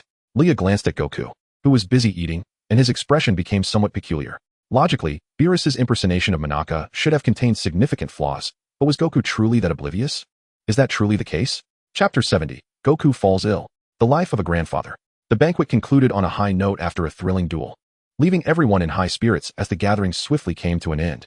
We look forward to your next visit, Lord Beerus and Mr. Whis. Bulma waved at the two. The others felt a sense of dread. If every gathering was to be as exhilarating as this one, they would constantly be on edge. Until next time then. Let us depart, Lord Beerus. Whis replied with a gentle smile. Shortly thereafter, Whis and the others vanished in a flash of rainbow light. The remaining guests also made their exits. After taking a refreshing bath, Luya lay on his bed, reflecting on his circumstances. I can now consider myself one of the foremost masters in the universe. If I were to constantly wield my utmost Saiyan potential, I would swiftly surpass Goku and the others in strength. However, that would diminish the thrill of the journey, so perhaps I shall refrain. Luya shook his head. Since the battle with the Sixth Universe, his power had escalated at an astonishing rate. In his normal state, his combat prowess would likely be difficult for a fighting genius like Son Goku to rival. Moreover, it is worth noting that Luya has now mastered the ability to manipulate time. Although it is only for 0.1 seconds, it is not easily broken by an ordinary individual. Aside from Ultra Blue, he could dominate any warrior. Of course, even without time manipulation, he is capable. Next, I shall focus on mastering time manipulation. Hit has already achieved 1 second, and he is likely to improve further. I must prepare for the upcoming tournament of power. Luya murmured to himself. In the ensuing days, Luya sought a secluded place for his training. Rather than the time chamber, he chose a small island. He commenced his practice of instant transmission, continuously executing the technique and exploring its nuances, thereby awakening the latent potential of his Saiyan heritage. His progress became increasingly evident. However, after a few days, Luya received unsettling news. Goku had fallen ill. This revelation astonished him at first, but upon reflection, he surmised that Goku's affliction stemmed from his use of the Kaioken tenfold, which had induced a case of prolonged chaotic energy syndrome. The immense power of the Kaioken, combined with Goku's already formidable strength, had rendered it nearly uncontrollable. Luya sighed, acknowledging that Goku's ability to utilize the Kaioken was largely attributed to his own efforts, prompting him to pay a visit. At that moment, Goku was at Gohan's home, playfully engaging with Gohan's daughter, Little Fong. Observing Goku's apparent lack of remorse, as if nothing had transpired, infuriated Gohan's wife, Chi-Chi, who clenched her teeth in frustration. Meanwhile, Piccolo sat on the sofa, a slight smile gracing his lips as he watched the scene unfold. The days without training are unbearably dull, Goku exclaimed, lifting Little Fong high. I see nothing wrong with it. You Saiyans train incessantly, so a little leisure time isn't amiss. Besides, both you and Vegeta have nearly reached your limits. The prospect of further advancement is minimal. It would be wiser to adopt a more relaxed mindset, Piccolo remarked nonchalantly. Despite the truth in Piccolo's words, Goku found it difficult to accept. I really have reached my limits, he lamented. No matter how rigorously he trained, the gains were negligible. Even the time chamber offered little promise unless he faced a truly formidable opponent capable of drawing out his hidden potential. Goku, you should prioritize your recovery, otherwise. I worry you might inadvertently damage Gohan's home, Chi-Chi advised calmly. What do you mean by that? Goku replied, a hint of embarrassment in his voice. I trust Dad won't do such a thing. Gohan and Videl entered at that moment. Daddy, Daddy, little Fong exclaimed joyfully upon seeing her father, babbling incessantly. Goku scooped her up, asking, Little Fong, did you miss Daddy? With affectionate coos, little Fong showered Gohan with kisses, and the atmosphere was warm and cheerful. Gohan, ever the concerned parent, lowered his gaze and then stated, I've made my decision. I refuse to overwork myself any longer. What? Chi-Chi gasped, immediately inquiring why. With a smile directed at little Fong, Gohan explained, Videl and I have decided to prioritize spending quality time with her rather than being consumed by work. Indeed. Gohan and I share this sentiment. We can afford to be more leisurely. After all, our family has sufficient resources, Videl added. Very well, Chi-Chi replied, somewhat disheartened by her son's choice to forego a promising future. Huh, Gohan, you are quite the opposite of your father, Piccolo remarked, looking at Goku. Goku laughed heartily, unconcerned with societal expectations. For him, his singular passion lay in the pursuit of training. Certainly, I hope that in his spare time, Uncle Piccolo can assist me with my training. It has been quite a while since I last engaged in formal training, and I am concerned that if this continues, I may find myself unable to intervene in future situations. Gohan suddenly turned to Piccolo and smiled. Piccolo glanced at Gohan and then smiled reassuringly, saying, even if you hadn't mentioned it, I would have hoped to train you. Laughter erupted from both Goku and Gohan. You Saiyans have your own struggles. Yet Chi-Chi remains voiceless. Just then, a sound of footsteps echoed from outside. That presence, it belongs to Luya. Piccolo looked out the window. Luya? Goku exclaimed, his eyes lighting up. As they exited, they were greeted by Luya. Luya, what brings you here? Goku asked, smiling at him. Luya replied, I heard you were unwell. Is everything all right? Goku's expression dimmed slightly at this remark. I'm managing, but I can't exert myself lately. Otherwise, my energy will become chaotic within my body. Luya nodded. It's because you pushed yourself too hard while using the Kaioken. Initially, it was manageable, but in the end, you were already exhausted and still attempted to maintain it, which is what led to your current state. Goku sighed in resignation. I had no idea you would defeat Hit. Had I known, I wouldn't have strained myself so. Chapter 71, Gohan's Request. A rematch. Goku nodded, all right. Why then? Luya nodded and turned to leave. Wait. Gohan suddenly called out. Luya halted and turned back. Gohan. Did you call for me? Gohan stepped forward, his gaze now imbued with an unusual seriousness. Luya, I wish to request a battle with you. What? The sudden declaration from Gohan astonished both Piccolo and Goku, leaving them perplexed as to why Gohan would make such a request. Luya was equally surprised. He had also been considering a match with Gohan to gauge his strength through the system, but had hesitated to voice it. Now he was taken aback by Gohan's initiative. Gohan looked at Luya, his determination unwavering. After a moment of silence, Luya responded, Gohan, you must understand, I am far more powerful now than when we first met. Gohan nodded, I understand. That is why I wish for you to engage in a match with me. Goku appeared hesitant, glancing at Gohan. But Piccolo gestured for him to refrain from intervening. Why? Luya chuckled. But Mr. Piccolo can assist you. Piccolo remained silent. Gohan nodded, I understand that. But I still wish to spar with different masters. If father were well, I would also ask him to train me. Gohan, Chi-Chi, and Videl all wore complicated expressions. Please, train me. Gohan bowed deeply to Luya. Luya sighed. Very well. If that is your wish, I shall agree. That's wonderful. Gohan exclaimed, his fists clenched in excitement. Let us find another location. Luya said, suddenly taking flight and soaring in a particular direction. Gohan nodded to Goku and the others before following Luya. Unable to suppress his urge, Wukong was about to set off when he was suddenly restrained by Piccolo. Your body is in a fragile state. You should refrain from joining them. I fear their presence might provoke you. Wukong, feeling helpless, reluctantly acquiesced. Nevertheless, Piccolo stealthily followed. How cunning. Wukong scoffed. Wukong, come quickly and tend to Xiaofeng. I will assist Bidalai with the cooking. Chi-Chi called out. Very well. Wukong had no choice but to cradle Xiaofeng in his arms. Meanwhile, Rhea arrived at a secluded valley, closely trailed by Gohan, who positioned himself opposite Rhea. Rhea gazed at Gohan and declared, do not hold back. Unleash your utmost strength. Gohan nodded, slightly spreading his feet apart, adopting a stance reminiscent of a horse-riding posture. In the next instant, he roared with all his might. Boom. The Super Saiyan transformation manifested. Gohan's energy surged, multiplying his battle power 50-fold. However, Rhea frowned. Despite Gohan's transformation, he was still not a match for him in his normal state. Gohan has become a mere shadow of his former self, Rhea mused with a slight smile. Bouncing lightly into a combat stance, Beep. Task activated. Objective, acquire the power of 5 Saiyans. Current progress, 45. Gohan eyed Ruya with heightened vigilance. Even transformed into a Super Saiyan, he found Ryu's normal state to be flawless. Remarkable. In just 6 months, Ryu's strength has increased so significantly. Perhaps I should also train in the time chamber? Suddenly, Ryu's gaze sharpened, and in the blink of an eye, he vanished. Before Gohan could react, a fierce punch landed squarely on his face. Ugh! Gohan cried out in agony as he was sent hurtling through the air, crashing into several small mountains. Do not lose focus, Ryu remarked nonchalantly as he observed Gohan's plight from above. In that moment, a dazzling golden light erupted, and Gohan charged toward Ryu. Ryu pivoted, meeting him head-on. Thud, thud, thud. Their fists collided with tremendous force, unleashing a thunderous symphony of strikes. However, after a flurry of several hundred blows, Ryu suddenly seized Gohan's fist and thrust his knee forward, delivering a crushing blow that sent Gohan crashing down. In the next heartbeat, Ryu clasped his hands at his waist and unleashed a Kamehameha wave. Boom! A colossal wave of energy surged forth. Gohan rose to his feet, channeling his energy to its peak, concurrently unleashing his own Kamehameha to clash with Ryu's.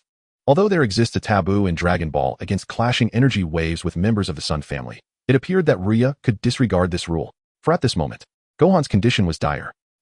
Gohan frantically poured forth his Kamehameha, the immense energy creating a massive crater beneath him. Ryu let out a low growl, activating his full power.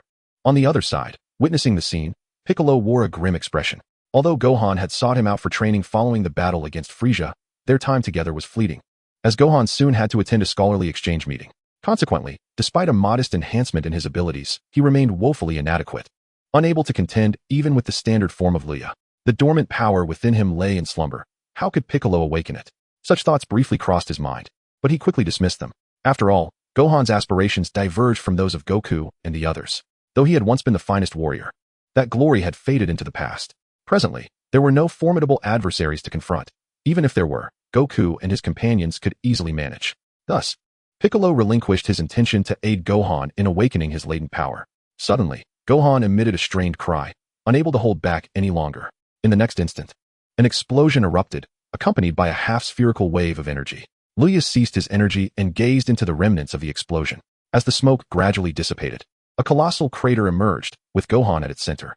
Gohan knelt on the ground, beads of sweat cascading down his face as he gasped for breath, having reverted to his normal state. Observing this, Luya descended into the crater and remarked, "Your strength pales in comparison to your former self." Gohan remained silent, trembling as if reproaching his own weakness. Luya continued, "From what I recall, you awakened to Super Saiyan second stage during the battle against Cell, and subsequently transcended yourself during the conflict with Majin Buu, unleashing your full potential. Yet now, it appears your potential has once again been sealed." Indeed, Piccolo suddenly interjected, approaching slowly. If Gohan were to persist in his training, his power would undoubtedly rival that of his father. However, he now yearns for a peaceful existence, willingly casting aside his Saiyan heritage. Gohan rose to his feet and murmured, "I'm sorry, Uncle Piccolo. I've disappointed you." Yet Piccolo bore no resentment. Instead, he smiled and replied, "It's of little consequence.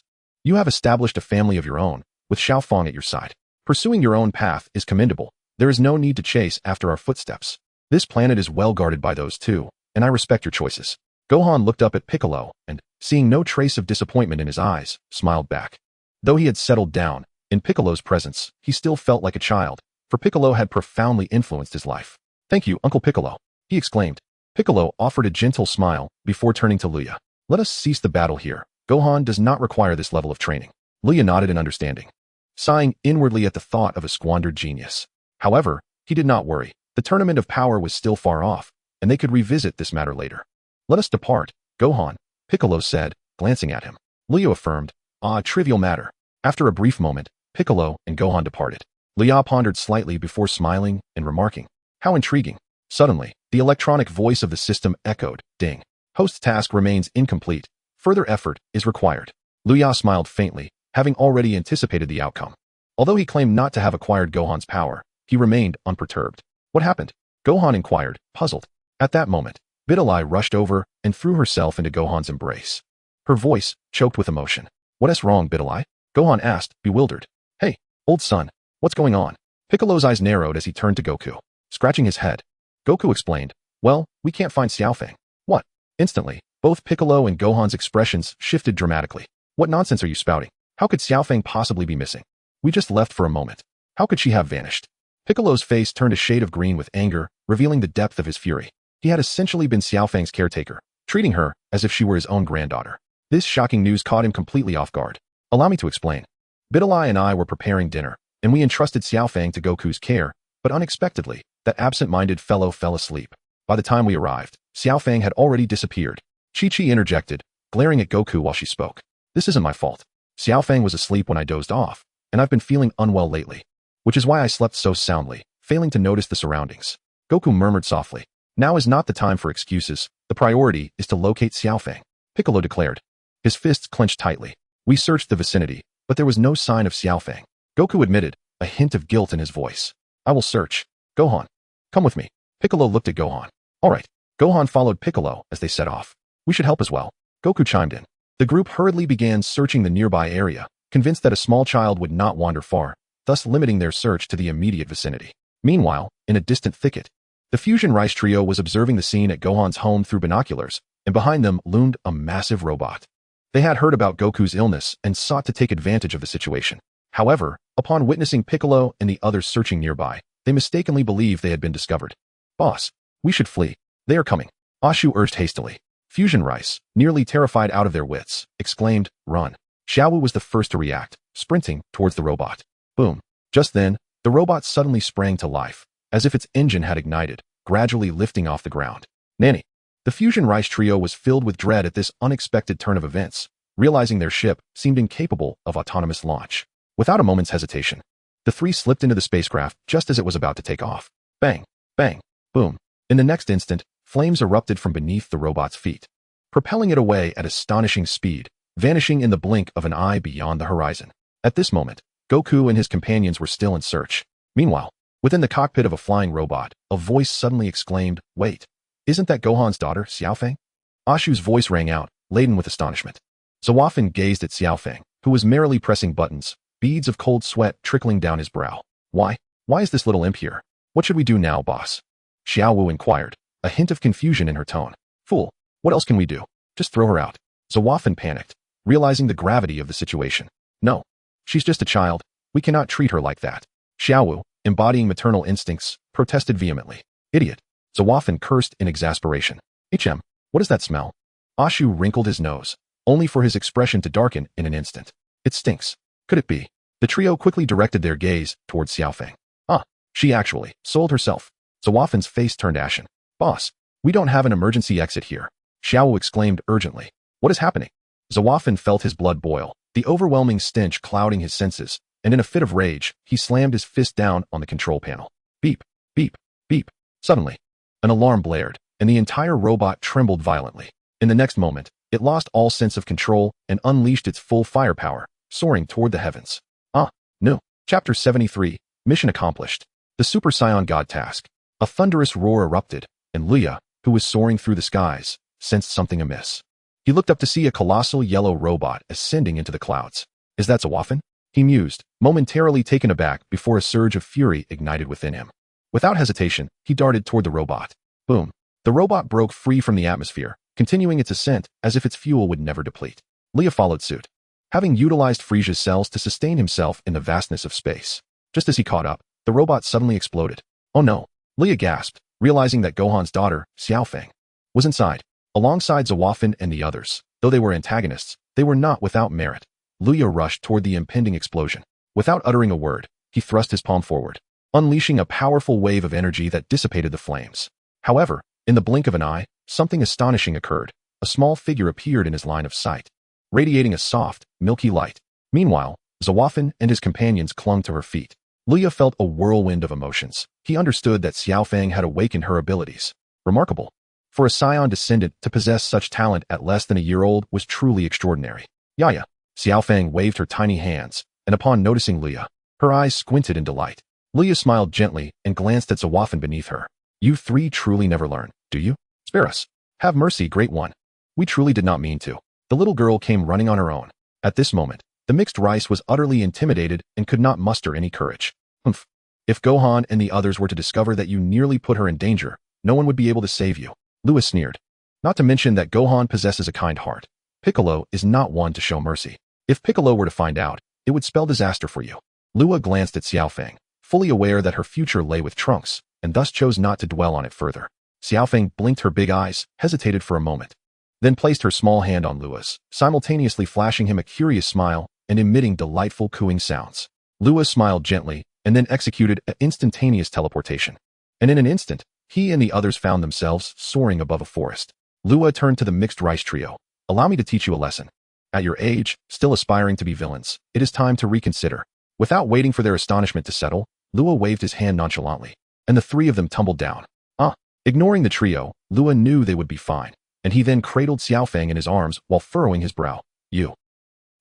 Xiaofeng giggled, her little hands playfully exploring Lua's face. Meanwhile, the trio remained precariously hanging from the treetops, though they had all succumbed to unconsciousness. On another front, Goku and the others were seated at the doorstep, their faces drawn in solemnity. Piccolo's veins were visibly throbbing, resembling a volcano on the brink of eruption. Gohan was soothing Biddy, who wore a look of deep concern. Goku, this is all your fault. You should have kept a closer eye on Xiaofeng. How could you let her wander off? Chi-Chi chided him, poking Goku's head in frustration. Goku felt a pang of guilt, had he not been unwell. Finding Xiaofeng would have been swift, but he was unable to sense her energy, thus missing the crucial opportunity. Damn it, this is all on me. Xiaofeng. Just as silence enveloped the group, Lua appeared among them, cradling Xiaofeng. Xiaofeng. The sudden arrival of Lua startled everyone, but as they saw him holding Xiaofeng, their composure crumbled, and they rushed towards him. Biddy immediately scooped Xiaofeng into her arms, bursting into tears. Lua, why is Xiaofeng with you? Goku inquired, a hint of confusion in his voice. I see. Piccolo's previously taut expression softened slightly. Thank you so much, Lua. If it weren't for you, we truly would not have found her. Gohan bowed deeply to Lua. Lua waved his hand dismissively and then addressed Biddy. Just a small favor. By the way, could you please change Xiaofeng's diaper? Upon hearing this, Biddy suddenly realized. Her cheeks flushed, and she nodded. Thank you. With that, she carried Xiaofeng inside. Enough of that. If you pull such a stunt again, you shall not come near Xiaofeng. Chi-Chi admonished, her irritation palpable. How can that be? After all, I am Xiaofeng's grandfather. Goku protested. Is that how a grandfather loses track of his own granddaughter? If Lua hadn't helped, we still wouldn't have found Xiaofeng. Chi-Chi retorted angrily. Goku offered an awkward smile and subtly signaled Gohan for assistance. Lua was about to refuse, but Gohan chimed in. Yes. Come dine with us. Very well then. Lai found it difficult to decline the invitation, and soon after finishing the meal with Wukong's family, he took his leave. He had grown somewhat familiar with Xiaofeng, who no longer regarded him as a stranger. After Lai departed, Wukong resolved to train at King Kai's, seeking to restore his own strength, for he could no longer endure the days of weakness. Such a life was a torment for him. Beep. Congratulations, host, for assisting Xiaofeng. Special reward, energy of Saiyan Xiaofeng. Beep. Congratulations, host, for completing the Super Saiyan God mission. Rewards are now being distributed. Chapter 74, The Super Water. The foe Vegeta makes an entrance. 3 days later, in a certain forest, whoosh, a strange flash of light appeared, and moments later, the surrounding space fell into a void. A silhouette had materialized in the scene. It was none other than Lai. With a smirk, Lai felt a surge of excitement. His time control had now reached an impressive 0.3 seconds. Over the course of 3 days, and leveraging the innate talents of the strongest Saiyan, one could not deny the terrifying nature of time control, though the difficulty of mastering it was immense. Achieving a level akin to hits before the tournament of power would prove to be a formidable challenge. As Lai pondered this, he suddenly paused, his gaze drifting towards the distant sky. After a moment's reflection, he focused his energy between his brows, centering his mind. Vegeta, Trunks, and Goten were no longer on Earth. He murmured to himself, his eyes narrowing slightly. If he was not mistaken, they must be on the planet of fire. Beep. System task activated. In a blink, Lai's form vanished. Meanwhile, on the planet of fire, boom, boom, boom. Within a valley, a series of explosions erupted. Moments later, several figures shot out of the valley, evading the relentless laser cannons that pursued them. Hey, Goten, hurry up and run. Don't let them catch us. Trunks shouted as he sprinted, carrying Monaka on his back. Goten was burdened with an old man, who clutched an object that resembled a pacifier. Behind them, a horde of pink extraterrestrials chased after them. These aliens had been possessed, their bodies overtaken by something known as super water. Trunks and Goten had inadvertently boarded Monaka's spaceship, landing them on the planet of fire. Before they could fully comprehend their surroundings, they found themselves embroiled in a deadly chase, as a group of intergalactic fugitives pursued the old man, prompting Trunks and Goten to intervene and rescue him. However, to their dismay, the assailants seized Monaka, leaving Trunks and Goten with little choice but to comply. The fugitive Griel sought the pacifier held by the old man, rumored to be a key that sealed away a powerful entity known as super divine water. Blinded by ambition, they had managed to seize the key. But upon unlocking the super water, they were forcibly possessed. It was not merely possession. They had their energy stolen and were then perfectly replicated, with the strength of these copies surging dramatically. Given the peculiar nature of the super water, Trunks and the others had no choice but to flee. Snap. This is bad. Suddenly, Trunks turned around and stumbled, crashing to the ground. Bang! Trunks! Goten exclaimed, unable to contain his concern. Just then, before Trunks could react, several beams of laser fire shot toward him. It was over. Trunks' expression changed dramatically. In that critical moment, Vegeta appeared in front of Trunks, effortlessly deflecting the laser blasts with a few swift motions. Father! Trunks exclaimed, his face lighting up with joy. Vegeta, with an air of arrogance, turned to him and said, "What are you doing running around? Do you have any idea how worried your mother is? I'm sorry, but if you hadn't come, we would have been done for." Trunks quickly diverted the topic. Vegeta snorted, then shifted his gaze toward the aliens, asking, "What are these creatures?" "Oh, it's Greer," Gak suddenly exclaimed as he approached. "Greer? Is he the fugitive you mentioned?" Vegeta pondered. Looks like a stronger opponent has arrived. Excellent. Next, I will absorb all your powers." Greer stepped forward, glaring menacingly at Vegeta. "Humph." Vegeta scoffed. "You lot think you can absorb my energy? How utterly laughable. How would you know unless you tried?" Greer replied with a sinister grin, then waved his hand, signaling his subordinates to charge. "TCH, a bunch of trash," Vegeta coldly remarked, then suddenly vanished, reappearing before one of Greer's minions and delivering a powerful punch that sent the opponent crashing down. Simultaneously, Vegeta flickered in and out of sight, taking down one enemy with each appearance. "No, this is impossible," Greer exclaimed, his expression shifting in disbelief at the sudden emergence of this formidable foe. However, after his surprise, Greer smirked, thinking to himself, "No matter how powerful you are, you cannot stand against us." Vegeta unleashed an energy blast towards several of Greer's subordinates, obliterating them in an instant. The ground was drenched in a thick, pink liquid that writhed and dripped ominously. "Father, be careful," Trunks warned anxiously. Vegeta, unfazed by Trunks' caution, landed before Greer, arms crossed, and said, "You're the last one left. Speak up, have you decided how you wish to perish?" "Hee, I must admit, you are indeed powerful. But defeating me is utterly impossible," Greer replied with a calm smile, seemingly unperturbed. "What nonsense are you spouting? With your caliber, I could extinguish you with a mere flick of my finger." "What a joke," Vegeta retorted disdainfully. "Is that so? Then your power will belong to me." Greer chuckled ominously. Just then, a mass of pink liquid silently materialized behind Vegeta, suddenly enveloping him. "Father!" Trunks gasped in horror, his face turning pale. "How is this possible? What is this stuff?" Vegeta struggled fiercely, yet with each attempt, he found himself increasingly suffocated until he was utterly drained, as though some unseen force were forcibly siphoning away his strength. In mere moments, he was expelled from the pink liquid, collapsing before Trunks. How could this be? Vegeta staggered to his feet.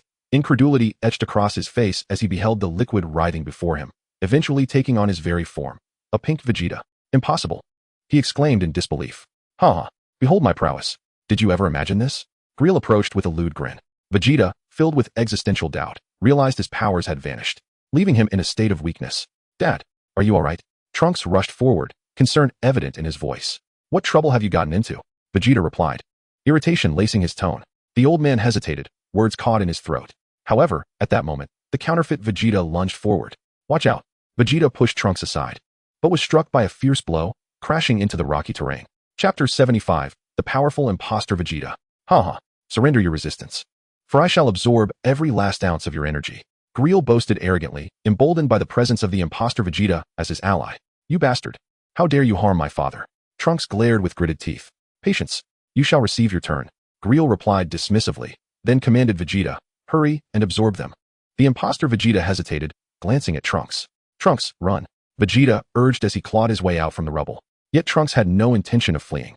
He fixed his gaze on Greer and, with a fierce shout, transformed into a Super Saiyan, charging directly at him. Suddenly, the imposter Vegeta stepped in front of Greer, extending his hand to grasp Trunks' wrist, a sinister smile spreading across his face as he flung Trunks away effortlessly. Super Exploding Wave. The imposter Vegeta's expression turned cold as he unleashed his signature attack, aimed squarely at Trunks. Oh no! Vegeta felt a surge of urgency. Yet his current state rendered him powerless to intervene. Trunks, too, wore an expression of sheer terror. The gap between him and his father was already vast. And now he faced an even more formidable imposter Vegeta. This attack could spell his doom. For a moment, Trunks forgot to evade. "Trunks!" Goten shouted, racing forward to collide with Trunks, sending them both tumbling to the side. The blast missed its target, obliterating the surrounding mountains instead. "This is impossible. His strength surpasses mine." Vegeta gazed in disbelief at the devastation wrought by that attack, astonished by the magnitude of the imposter's newfound power. In a state of panic, the old man realized the gravity of their situation. Grill was already terrifying enough, but now they faced an equally fearsome adversary. Today, they might very well meet their end. Goten. Trunks narrowly dodged an attack and immediately called out to Goten. Goten understood and responded affirmatively. The two swiftly assumed their battle stances, and in unison, their powers surged as they transformed into Super Saiyans. Moments later, they fused together. A blinding white light erupted, heralding the arrival of Gotenks. Oh, they can fuse too. How intriguing. However, your power shall be mine. Grell expressed surprise, but soon his excitement took over. Once he amassed this power, he would be unmatched throughout the universe. I am Gotenks. I will eradicate you in the name of justice. Gotenks shouted fiercely at Grell, then unleashed a powerful energy blast. Yet, Grell remained unfazed. At that moment, the counterfeit Vegeta stepped forward, effortlessly deflecting the attack with a mere flick of his hand. Suddenly, Gotenks appeared before the foe Vegeta, launching a flurry of rapid strikes. With poise, the imposter Vegeta parried the blows. The disparity in strength was overwhelmingly apparent. Seizing an opening, the counterfeit Vegeta grasped Gotenks' fist and hoisted him up effortlessly. Ugh! Gotenks struggled, but the imposter Vegeta retaliated with a devastating punch, sending him crashing through mountains. You're far too weak, the counterfeit Vegeta remarked, somewhat dissatisfied. Perhaps due to having replicated Vegeta's essence, he bore no malicious intent to swiftly eliminate his adversaries, but instead felt a tinge of reprimanding towards the two young warriors. With a surge of determination, Gotenks charged back in, launching a powerful super ghost kamikaze attack towards the foe Vegeta. Fool, you dare use that move against me? The counterfeit Vegeta scoffed, his aura flaring. In a display of sheer strength, he raised his fist and struck out. With a blinding flash, an immense force repelled Gotenks' attack, sending him hurtling into a wall. We should leave this place, the old man suddenly suggested. Hey, what is this thing? Vegeta glared at the old man, his expression darkening. The old man recounted the events without reservation. Superhuman water? It can replicate others' powers? Vegeta processed this information with a complex expression, then turned to the counterfeit Vegeta. This is dire. The original me has no flaws left. The only one capable of defeating this imposter is one person. The old man was taken aback by Vegeta's confidence. In Vegeta's mind, only Kakarot was worthy of being his rival. Everyone else paled in comparison. We must defeat him swiftly. Otherwise, you will cease to exist. The old man urged after a moment of hesitation. What? Vegeta gasped. Cease to exist? How can that be? The terrifying potential of superhuman water became evident. The old man's expression grew grave. It is precisely because it is so fearsome that it was sealed away. And now it has been unleashed by those blinded by greed. Vegeta fell into a long silence, gazing at the battlefield, urgency flickering in his eyes. At this moment, Gotenks let out an enraged roar, his aura surging to a new level as he transformed into Super Saiyan level 3. Oh, are you finally taking this seriously? The imposter Vegeta sneered, and in the next instant, he launched an assault. Unfazed, Gotenks charged forward without hesitation. A flurry of strikes ensued, with hundreds of punches exchanged in mere seconds. Crash. However, it was evident that the imposter Vegeta possessed greater strength, as a single elbow strike sent Gotenks flying once more. Whoosh. Simultaneously, the imposter Vegeta had gathered an energy sphere in his hand, and in the blink of an eye, he hurled it at Gotenks. Kamehameha. In response, Gotenks unleashed his own Kamehameha. Boom. The two attacks collided, resulting in a tremendous explosion. Realizing he was outmatched, Gotenks contemplated retreating. Little did he know, the imposter Vegeta had already traversed the smoke, appearing right before him with a grin. Where do you think you're running to? With a powerful kick, he sent Gotenks soaring again. Gotenks. Vegeta's expression changed. This onslaught was beyond their ability to withstand. Crash. As Gotenks crashed to the ground, he was forced to revert from his fusion. Both young warriors appeared somewhat weakened. The imposter Vegeta gazed at them, then extended his hand, preparing to unleash another energy sphere. Suddenly, he froze, sharply turning to look at a figure atop a nearby hill. It was Luya. Chapter 76. Luya arrives. Confronting the imposter Vegeta. The newcomer donned a green battle suit, with short hair fluttering in the wind. It was indeed Luya. He has finally arrived. Upon seeing Luya, Vegeta breathed a sigh of relief. Luya's power was not inferior to his own, and even when employing the Kaioken technique, Vegeta himself could hardly contend with him. Big brother Luya. Trunks and Goten exclaimed with delight. Sorry for the wait. Luya smiled slightly, then turned his gaze toward the imposter Vegeta, his eyes narrowing slightly. One must admit, this replicated version of Vegeta was even stronger than the original. TCH. I thought Kakarot was coming. Turns out it's you. The imposter Vegeta remarked, a hint of disappointment in his voice. Luya replied with a smirk, no need to be disappointed, for soon you shall learn the meaning of a thorough beating. Ridiculous. The imposter Vegeta scoffed arrogantly. Hey, don't bother with that guy. Absorb the energy of those two brats first. Did you hear me? At that moment, Griller suddenly commanded. The imposter Vegeta's expression turned cold. Do not order me around. What did you say? Griller responded in disbelief, realizing that he, the supposed leader, was being challenged. Whoosh. Suddenly, a blinding beam shot forth, aimed directly at Griller. What? No. Griller's face paled, but he found it impossible to evade. Boom. Amidst the massive explosion, Griller was swept away. The imposter Vegeta turned to Luya and said, "Who permitted you to act?" Vegeta snorted coldly. Thud. Luya landed before Vegeta, smiling at him. Well then, it's just you remaining.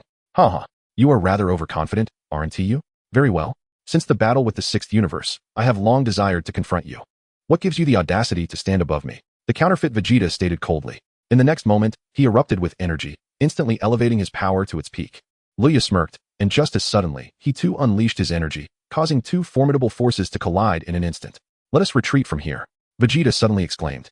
Trunks and Goten hurried over, and the group swiftly made their way to a distant vantage point. Father, do you think Luya can defeat that imposter? Trunks inquired.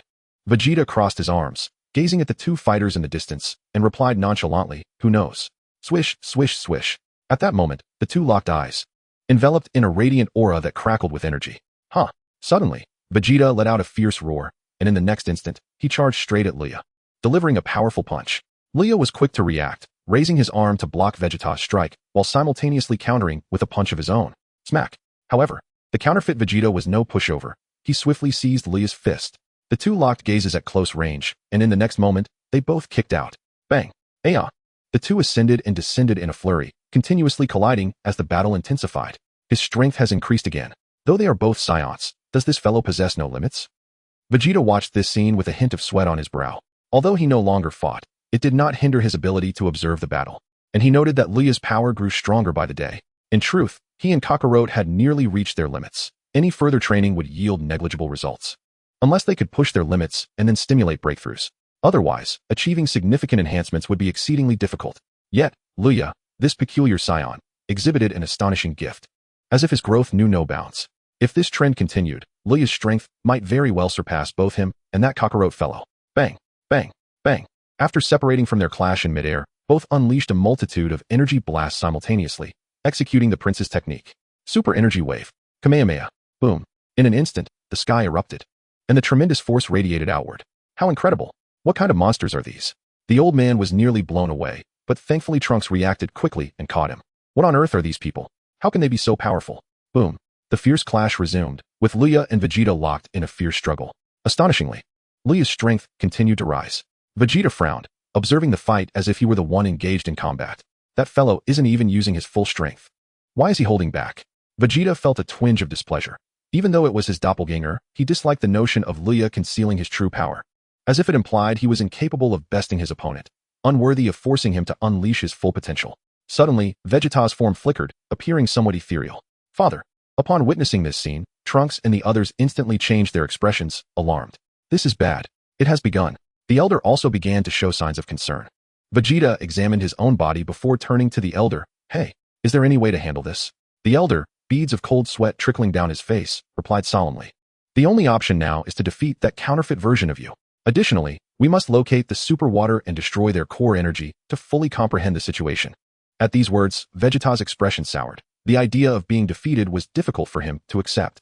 He then glanced at Trunks and the others. Trunks, you all hurry to the vicinity where that Grill was killed. The super water is likely still nearby. Understood.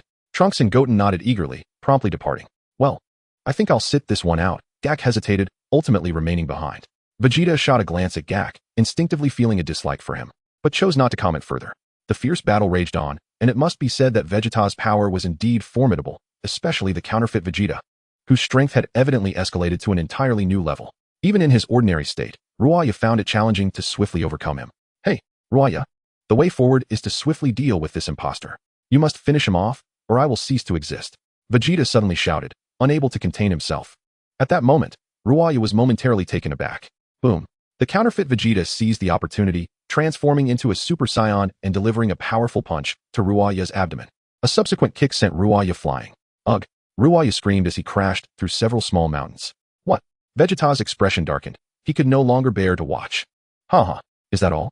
To defeat me? How naive. The counterfeit Vegeta scoffed derisively. Chapter 77. Ruaya employs flash time. Vegeta was stunned. Such a lack of martial ethics. Ruaya rose from the rubble, casting an irritated glance at the counterfeit Vegeta. "Fool," Vegeta remarked, somewhat exasperated. "I believe you should refrain from interfering with them." The elder suddenly interjected. "Shut up." Vegeta shot a foul look at the elder, effectively silencing him. The elder sulked in silence. Ruya turned his gaze towards the counterfeit Vegeta, then swiftly appeared before him. Though the counterfeit Vegeta's body was a shade of purplish red, it radiated a golden light. Akin to a Super Saiyan, he had inherited all of Vegeta's attributes. "Humph." The counterfeit Vegeta regarded Ruya with a haughty smile. Ruya observed him for a moment, and in the next instant, his eyes shifted. "What?" The counterfeit Vegeta barely had time to react when a flash of white light enveloped him, rendering him immobile. In an instant, Ruya had closed the distance, delivering a punch directly into the counterfeit Vegeta's abdomen. Ugh! The force of this blow caused the counterfeit Vegeta to vomit, as though struck with tremendous force. Impossible. This must be a joke. Meanwhile, Vegeta, witnessing this scene, felt a wave of terror wash over him. This sight seemed eerily familiar, yet he remained uncertain. Luya smiled faintly, showing no mercy, and with a swift knee strike, sent the counterfeit Vegeta flying. Boom! A massive boulder shattered, burying his form beneath the debris. A sneak attack? "Allow me to return the favor," Luya remarked calmly. Just moments ago, he had executed a time skip, leaving the counterfeit Vegeta utterly defenseless. Boom! Suddenly, a tremendous force erupted from the pile of stones, followed by a blinding light that sent the debris flying, revealing the form of the counterfeit Vegeta. At that moment, the counterfeit Vegeta was filled with rage, looking at Luya with shock and disbelief. "Impossible. How could you possibly perform a time skip?" "Time skip." At last, Vegeta comprehended the situation. This guy actually possesses Hit's time skip ability. Luya smiled slightly. "I learned it during my last encounter with Hit." "How infuriating." The counterfeit Vegeta, holding on to Vegeta's spirit, found it unacceptable to face this reality. How could this fellow be so extraordinary? He was the prince of the Saiyans. He begrudgingly accepted that Kakarot, this lowly warrior, surpassed him, but now, any random Saiyan seemed to possess greater talent than his own. He refused to believe it.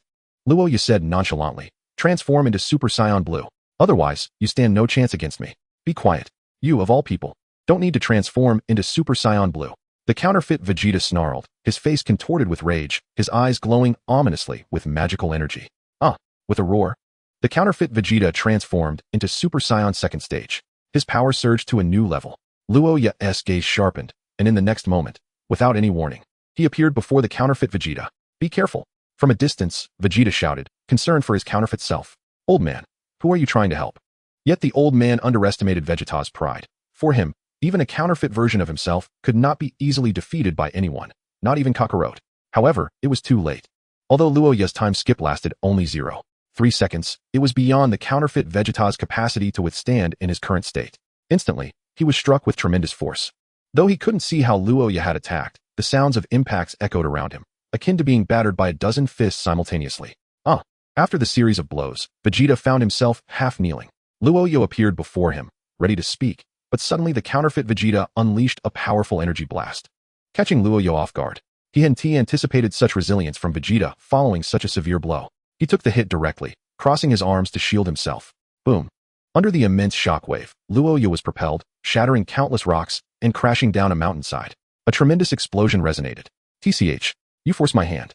The counterfeit Vegeta scoffed.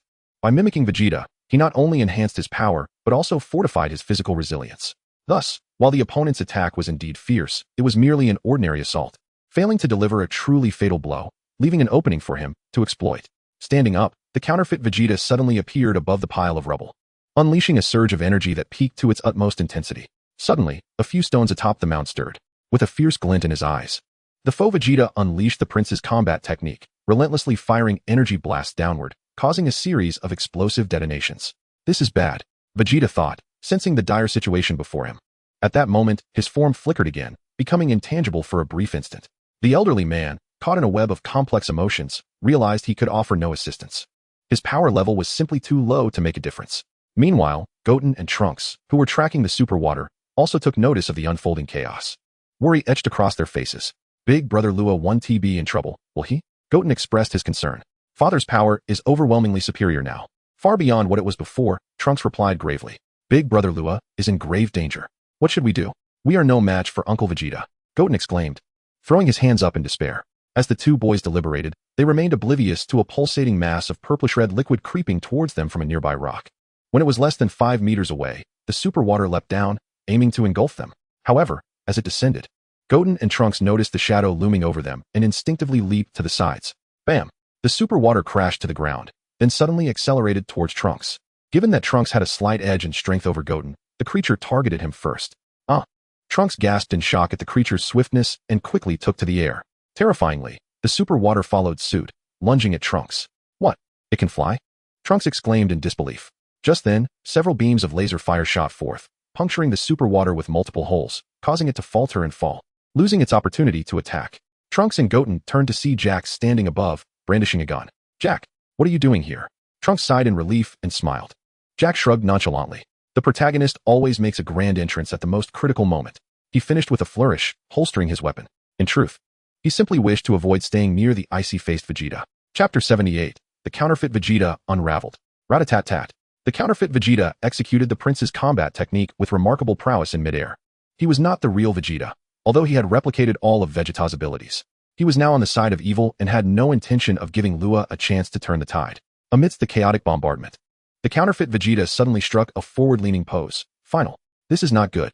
Vegeta and the others gasped, their expressions transforming with alarm. If this attack landed, they would all be caught in its wake. Damn it. Luya, what are you doing? Use the power you had against Hit. Vegeta ground his teeth in frustration. In an instant, the counterfeit Vegeta gathered immense power, illuminating the sky with a terrifying radiance. Suddenly, an unexpected turn of events occurred. This ends now. Cease your resistance. A calm voice resonated, causing the counterfeit Vegeta's expression to change. He turned slightly, only to realize that Luya had appeared behind him without his notice. What? The counterfeit Vegeta's power waned abruptly, disbelief etched across his features. The authentic Vegeta, too, was drenched in cold sweat, taken aback by the sudden emergence of his counterpart. Luya's short hair stood on end, transforming from black to a brilliant golden hue, yet lacking the dazzling golden aura. His gaze exuded an icy indifference, an undeniable Super Saiyan. After recovering from his shock, the counterfeit Vegeta swiftly turned to strike at Luya. However, he was ultimately a moment too late, as he raised his fist. Luya's own fist had already collided with his abdomen. Ugh! Vegeta instinctively clutched his stomach. Luya showed no mercy. His fist transformed into an open palm, radiating light from within. With a swift motion, he unleashed a point-blank assault, sending the counterfeit Vegeta hurtling away. As Luya's body quivered, he left a series of afterimages in the air and positioned himself behind Vegeta. In a flash, he clasped his hands into a fist and delivered a crushing blow, driving Vegeta into the ground. Just as Luya prepared to conclude the battle with all his might, an astonishing event unfolded. A spectacular blue light erupted into the sky, the source being none other than the counterfeit Vegeta. You bastard! Know your limits. A terrifying aura surged forth as the counterfeit Vegeta transformed into his Super Saiyan Blue form. How is this possible? How can that imposter transform into the Super Saiyan Blue like my father? Trunks exclaimed in astonishment as he and the others landed beside Vegeta. Of course, that fiend has inherited all my powers and can wield them flawlessly. Vegeta crossed his arms, observing the spectacle with a sense of detachment. Father, your body. Trunks suddenly turned to Vegeta, noticing that his father appeared increasingly ethereal. Do not worry. As long as Luya defeats that imposter, all will be well. Vegeta maintained his composure. Old man, is there any other way for my father to return to normal? Trunks questioned the elderly figure in a state of urgency. The elder replied, there are two options. Either locate the original super water and destroy its core energy, or defeat that imposter. However, it seems this battle is at an impasse. How can this be? Trunks lamented in frustration. By the way, I have something that can help you buy some time. Take this pacifier, it will slow your fading. The elder produced a pacifier and handed it to Vegeta. Though puzzled by its purpose, Vegeta accepted it, hoping it would alleviate his predicament. The scene was indeed somewhat comical. The mischievous duo of children recognized the gravity of the situation and chose not to dwell on the absurdity, for had they done so, their jaws would surely have dropped to the ground. In the arena, the counterfeit Vegeta unleashed an astonishing power, the Super Saiyan Blue state reaching its zenith, radiating an intense blue light that was blinding. Luya squinted slightly and remarked, so, you're finally taking this seriously? But alas, I shall not grant you the opportunity. No matter how you employ your instant transmission, do you truly believe I lack a countermeasure? Kakarot can decipher instant transmission, and so can I. With that proclamation, the counterfeit Vegeta let out a furious roar and, in the blink of an eye, propelled himself directly before Luya. Luya activated instant transmission, and in an instant, time itself came to a standstill. He gathered his strength while launching an attack at the counterfeit Vegeta. However, an unexpected turn of events ensued. The space surrounding the counterfeit Vegeta began to crack. Suddenly, the fist that had been ensnared by the temporal cage was raised. Bam! The two fists collided. In that fleeting moment, a deafening sonic boom erupted. The next instant, Luya was sent hurtling backward. But it was not over yet. The counterfeit Vegeta roared once more, his form exploding with energy as he charged toward Luya. Without hesitation, Luya unleashed his own energy, Kaioken. Boom! A golden aura enveloped him. augmenting his power manifold. Whoosh. As Vegeta's strike approached, Luya had already vanished. Swish. In the next moment, Luya reappeared directly above the counterfeit Vegeta, delivering a powerful punch downwards. Boom. The counterfeit Vegeta plummeted but did not crash into the ground. Instead, he hovered in midair. Luya gazed at the counterfeit Vegeta, a gleam of exhilaration igniting in his eyes. I never anticipated that after my battle with Hit, your power would ascend to such heights. The counterfeit Vegeta sneered. Do not presume you alone have progressed. However, I must concede, your mastery of instant transmission caught me off guard. TCH. Observing the battle, the real Vegeta wore an expression of discontent. In truth, he was equally astonished when Luya first utilized instant transmission. Yet, he was not concerned about his doppelganger's defeat, for, as the counterfeit had stated, he had undergone systematic training to counter Hit's instant transmission, even seeking wisdom from Whis, the angel capable of manipulating time. Under Whis' guidance, Vegeta's strength had experienced a remarkable enhancement. Of course, he had intended to reserve a trick for dealing with Hit in the future, but to his surprise, Luya had managed to grasp instant transmission. This revelation had exposed him. Though irritated, Vegeta secretly hoped Luya would triumph over the counterfeit. Yet he was also reluctant to be outdone by Luya, creating a conflict within him. Moreover, despite the pacifier sustaining him, his body remained ethereal. Everyone was momentarily taken aback. What was happening? Surrender? Chapter 79. Luya's new transformation. Super Saiyan God. What is he planning? Even Vegeta found Luya's enigmatic actions perplexing. Luya's energy is alarmingly low, Trunks remarked. In the arena, the counterfeit Vegeta regarded Luya coldly and said, "Oh, are you preparing to surrender in that state?" Luya smirked. "You think too highly of yourself. I merely intend to test my latest acquired skill." "What skill?" Vegeta furrowed his brow, visibly irritated. "Could you not be more concise?" Luya offered a faint smile, then clenched his fists, his eyes gently closing. In that moment, his energy reached a state of profound tranquility, akin to a serene pond. His mind and spirit became one. In the next instant, wisps of crimson flames began to emanate from Luya's form, ethereal yet undeniably real. Impossible. That unfathomable aura, that stance. Could it be? Simultaneously, both Vegetas, perceiving this scene, gazed at Luya in astonishment. They could hardly believe that this young man had achieved such a feat. Just then, Luya abruptly opened his eyes, which transformed into a vivid red. In the following moment, he let out a powerful shout, and the fiery radiance erupted around him. His hair, too, changed to a pure crimson in that instant. Super Saiyan God. Luya had transformed into a Super Saiyan God. Ever since he had gathered the power of 5 Saiyans, he had been able to ascend to this form. The Super Saiyan God. The counterfeit Vegeta clearly recognized Luya's transformation, and his expression was no longer calm. It is well known that the power of Super Saiyan Blue surpasses that of Super Saiyan God. However, why could the opponent transform into a Super Saiyan God? Was it not said that the legendary Super Saiyan God required the power of 5 Saiyans to be bestowed upon a single Saiyan? Had Luya secretly sought out Kakarot and the others? How could this be? Through relentless training and pushing himself to his limits, he had finally regained the power that was rightfully his. This brought him immense satisfaction. "Hey, Goku, come here quickly. Something's wrong." At that moment, the King Kai shouted from a distance. Goku paused, somewhat bewildered. "What is the matter, King Kai?" he inquired, appearing before the King Kai in an instant. The King Kai did not look at Goku but instead gazed into the endless starry sky, gravely stating, "Just now, I sensed the presence of Vegeta and Gotenks on Fireboiled Star, and then I felt Luya's energy, but now Luya's energy has vanished, replaced by a divine aura. Something must have happened." Upon hearing this, Goku was taken aback, then curious. "Oh, so they're not on Earth?" "It seems so," the King Kai nodded. "How strange. What could they possibly be doing away from Earth?" Goku pondered aloud, then declared, "Since my strength has fully returned, I shall pay them a visit." "All right. Be careful on your way," the King Kai advised. "Yes, Fireboiled Star. How did you transform into a Super Saiyan God?" Vegeta asked Luya, his expression grim. Luya smiled faintly. "The way Goku transformed is how I transformed." "Impossible. Transforming into a Super Saiyan God requires the power of 5 Saiyans. Did you receive assistance from Kakarot and the others?" the counterfeit Vegeta asked in a low voice. Luya pondered for a moment before stating, "I did not gather them, but rather harnessed the power of Goku and the others for research, and through continuous practice, I successfully achieved fusion." Vegeta retorted, "You scoundrel. Are you attempting to insult my intelligence?" "Regardless, discussing such trivialities is futile at this juncture. Let me witness the true prowess of the Super Saiyan God." As Luya descended to the ground, he began to bounce and warm up. "Do as you wish. While the Super Saiyan God is formidable, it pales in comparison to Super Saiyan Blue. You stand no chance against me," the counterfeit Vegeta declared coldly.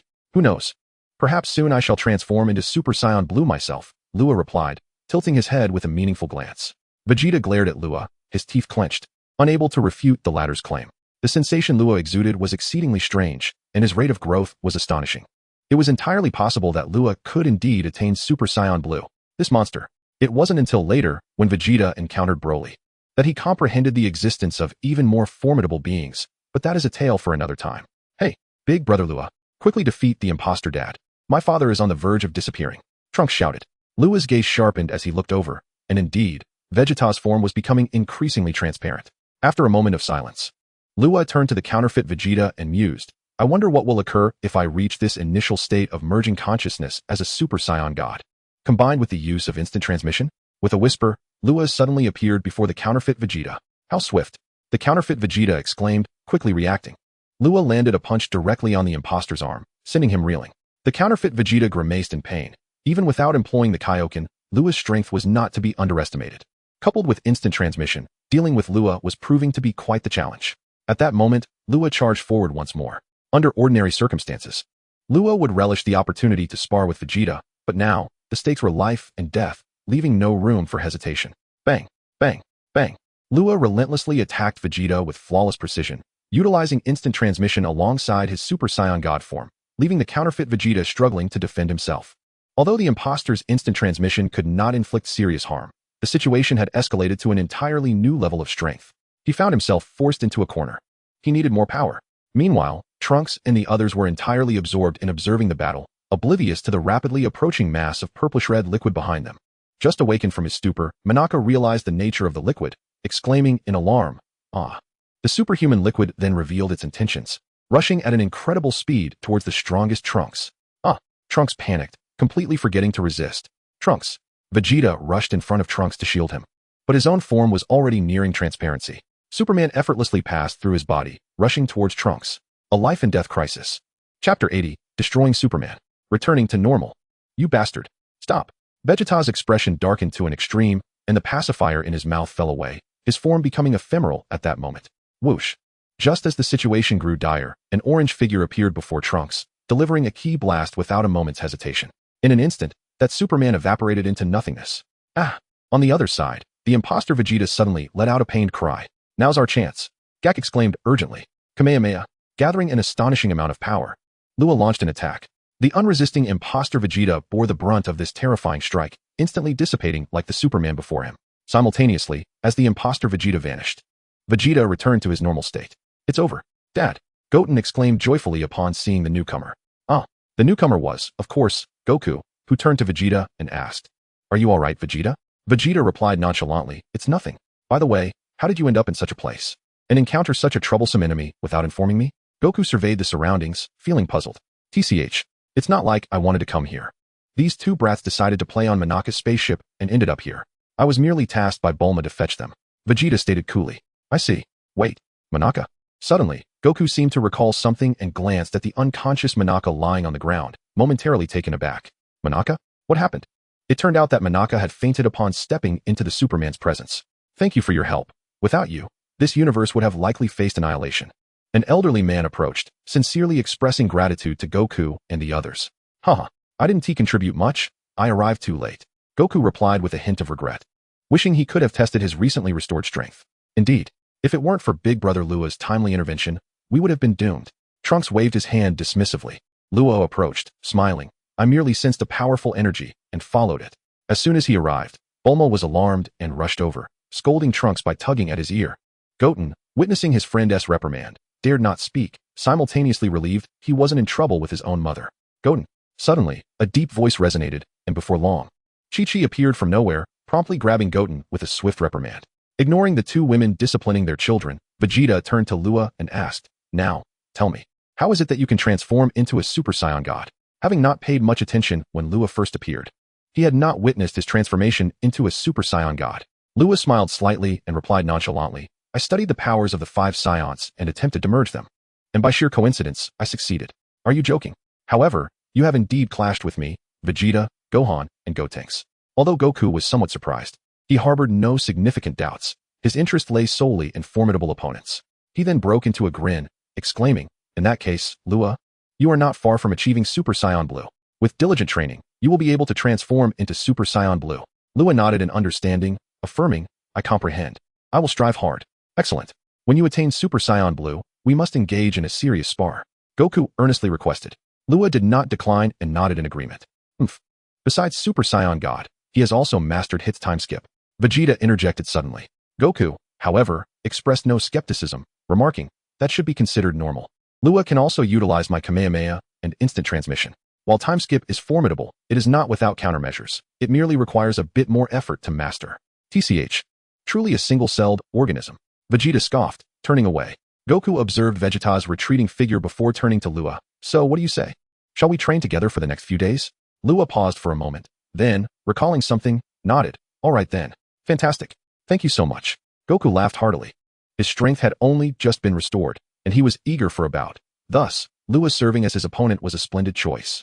Luya also sought to familiarize himself with the power of Super Saiyan God. In the ensuing days, Luya and Goku trained on an island near Vegeta's residence. Battling daily, Goku employing Super Saiyan Blue, while Luya wielded Super Saiyan God. Naturally, when Luya executed time skip, the initial impact it had on Goku was no longer as effective. Goku had become adept at evading his time skip. Luya's power had indeed increased significantly. After his battle on Fire Mountain with the counterfeit Vegeta, he had grown increasingly formidable. His mastery over time skip had transcended 0.5 seconds, and his combat prowess had seen a substantial enhancement. The two engaged in training for a full 5 days, during which both Goku and Luya experienced tremendous growth. Just as they were about to continue their sparring, Beerus and Whis arrived at Bulma's residence. Upon hearing of their arrival, Luya and Goku went to greet them. Clearly, the two food enthusiasts had come to Earth in search of new culinary delights. After indulging in the feast, they prepared to depart. However, Vegeta called out, requesting to accompany them for training. Naturally, Whis did not refuse, and Goku, witnessing this, promptly raised his hand to indicate his desire to join as well. Luya expressed his preference to remain on Earth to train. Believing that he could grow stronger on his own, he feared no one. Thus, Goku and Vegeta followed Whis as they departed. Meanwhile, in the future world, tumultuous changes were underway. Chapter 81. The Changes of the Future. The Mysterious Dark Figure. In the future, a series of tremendous explosions erupted in the stillness of the night, revealing faint glimpses of several hemisphere-shaped lights. In a city that once thrived, a sudden wave of devastation has engulfed the surroundings, leaving behind a desolate landscape of ruins and smoke, where anguished cries intertwine to depict an extremely tragic tableau. It is hard to believe that this is the world of the future. Such a scene had never unfolded even with the arrival of the androids. Yet now it is even more harrowing than during their reign. Humanity finds itself akin to lambs led to slaughter, scurrying like frightened rodents, oblivious to when their fates might be sealed, perhaps in the next heartbeat, perhaps at this very moment. Amidst the wreckage, a young swordsman weaves gracefully through the debris, ever cautious not to make a sound, fearful of awakening some dreadful entity. The youth, with his short blue hair and strikingly handsome visage reminiscent of Vegeta, is none other than Trunks. The Trunks from the future. At this moment, his attire is tattered, his body marred with visible injuries as he runs with fervor, driven by an urgent longing to reach a destination that pulls at his heart. Suddenly, a powerful explosion erupts nearby, unleashing a terrifying shockwave that sends debris soaring into the air, flames illuminating the darkness. Trunks halts abruptly, his gaze fixed in the direction of the blast, revealing a shocking intensity of murderous intent and hatred in his eyes. Yet, he refrains from acting, helplessly witnessing the devastation unfold before him. Damn it! I will not spare you, Dark One. Trunks' fury reaches its peak, yet he strives to suppress his power, determined not to reveal his presence. He knows that if that terrifying entity were to sense his energy, it would herald his demise. After a long moment of contemplation, he casts a deep glance into the distance, where a vague silhouette stands proud and formidable. Trunks' cold eyes fixate on the figure for several seconds before he relinquishes his lingering gaze and vanishes into the night. Time passes, and suddenly, a figure materializes in the air where Trunks had just been, their emotionless eyes scanning the surroundings as if in search of something. How swift your escape! But as long as you remain on this planet, I shall find you. Trunks smirks enigmatically, the figure pausing momentarily before disappearing from sight. Mom! Trunks exclaims with excitement as he embraces his mother, finding solace in her presence. By the way, how is the situation outside? Bulma inquires. A shadow of sorrow crosses Trunks' face as he shakes his head. I'm sorry, I cannot win. Bulma, taken aback for a moment, then smiles gently. It's all right. Just do your best. That Dark One is far too powerful. None of us stand a chance against him. Trunks clenches his teeth. That bastard has slaughtered so many on Earth and is still not satisfied. If only Uncle Goku and the others were here, he would never have succeeded. Bulma falls into a brief silence. Then her eyes light up with a thought. Oh, I have something to show you. Trunks looks at her with curiosity. What is it? Bulma removed a cylindrical container from the experimental apparatus, within which half of the liquid shimmered enticingly. With a knowing smile, she nodded, indeed. But the current conditions make it exceedingly difficult to collect. After such a long time, I have only managed to fill half a barrel, barely enough for a single flight. Her voice carried a hint of exasperation. Had the world not transformed into its present state, she would not have to fret over fuel. Following the calamities wrought by the androids and the Majin Buu incident, life was supposed to return to tranquility, yet fate had played a cruel jest on them. Bulma added, "Yes, it seems only Goku and Vegeta can confront the Dark Ones." As she spoke, she handed a capsule box containing the fuel to Trunks, instructing, "You must reach the past before the Dark Ones discover this place. Otherwise, they will thwart your efforts." Trunks nodded resolutely, declaring, "I understand. Mother, I will protect you. This world and her." Bulma chuckled softly, shaking her head at her son's earnestness. Just as their conversation continued, a tremendous explosion erupted nearby. Meanwhile, 10 days had passed on Earth. At this moment, Goku and Vegeta remained engaged in training with Beerus, and for the time being, Earth enjoyed a semblance of peace. Luya had left home 3 days prior, journeying to the sacred temple. After expressing his intentions, Luya re-entered the time chamber. However, having been cautioned by Tian and the others, he realized that his time left for training in the chamber was limited. Yet, Luya was unfazed. Lacking a door was no obstacle for him, as he could simply create one. Within the time chamber, his focus was primarily on honing his instant transmission and enhancing his strength. To Luya's astonishment, he discovered that his capacity for growth was diminishing. Just like Vegeta and Goku, even the greatest potential has its limits. It would be more accurate to say that development is finite. Presently, Luya had managed to attain the level of Super Saiyan God, which was quite commendable, even though the system found it challenging to propel him directly into the Super Saiyan Blue state. Of course, while Luya had not yet evolved into Super Saiyan Blue, he could still refine his base battle strength, for the stronger his base form, the more formidable he would become upon transformation. Even within the time chamber, Luyua's progress utilizing his strongest Saiyan talents had slowed compared to before. Although skills are advantageous, his body was struggling to keep up. Maximizing his potential was becoming increasingly difficult.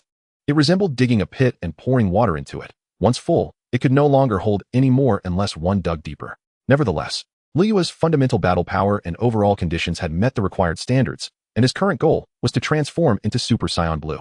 Only by mastering divine power could he hope to attempt the Ultra Instinct technique in the future. What is the most iconic aspect of Dragon Ball Super? Undoubtedly, Ultra Instinct holds significant weight. Naturally, he had not contemplated what realm follows Ultra Instinct, for he had already discovered his own path to cultivation in another aspect, and thus, he must strive diligently for it.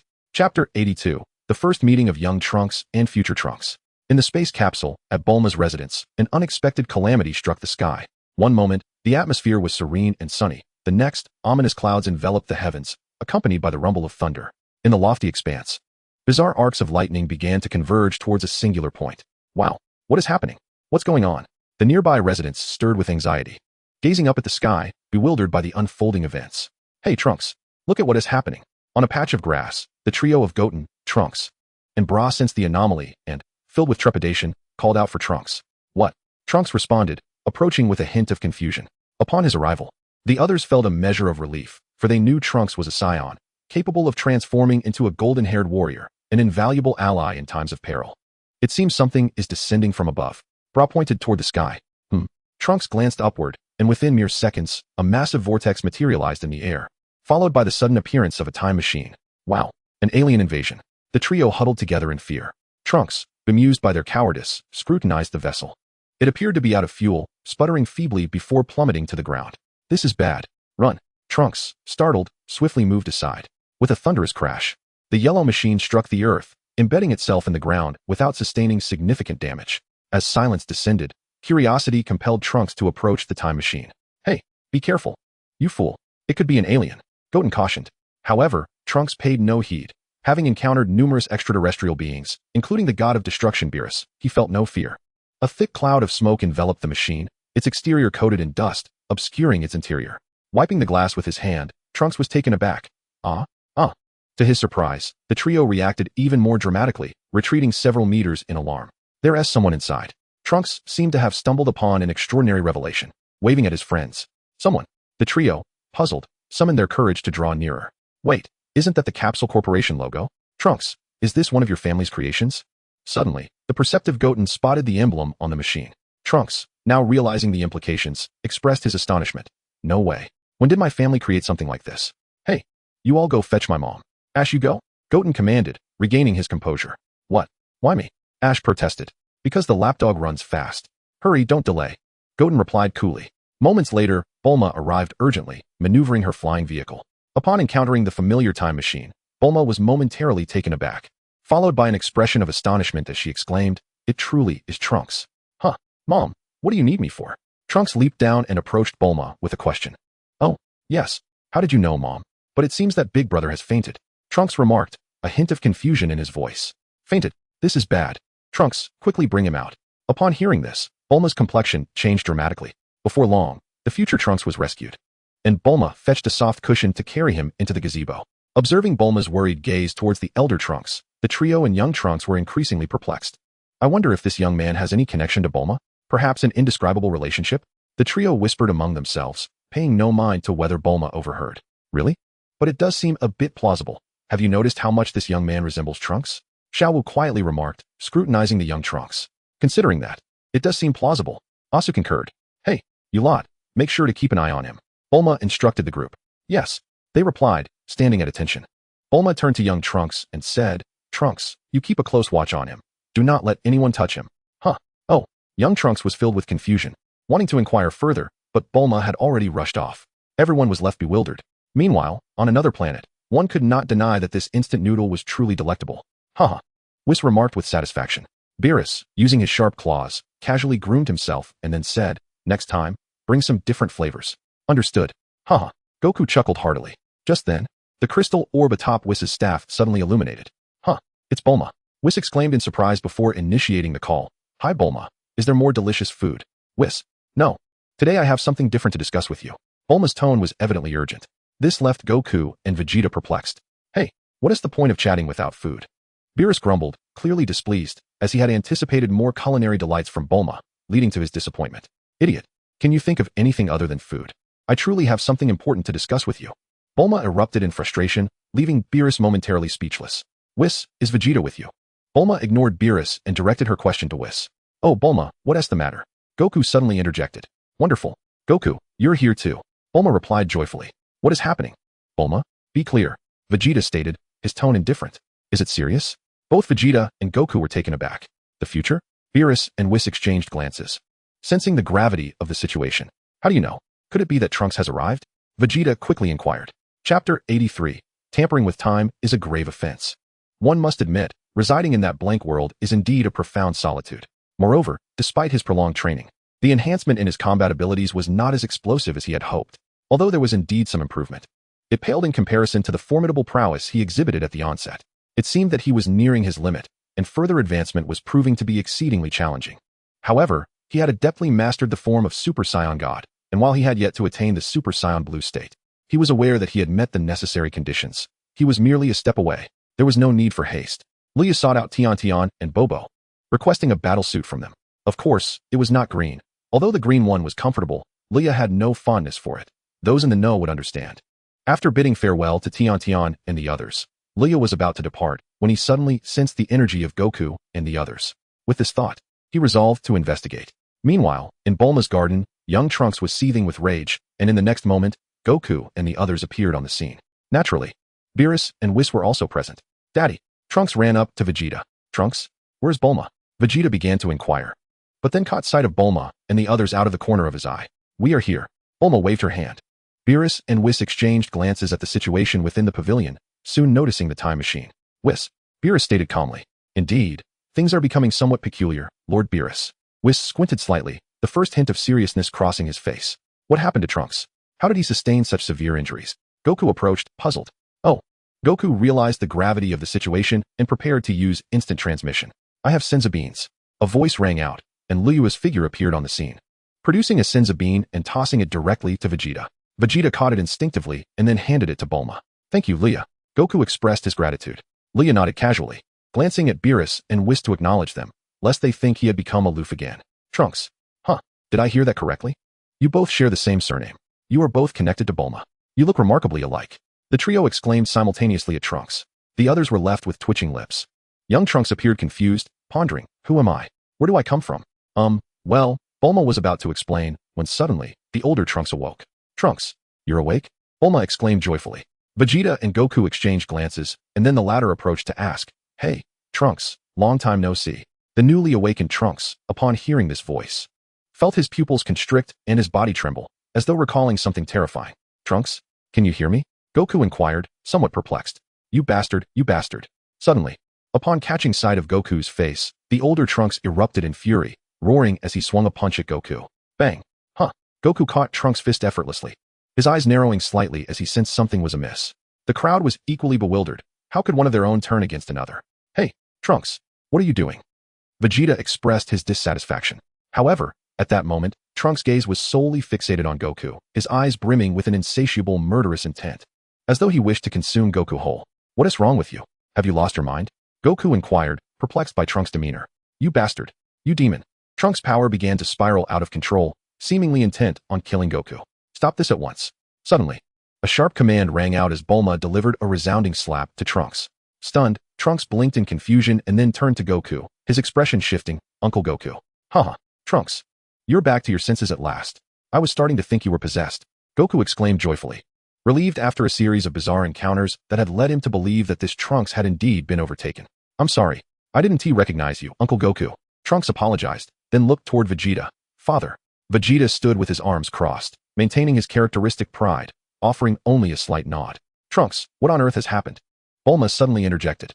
Upon hearing her familiar voice, Trunks froze momentarily, then turned to Bulma, his eyes filled with bewilderment. Mom? With that, Trunks dropped to his knees before Bulma, tears welling in his eyes. The onlookers were utterly baffled by his display. Luya observed silently, understanding Trunks' turmoil. After all, in his future, he was the last one left. A feeling of loss that only those who had experienced it could truly comprehend. Father? Mother? Trunks and the others were utterly astonished. What kind of relationship was this? The youth named Trunks had another version of himself, who called Vegeta father and Bulma mother? What a scandal. Mom, I demand an explanation. Trunks could no longer contain himself and questioned earnestly. Bulma gently ruffled Trunks' hair and then turned to the younger Trunks. He is just like you, my child with Vegeta, and he is also named Trunks, which means he is you as an adult. Wait, are you saying he is me? The younger Trunks exclaimed in shock. The trio stood in disbelief, having never encountered such a revelation. Ah, so that's it. It appears he indeed hails from the future. Time has been altered. Fascinating. Beerus suddenly interjected, his voice carrying an icy tone that left the others unsettled. Excuse me, Lord Beerus, what do you mean by time alteration? Bulma asked, her confusion evident. Beerus glanced at Whis, who nodded in understanding, his typically cheerful demeanor replaced by a serious expression. Chapter 84. The Future Catastrophe, the Dark Man Behind the Scenes. It was undeniable. The younger Trunks was utterly astonished. He had never heard of his future self being able to come to this time. Why did his parents seem to know about it? The elder Trunks composed himself, rising to his feet. I apologize for my outburst. Future Trunks gazed at his younger counterpart and offered a slight smile. I look forward to your guidance. The younger Trunks appeared momentarily taken aback and instinctively agreed. By the way, what exactly transpired? How did you sustain such grave injuries? Is peace still elusive in your timeline? Bulma inquired. Trunks fell silent, his spirits dampened, uncertain of how to articulate his thoughts. Excuse me. Before we proceed, shouldn't we address the matter of your unauthorized manipulation of time and the creation of a time machine? Are you aware that this constitutes a grave offense? Beerus interjected abruptly. Grave offense. Goku and the others were momentarily stunned. At this juncture, Whis stepped forward and remarked. Time and space have always been safeguarded and monitored by deities. Unauthorized traversal through time and space could yield unimaginable consequences, potentially leading to the obliteration of a once peaceful world. Is it truly that severe? Goku asked, beads of sweat forming on his brow. It can't be that serious, can it, Whis? Vegeta furrowed his brow, instinctively defending Trunks. Whis replied solemnly, consider this. If a sapling, destined to grow into a towering tree, is affected by the chaos of time and space, causing it to wither instead of flourish, have you contemplated the ramifications of such an outcome? The group exchanged glances, their expressions reflecting concern. In the past, there have been deities who sought to control time for selfish purposes, and they met with ruin. Those who tamper with time violate the natural order and must be eradicated. Beerus stated coolly. At his words, the faces of the gathered individuals paled. Indeed, indeed. Thus, irrespective of whether this young man is entangled in significant trouble, the very act itself is a severe transgression. Traveling through time via a time machine is already a crime, and this cannot be the first instance. Whis cast a meaningful glance at future Trunks. Hey, must you be so pedantic? Trunks is still my son. Moreover, the creation of such a dazzling technology as a time machine is an extraordinary accomplishment, is it not? The future me must be truly remarkable. Bulma interjected. Accustomed to bantering with Beerus, her demeanor more self-congratulatory than concerned. How impressive. The future me is indeed a genius. Oh dear. It seems Bulma has yet to grasp the severity of the situation. Whis remarked, somewhat surprised. Who would have thought that such a device could be crafted by humans? I must say, humanity possesses boundless potential. Beerus commented nonchalantly. Whis chuckled lightly before turning to Bulma. Creating a time machine? Bulma, is indeed a grave offense. And it warrants destruction. At this declaration, Bulma froze, and Vegeta and the others exchanged worried glances. No. Future Trunks, clearly realizing the gravity of the situation, humbly abandoned his pride and knelt before Whis, esteemed deity. This matter does not concern my mother. It is entirely my fault. Please, spare her. Whis looked on, perplexed. Beerus, on the other hand, wore an expression of exasperation, thinking, who exactly is the god of destruction here? Ha ha ha. You are mistaken. The true deity is this one. He gestured. You should kneel before him rather than me. Whis smiled and gestured towards Beerus. Trunks appeared momentarily confused, but quickly regained his composure and knelt in another direction, exclaiming, esteemed Lord God, I beseech you to punish me. Beerus regarded Trunks thoughtfully. Lord Beerus, please show us some mercy. Goku chuckled, interceding for Trunks. Although this is indeed a grave offense, as long as you don't mention it, and I don't mention it, and Whis doesn't mention it, no one will ever know. Otherwise, the delectable cuisine of Earth will be forever beyond your reach. Bulma added with a hint of pride. Impossible. Both Whis and Beerus expressed their discontent. It was not that they wished to condemn Trunks, but rather they pondered how their lives would fare without culinary delights. Well, if you can convince me to let him go, I might consider it. But it depends on what you do. I traveled a great distance only to find no food. The insinuation was unmistakable. Bulma immediately snapped her fingers, declaring, no problem. I am well prepared. With that, she produced a sausage, stating, this is a fish sausage. Its flavor will surely delight you. Both Beerus and Whis received one, simultaneously tearing open the packaging to take a bite. Instantly, their eyes widened in astonishment. Delicious. Isn't it? Bulma beamed with pride, then retrieved a capsule, producing a box of fish sausages, distributing one to each. Everyone savored the meal joyously, even Vegeta, who had grown accustomed to dining with Whis and Beerus since his training, found himself unable to resist the temptation of exquisite food. However, for Ryu, the taste was rather unremarkable. The sausage merely contained a hint of fish flavor and a specific starch additive. Although enjoyable, it did not elicit the same response as it did from the others. There's still so much left. Beerus remarked nonchalantly, of course, if you give me that entire box, I might overlook your transgressions. Bulma was more than willing and promptly handed the box to Beerus. Trunks, having composed himself, then spoke in a serious tone. In the future, after the androids, we encountered a terrifying new foe. A foe. The group leaned in, eager to listen. Is it Majin Buu? Vegeta inquired. Trunks shook his head. While we did endure a long and arduous battle against Majin Buu after the androids, we ultimately triumphed and prevented his emergence. Not Buu. Then who? Goku asked, puzzled. Trunks turned his gaze towards Goku, his expression peculiar. We refer to him as the Dark Man. His power is immensely formidable. Since his arrival, the entire Earth has been engulfed in darkness. The world is devoid of light, shrouded in perpetual night. The Dark Man? The others were perplexed, unsure of the significance of this name. Trunks continued, this Dark Man bears an uncanny resemblance to you, Uncle Goku. Eh? The group was dumbfounded. Chapter 85, Goku and Trunks sparring. Are you saying that the enemy in the future resembles me? Is that why you attacked me earlier? Goku pondered, somewhat incredulous. An adversary resembling him? That was not something he could recall. Vegeta furrowed his brow, lost in thought. Future Trunks nodded and remarked, indeed, and his power is terrifying. Moreover, due to his emergence, the future world is on the brink of human extinction. Only a handful of humanity still survives. It appears his objective is to annihilate humankind. Is that so? Who exactly is he? Goku inquired, feeling a headache coming on. In a grave tone, Future Trunks stated, he calls himself Son Goku, sharing the same name as you, Uncle Goku. His appearance is almost identical as well. In our timeline, he is referred to as Black Goku. Wait, so it's not just Goku and the others? Even Beerus and Whis are intrigued. This is becoming increasingly interesting. How could this be? He shares my name and looks just like me, but didn't he die in the future? Goku questioned, perplexed. I don't know. That bastard killed my mother. Future Trunks declared, his expression darkening. The memory of his mother's demise and the loss of Mai ignited an intense hatred for Black Goku. Wait, Trunks. Are you saying I was killed in the future?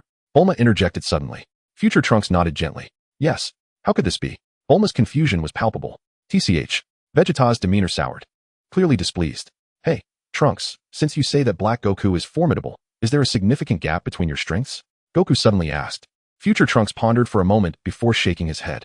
I don't know. I'm definitely not his match. What's more frightening is that he grows stronger during battle. Growing stronger during battle, Goku mused, then grinned. In that case, let us have a spar. Future Trunks was momentarily taken aback, but soon comprehended. All right. The two ascended into the air, soaring high above. For safety, Bulma activated a protective barrier around them. I'll go check what remnants are left in the time machine. Bulma declared, uninterested in the fight, and proceeded toward the time machine. The trio followed suit. Luya and the others gazed upwards. Luya was aware of Future Trunks' strength. Although he had transformed into Super Saiyan 2, he still paled in comparison to Goku and Vegeta. Yet, he understood that Black Goku posed the real threat, and he was prepared for what lay ahead. In the sky, Goku and future Trunks locked eyes, their energies surging rapidly, reaching a terrifying intensity. Come on, don't hold back, Goku urged with a smile. As future Trunks looked at Goku's face, he couldn't shake the feeling that he was staring at Black Goku. With this thought, he gritted his teeth and unleashed his energy. Boom, boom, boom. In an instant, he transformed into Super Saiyan, his power multiplying exponentially. Simultaneously, his rage peaked, unleashing an even more formidable force into the sky. Oh, Super Saiyan 2, is it? Quite impressive. In that case, I shall not hold back either. As Wukong beheld the unfolding events, a surge of excitement coursed through him. With a resolute declaration, he unleashed his energy, instantly transforming into a Super Saiyan, his power escalating exponentially. The two warriors roared in the sky, their combined energy creating powerful whirlwinds that reverberated with an awe-inspiring intensity. Time seemed to stretch as both of their auras reached an unparalleled zenith. What an intriguing young man. Remarkable indeed, Beerus remarked, observing Trunks with admiration. Yet, it appeared that their adversary had also grown considerably stronger. Lord Beerus, do you not find this situation rather peculiar? Whis chuckled lightly. Beerus closed his eyes momentarily, responding. We cannot hastily draw conclusions without knowing the full circumstances. Let us observe for now. In the sky, Trunks turned to Wukong and declared, I am going in. Wukong replied with a grin, bring it on. With a fierce roar, Trunks charged towards Wukong, unleashing a flurry of punches without hesitation, clearly intent on engaging in a full frontal assault. Wukong, however, chose not to retaliate, eager to gauge the extent of Trunks' improvement. Trunks' strikes grew increasingly swift and ferocious, culminating in a powerful onslaught of two decisive punches aimed directly at Wukong. Wukong's gaze sharpened as he extended both hands, grasping Trunks' fists firmly. Not bad, Trunks. You've certainly grown stronger, he praised. With a hint of complexity in his expression, Trunks replied, yet, even in this state, I am still no match for Black Wukong, who only seems to grow stronger in battle. Is that so? Suddenly, an overwhelming force erupted, sending Trunks reeling backward, his face transforming in shock. What is this? The mere aura had forced him back. Incredible. Crackling arcs of electricity enveloped Wukong, his appearance shifting dramatically. This is the power beyond Super Saiyan Stage 2. The Super Saiyan Stage 3. How astonishing. I never imagined Uncle Wukong could transcend the limits of Super Saiyan. Trunks exclaimed in disbelief. My strength has indeed increased as you mentioned. Come at me. Wukong replied with a subtle smile. All right, I shall hold nothing back. Trunks unsheathed the sword from his back and, with a sudden surge of energy, funneled all his might into the blade. In a swift motion, he leaped into the air, shouting as he aimed a powerful downward strike at Wukong. Humph. Wukong smiled enigmatically and, just before Trunks' sword could strike his head, he effortlessly captured the blade between his fingers. Boom. Though the clash was simple, the immense energies of both warriors shattered Bulma's protective barrier in an instant. Bulma, who had been approaching with a book in hand, gasped in surprise. Hey, are you too serious? How can you be so powerful with just your fingertips? Trunks, gazing at Wukong, couldn't help but reminisce about their first encounter when Wukong had similarly engaged him with a single finger. Yet, he remained as formidable as ever. Well done, Trunks. I never expected you to cultivate your skills to this level. With a mischievous grin, Goku suddenly unleashed a powerful shockwave, forcefully repelling Trunks' sword and leaping above his opponent to deliver a fierce punch. Trunks cried out in pain as he plummeted to the ground, creating a massive crater upon impact. Chapter 86. The Arrival of Black Goku. An astonishing power. Boom. The earth was marred by a deep pit, smoke billowing into the air. Trunks, are you alright? Bulma rushed over, her concern palpable. I'm fine. Trunks reassured her, having regained his composure as he climbed out of the crater. He humbly remarked, I'm nowhere near as formidable as Uncle Goku. Has his strength truly grown so immense over the years? Goku chuckled heartily and replied, your father, Vegeta, has become quite similar to me. Trunks paused, momentarily taken aback, and then turned to look at Vegeta. The father and son shared a moment of profound understanding, their eyes locking in silent acknowledgement. Trunks felt a whirlwind of emotions.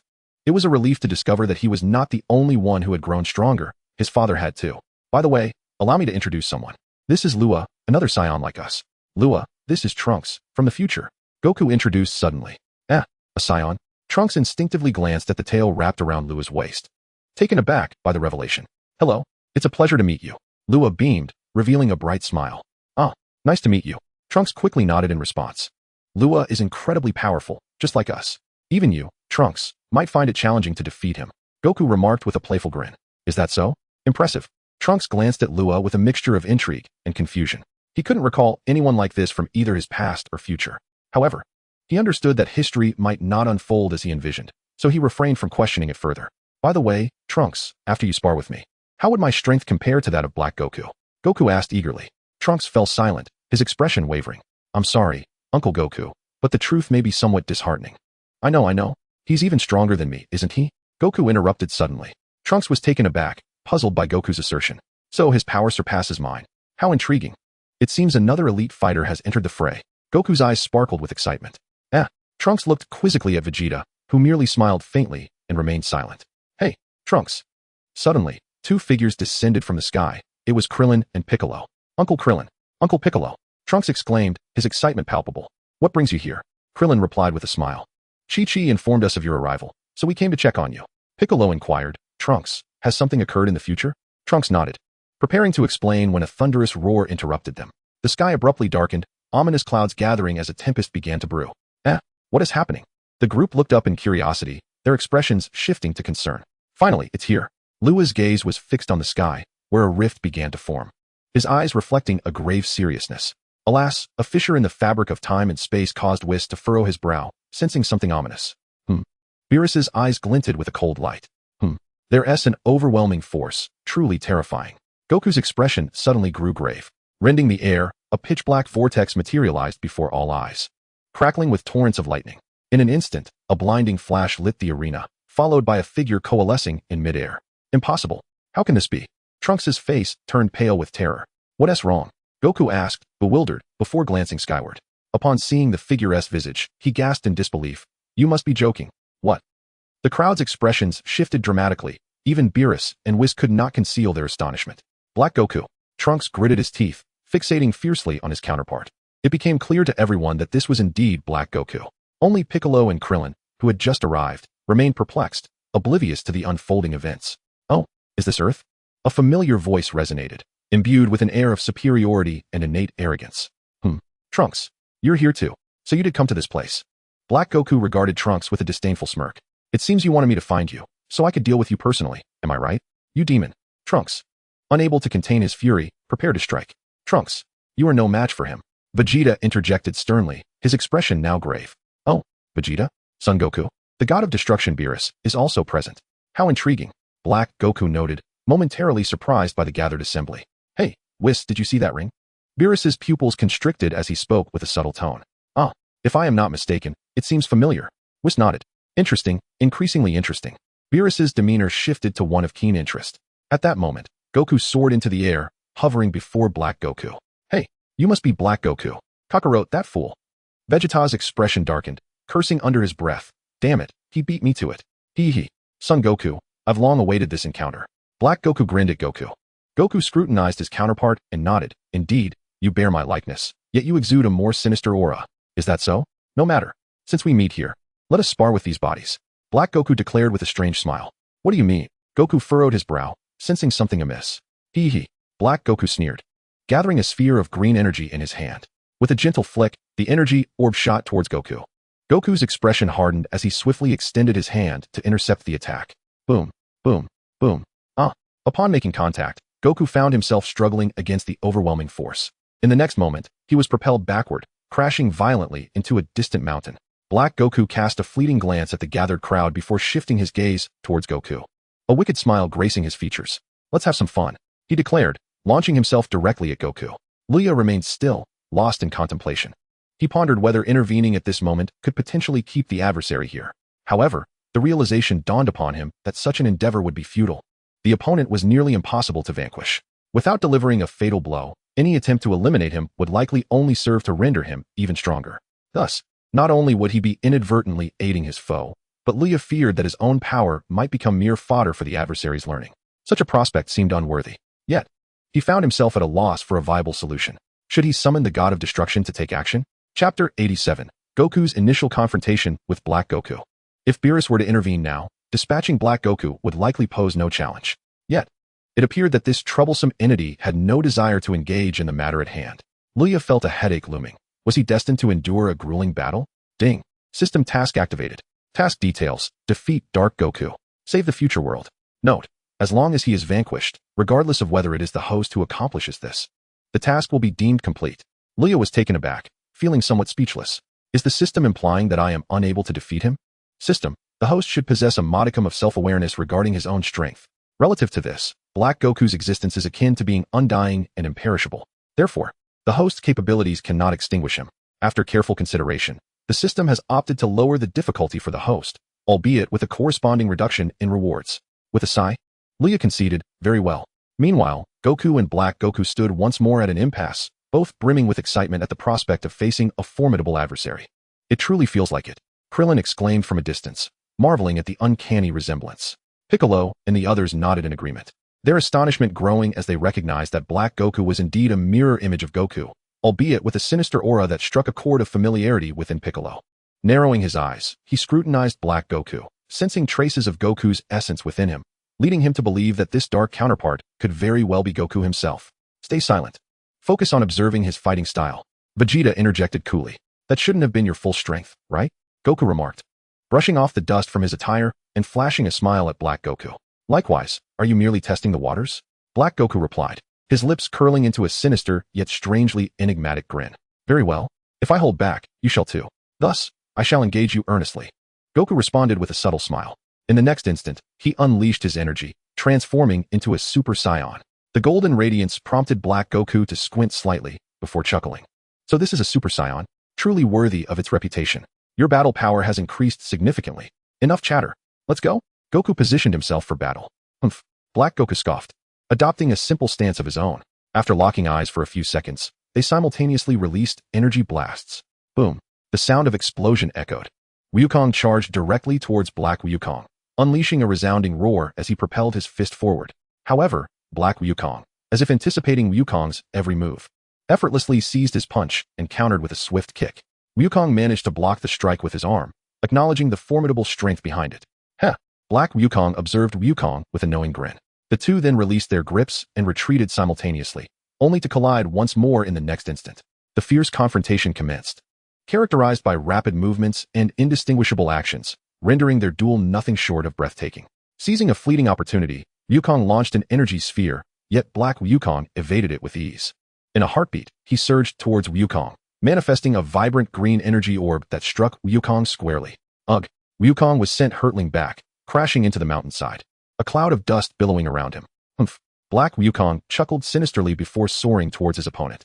With a thunderous crash, Wukong emerged from the rubble, charging at Black Wukong once more. The intensity of their clashes escalated, both warriors reveling in the exhilaration of battle, undeterred by the wounds they exchanged. Bang! Bang! Wukong landed a solid punch on Black Wukong, but in an instant, the latter retaliated with a sweeping kick that connected with Wukong's face. They both staggered back. Suddenly, Black Wukong unleashed a powerful energy blast aimed directly at Wukong. The latter's expression turned serious as he unleashed a surge of energy, propelling the attack skyward. Boom! The clouds illuminated brilliantly at that moment. Not bad. I didn't expect you to be so much stronger than Trunks, Black Wukong remarked with surprise, realizing that Son Wukong's true potential remained largely untapped. However, this was of little concern to him. He had retained his own strength and was adapting to Son Wukong's fighting style. This was part of his strategy. I never imagined anyone could reach such a level. You surpass even Trunks by a significant margin. Wukong laughed, adding, yet, I sense a familiar force emanating from you. However, you, my friend, are rather irksome. Humph. There's no point in discussing this further. Let us continue. Black Wukong preferred not to dwell on unnecessary chatter. He needed to ensure that before Son Wukong fully unleashed his power, none of their allies intervened, especially the god of destruction, Beerus. If Beerus were to engage, it would spell disaster for him, perfectly aligned with my desires. Wukong laughed heartily, charging forward once more. Heh! Black Wukong smirked wickedly, meeting the charge head-on. Bang! Bang! His power is escalating. Piccolo observed solemnly. Black Wukong's strength increases with each exchange, which is why I find it challenging to defeat him, Trunks remarked, his expression complex. Wukong is in peril. He isn't taking this seriously. Krillin sighed, feeling helpless. Say, shouldn't Uncle Wukong be able to transform into a Super Saiyan 3rd grade? Why isn't he doing it now? Trunks questioned, puzzled. Humph. It is typical of Kakarot to hold back at the onset. Vegeta replied coolly. Trunks surveyed the battlefield, sensing something ominous. Boom. In the sky, Goku was struck in the abdomen by Black Goku's fist, the force far exceeding that of their previous encounters. Goku, in pain, attempted to counter, only to have his arm seized by his adversary. With a sinister grin, Black Goku whirled Goku around several times before hurling him violently towards the ground. Crash! A massive crater formed upon impact. The terrifying force unleashed an explosion that reverberated through the air. Suddenly, A dark aura enveloped Black Goku's body, and he conjured a staggering energy sphere, launching it downward. Boom. Another explosion erupted, enlarging the crater several-fold. Haha, is this all you've got, Son Goku? You're disappointing me. Black Goku taunted. Thunderous rumbles filled the air. At that moment, an astonishing power erupted from the pit, and Goku's figure shot forth, moving so swiftly that it was imperceptible to the naked eye. The energy radiating from him reached extraordinary heights. What? Black Goku was caught off guard. Receiving a punch from Goku, Goku halted, gazing at Black Goku with a smile. You're quite formidable. I almost couldn't withstand your onslaught in this form. Clutching his abdomen, Black Goku suddenly burst into laughter, the dark aura surrounding him becoming increasingly pronounced. Chapter 88. The Presence of King Kai. Beerus's suspicion. That fellow's power continues to rise. Could it be? Krillin felt the intensity most acutely, his own weakness making him fearful of Black Goku's energy. Is this truly the case? Vegeta's expression shifted rapidly. Damn it. Trunks gritted his teeth, filled with indignation. The energy has noticeably increased. Goku observed Black Goku with surprise, realizing that Trunks' words held truth. This adversary grows stronger with every battle. Hehe. My power will only intensify as the fight continues, so you can never defeat me. Black Goku grinned wickedly at Goku, suddenly unleashing a fierce roar as black light enveloped his form, his momentum surging forth. A bead of sweat trickled down Goku's face as he grew solemn. Truly impressive to possess such terrifying power in this current state. Let us continue. Black Goku challenged Goku with a smile. Goku grinned back. All right, let us go. Whoosh. Bang. As Black Goku's strength escalated, Goku refused to be outdone, gradually becoming increasingly serious. Boom. The two clashed mid-air, their bodies recoiling simultaneously. Kamehameha. Goku gathered energy, the terrifying force escalating at an astonishing rate. Black Goku's expression hardened as he pressed his hand towards Goku, a green light manifesting in his palm. Kamehameha. Goku unleashed his energy beam with fury, the tremendous force surging forth. Black Goku retaliated, launching the green energy sphere from his hand, blocking Goku's Kamehameha like a ball. This is bad. Stay back. Klin and his companions felt an ominous presence and quickly retreated to a safe distance. Meanwhile, Bulma and her friends, who were watching the live broadcast of the battle through Whice's crystal ball, became increasingly anxious. Are Scions truly this terrifying? Although the trio had witnessed similar scenes numerous times and were nearly desensitized, they were nonetheless astounded. Such a spectacle was indeed a rare sight for them. Goku has truly grown strong. Boss, when can we finally exact our revenge? Xiao Wu whispered to Zuifan. The latter, sweating, replied, let us discuss that later. Currently, they were mooching off food and drink at Bulma's house, and thoughts of revenge were far from their minds, especially as these formidable foes continued to grow stronger. Their dream of dominating the world seemed increasingly distant, as they had nearly defeated Goku in their childhood, yet now they could scarcely approach him. What an intriguing battle between the faux Goku and the true Goku. Beerus observed the conflict displayed on the projection, his interest piqued. Lord Beerus, do you not feel a sense of impending danger? That false Goku possesses an aura that is more than just familiar. His strength is continuously evolving and seems rather peculiar. Whice remarked playfully. Beerus replied nonchalantly, what does it matter? If he proves to be a nuisance, I would not hesitate to eliminate him. However, theoretically, I am unable to intervene. Lord Beerus, do you not find the aura surrounding him to be somewhat strange? Luya suddenly approached and inquired. Oh, do share your thoughts. Beerus responded, a faint smile on his face. Luya cryptically replied, it's nothing much. This aura feels somewhat familiar, reminiscent of the Kaioshin's presence. What? Both Beerus and Whice were taken aback. How could this lad possibly know such a thing? Beerus's pupils constricted as he turned his gaze toward the distant figures engaged in battle, his expression darkening with contemplation. Whice smiled slightly. It does indeed seem that way. Wouldn't you agree, Lord Beerus? Beerus did not deny it, stating, it is indeed reminiscent of the Kaioshin's power. Yet it appears to be that of a Kaioshin from another universe. Moreover, this aura feels strangely familiar, as though I have encountered this deity before. After pondering for a moment, Luya chose not to reveal too much, as raising suspicion was unnecessary. However, Beerus regarded him with curiosity. How do you know this? What? Luya was puzzled by the question. Beerus replied coolly, how did you discern that his aura is that of a Kaioshin? Luya smiled slightly, because I have encountered a Kaioshin. Thus I have some recollection of their aura. Furthermore, during the tournament with Universe 6, both universes' Kaioshins were present. It is of no consequence to know this, is it? Beerus narrowed his eyes slightly. However, it should be quite difficult for mortals like yourselves to perceive a god's aura. Luya chuckled easily, and suddenly unleashed his power. Boom. Whoosh. Instantly, a crimson energy enveloped him, and his hair transformed into a vibrant red. Super Saiyan God. How could this be? Both Beerus and Whice were left in shock. Luya can also transform into a Super Saiyan God, a notion they had never considered. To achieve such a transformation is notoriously demanding, requiring the combined strength of 5 Saiyans. How could Goku and the others have secretly assisted Luya in this endeavor without their knowledge? Beerus, with a hint of intrigue, inquired, "Who exactly are you?" Among the Saiyans, how could there exist such a mysterious entity? The enigma surrounding Luya perplexed even him, the god of destruction.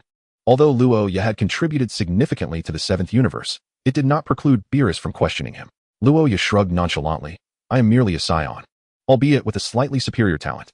Upon hearing this, Beerus fell silent. Luya continued, "That Dark Goku is quite a formidable opponent. Dealing with him will not be trivial. However, identifying the mastermind behind him would help mitigate some of the troubles." With that, he tactfully turned to leave. Beerus observed Luya's retreating figure, lost in contemplation. "Lord Beerus, what occupies your thoughts?" Whis suddenly inquired.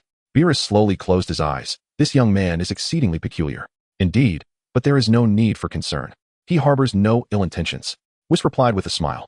Suddenly, a commotion erupted, and Goku was sent crashing to the ground, creating a tremendous disturbance. Chapter 89. The Intent of Dark Goku. Luya takes action. In the air, Dark Goku was enveloped in a shroud of ominous energy, mysterious and powerful. Amidst the thick smoke, a sinister grin appeared on Dark Goku's face. Unexpectedly, a violent tempest erupted from the time-space rift through which Dark Goku had arrived, accompanied by a cacophony of thunder as if the apocalypse had descended. Simultaneously, a force of attraction emerged from the rift, steadily pulling towards Dark Goku. Unaware of this developing situation, Dark Goku continued to survey the smoke. Suddenly, a thunderous roar erupted, and Goku burst forth. What? Dark Goku did not anticipate such a vigorous counterattack following his adversary's severe blow, leading to a moment of overconfidence. With a resounding impact, Goku landed a punch squarely in Dark Goku's abdomen, causing his eyes to widen in shock, bloodshot veins appearing, as if he were about to regurgitate his previous meal. Goku remarked, "Your power is indeed impressive, but it pales in comparison to hits. Haha, this pain, a sensation I have never experienced before, will only serve to make me stronger." Dark Goku responded, not with surprise, but with exhilaration. Goku frowned. "Your demeanor is rather off-putting." "What?" Dark Goku paused, then burst into laughter, increasingly unrestrained. "Ha! Well said. You truly are an interesting individual, Son Goku." Goku's brow furrowed once more, sensing that Dark Goku's power was escalating to an alarming degree. Suddenly, a powerful force of attraction surged forth, and Dark Goku was caught off guard and struck. "Ah!" Goku expressed his surprise. "Damn it, has the time come?" Black Goku felt a sense of unwillingness, yet he found himself powerless, unable to resist the forces of time and space. As Goku regained his composure, he realized that this individual, without Trunks' future, could unleash chaos. In a sudden burst of determination, he unleashed a powerful energy blast directed straight at Black Goku. Black Goku's expression contorted into a snarl as he roared with ferocity, summoning a strength even greater than before. With a mere flick of his hand, he effortlessly deflected Goku's energy blast. "What?" The crowd gasped in astonishment. The energy blast hurtled downward towards Bulma and the others. "Bulma!" Vegeta's expression shifted dramatically as he rushed forward. In that moment, Luya appeared mid-air, launching his own energy blast to nullify the threat. Though Luya regarded Black Goku, he refrained from engaging, wary of allowing his adversary to replicate his power and grow stronger. Black Goku took note of Luya, his gaze sharpening. What on earth? A Saiyan? Yet, his attention was soon diverted by another object, the time machine. So, Trunks arrived here via this contraption, he mused. With a sudden, sinister smile, Black Goku unleashed another energy blast, this time aimed directly at the time machine. He charged recklessly towards it, but he was too late. His speed could not match the ferocity of his own attack. Just as the time machine seemed destined for destruction, Luya reappeared, effortlessly swatting the energy blast away. "Impossible." Black Goku's face twisted in rage. Luya smirked, "We'll be waiting for you in the future." No sooner had he spoken than Black Goku could no longer withstand the rift in time, being drawn into it. The rift swiftly closed, restoring tranquility. Goku and the others gathered together. "Wonderful. The time machine is safe." Trunks exhaled in relief, turning sincerely to Luya. "Thank you, Mr. Luya." Luya nodded slightly. "Hey, Lord Beerus. Why didn't you intervene earlier?"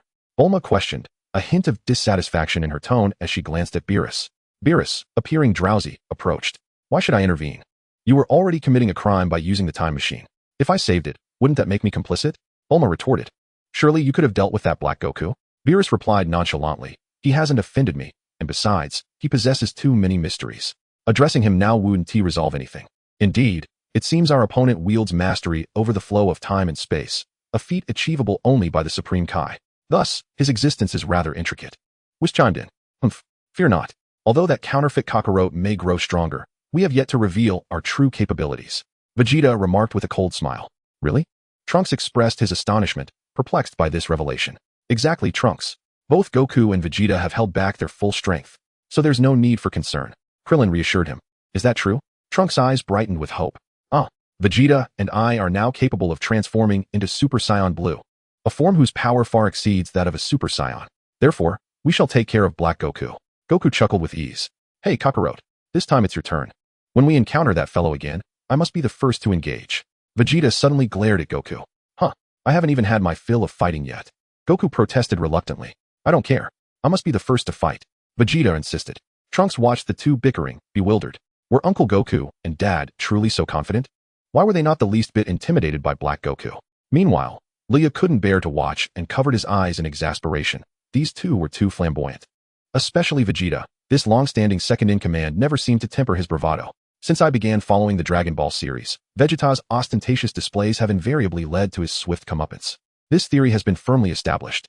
Regardless, what lay ahead would undoubtedly be a fierce battle. Chapter 90. Goku heads to Universe 10. Vegeta trains Trunks. Everyone turned their attention to the great Trunks. No problem, leave it to me. I will gather the fuel as quickly as possible. Fortunately, that Black Goku fellow did not destroy the time machine. Otherwise, I wouldn't know what to do. Bulma interjected at that moment. Indeed, we owe it all to Luya. Had it not been for him, the time machine would have been destroyed long ago. Krillin chuckled. It was a simple task. I was keeping an eye on Black Goku, which is why I acted in time. Luya modestly smiled. Regardless, Luya, your contributions are invaluable. Goku laughed heartily. Luya nodded slightly, and then remarked. That Black Goku is not to be underestimated. Goku, have you considered that Black Goku might be you? As soon as the words left his lips, everyone fell silent and turned to look at him. Goku paused momentarily, and then his expression shifted to one of profound understanding. During my recent battle with him, I could distinctly sense that his power bore some resemblance to mine. Therefore, he must share an indescribable connection with me. Luya nodded. I'm glad you understand. I know who this energy belongs to. At that moment, Beerus interjected suddenly. Who is it, Lord Beerus? Goku inquired, looking at Beerus. Beerus glanced at Goku, and then said, Goku, let us go. I'll take you to see the world. Goku and the others were perplexed, unsure of Beerus's intent, yet Goku did not refuse. Luya exchanged a knowing look with Beerus, fully aware of whom he was referring to. Undoubtedly, they were headed to the king of the world's planet in Universe 10. After all, Zamasu resided in Universe 10, and he was an apprentice Supreme Kai, a candidate for the position of God of Destruction in the future. Beerus turned to Bulma. Since you are determined to resolve future troubles, please expedite the repairs on the time machine. However, this shall be the last time. Once we eliminate this crisis, the time machine must no longer exist. Bulma was taken aback for a moment, then quickly nodded. Of course. What she thought remained inscrutable to Beerus. Very well, it's time for us to part ways. We shall meet again, was chuckled, and then he departed with Goku and Beerus, leaving Earth behind. I just remembered. Suddenly, Bulma exclaimed, What's wrong, Mom? Dazai questioned in confusion. A glimmer of brilliance flickered in Bulma's eyes before she shook her head, saying, Nothing, I just recalled something. Oh, Trunks nodded. Hey, come here. Before we head to the future world, I need to train you. Vegeta interjected abruptly, then arrogantly strode away. Dazai quickly followed suit, nodding in agreement as the two departed together. There's no way around it. The carrots in the field remain unharvested. Luya also bid farewell to Bulma, indicating his desire to train a bit more before venturing into the future. Once the others had left, Bulma suddenly wore a playful smile and murmured to herself. How could I forget that I have another time machine? If I fix it, there will be two. Even if Beerus destroys one, I still have the other. Hee. I am too clever. With that thought, Bulma showed a peculiar grin. Boss, why do I feel like she's acting a bit strange? The trio nearby noticed Bulma's odd behavior, with Ashu trembling slightly, sensing something ominous. The mixed rice also expressed some confusion. Hey, you lot. Hurry up and lend a hand. I need to collect fuel. Bulma suddenly called out to the trio. Oh, we're on it. They responded hastily, not daring to delay. While everyone busied themselves, Leo arrived at the sacred world of the Kais, where Tian and Bobo felt somewhat embarrassed. They wondered if he intended to enter the time chamber again. That would be rather frightening. However, Leah did not enter the time chamber, but instead inquired of Tian. Do you know where the old Kai is? Tian paused momentarily before replying. I know where he is, but I cannot go there. May I ask why you seek the old Kai, Mr. Leah? Leah smiled lightly, just a little matter. If you cannot accompany me, then it's no trouble. He had initially wanted to ask the old Kai about a ring similar to Black Goku's, but reconsidered, fearing the awkwardness that would ensue if Beerus caught wind of it. Meanwhile, in a remote forest, a series of explosive sounds erupted. A figure was sent reeling back, followed by a powerful surge of energy racing toward him. The figure skidded along the ground, none other than Decisive Trunks, who then unleashed a furious shout, launching a barrage of energy blasts to counter the incoming force. Instantly, he obliterated that energy. From the smoke, another figure charged forth, closing the distance to Decisive Trunks in the blink of an eye, unleashing a flurry of punches. Decisive could only guard his head, his body being pushed back once more. However, at that moment, he erupted with astonishing power, transforming into a Super Saiyan. His immense aura causing Vegeta to stagger slightly. Seizing the opportunity, Decisive launched into a frenzied counterattack. It was Vegeta's turn to defend, yet his expression remained unchanged. Thud, thud, thud. A punch sent Vegeta back, and Decisive suddenly concentrated, conjuring a terrifying energy ball and firing it directly at him. Vegeta, unfazed, transformed into a Super Saiyan and swiftly waved his hand, deflecting the energy ball away. Boom! An explosion erupted in the distance. An energy wave in the shape of a bun appeared. Vegeta glanced at Future Trunks. Use your utmost strength. Naturally, Future Trunks dared not defy his father, unleashing his energy and instantly transforming into Super Saiyan second grade. Vegeta lifted the corners of his mouth, and in tandem with the surge of energy, he too ascended to the realm of Super Saiyan second grade. You mentioned that Black Goku could grow stronger during battle. With that in mind, Vegeta smirked mysteriously, and in the next moment, he roared, suddenly transforming into Super Saiyan Blue, his aura pure and untainted. This spectacle left Future Trunks utterly astonished. This was the transformation that transcended the limits of Super Saiyan, reaching the divine realm of Super Saiyan God, Super Saiyan Blue. Vegeta declared with pride. Super Saiyan Blue is incredible. Future Trunks exclaimed, taken aback, realizing how far his father had surpassed him. Dad, why don't you transform into Super Saiyan third grade? Can Uncle Goku also achieve this form? Future Trunks inquired. Of course, the gap between Kakarot and me is significant, but I cannot transform into Super Saiyan third grade. Vegeta replied coolly, a frown crossing his brow as if recalling something unpleasant. Let us continue. Chapter 91. Luya trains Future Trunks, unleashing potential. The inability to transform into Super Saiyan third grade weighed heavily on Vegeta's mind, a concern that needed addressing. Nevertheless, he had come to accept that as long as his power was formidable enough, he need not be inferior to Kakarot.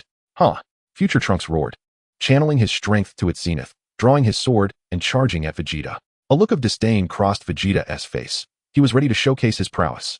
Just as Trunks was about to strike, Vegeta reached out and pressed down on the sword's tip. A blue glow enveloped his hand, and he emerged unscathed.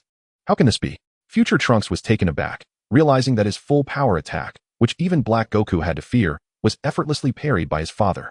Did you underestimate Super Saiyan Blue? Vegeta remarked coolly. Then with a surge of strength, he yanked Trunks and his sword closer, delivering a powerful punch. Bang! Gagging. Future Trunks turned pale, his body losing its luster and reverting to its normal state. Vegeta's expression hardened as he seized Trunks and hurled him downwards with great force. Boom! In an instant, a massive crater formed in the arena. Future Trunks lay in it, somewhat dazed. Vegeta descended slowly, gazing at Future Trunks without uttering a word. After a long moment, Future Trunks sat up, his thoughts tangled. Indeed, Dad and Uncle Goku possessed such formidable power. What am I still worried about? He believed that as long as his father and Uncle Goku took action, any future calamity could undoubtedly be averted. TSK. Upon hearing this, Vegeta couldn't hide his disappointment. He suddenly appeared in front of Future Trunks, grabbing him by the collar. You fool. As a Saiyan, how can you entertain such thoughts? Dad. Future Trunks was bewildered, not understanding why Vegeta was angry. Vegeta, with an icy demeanor, declared, as a proud Saiyan and as the son of Vegeta, your tendency to harbor such a sense of complacency deeply disappoints me. Upon realizing his father's temperament, Trunks instantly regretted uttering those words. Although Trunks felt the sting of his father's reprimand, he dared not voice his pain. The truth was, Vegeta's anger stemmed from another source. After all, Bulma from the future was his wife. The news of her demise weighed heavily on him, and he had been suppressing his emotions until now. Seeing Trunks begin to struggle for breath, Vegeta finally released him. Coughing vigorously, Trunks gasped for air. Remember this. A Saiyan must never entertain any semblance of complacency or fear. Vegeta cast a glance at Trunks before turning to leave. As Trunks watched his father's retreating figure, a wave of shame washed over him. Indeed, he had abandoned his mother. Recklessly coming here. Was that not the very definition of cowardice? Damn it! Trunks exclaimed, pounding the ground in frustration. Suddenly, a voice broke through his thoughts. Your father is not entirely blameless either. Trunks looked up to see Luya approaching with a smile. They may not comprehend your predicament, but I do. That Black Goku possesses powers that defy logic, and he has hidden abilities that make him virtually invincible to ordinary foes. Wait, Luya, you seem to know a lot about Black Goku. Trunks asked, puzzled. Luya responded with a slight smile. It's not that surprising. Even your father and his allies would struggle against Black Goku. Why is that? They can transform into Super Saiyan Blue. Trunks replied, perplexed. Luya remarked calmly. What if Black Goku can transform as well? What if he has allies? What? That can't be. Trunks exclaimed, breaking into a cold sweat. Luya smiled gently. It's not impossible. Your father underestimates the strength of the enemy. While his power is formidable, it does not match that of Black Goku. Trunks felt a wave of confusion wash over him, but he also grew increasingly wary. Perhaps Black Goku was indeed more formidable than he appeared. Resolving himself, Trunks turned to Luya and declared, Luya, I request your assistance in training me. Luya paused, about to respond when suddenly, a notification chimed. Ding. System task triggered. Task. Engage in battle with Trunks to unlock his potential. Without hesitation, Luya replied, Very well, I shall spar with you. Thank you. Trunks stood ready. Let us not delay, let us begin immediately. Luya nodded slightly, then recalled something and tossed a Senza bean to Trunks. First, restore your energy. Trunks acknowledged and swallowed the bean, feeling revitalized instantly. The two ascended into the air, positioning themselves at a distance. Luya instructed, My training methods resemble those of Goku and Vegeta. Unleash your full power. All right. Though Trunks had never witnessed Luya's abilities, he felt no doubt. In an instant, Trunks transformed into Super Saiyan 2, electricity crackling around him. In the depths of excitement, Luya suddenly unleashed a surge of energy, transforming into his Super Saiyan 2 form. With a powerful shout, his strength escalated to an entirely new level. Date, taken aback, realized this was akin to the time Uncle Goku had transformed. Indeed, Luya transitioned into the Super Saiyan 3 state. Astonishing. He had achieved a transformation that even his father could not attain. Date marveled at the display. All right, let the battle begin. Luya beckoned Date with a wave of his hand. In a flash, Date unsheathed his sword and erupted with energy, instantly. His aura fused with the blade. Luya squinted slightly, understanding now the depth of his opponent's power, as Date had seamlessly merged his spirit with the sword. Yet, this only added to the excitement. Date rocketed toward Luya like a missile. Luya deftly evaded Date's onslaught, while simultaneously gathering energy in his palm. Clang, clang, clang. Luya's hands moved with remarkable speed, effortlessly parrying Date's attacks. Suddenly, with his other hand, he concentrated energy, launching a blast that sent Date flying. Employing instant transmission, Luya appeared right before Date, who swiftly retaliated with a downward slash. However, Luya effortlessly deflected the blow and unleashed a flurry of punches and kicks in response. A powerful strike sent Date crashing to the ground. Looking down at Date, Luya smirked provocatively. Hey, this won't do. You're far too weak. At this rate, you can't even hope to avenge your mother against Black Goku. Trunks, struggling to rise, unleashed a torrent of energy within him. With a fierce roar, an astonishing power surged upward. Meanwhile, Vegeta, noticing the scene, slowly closed his eyes, a smile gracing his lips. Chapter 92, The King of the 10th Universe, Zamasu. Days later, Date, Vegeta, and Luya awaited in the space pod, where Luya diligently trained Date, who was growing increasingly powerful. By the way, Trunks, your energy has increased significantly, Goku remarked, his eyes lighting up as he observed Date. Date humbly replied, Indeed, over the past few days, Dad and Luya have been training me, which is why my strength has improved so noticeably. Goku nodded and greeted Vegeta and Luya. Hey, Kakarot, where have you been? Vegeta inquired suddenly. Goku chuckled. Lord Beerus took me to another universe. It seemed to be the 10th universe. There, I encountered a rather interesting fellow named Zamasu, a king of the universe. Then, I asked Lord Beerus to take me to Zeno, and by the way, Zeno and I became friends. He even gave me a small gift. Zeno? The others responded with confusion. Idiot Goku. Do not refer to Zeno as that. Beerus scowled, displeased with Goku's casualness, warning him that if he did not take him along next time, he would report him to Zeno. Goku stuck out his tongue. Zamasu? Who is that? Vegeta suddenly frowned. Unfamiliar with the name. Zamasu, the king of the 10th universe, is a remarkably gifted deity, being groomed by the Kaioshin as the next generation of gods. The aura of the Black Goku bears a certain resemblance to Zamasu, which piqued my curiosity, remarked Beerus. What? Both Vegeta and Daz startled, taken aback by this revelation. Black Goku is a deity? Surely, that cannot be true, Daz expressed in disbelief. We cannot jump to conclusions just yet. Whis interjected with a gentle smile. Nonetheless, Zamasu does present some peculiarities. As a deity, he exudes a sense of hostility and lacks the reverence typically afforded to living beings, which raises suspicions, Beerus mused, stroking his chin. However, I believe Zamasu is not the same as Black Goku. I have battled him, and while his power is formidable, it does not match that of Black Goku from your encounters, and his techniques appear somewhat outdated. Thus, they are likely not the same individual. Goku chuckled, seemingly unfazed. You fought him? How did he fare? Vegeta inquired, keenly interested. Goku pondered for a moment before responding. Well, He is indeed strong, but still somewhat inferior to a Super Saiyan. So, does that imply we cannot ascertain whether Zamasu is Black Goku? Luya suddenly asked. Beerus regarded Luya closely, stating, their auras do share some similarities, yet there are notable differences. There are many perplexities, and Black Goku possesses the time ring, overseen by the Kaioshin. However, upon our arrival in the 10th universe, we discovered that the ring remains intact. Indeed, that raises some suspicions. Black Goku bears Zamazu's essence. Yet Zamasu does not exude Black Goku's aura. They cannot be the same person, but there must be some connection, Whis elaborated slowly. This complicates matters. Vegeta frowned, displaying his displeasure. Count me in.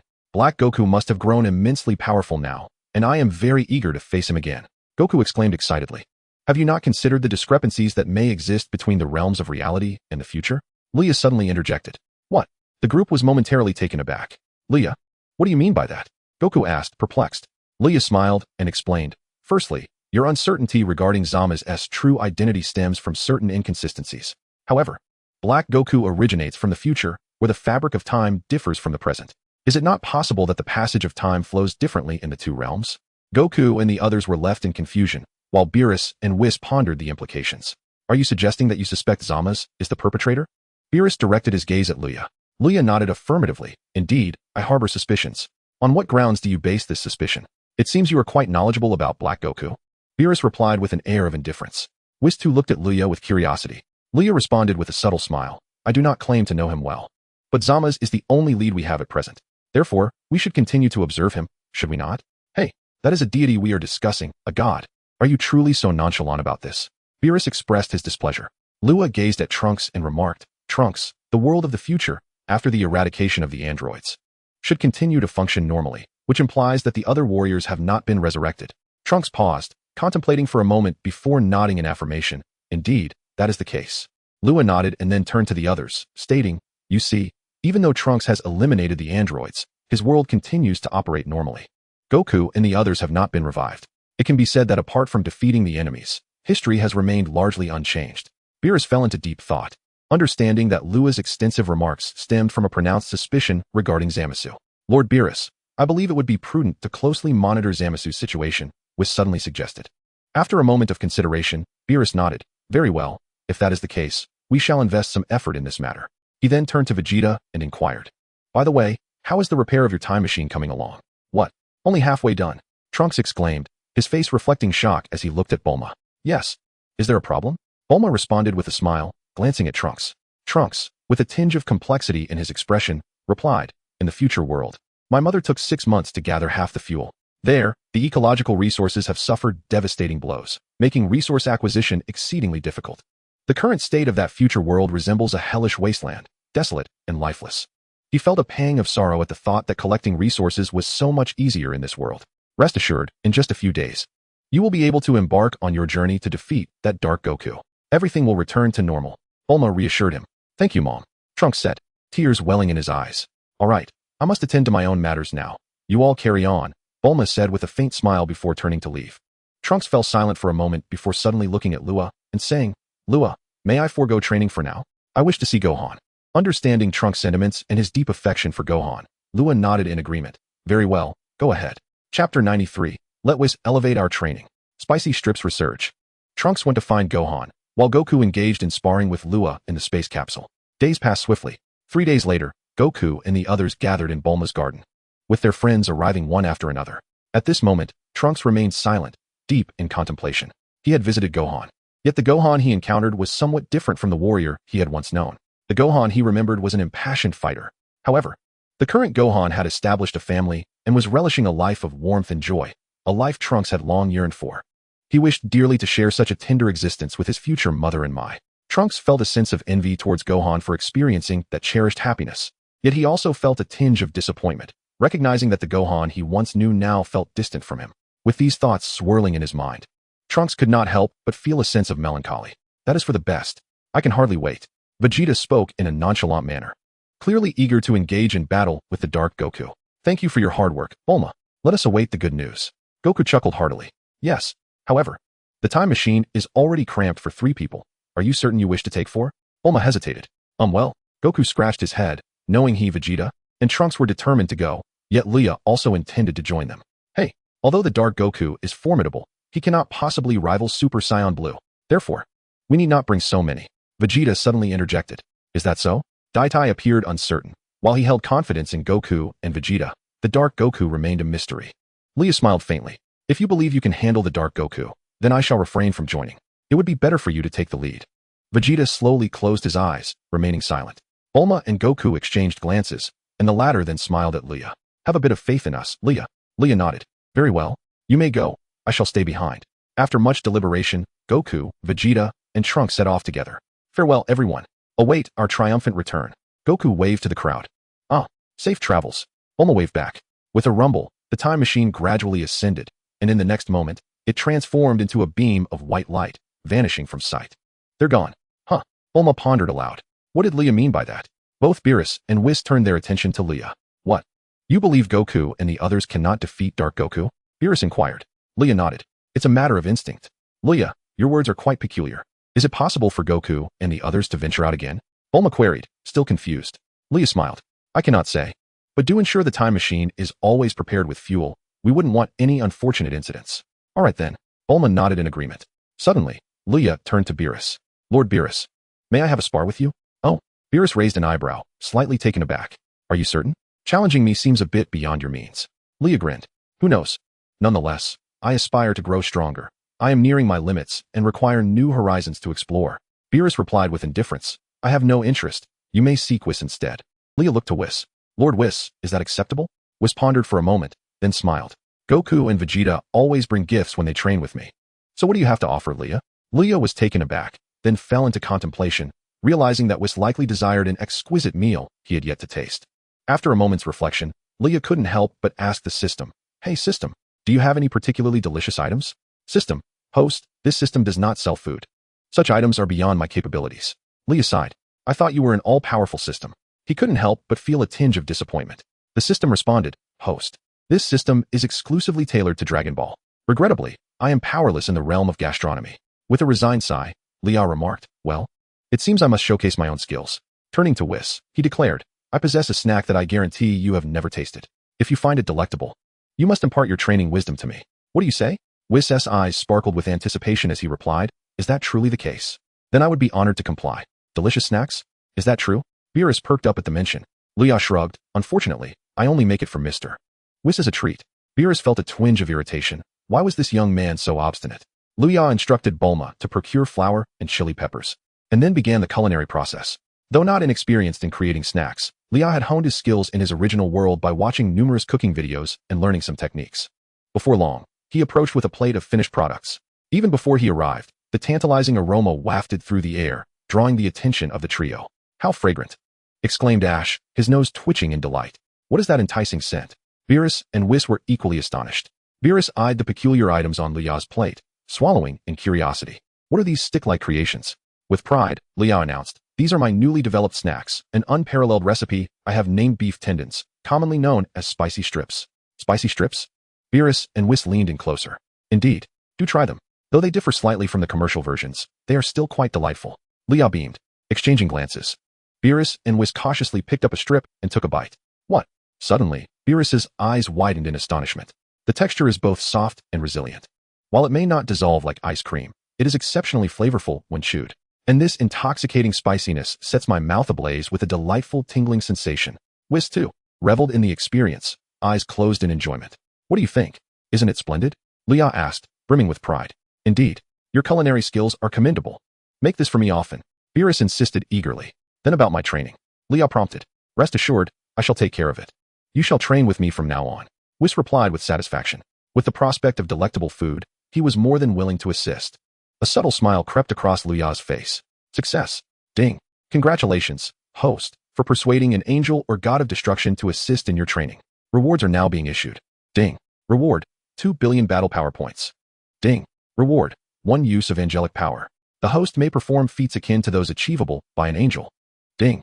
Congratulations, host, for obtaining 1 use of God of Destruction's energy blast. The host may unleash a destructive blast comparable in power to that of a god of destruction. Luya felt a jolt of excitement. This is truly marvelous.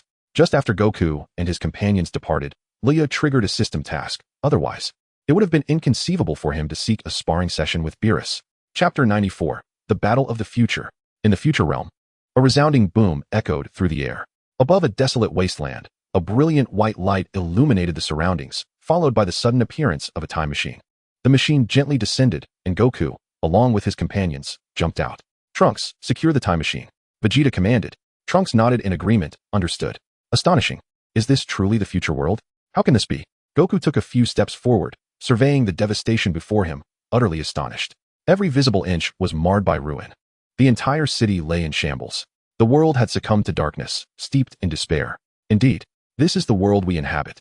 And the primary architect of this catastrophe is none other than Black Goku. Trunks clenched his fists, his teeth gritted, his eyes brimming with animosity. Vegeta scanned the vicinity with a serious expression. Is there truly anyone left on Earth? Goku inquired, curiosity lacing his tone. There are survivors, but they have hidden themselves away. Eluding the grasp of Black Goku, his twisted amusement lies in exterminating Earth's inhabitants. He slaughters anyone he encounters.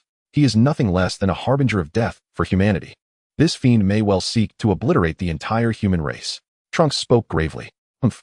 If that is the case, let us confront him. Vegeta scoffed, then turned to Goku.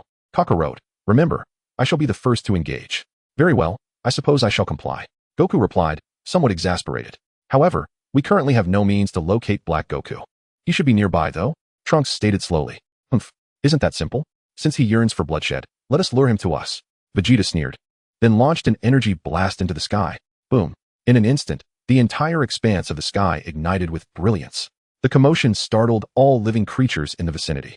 Oh, far off, Black Goku turned his gaze toward the radiant light in the sky, a sinister smile creeping upon his face. At last, they have arrived. Son Goku, Vegeta, and Trunks, haha. This time, I shall entertain you splendidly.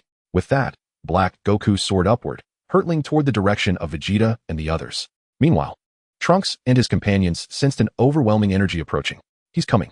Goku and the others' expressions turned grave. Almost as soon as the words left their lips, a figure materialized above them. It was Black Goku.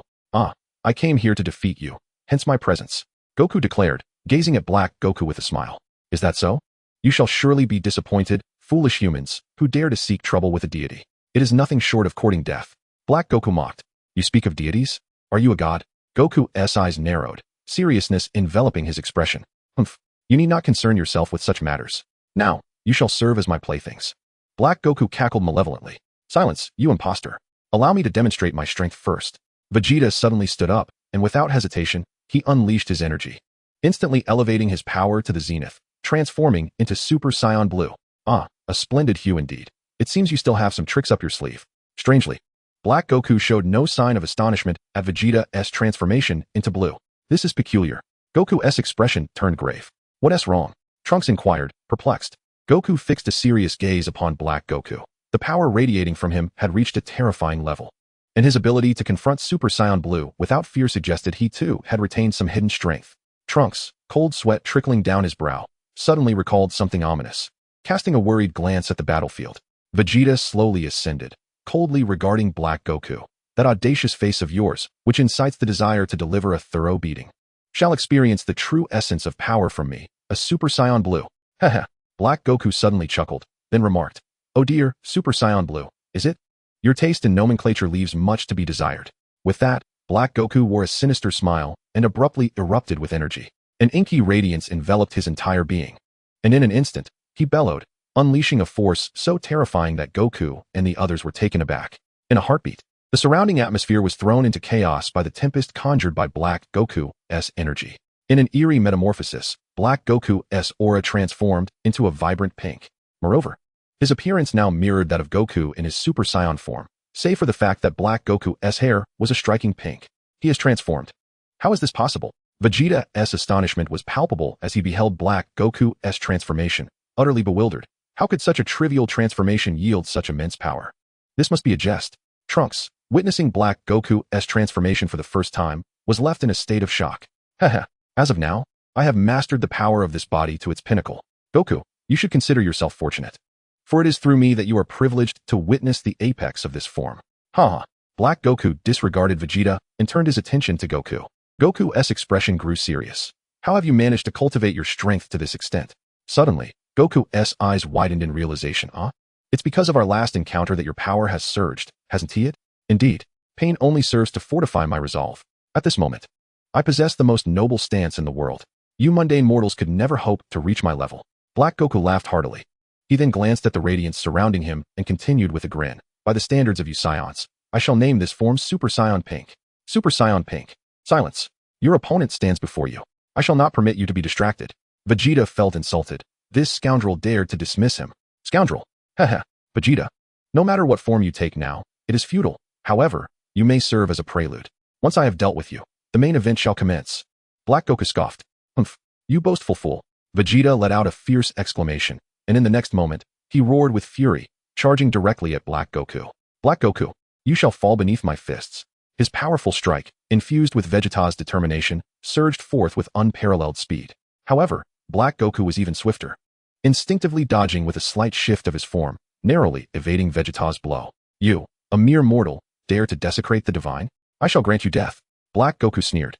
A mocking smile gracing his lips as he advanced towards Vegeta, delivering a punch aimed at him. Chapter 95, Super Saiyan Blue Vegeta's defeat. Goku steps in. Smack. Initially, Black Goku believed he could easily dispatch Vegeta, but he grossly underestimated the power of Super Saiyan Blue. In a stunning display, Vegeta seized Black Goku's fist with his other hand from his side. What? Black Goku was taken aback by Vegeta's response. Do not presume I am Kakarot. Vegeta bellowed, unleashing a tremendous surge of energy that enveloped him. In the next instant, he struck Black Goku in the abdomen, causing the latter to shudder violently. With a crushing blow, Vegeta sent Black Goku plummeting, and then he positioned both hands at his waist, unleashing a powerful energy wave. Final flash. Boom. The colossal explosion forced even Goku and Trunks to retreat from the battlefield. Unlike Goku, Vegeta relished in suppressing his opponents from the moment he arrived, granting them no opportunity for retaliation. As he gazed through the thick smoke, an unusual calmness enveloped his eyes. Suddenly, Vegeta's pupils constricted. How is this possible? What? Goku and Trunks exchanged astonished glances, staring into the fray. As the smoke dissipated, a figure emerged. Black Goku, still adorned with a smile, completely unscathed. Vegeta, is this truly your strength? Clearly, you do not belong here. Black Goku taunted, his eyes glinting with mockery. What? Vegeta clenched his teeth in anger. He had indeed fought earnestly, unleashing nearly all of his power in that final flash, yet his opponent remained unhurt. This was difficult for him to accept. Whoosh. Black Goku slowly ascended into the air, a pinkish glow emanating from him. Notably, despite resembling Goku in his Super Saiyan form, Black Goku's aura was akin to that of Super Saiyan Blue. This was due to his unique fusion of Goku's physique and divine power, enabling him to attain such heights. While Goku and Vegeta harnessed divine power to achieve Super Saiyan Blue, Black Goku, through a similar principle, had directly attained a pink form. However, the disparity between them was glaringly evident. Pain will only make me stronger, so your attacks merely serve to enhance my power. Black Goku mocked Vegeta, regarding him as one would a mere insect. Impossible. Vegeta's expression shattered completely as he roared, instantly elevating his power to its zenith. Whoosh. In an instant, Vegeta charged directly towards Black Goku, aiming a fierce blow at his forehead. However, unlike before, Vegeta's full-powered punch was effortlessly intercepted. Impossible. Vegeta exclaimed in disbelief. There is nothing impossible. My power is supreme, and you are far beneath me. Black Goku retorted disdainfully. Vegeta bellowed, breaking free from Black Goku's grasp, unleashing a relentless barrage of attacks. Yet, Black Goku evaded with remarkable ease. With a swift movement, Black Goku had positioned himself under Vegeta's arm. A sense of dread washed over Vegeta. He had been careless. Suddenly, Black Goku transformed his hand into a blade, conjuring a pink energy sword that he thrust forward with deadly precision. Pooh! Vegeta let out a horrific scream. Vegeta! Father! Goku and Trunks' expressions shifted dramatically as they witnessed Vegeta being pierced through the body by Black Goku's energy sword. How is this possible? Vegeta gasped, his eyes wide with disbelief as he reached out to grasp Black Goku. The latter smirked mockingly before withdrawing the energy sword. Pooh! With a forceful thud, Vegeta crashed to the ground, trembling yet unable to move. How could this happen? Father! Trunks rushed forward, with Goku quickly following suit. How can this be? Even Vegeta, transformed into Super Saiyan Blue, has been defeated. How have you trained? Goku interposed himself before the two, gazing gravely at Black Goku. Ha! You lack the right to address me in such a manner. Now, having dealt with Vegeta as an appetizer, it is your turn, Son Goku. Once I eliminate both of you, no one in this world will stand against me. Black Goku declared, reveling in his arrogance. He had anticipated that Vegeta might offer him a modicum of surprise, yet he was taken aback by Vegeta's vulnerability. Was it misplaced confidence that led him to believe he could contend with his pink energy? Pathetic. An appetizer indeed. Trunks, take Vegeta to a safe place. Goku commanded, his gaze fixed intently on Black Goku. Uncle Goku? Trunks hesitated, aware that even his father's super blue form had been vanquished. He wished to join forces with Goku, but ultimately conceded with a nod. I understand. Be careful. He swiftly led Vegeta away from the battlefield. Goku glanced at Vegeta, feeling a pang of regret. Oh no, I forgot the Senza beans. He recalled Bulma's insistence before their departure to bring the beans, yet his carelessness had led him to neglect them. This was a predicament. Without Vegeta's assistance, he stood little chance against Black Goku. Acknowledging his limitations, Goku resolved, now, I shall confront you. He fixed his gaze on Black Goku and unleashed his energy, transforming into Super Saiyan Blue with ferocious intensity. Uncle Goku, he is starting with all his might. On the other side, Trunks witnessed the scene, pondering his understanding of Goku. He had assumed that Goku would not exert his full strength, but the situation had now changed. Reflecting on his father's fate, Trunks felt a weight of concern. Black Goku was becoming increasingly formidable. Ha ha ha. Goku, do you truly believe you can challenge me in such a state? Black Goku scoffed mercilessly at Goku. Goku adopted his stance. Who knows? Here I come. With a resounding crash, Goku charged at Black Goku, delivering a powerful punch. However, Black Goku coldly smirked, catching Goku's fist and retaliating with a punch of his own, which Goku managed to block. Chapter 96. Contemplation amidst battle. Crash, crash, crash. Powerful waves erupted upon the sea, reaching heights of several dozen meters. Amidst the splashing water, a figure darted back and forth, facing a rapidly approaching red aura. At first glance, it appeared to be a person. Transformed into a Super Saiyan God. Ruya relentlessly attacked Whis, who remained unfazed, skillfully dodging, preventing Ruya from landing a blow. Tap tap tap tap. Ruya was now exerting all his strength. Whether through instant transmission or swift movement, he could not touch Whis. Whis moved with the grace of a nimble fish, always anticipating Ruya's actions. Despite Ruya harnessing his greatest talents, he remained at a loss, as every time he began to decipher Whis' dodging techniques, Whis altered his trajectory, making it impossible for Ruya to capture his speed. Whoosh! Whis evaded Ruya's punch and ascended skyward. Ruya looked up, then instantaneously vanished from his original position. Whoosh! In an instant, the space surrounding Whis was ensnared by a temporal cage. Instantaneous movement. Ruya had now manifested his instantaneous movement for 0.7 seconds. Ruya emerged from an unexpected location, launching an attack at Whis. The latter merely smiled, unaffected by Ruya's time manipulation. For an angel, using time control against him was the most foolish approach. His mastery over time far surpassed that of Hit. At this moment, Ruya's instantaneous movement could hardly compare to Hit's prowess. Smack! Whis effortlessly blocked Ruya's assault, wearing a relaxed expression. A bead of cold sweat trickled down Ruya's face. He realized that despite his considerable progress through diligent training, he was powerless against the angel. Whis hadn't even taken him seriously, while Ruya had exerted his utmost effort. Minimal damage, yet profoundly humiliating. Stop, stop, stop. Let's pause for a moment, Whis suddenly interjected. Ruya, taken aback, instinctively halted. What's the matter? Whis generously offered his critique. Though you have transformed into a Super Saiyan God, you have yet to fully harness the divine power it entails. Ruya furrowed his brow. Divine power? Whis nodded, stating, the Super Saiyan God is, in essence, a deity, having ascended to divinity while inhabiting a mortal form. However, upon transforming into a Super Saiyan God, one can indeed be referred to as a god. Yet, there exists a critical flaw. You retain the combat instincts from your mortal body. This is true not only for you, but also for Goku. During battle, you both habitually deliberate before executing your next move, which inevitably slows your response. Although some may perceive your speed as impressive, against a true master, victory would elude you. Luya fell silent for a moment, comprehending that Whis was alluding to the Ultra Instinct technique. However, given his current state, he understood he could not reach such heights. It is only natural to think while engaged in combat. Everyone does, even Goku. Without contemplation, striking without hesitation would merely result in chaotic flailing, far from the simplicity Whis suggested.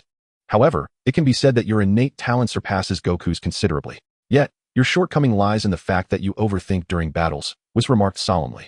Luya forced an awkward smile, recognizing that Goku's singular focus on his opponent allowed him to act with such fluidity. In contrast, Luya's achievements stemmed largely from the system, making it challenging for him to quiet his mind.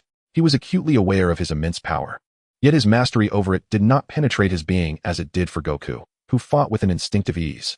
Even though he understood the intricacies of Super Saiyan Blue and Ultra Instinct, he struggled to achieve the transformation for this reason. In simpler terms, his control over his power was still insufficiently refined. Furthermore, while you have transformed into a Super Saiyan God, you have yet to harness it to perfection. Thus, you must continue striving if you wish to reach new heights. Whis said with a gentle smile. Luya bowed respectfully and replied, "Then I shall rely on you, Mr. Whis." Whis hesitated momentarily. Sensing this, Luya quickly added, "Unlimited spicy strips." Whis chuckled heartily. "Then I shall not hold back." Luya sighed inwardly, realizing that despite his belief in his own capabilities, he was woefully ignorant of the true essence of power when faced with Whis.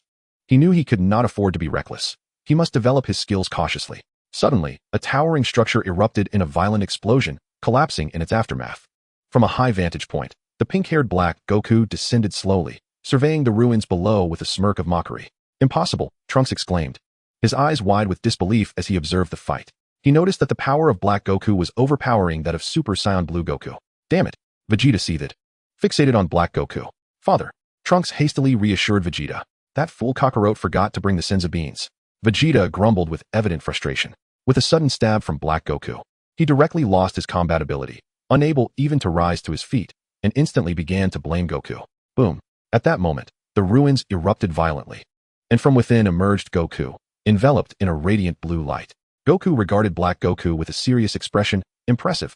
Black Goku smiled broadly. "Surrender your struggle. With this body, I have achieved a realm beyond your reach. I am invincible." "Ha. Invincible? Huh. After all my training, I wouldn't dare claim such a title. Your boastfulness is truly irksome." Goku wiped the crimson blood from the corner of his mouth and chuckled. "Humph. Ignorant mortal. How dare you presume to comprehend the greatness of a god? You have merely tasted a fragment of divine power, fortuitously possessing your current strength. Science. Merely brutish, inferior beings. You unrefined monkeys. You should have perished long ago." A profound disdain flickered in Black Goku's eyes. He loathed humanity. He detested the lowly creatures that instigated wars. He despised those who dared to debase the divine with their frail existence. Such life forms, in his view, deserved annihilation. Assuming a combat stance, Goku remarked with a smile. "Then let us see if you possess the capability. I shall not concede easily. You wretched scion. Die." Black Goku shouted coldly, as an aura of energy coalesced in his hand, manifesting into a sword of energy that he hurled fiercely towards Goku. Chapter 97. Zamasu and Black Goku unite. Boom. Accompanied by a cacophony of wails, a figure crashed through several dilapidated buildings. "Uncle Goku," Trunks exclaimed, watching in distress as Goku was overwhelmed. He had initially believed that Goku and Black Goku were evenly matched, but to his astonishment, the latter's power surpassed that of his uncle by a significant margin. The most terrifying aspect was that Black Goku seemed to grow stronger in battle, as if his power was limitless. "Ha ha ha, lowly beings. No matter how you wield divine power, you remain mere mortals. How could you possibly stand alongside true deities?" Black Goku sneered from his aerial perch. Suddenly, a tumultuous roar erupted, and Goku lunged forward again, relentlessly attacking Black Goku. Black Goku effortlessly evaded, taunting, "Still not giving up? Very well, toying with you barbaric scions is precisely what I desire." As they clashed, their battle ascended from the ground to the sky, shattering the surrounding structures with the force of their strikes. Goku's power seemed to be surging. Had he caught up to Black Goku? Trunks exclaimed in delight. "No, he hasn't," Vegeta interjected suddenly. "Father." Trunks quickly turned to Vegeta, still lying on the ground. Vegeta strained to open his eyes and observe the combat.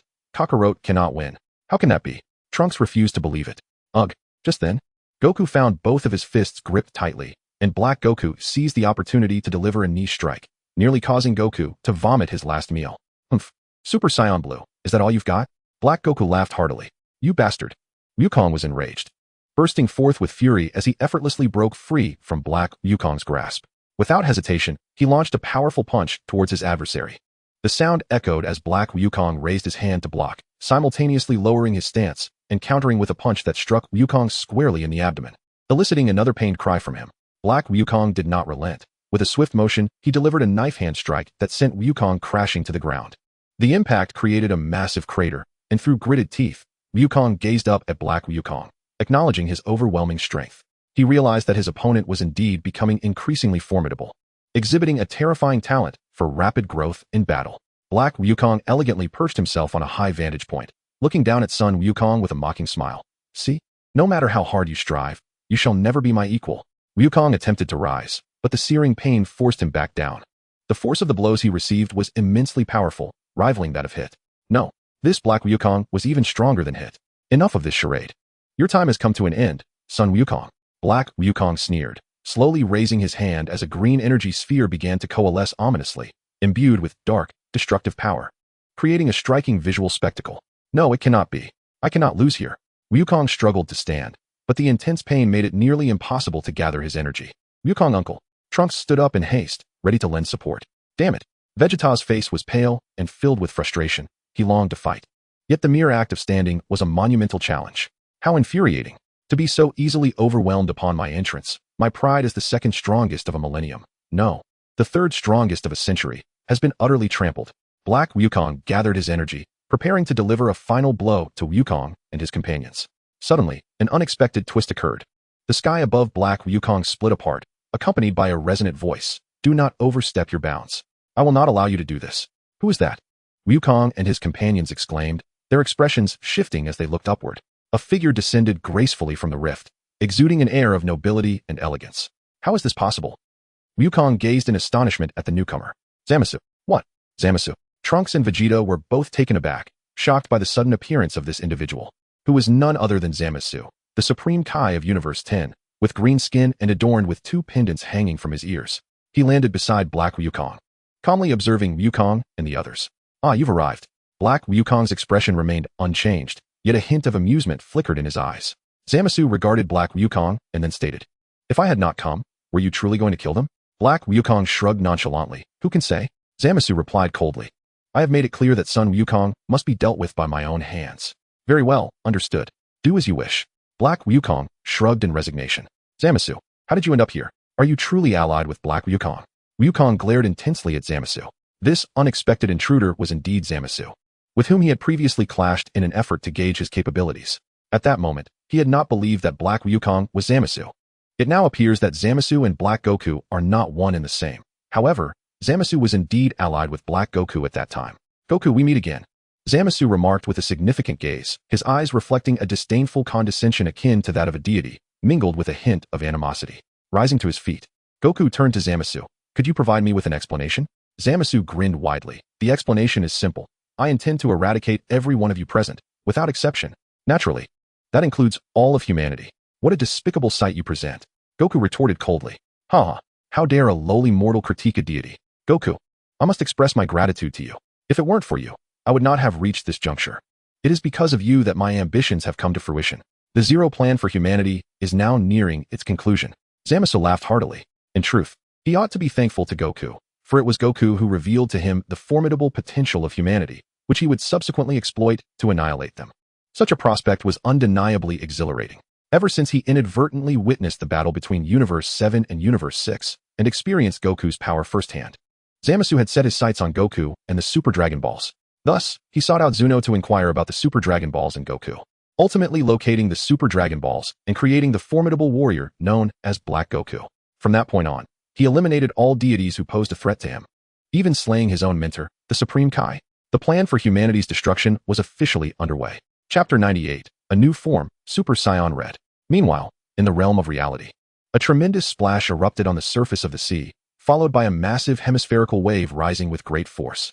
Suspended above the tumultuous waters was a figure emanating a radiant red light, none other than Luya. Across from him, Beerus watched calmly, his demeanor unruffled. Luya took a moment to catch his breath, yet refrained from making any sudden movements. At that moment, he unexpectedly closed his eyes. Thanks to Whis' guidance and Beerus' training, Luya had now fully mastered the power of the Super Saiyan God. With his extraordinary talent, his growth had been nothing short of remarkable, and he was on the verge of a transformation. Oh, this energy, Beerus' eyes narrowed slightly. Perhaps the average person would not perceive it, but as a god of destruction, he was well acquainted with divine power. He sensed that Luya was evolving in a specific direction. How intriguing. A talent like this surpasses even Goku's. Beerus chuckled softly. Suddenly, Luya opened his eyes wide, unleashing an overwhelming surge of intense and pure power. Instantly, he was enveloped in brilliant crimson flames, expanding exponentially. Simultaneously, Luya's hairstyle began to shift, transforming as if he were becoming a Super Saiyan. It is widely acknowledged that the transformation into a Super Saiyan results in distinct hairstyles, with the exception of Vegeta, while the Super Saiyan God form bears a striking resemblance to their original appearance. However, at this moment, Luya's appearance has indeed taken on the visage of a Super Saiyan. Although his hair may be considered short, akin to Trunks, the difference remains quite evident. In an instant, Luya's aura surged to an extraordinary pinnacle, ultimately stabilizing. This astonishing power could only be sensed by Beerus, for Luya was still in the form of a Super Saiyan God. A new form? Beerus's pupils narrowed as he realized that Luya's strength was not in the slightest inferior to that of a Super Saiyan Blue, and perhaps even surpassed it. In fact, it was more pronounced than Goku's initial transformation into a Super Saiyan God. Luya's current state evoked a sense of nostalgia reminiscent of Goku's earlier days. Intriguing. It appears that these Saiyans are indeed remarkable, consistently pushing their limits beyond comprehension. Beerus mused. Clenching his fist, Luya felt a surge of excitement. As he sensed that he had ascended several tiers, his body was acutely aware of external stimuli, yet he could deftly control and capture the faintest of auras with impeccable precision, advancing further beyond the foundation of the Super Saiyan God. Yet not quite a Super Saiyan Blue. He decided to name this form Super Saiyan Red. A slight smile graced Luya's lips. He had broken through. He was genuinely astonished, for this breakthrough had been achieved without reliance on the system. Theoretically, Super Saiyan Red still aligned with the essence of a Super Saiyan God. Yet Luya had honed this divine power to its utmost, transcending previous boundaries. Naturally, this was largely thanks to Whis' guidance, enabling him to reach such heights. While Goku and his companions wield Super Saiyan Blue, I possess Super Saiyan Red. I wonder who is more formidable. Luya mused with a faint smile. The Super Saiyan Blue primarily relies on the innate strength of Goku and his allies, whereas his red form is more dependent upon divine power. Two distinctly different forces that share a remarkable synergy. You seem to have succeeded. Beerus suddenly appeared before Luya. Luya nodded and replied with a smile. I initially aimed to surpass Super Saiyan Blue, but unexpectedly, I attained this form, which took me by surprise. He almost slipped when he intended to mention his desire to break through to Ultra Instinct, but he hesitated, fearing it might raise Beerus's suspicions. Ultra Instinct. Following Whis' guidance, Luya had initially been developing towards Ultra Instinct, as Whis had advised that in battle, actions must outpace thought. That is the pinnacle. However, it is customary for martial artists like themselves to think before they act, which often diminishes their speed significantly. Some exceptional individuals achieve astonishing speeds not merely due to their formidable experience and strength, but also because their cognitive abilities have gradually synchronized with their movements. While simultaneously contemplating their actions, they execute their moves with swiftness that outpaces others. This is their distinctive advantage. Luya shares this perspective and has adopted this approach. Thus, despite enduring numerous blows in his battles against Whis and Beerus, he progressively aligns his thinking with his actions, significantly increasing his strike speed. However, he remains far from mastering the true essence of Ultra Instinct, and he does not rush the process. Achieving a breakthrough into this new form is already commendable, as all aspects of his abilities have enhanced remarkably. After all, this is his inaugural transformation, whether in the formidable forms of Super Saiyan Blue or Golden Frieza. One typically cannot withstand such tremendous power without substantial energy depletion. Yet, he does not suffer from this, which is a hallmark of his new form. It remains uncertain if he can still transform into Super Saiyan Blue. Certainly, if the blue form surpasses the red, he will pursue it. Conversely, should the red form prove more advantageous, he will continue to seek mastery over Ultra Instinct. Luya aspires to forge a novel transformation for the Saiyans. Now that you have broken through, might you prepare a couple of spicy snacks as a reward for me? Beerus interjected suddenly. Although he was keen to witness Luya's new form's power, his primary concern was satisfying his appetite. Luya nodded. Certainly. Thank you, Lord Beerus, for assisting my breakthrough. There will be plenty of spicy snacks. Only then did Beerus express his satisfaction. The Supreme Kai offered a slight bow to Beerus. Lord Beerus, we have new leads regarding Zamasu. Whis suddenly informed Beerus. Beerus paused, his eyes narrowing slightly. So, there is indeed something amiss? Whis nodded, and then turned to Luya. It seems you have made significant gains. Luya smiled and agreed, indeed. Whis congratulated him. Then congratulations are in order. Just ensure the quantity of spicy snacks is ample. Luya remarked, what else can these two do besides eat? Regardless, Luya acquiesced to the promise of abundant and varied spicy snacks, much to the satisfaction of the divine attendants. Chapter 99. The Sudden Power of Zamasu, 2 against 2. Does this imply that Zamasu has a connection to the future's instigator, Black Goku? After hearing Whis' words, Beerus fell into deep contemplation. Indeed. Thus, Lord Beerus, should we not address this matter now? Whis inquired. Beerus hesitated. Luya was not surprised. He glanced at the Supreme Kai, noting that their presence here was due to the issue concerning Zuno. It was said that Zamasu had sought out Zuno to inquire about Goku and the Super Dragon Balls, which is why he had come to inform Whis, leading to the current situation. After a moment's thought, Beerus nodded. Then let us venture forth once more. If we can confirm that he is indeed the mastermind, then we shall enact destruction. Would such reckless destruction offend the god of destruction of Universe 10? Luya suddenly questioned. Beerus replied nonchalantly, His hands have already reached into my Universe 7. What does it matter if I offend him? How imposing. In the depths of his heart, Luya found himself in admiration of Beerus, exclaiming, truly, it is Beerus. Magnificent. With that, Beerus, in his typically proud manner, declared, since that is the case, Luya shall accompany us on this journey, for you too must witness the world. In truth, he wished to impress, to demonstrate that in the 10th universe, no deity dared to stand in his way. Moreover, as the 10th universe ranks among the most advanced civilizations of the 12 universes, such disgraceful beings, especially gods, were simply intolerable. Should the Omni King learn of such matters, it would not merely be a matter of changing a destroyer god. Thus, Beerus had ample justification to eliminate Zamasu. Although he was not yet certain if Zamasu was indeed problematic. Luya nodded. I shall accompany you. Whis. Beerus called out. Yes. Whis responded, and in an instant, he whisked Luya and the others away from Earth. In the future, Zamasu descended before Goku and coldly proclaimed, Son Goku, your life shall be terminated by my own hands. To repay the humiliation you have inflicted upon me. Goku chuckled heartily. Then let us see. Zamasu, with a bloodthirsty grin, lunged forward, launching a fierce barrage of strikes at Goku with astonishing speed. Goku was taken aback. He recalled defeating Zamasu effortlessly as a mere Super Saiyan. Yet now he found himself struggling against the onslaught. Had Zamasu's power truly surged to such heights? After blocking several blows, Goku ceased his passive defense and initiated a counterattack. The clash of fists echoed as Goku gradually began to suppress Zamasu. It is worth noting that Zamasu's strength was still inferior to Black Goku's. However, this situation did not persist for long, as Black Goku suddenly descended from the skies, appearing directly behind Goku. Trouble. Goku sensed the imminent danger. Yet he could not evade it in time. The impact was tremendous, sending him crashing through several dilapidated buildings. Uncle Goku, Trunks exclaimed, filled with concern. Trunks, go assist him. Vegeta commanded, though he too was growing weaker by the moment. Gritting his teeth, Trunks resolved to transform into a Super Saiyan and flew into action. With swift precision, Black Goku and Zamasu pressed their advantage, denying Goku any respite. Hey, I was supposed to handle this myself. Zamasu grumbled, displeased by Black Goku's interference. Black Goku smirked. Exuding a malevolent aura, I too wish for you to eliminate him. But this body is not yours. I can become even more formidable. How dare you abandon your own flesh for that of a mere mortal? Zamasu retorted with disdain. Yet this body brings me great pleasure. Its power is sufficient to eclipse that of the gods.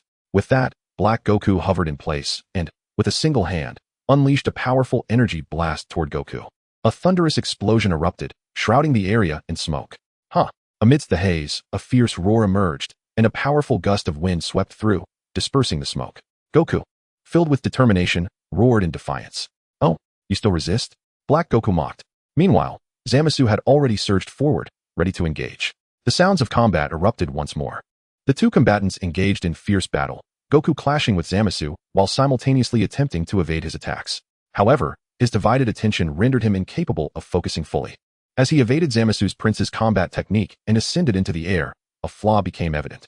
In the next instant, Black Goku appeared directly above him, delivering a powerful punch that sent Goku plummeting.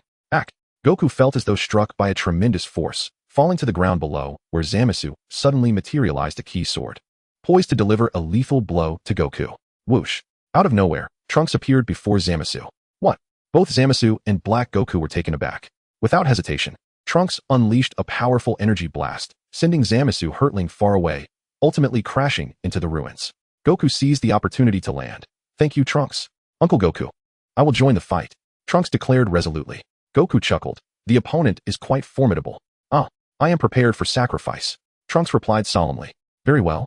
Goku regarded his adversary with grave intensity, recalling how Black Goku could consistently exploit his blind spots during their encounters, making evasion nearly impossible. Just an additional fool, is it? You must be feeling quite confident. Black Goku gradually descended above Goku and Trunks, casting a disdainful gaze upon them. Boom.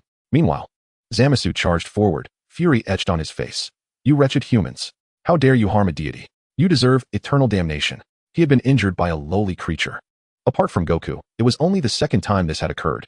It seems you lack capability. Trunks scoffed, rushing toward Zamasu. Come then, Zamasu. I am your opponent. Humph. Seeking death. Zamasu huffed disdainfully, closing in. Goku, not idle, suddenly erupted with energy, maximizing his Super Saiyan blue form. Come, Black Goku. Let us continue our battle. Why do you persist in struggling? It is exceedingly foolish. Zamasu grinned maliciously, his entire being radiating a peach-colored glow as he concentrated the energy into his palm, forming a key sword. Goku's eyes narrowed. That weapon was extraordinarily sharp, capable of easily piercing through Super Saiyan Blue Vegeta's defenses, certainly not to be underestimated. Come, I shall send you both to hell. Black Goku declared, instantly teleporting in front of Goku, swinging his sword to strike. Goku swiftly dodged. He could not afford to clash directly with that blade, instead evading repeatedly. However, the opponent's speed was overwhelming, and soon Goku bore several fresh wounds. Chapter 100, Crisis. Eruption. The power of Trunks. Boom, boom, boom. In the desolate, lifeless ruins of the abandoned city, explosions echoed, reverberating like the final gasps of a dying world. The sky was shrouded in darkness, as if the world had descended into the depths of despair. Hurry, hurry, hurry. Beneath a crumbling building, a group of armed personnel cautiously navigated their way through, their objective being the epicenter of the battle. Leading them was a girl with flowing black hair. Her visage marred by a hint of dust, yet her beauty remained undiminished, enhanced by an aura of valor. This girl was none other than Xiaowu. She did not perish. Instead, she survived the massacre wrought by Black Goku. Moreover, the self-defense forces were composed of ordinary individuals who had endured the carnage, banding together to form a dedicated team to combat Black Goku, waging war against him for many years. Xiaowu stood as their captain. Naturally, the strength of these mortals, even with advanced weaponry, proved insufficient, leading to the loss of many comrades and a dwindling number year by year. Captain, must we truly confront the Dark Ones? We are but a few now, a burly man suddenly voiced, as a group drew closer to the fray. Strangely, it seemed as though someone was battling the Dark Ones. A soldier peering through binoculars exclaimed, I thought it was the Dark Ones wreaking havoc. Upon hearing this, Xiaowu paused momentarily, then snatched the binoculars to observe the scene. Her heart raced upon spotting Trunks. It's Trunks. Is it truly him? The crowd erupted in excitement. Trunks, their guardian deity, had saved countless lives from the Dark Ones over the years, consistently battling against them. All right, the group steeled themselves. Rat-a-tat-tat. In the midst of the chaos, Trunks engaged in fierce combat with Zamasu, unleashing his full power in Super Saiyan 2, enhanced by the activation of his latent potential, his strength nearing that of Super Saiyan 3. However, Zamasu's prowess evidently surpassed his own. In a fleeting moment when Trunks swung his sword, Zamasu landed a powerful punch, sending him flying. Boom. Trunks crashed into a building but emerged almost instantaneously, his sword brimming with energy, striking fiercely at Zamasu. Clang. At some point, Zamasu had conjured a blade of light, effectively parrying Trunks' strike. Humph. Foolish Saiyan, like Son Goku, you are a wretched existence. The future world has been impeded by your pestilence, thwarting my zero plan, has it not? Zamasu remarked coolly, his gaze fixed on Trunks. Zamasu, I will never allow you to annihilate humanity. You, demon, deserve to descend into hell to accompany the souls of the departed. Trunks snarled, his eyes ablaze with fury. Ha! Ridiculous. I am a god. How dare you, a mere human, attempt to slay a deity? Zamasu sneered, then added, I regret to inform you that you will find it impossible to kill me, for I have obliterated even the underworld before my arrival. What? Trunks gasped in shock. In that moment, Zamasu's eyes turned icy. With a forceful thrust, he repelled Trunks' sword and, with his other hand, coalesced an energy sphere, firing it at Trunks from close range. The energy blast struck Trunks, sending him hurtling away, followed by a cataclysmic explosion that reduced the surrounding structures to rubble. Crash. Trunks, sensing the unfolding chaos, Goku, who had been repelled by Black Goku, called out urgently. Where are you looking? Black Goku plummeted from the sky, delivering a devastating blow to Goku. Boom. Goku fell, creating a massive crater upon impact with the ground. Swish, swish, swish. Dark Goku radiated a brilliant pink light, swiftly gathering his hands at his waist as an astonishing power began to take form. It was the Kamehameha. Goku stared in astonishment, realizing that the opponent's strength exceeded his own. Should he directly endure this attack, the consequences would be dire. Struggling with great difficulty, Goku exerted himself to gather his energy, preparing for a counterstrike. Son Goku, allow me to truly understand you. Alas, it is regrettable that you cannot aid me in my quest for greater strength. Dark Goku cackled wickedly before unleashing a devastating Dark Kamehameha. Goku summoned all his strength, extending both hands to shield himself from the oncoming assault. Yet, the force was overwhelmingly powerful, and Goku found it increasingly arduous to withstand. Still struggling? Perish, Son Goku. Dark Goku laughed maniacally, intensifying his attack. Ugh. Goku felt his body being pushed back, unable to hold his ground any longer. Meanwhile, Zamasu observed Dark Goku's actions with a disdainful snort. What a reckless fool. But it matters not. Any of us can deal the killing blow. Suddenly, from the depths of the ruins, an immense power erupted forth as Trunks advanced step by step toward Zamasu, his form shining with a radiant golden hue, arcs of lightning dancing around him. TCH. What a show-off. Zamasu sneered. Their situation had reached a dead end, and the gravity of their plight was unmistakable. Trunks glanced over at Goku, clenching his teeth in regret. This is all my fault. I should not have ventured into my father's world. This burden was mine to bear alone. The enemies were terrifying, instilling such fear that he lacked the will to fight. Hope seemed utterly elusive. He had believed that enlisting Goku and Vegeta's help would resolve the crisis. Yet he had not anticipated the foes would be so formidable. Even his revered father had faltered. Uncle Goku was now in peril. I am nothing but a useless fool. Trunks trembled with self-loathing, unable to protect those he cherished most. No, I refuse to become the very person I despise. This world still depends on my protection. In that instant, an incredible aura began to awaken within Trunks, tendrils of white steam rising from his body. Humph, what are you mumbling about? Zamasu's expression turned cold as he extended his hand, launching an energy blast toward Trunks. Sensing the imminent danger, a fierce determination ignited in Trunks' eyes. In the next moment, he bellowed, "Final flash!" With a blinding brilliance and a deafening explosion. Aya? Trunks surged through the smoke, charging directly toward Zamasu. What? Zamasu's face paled. Caught completely off guard,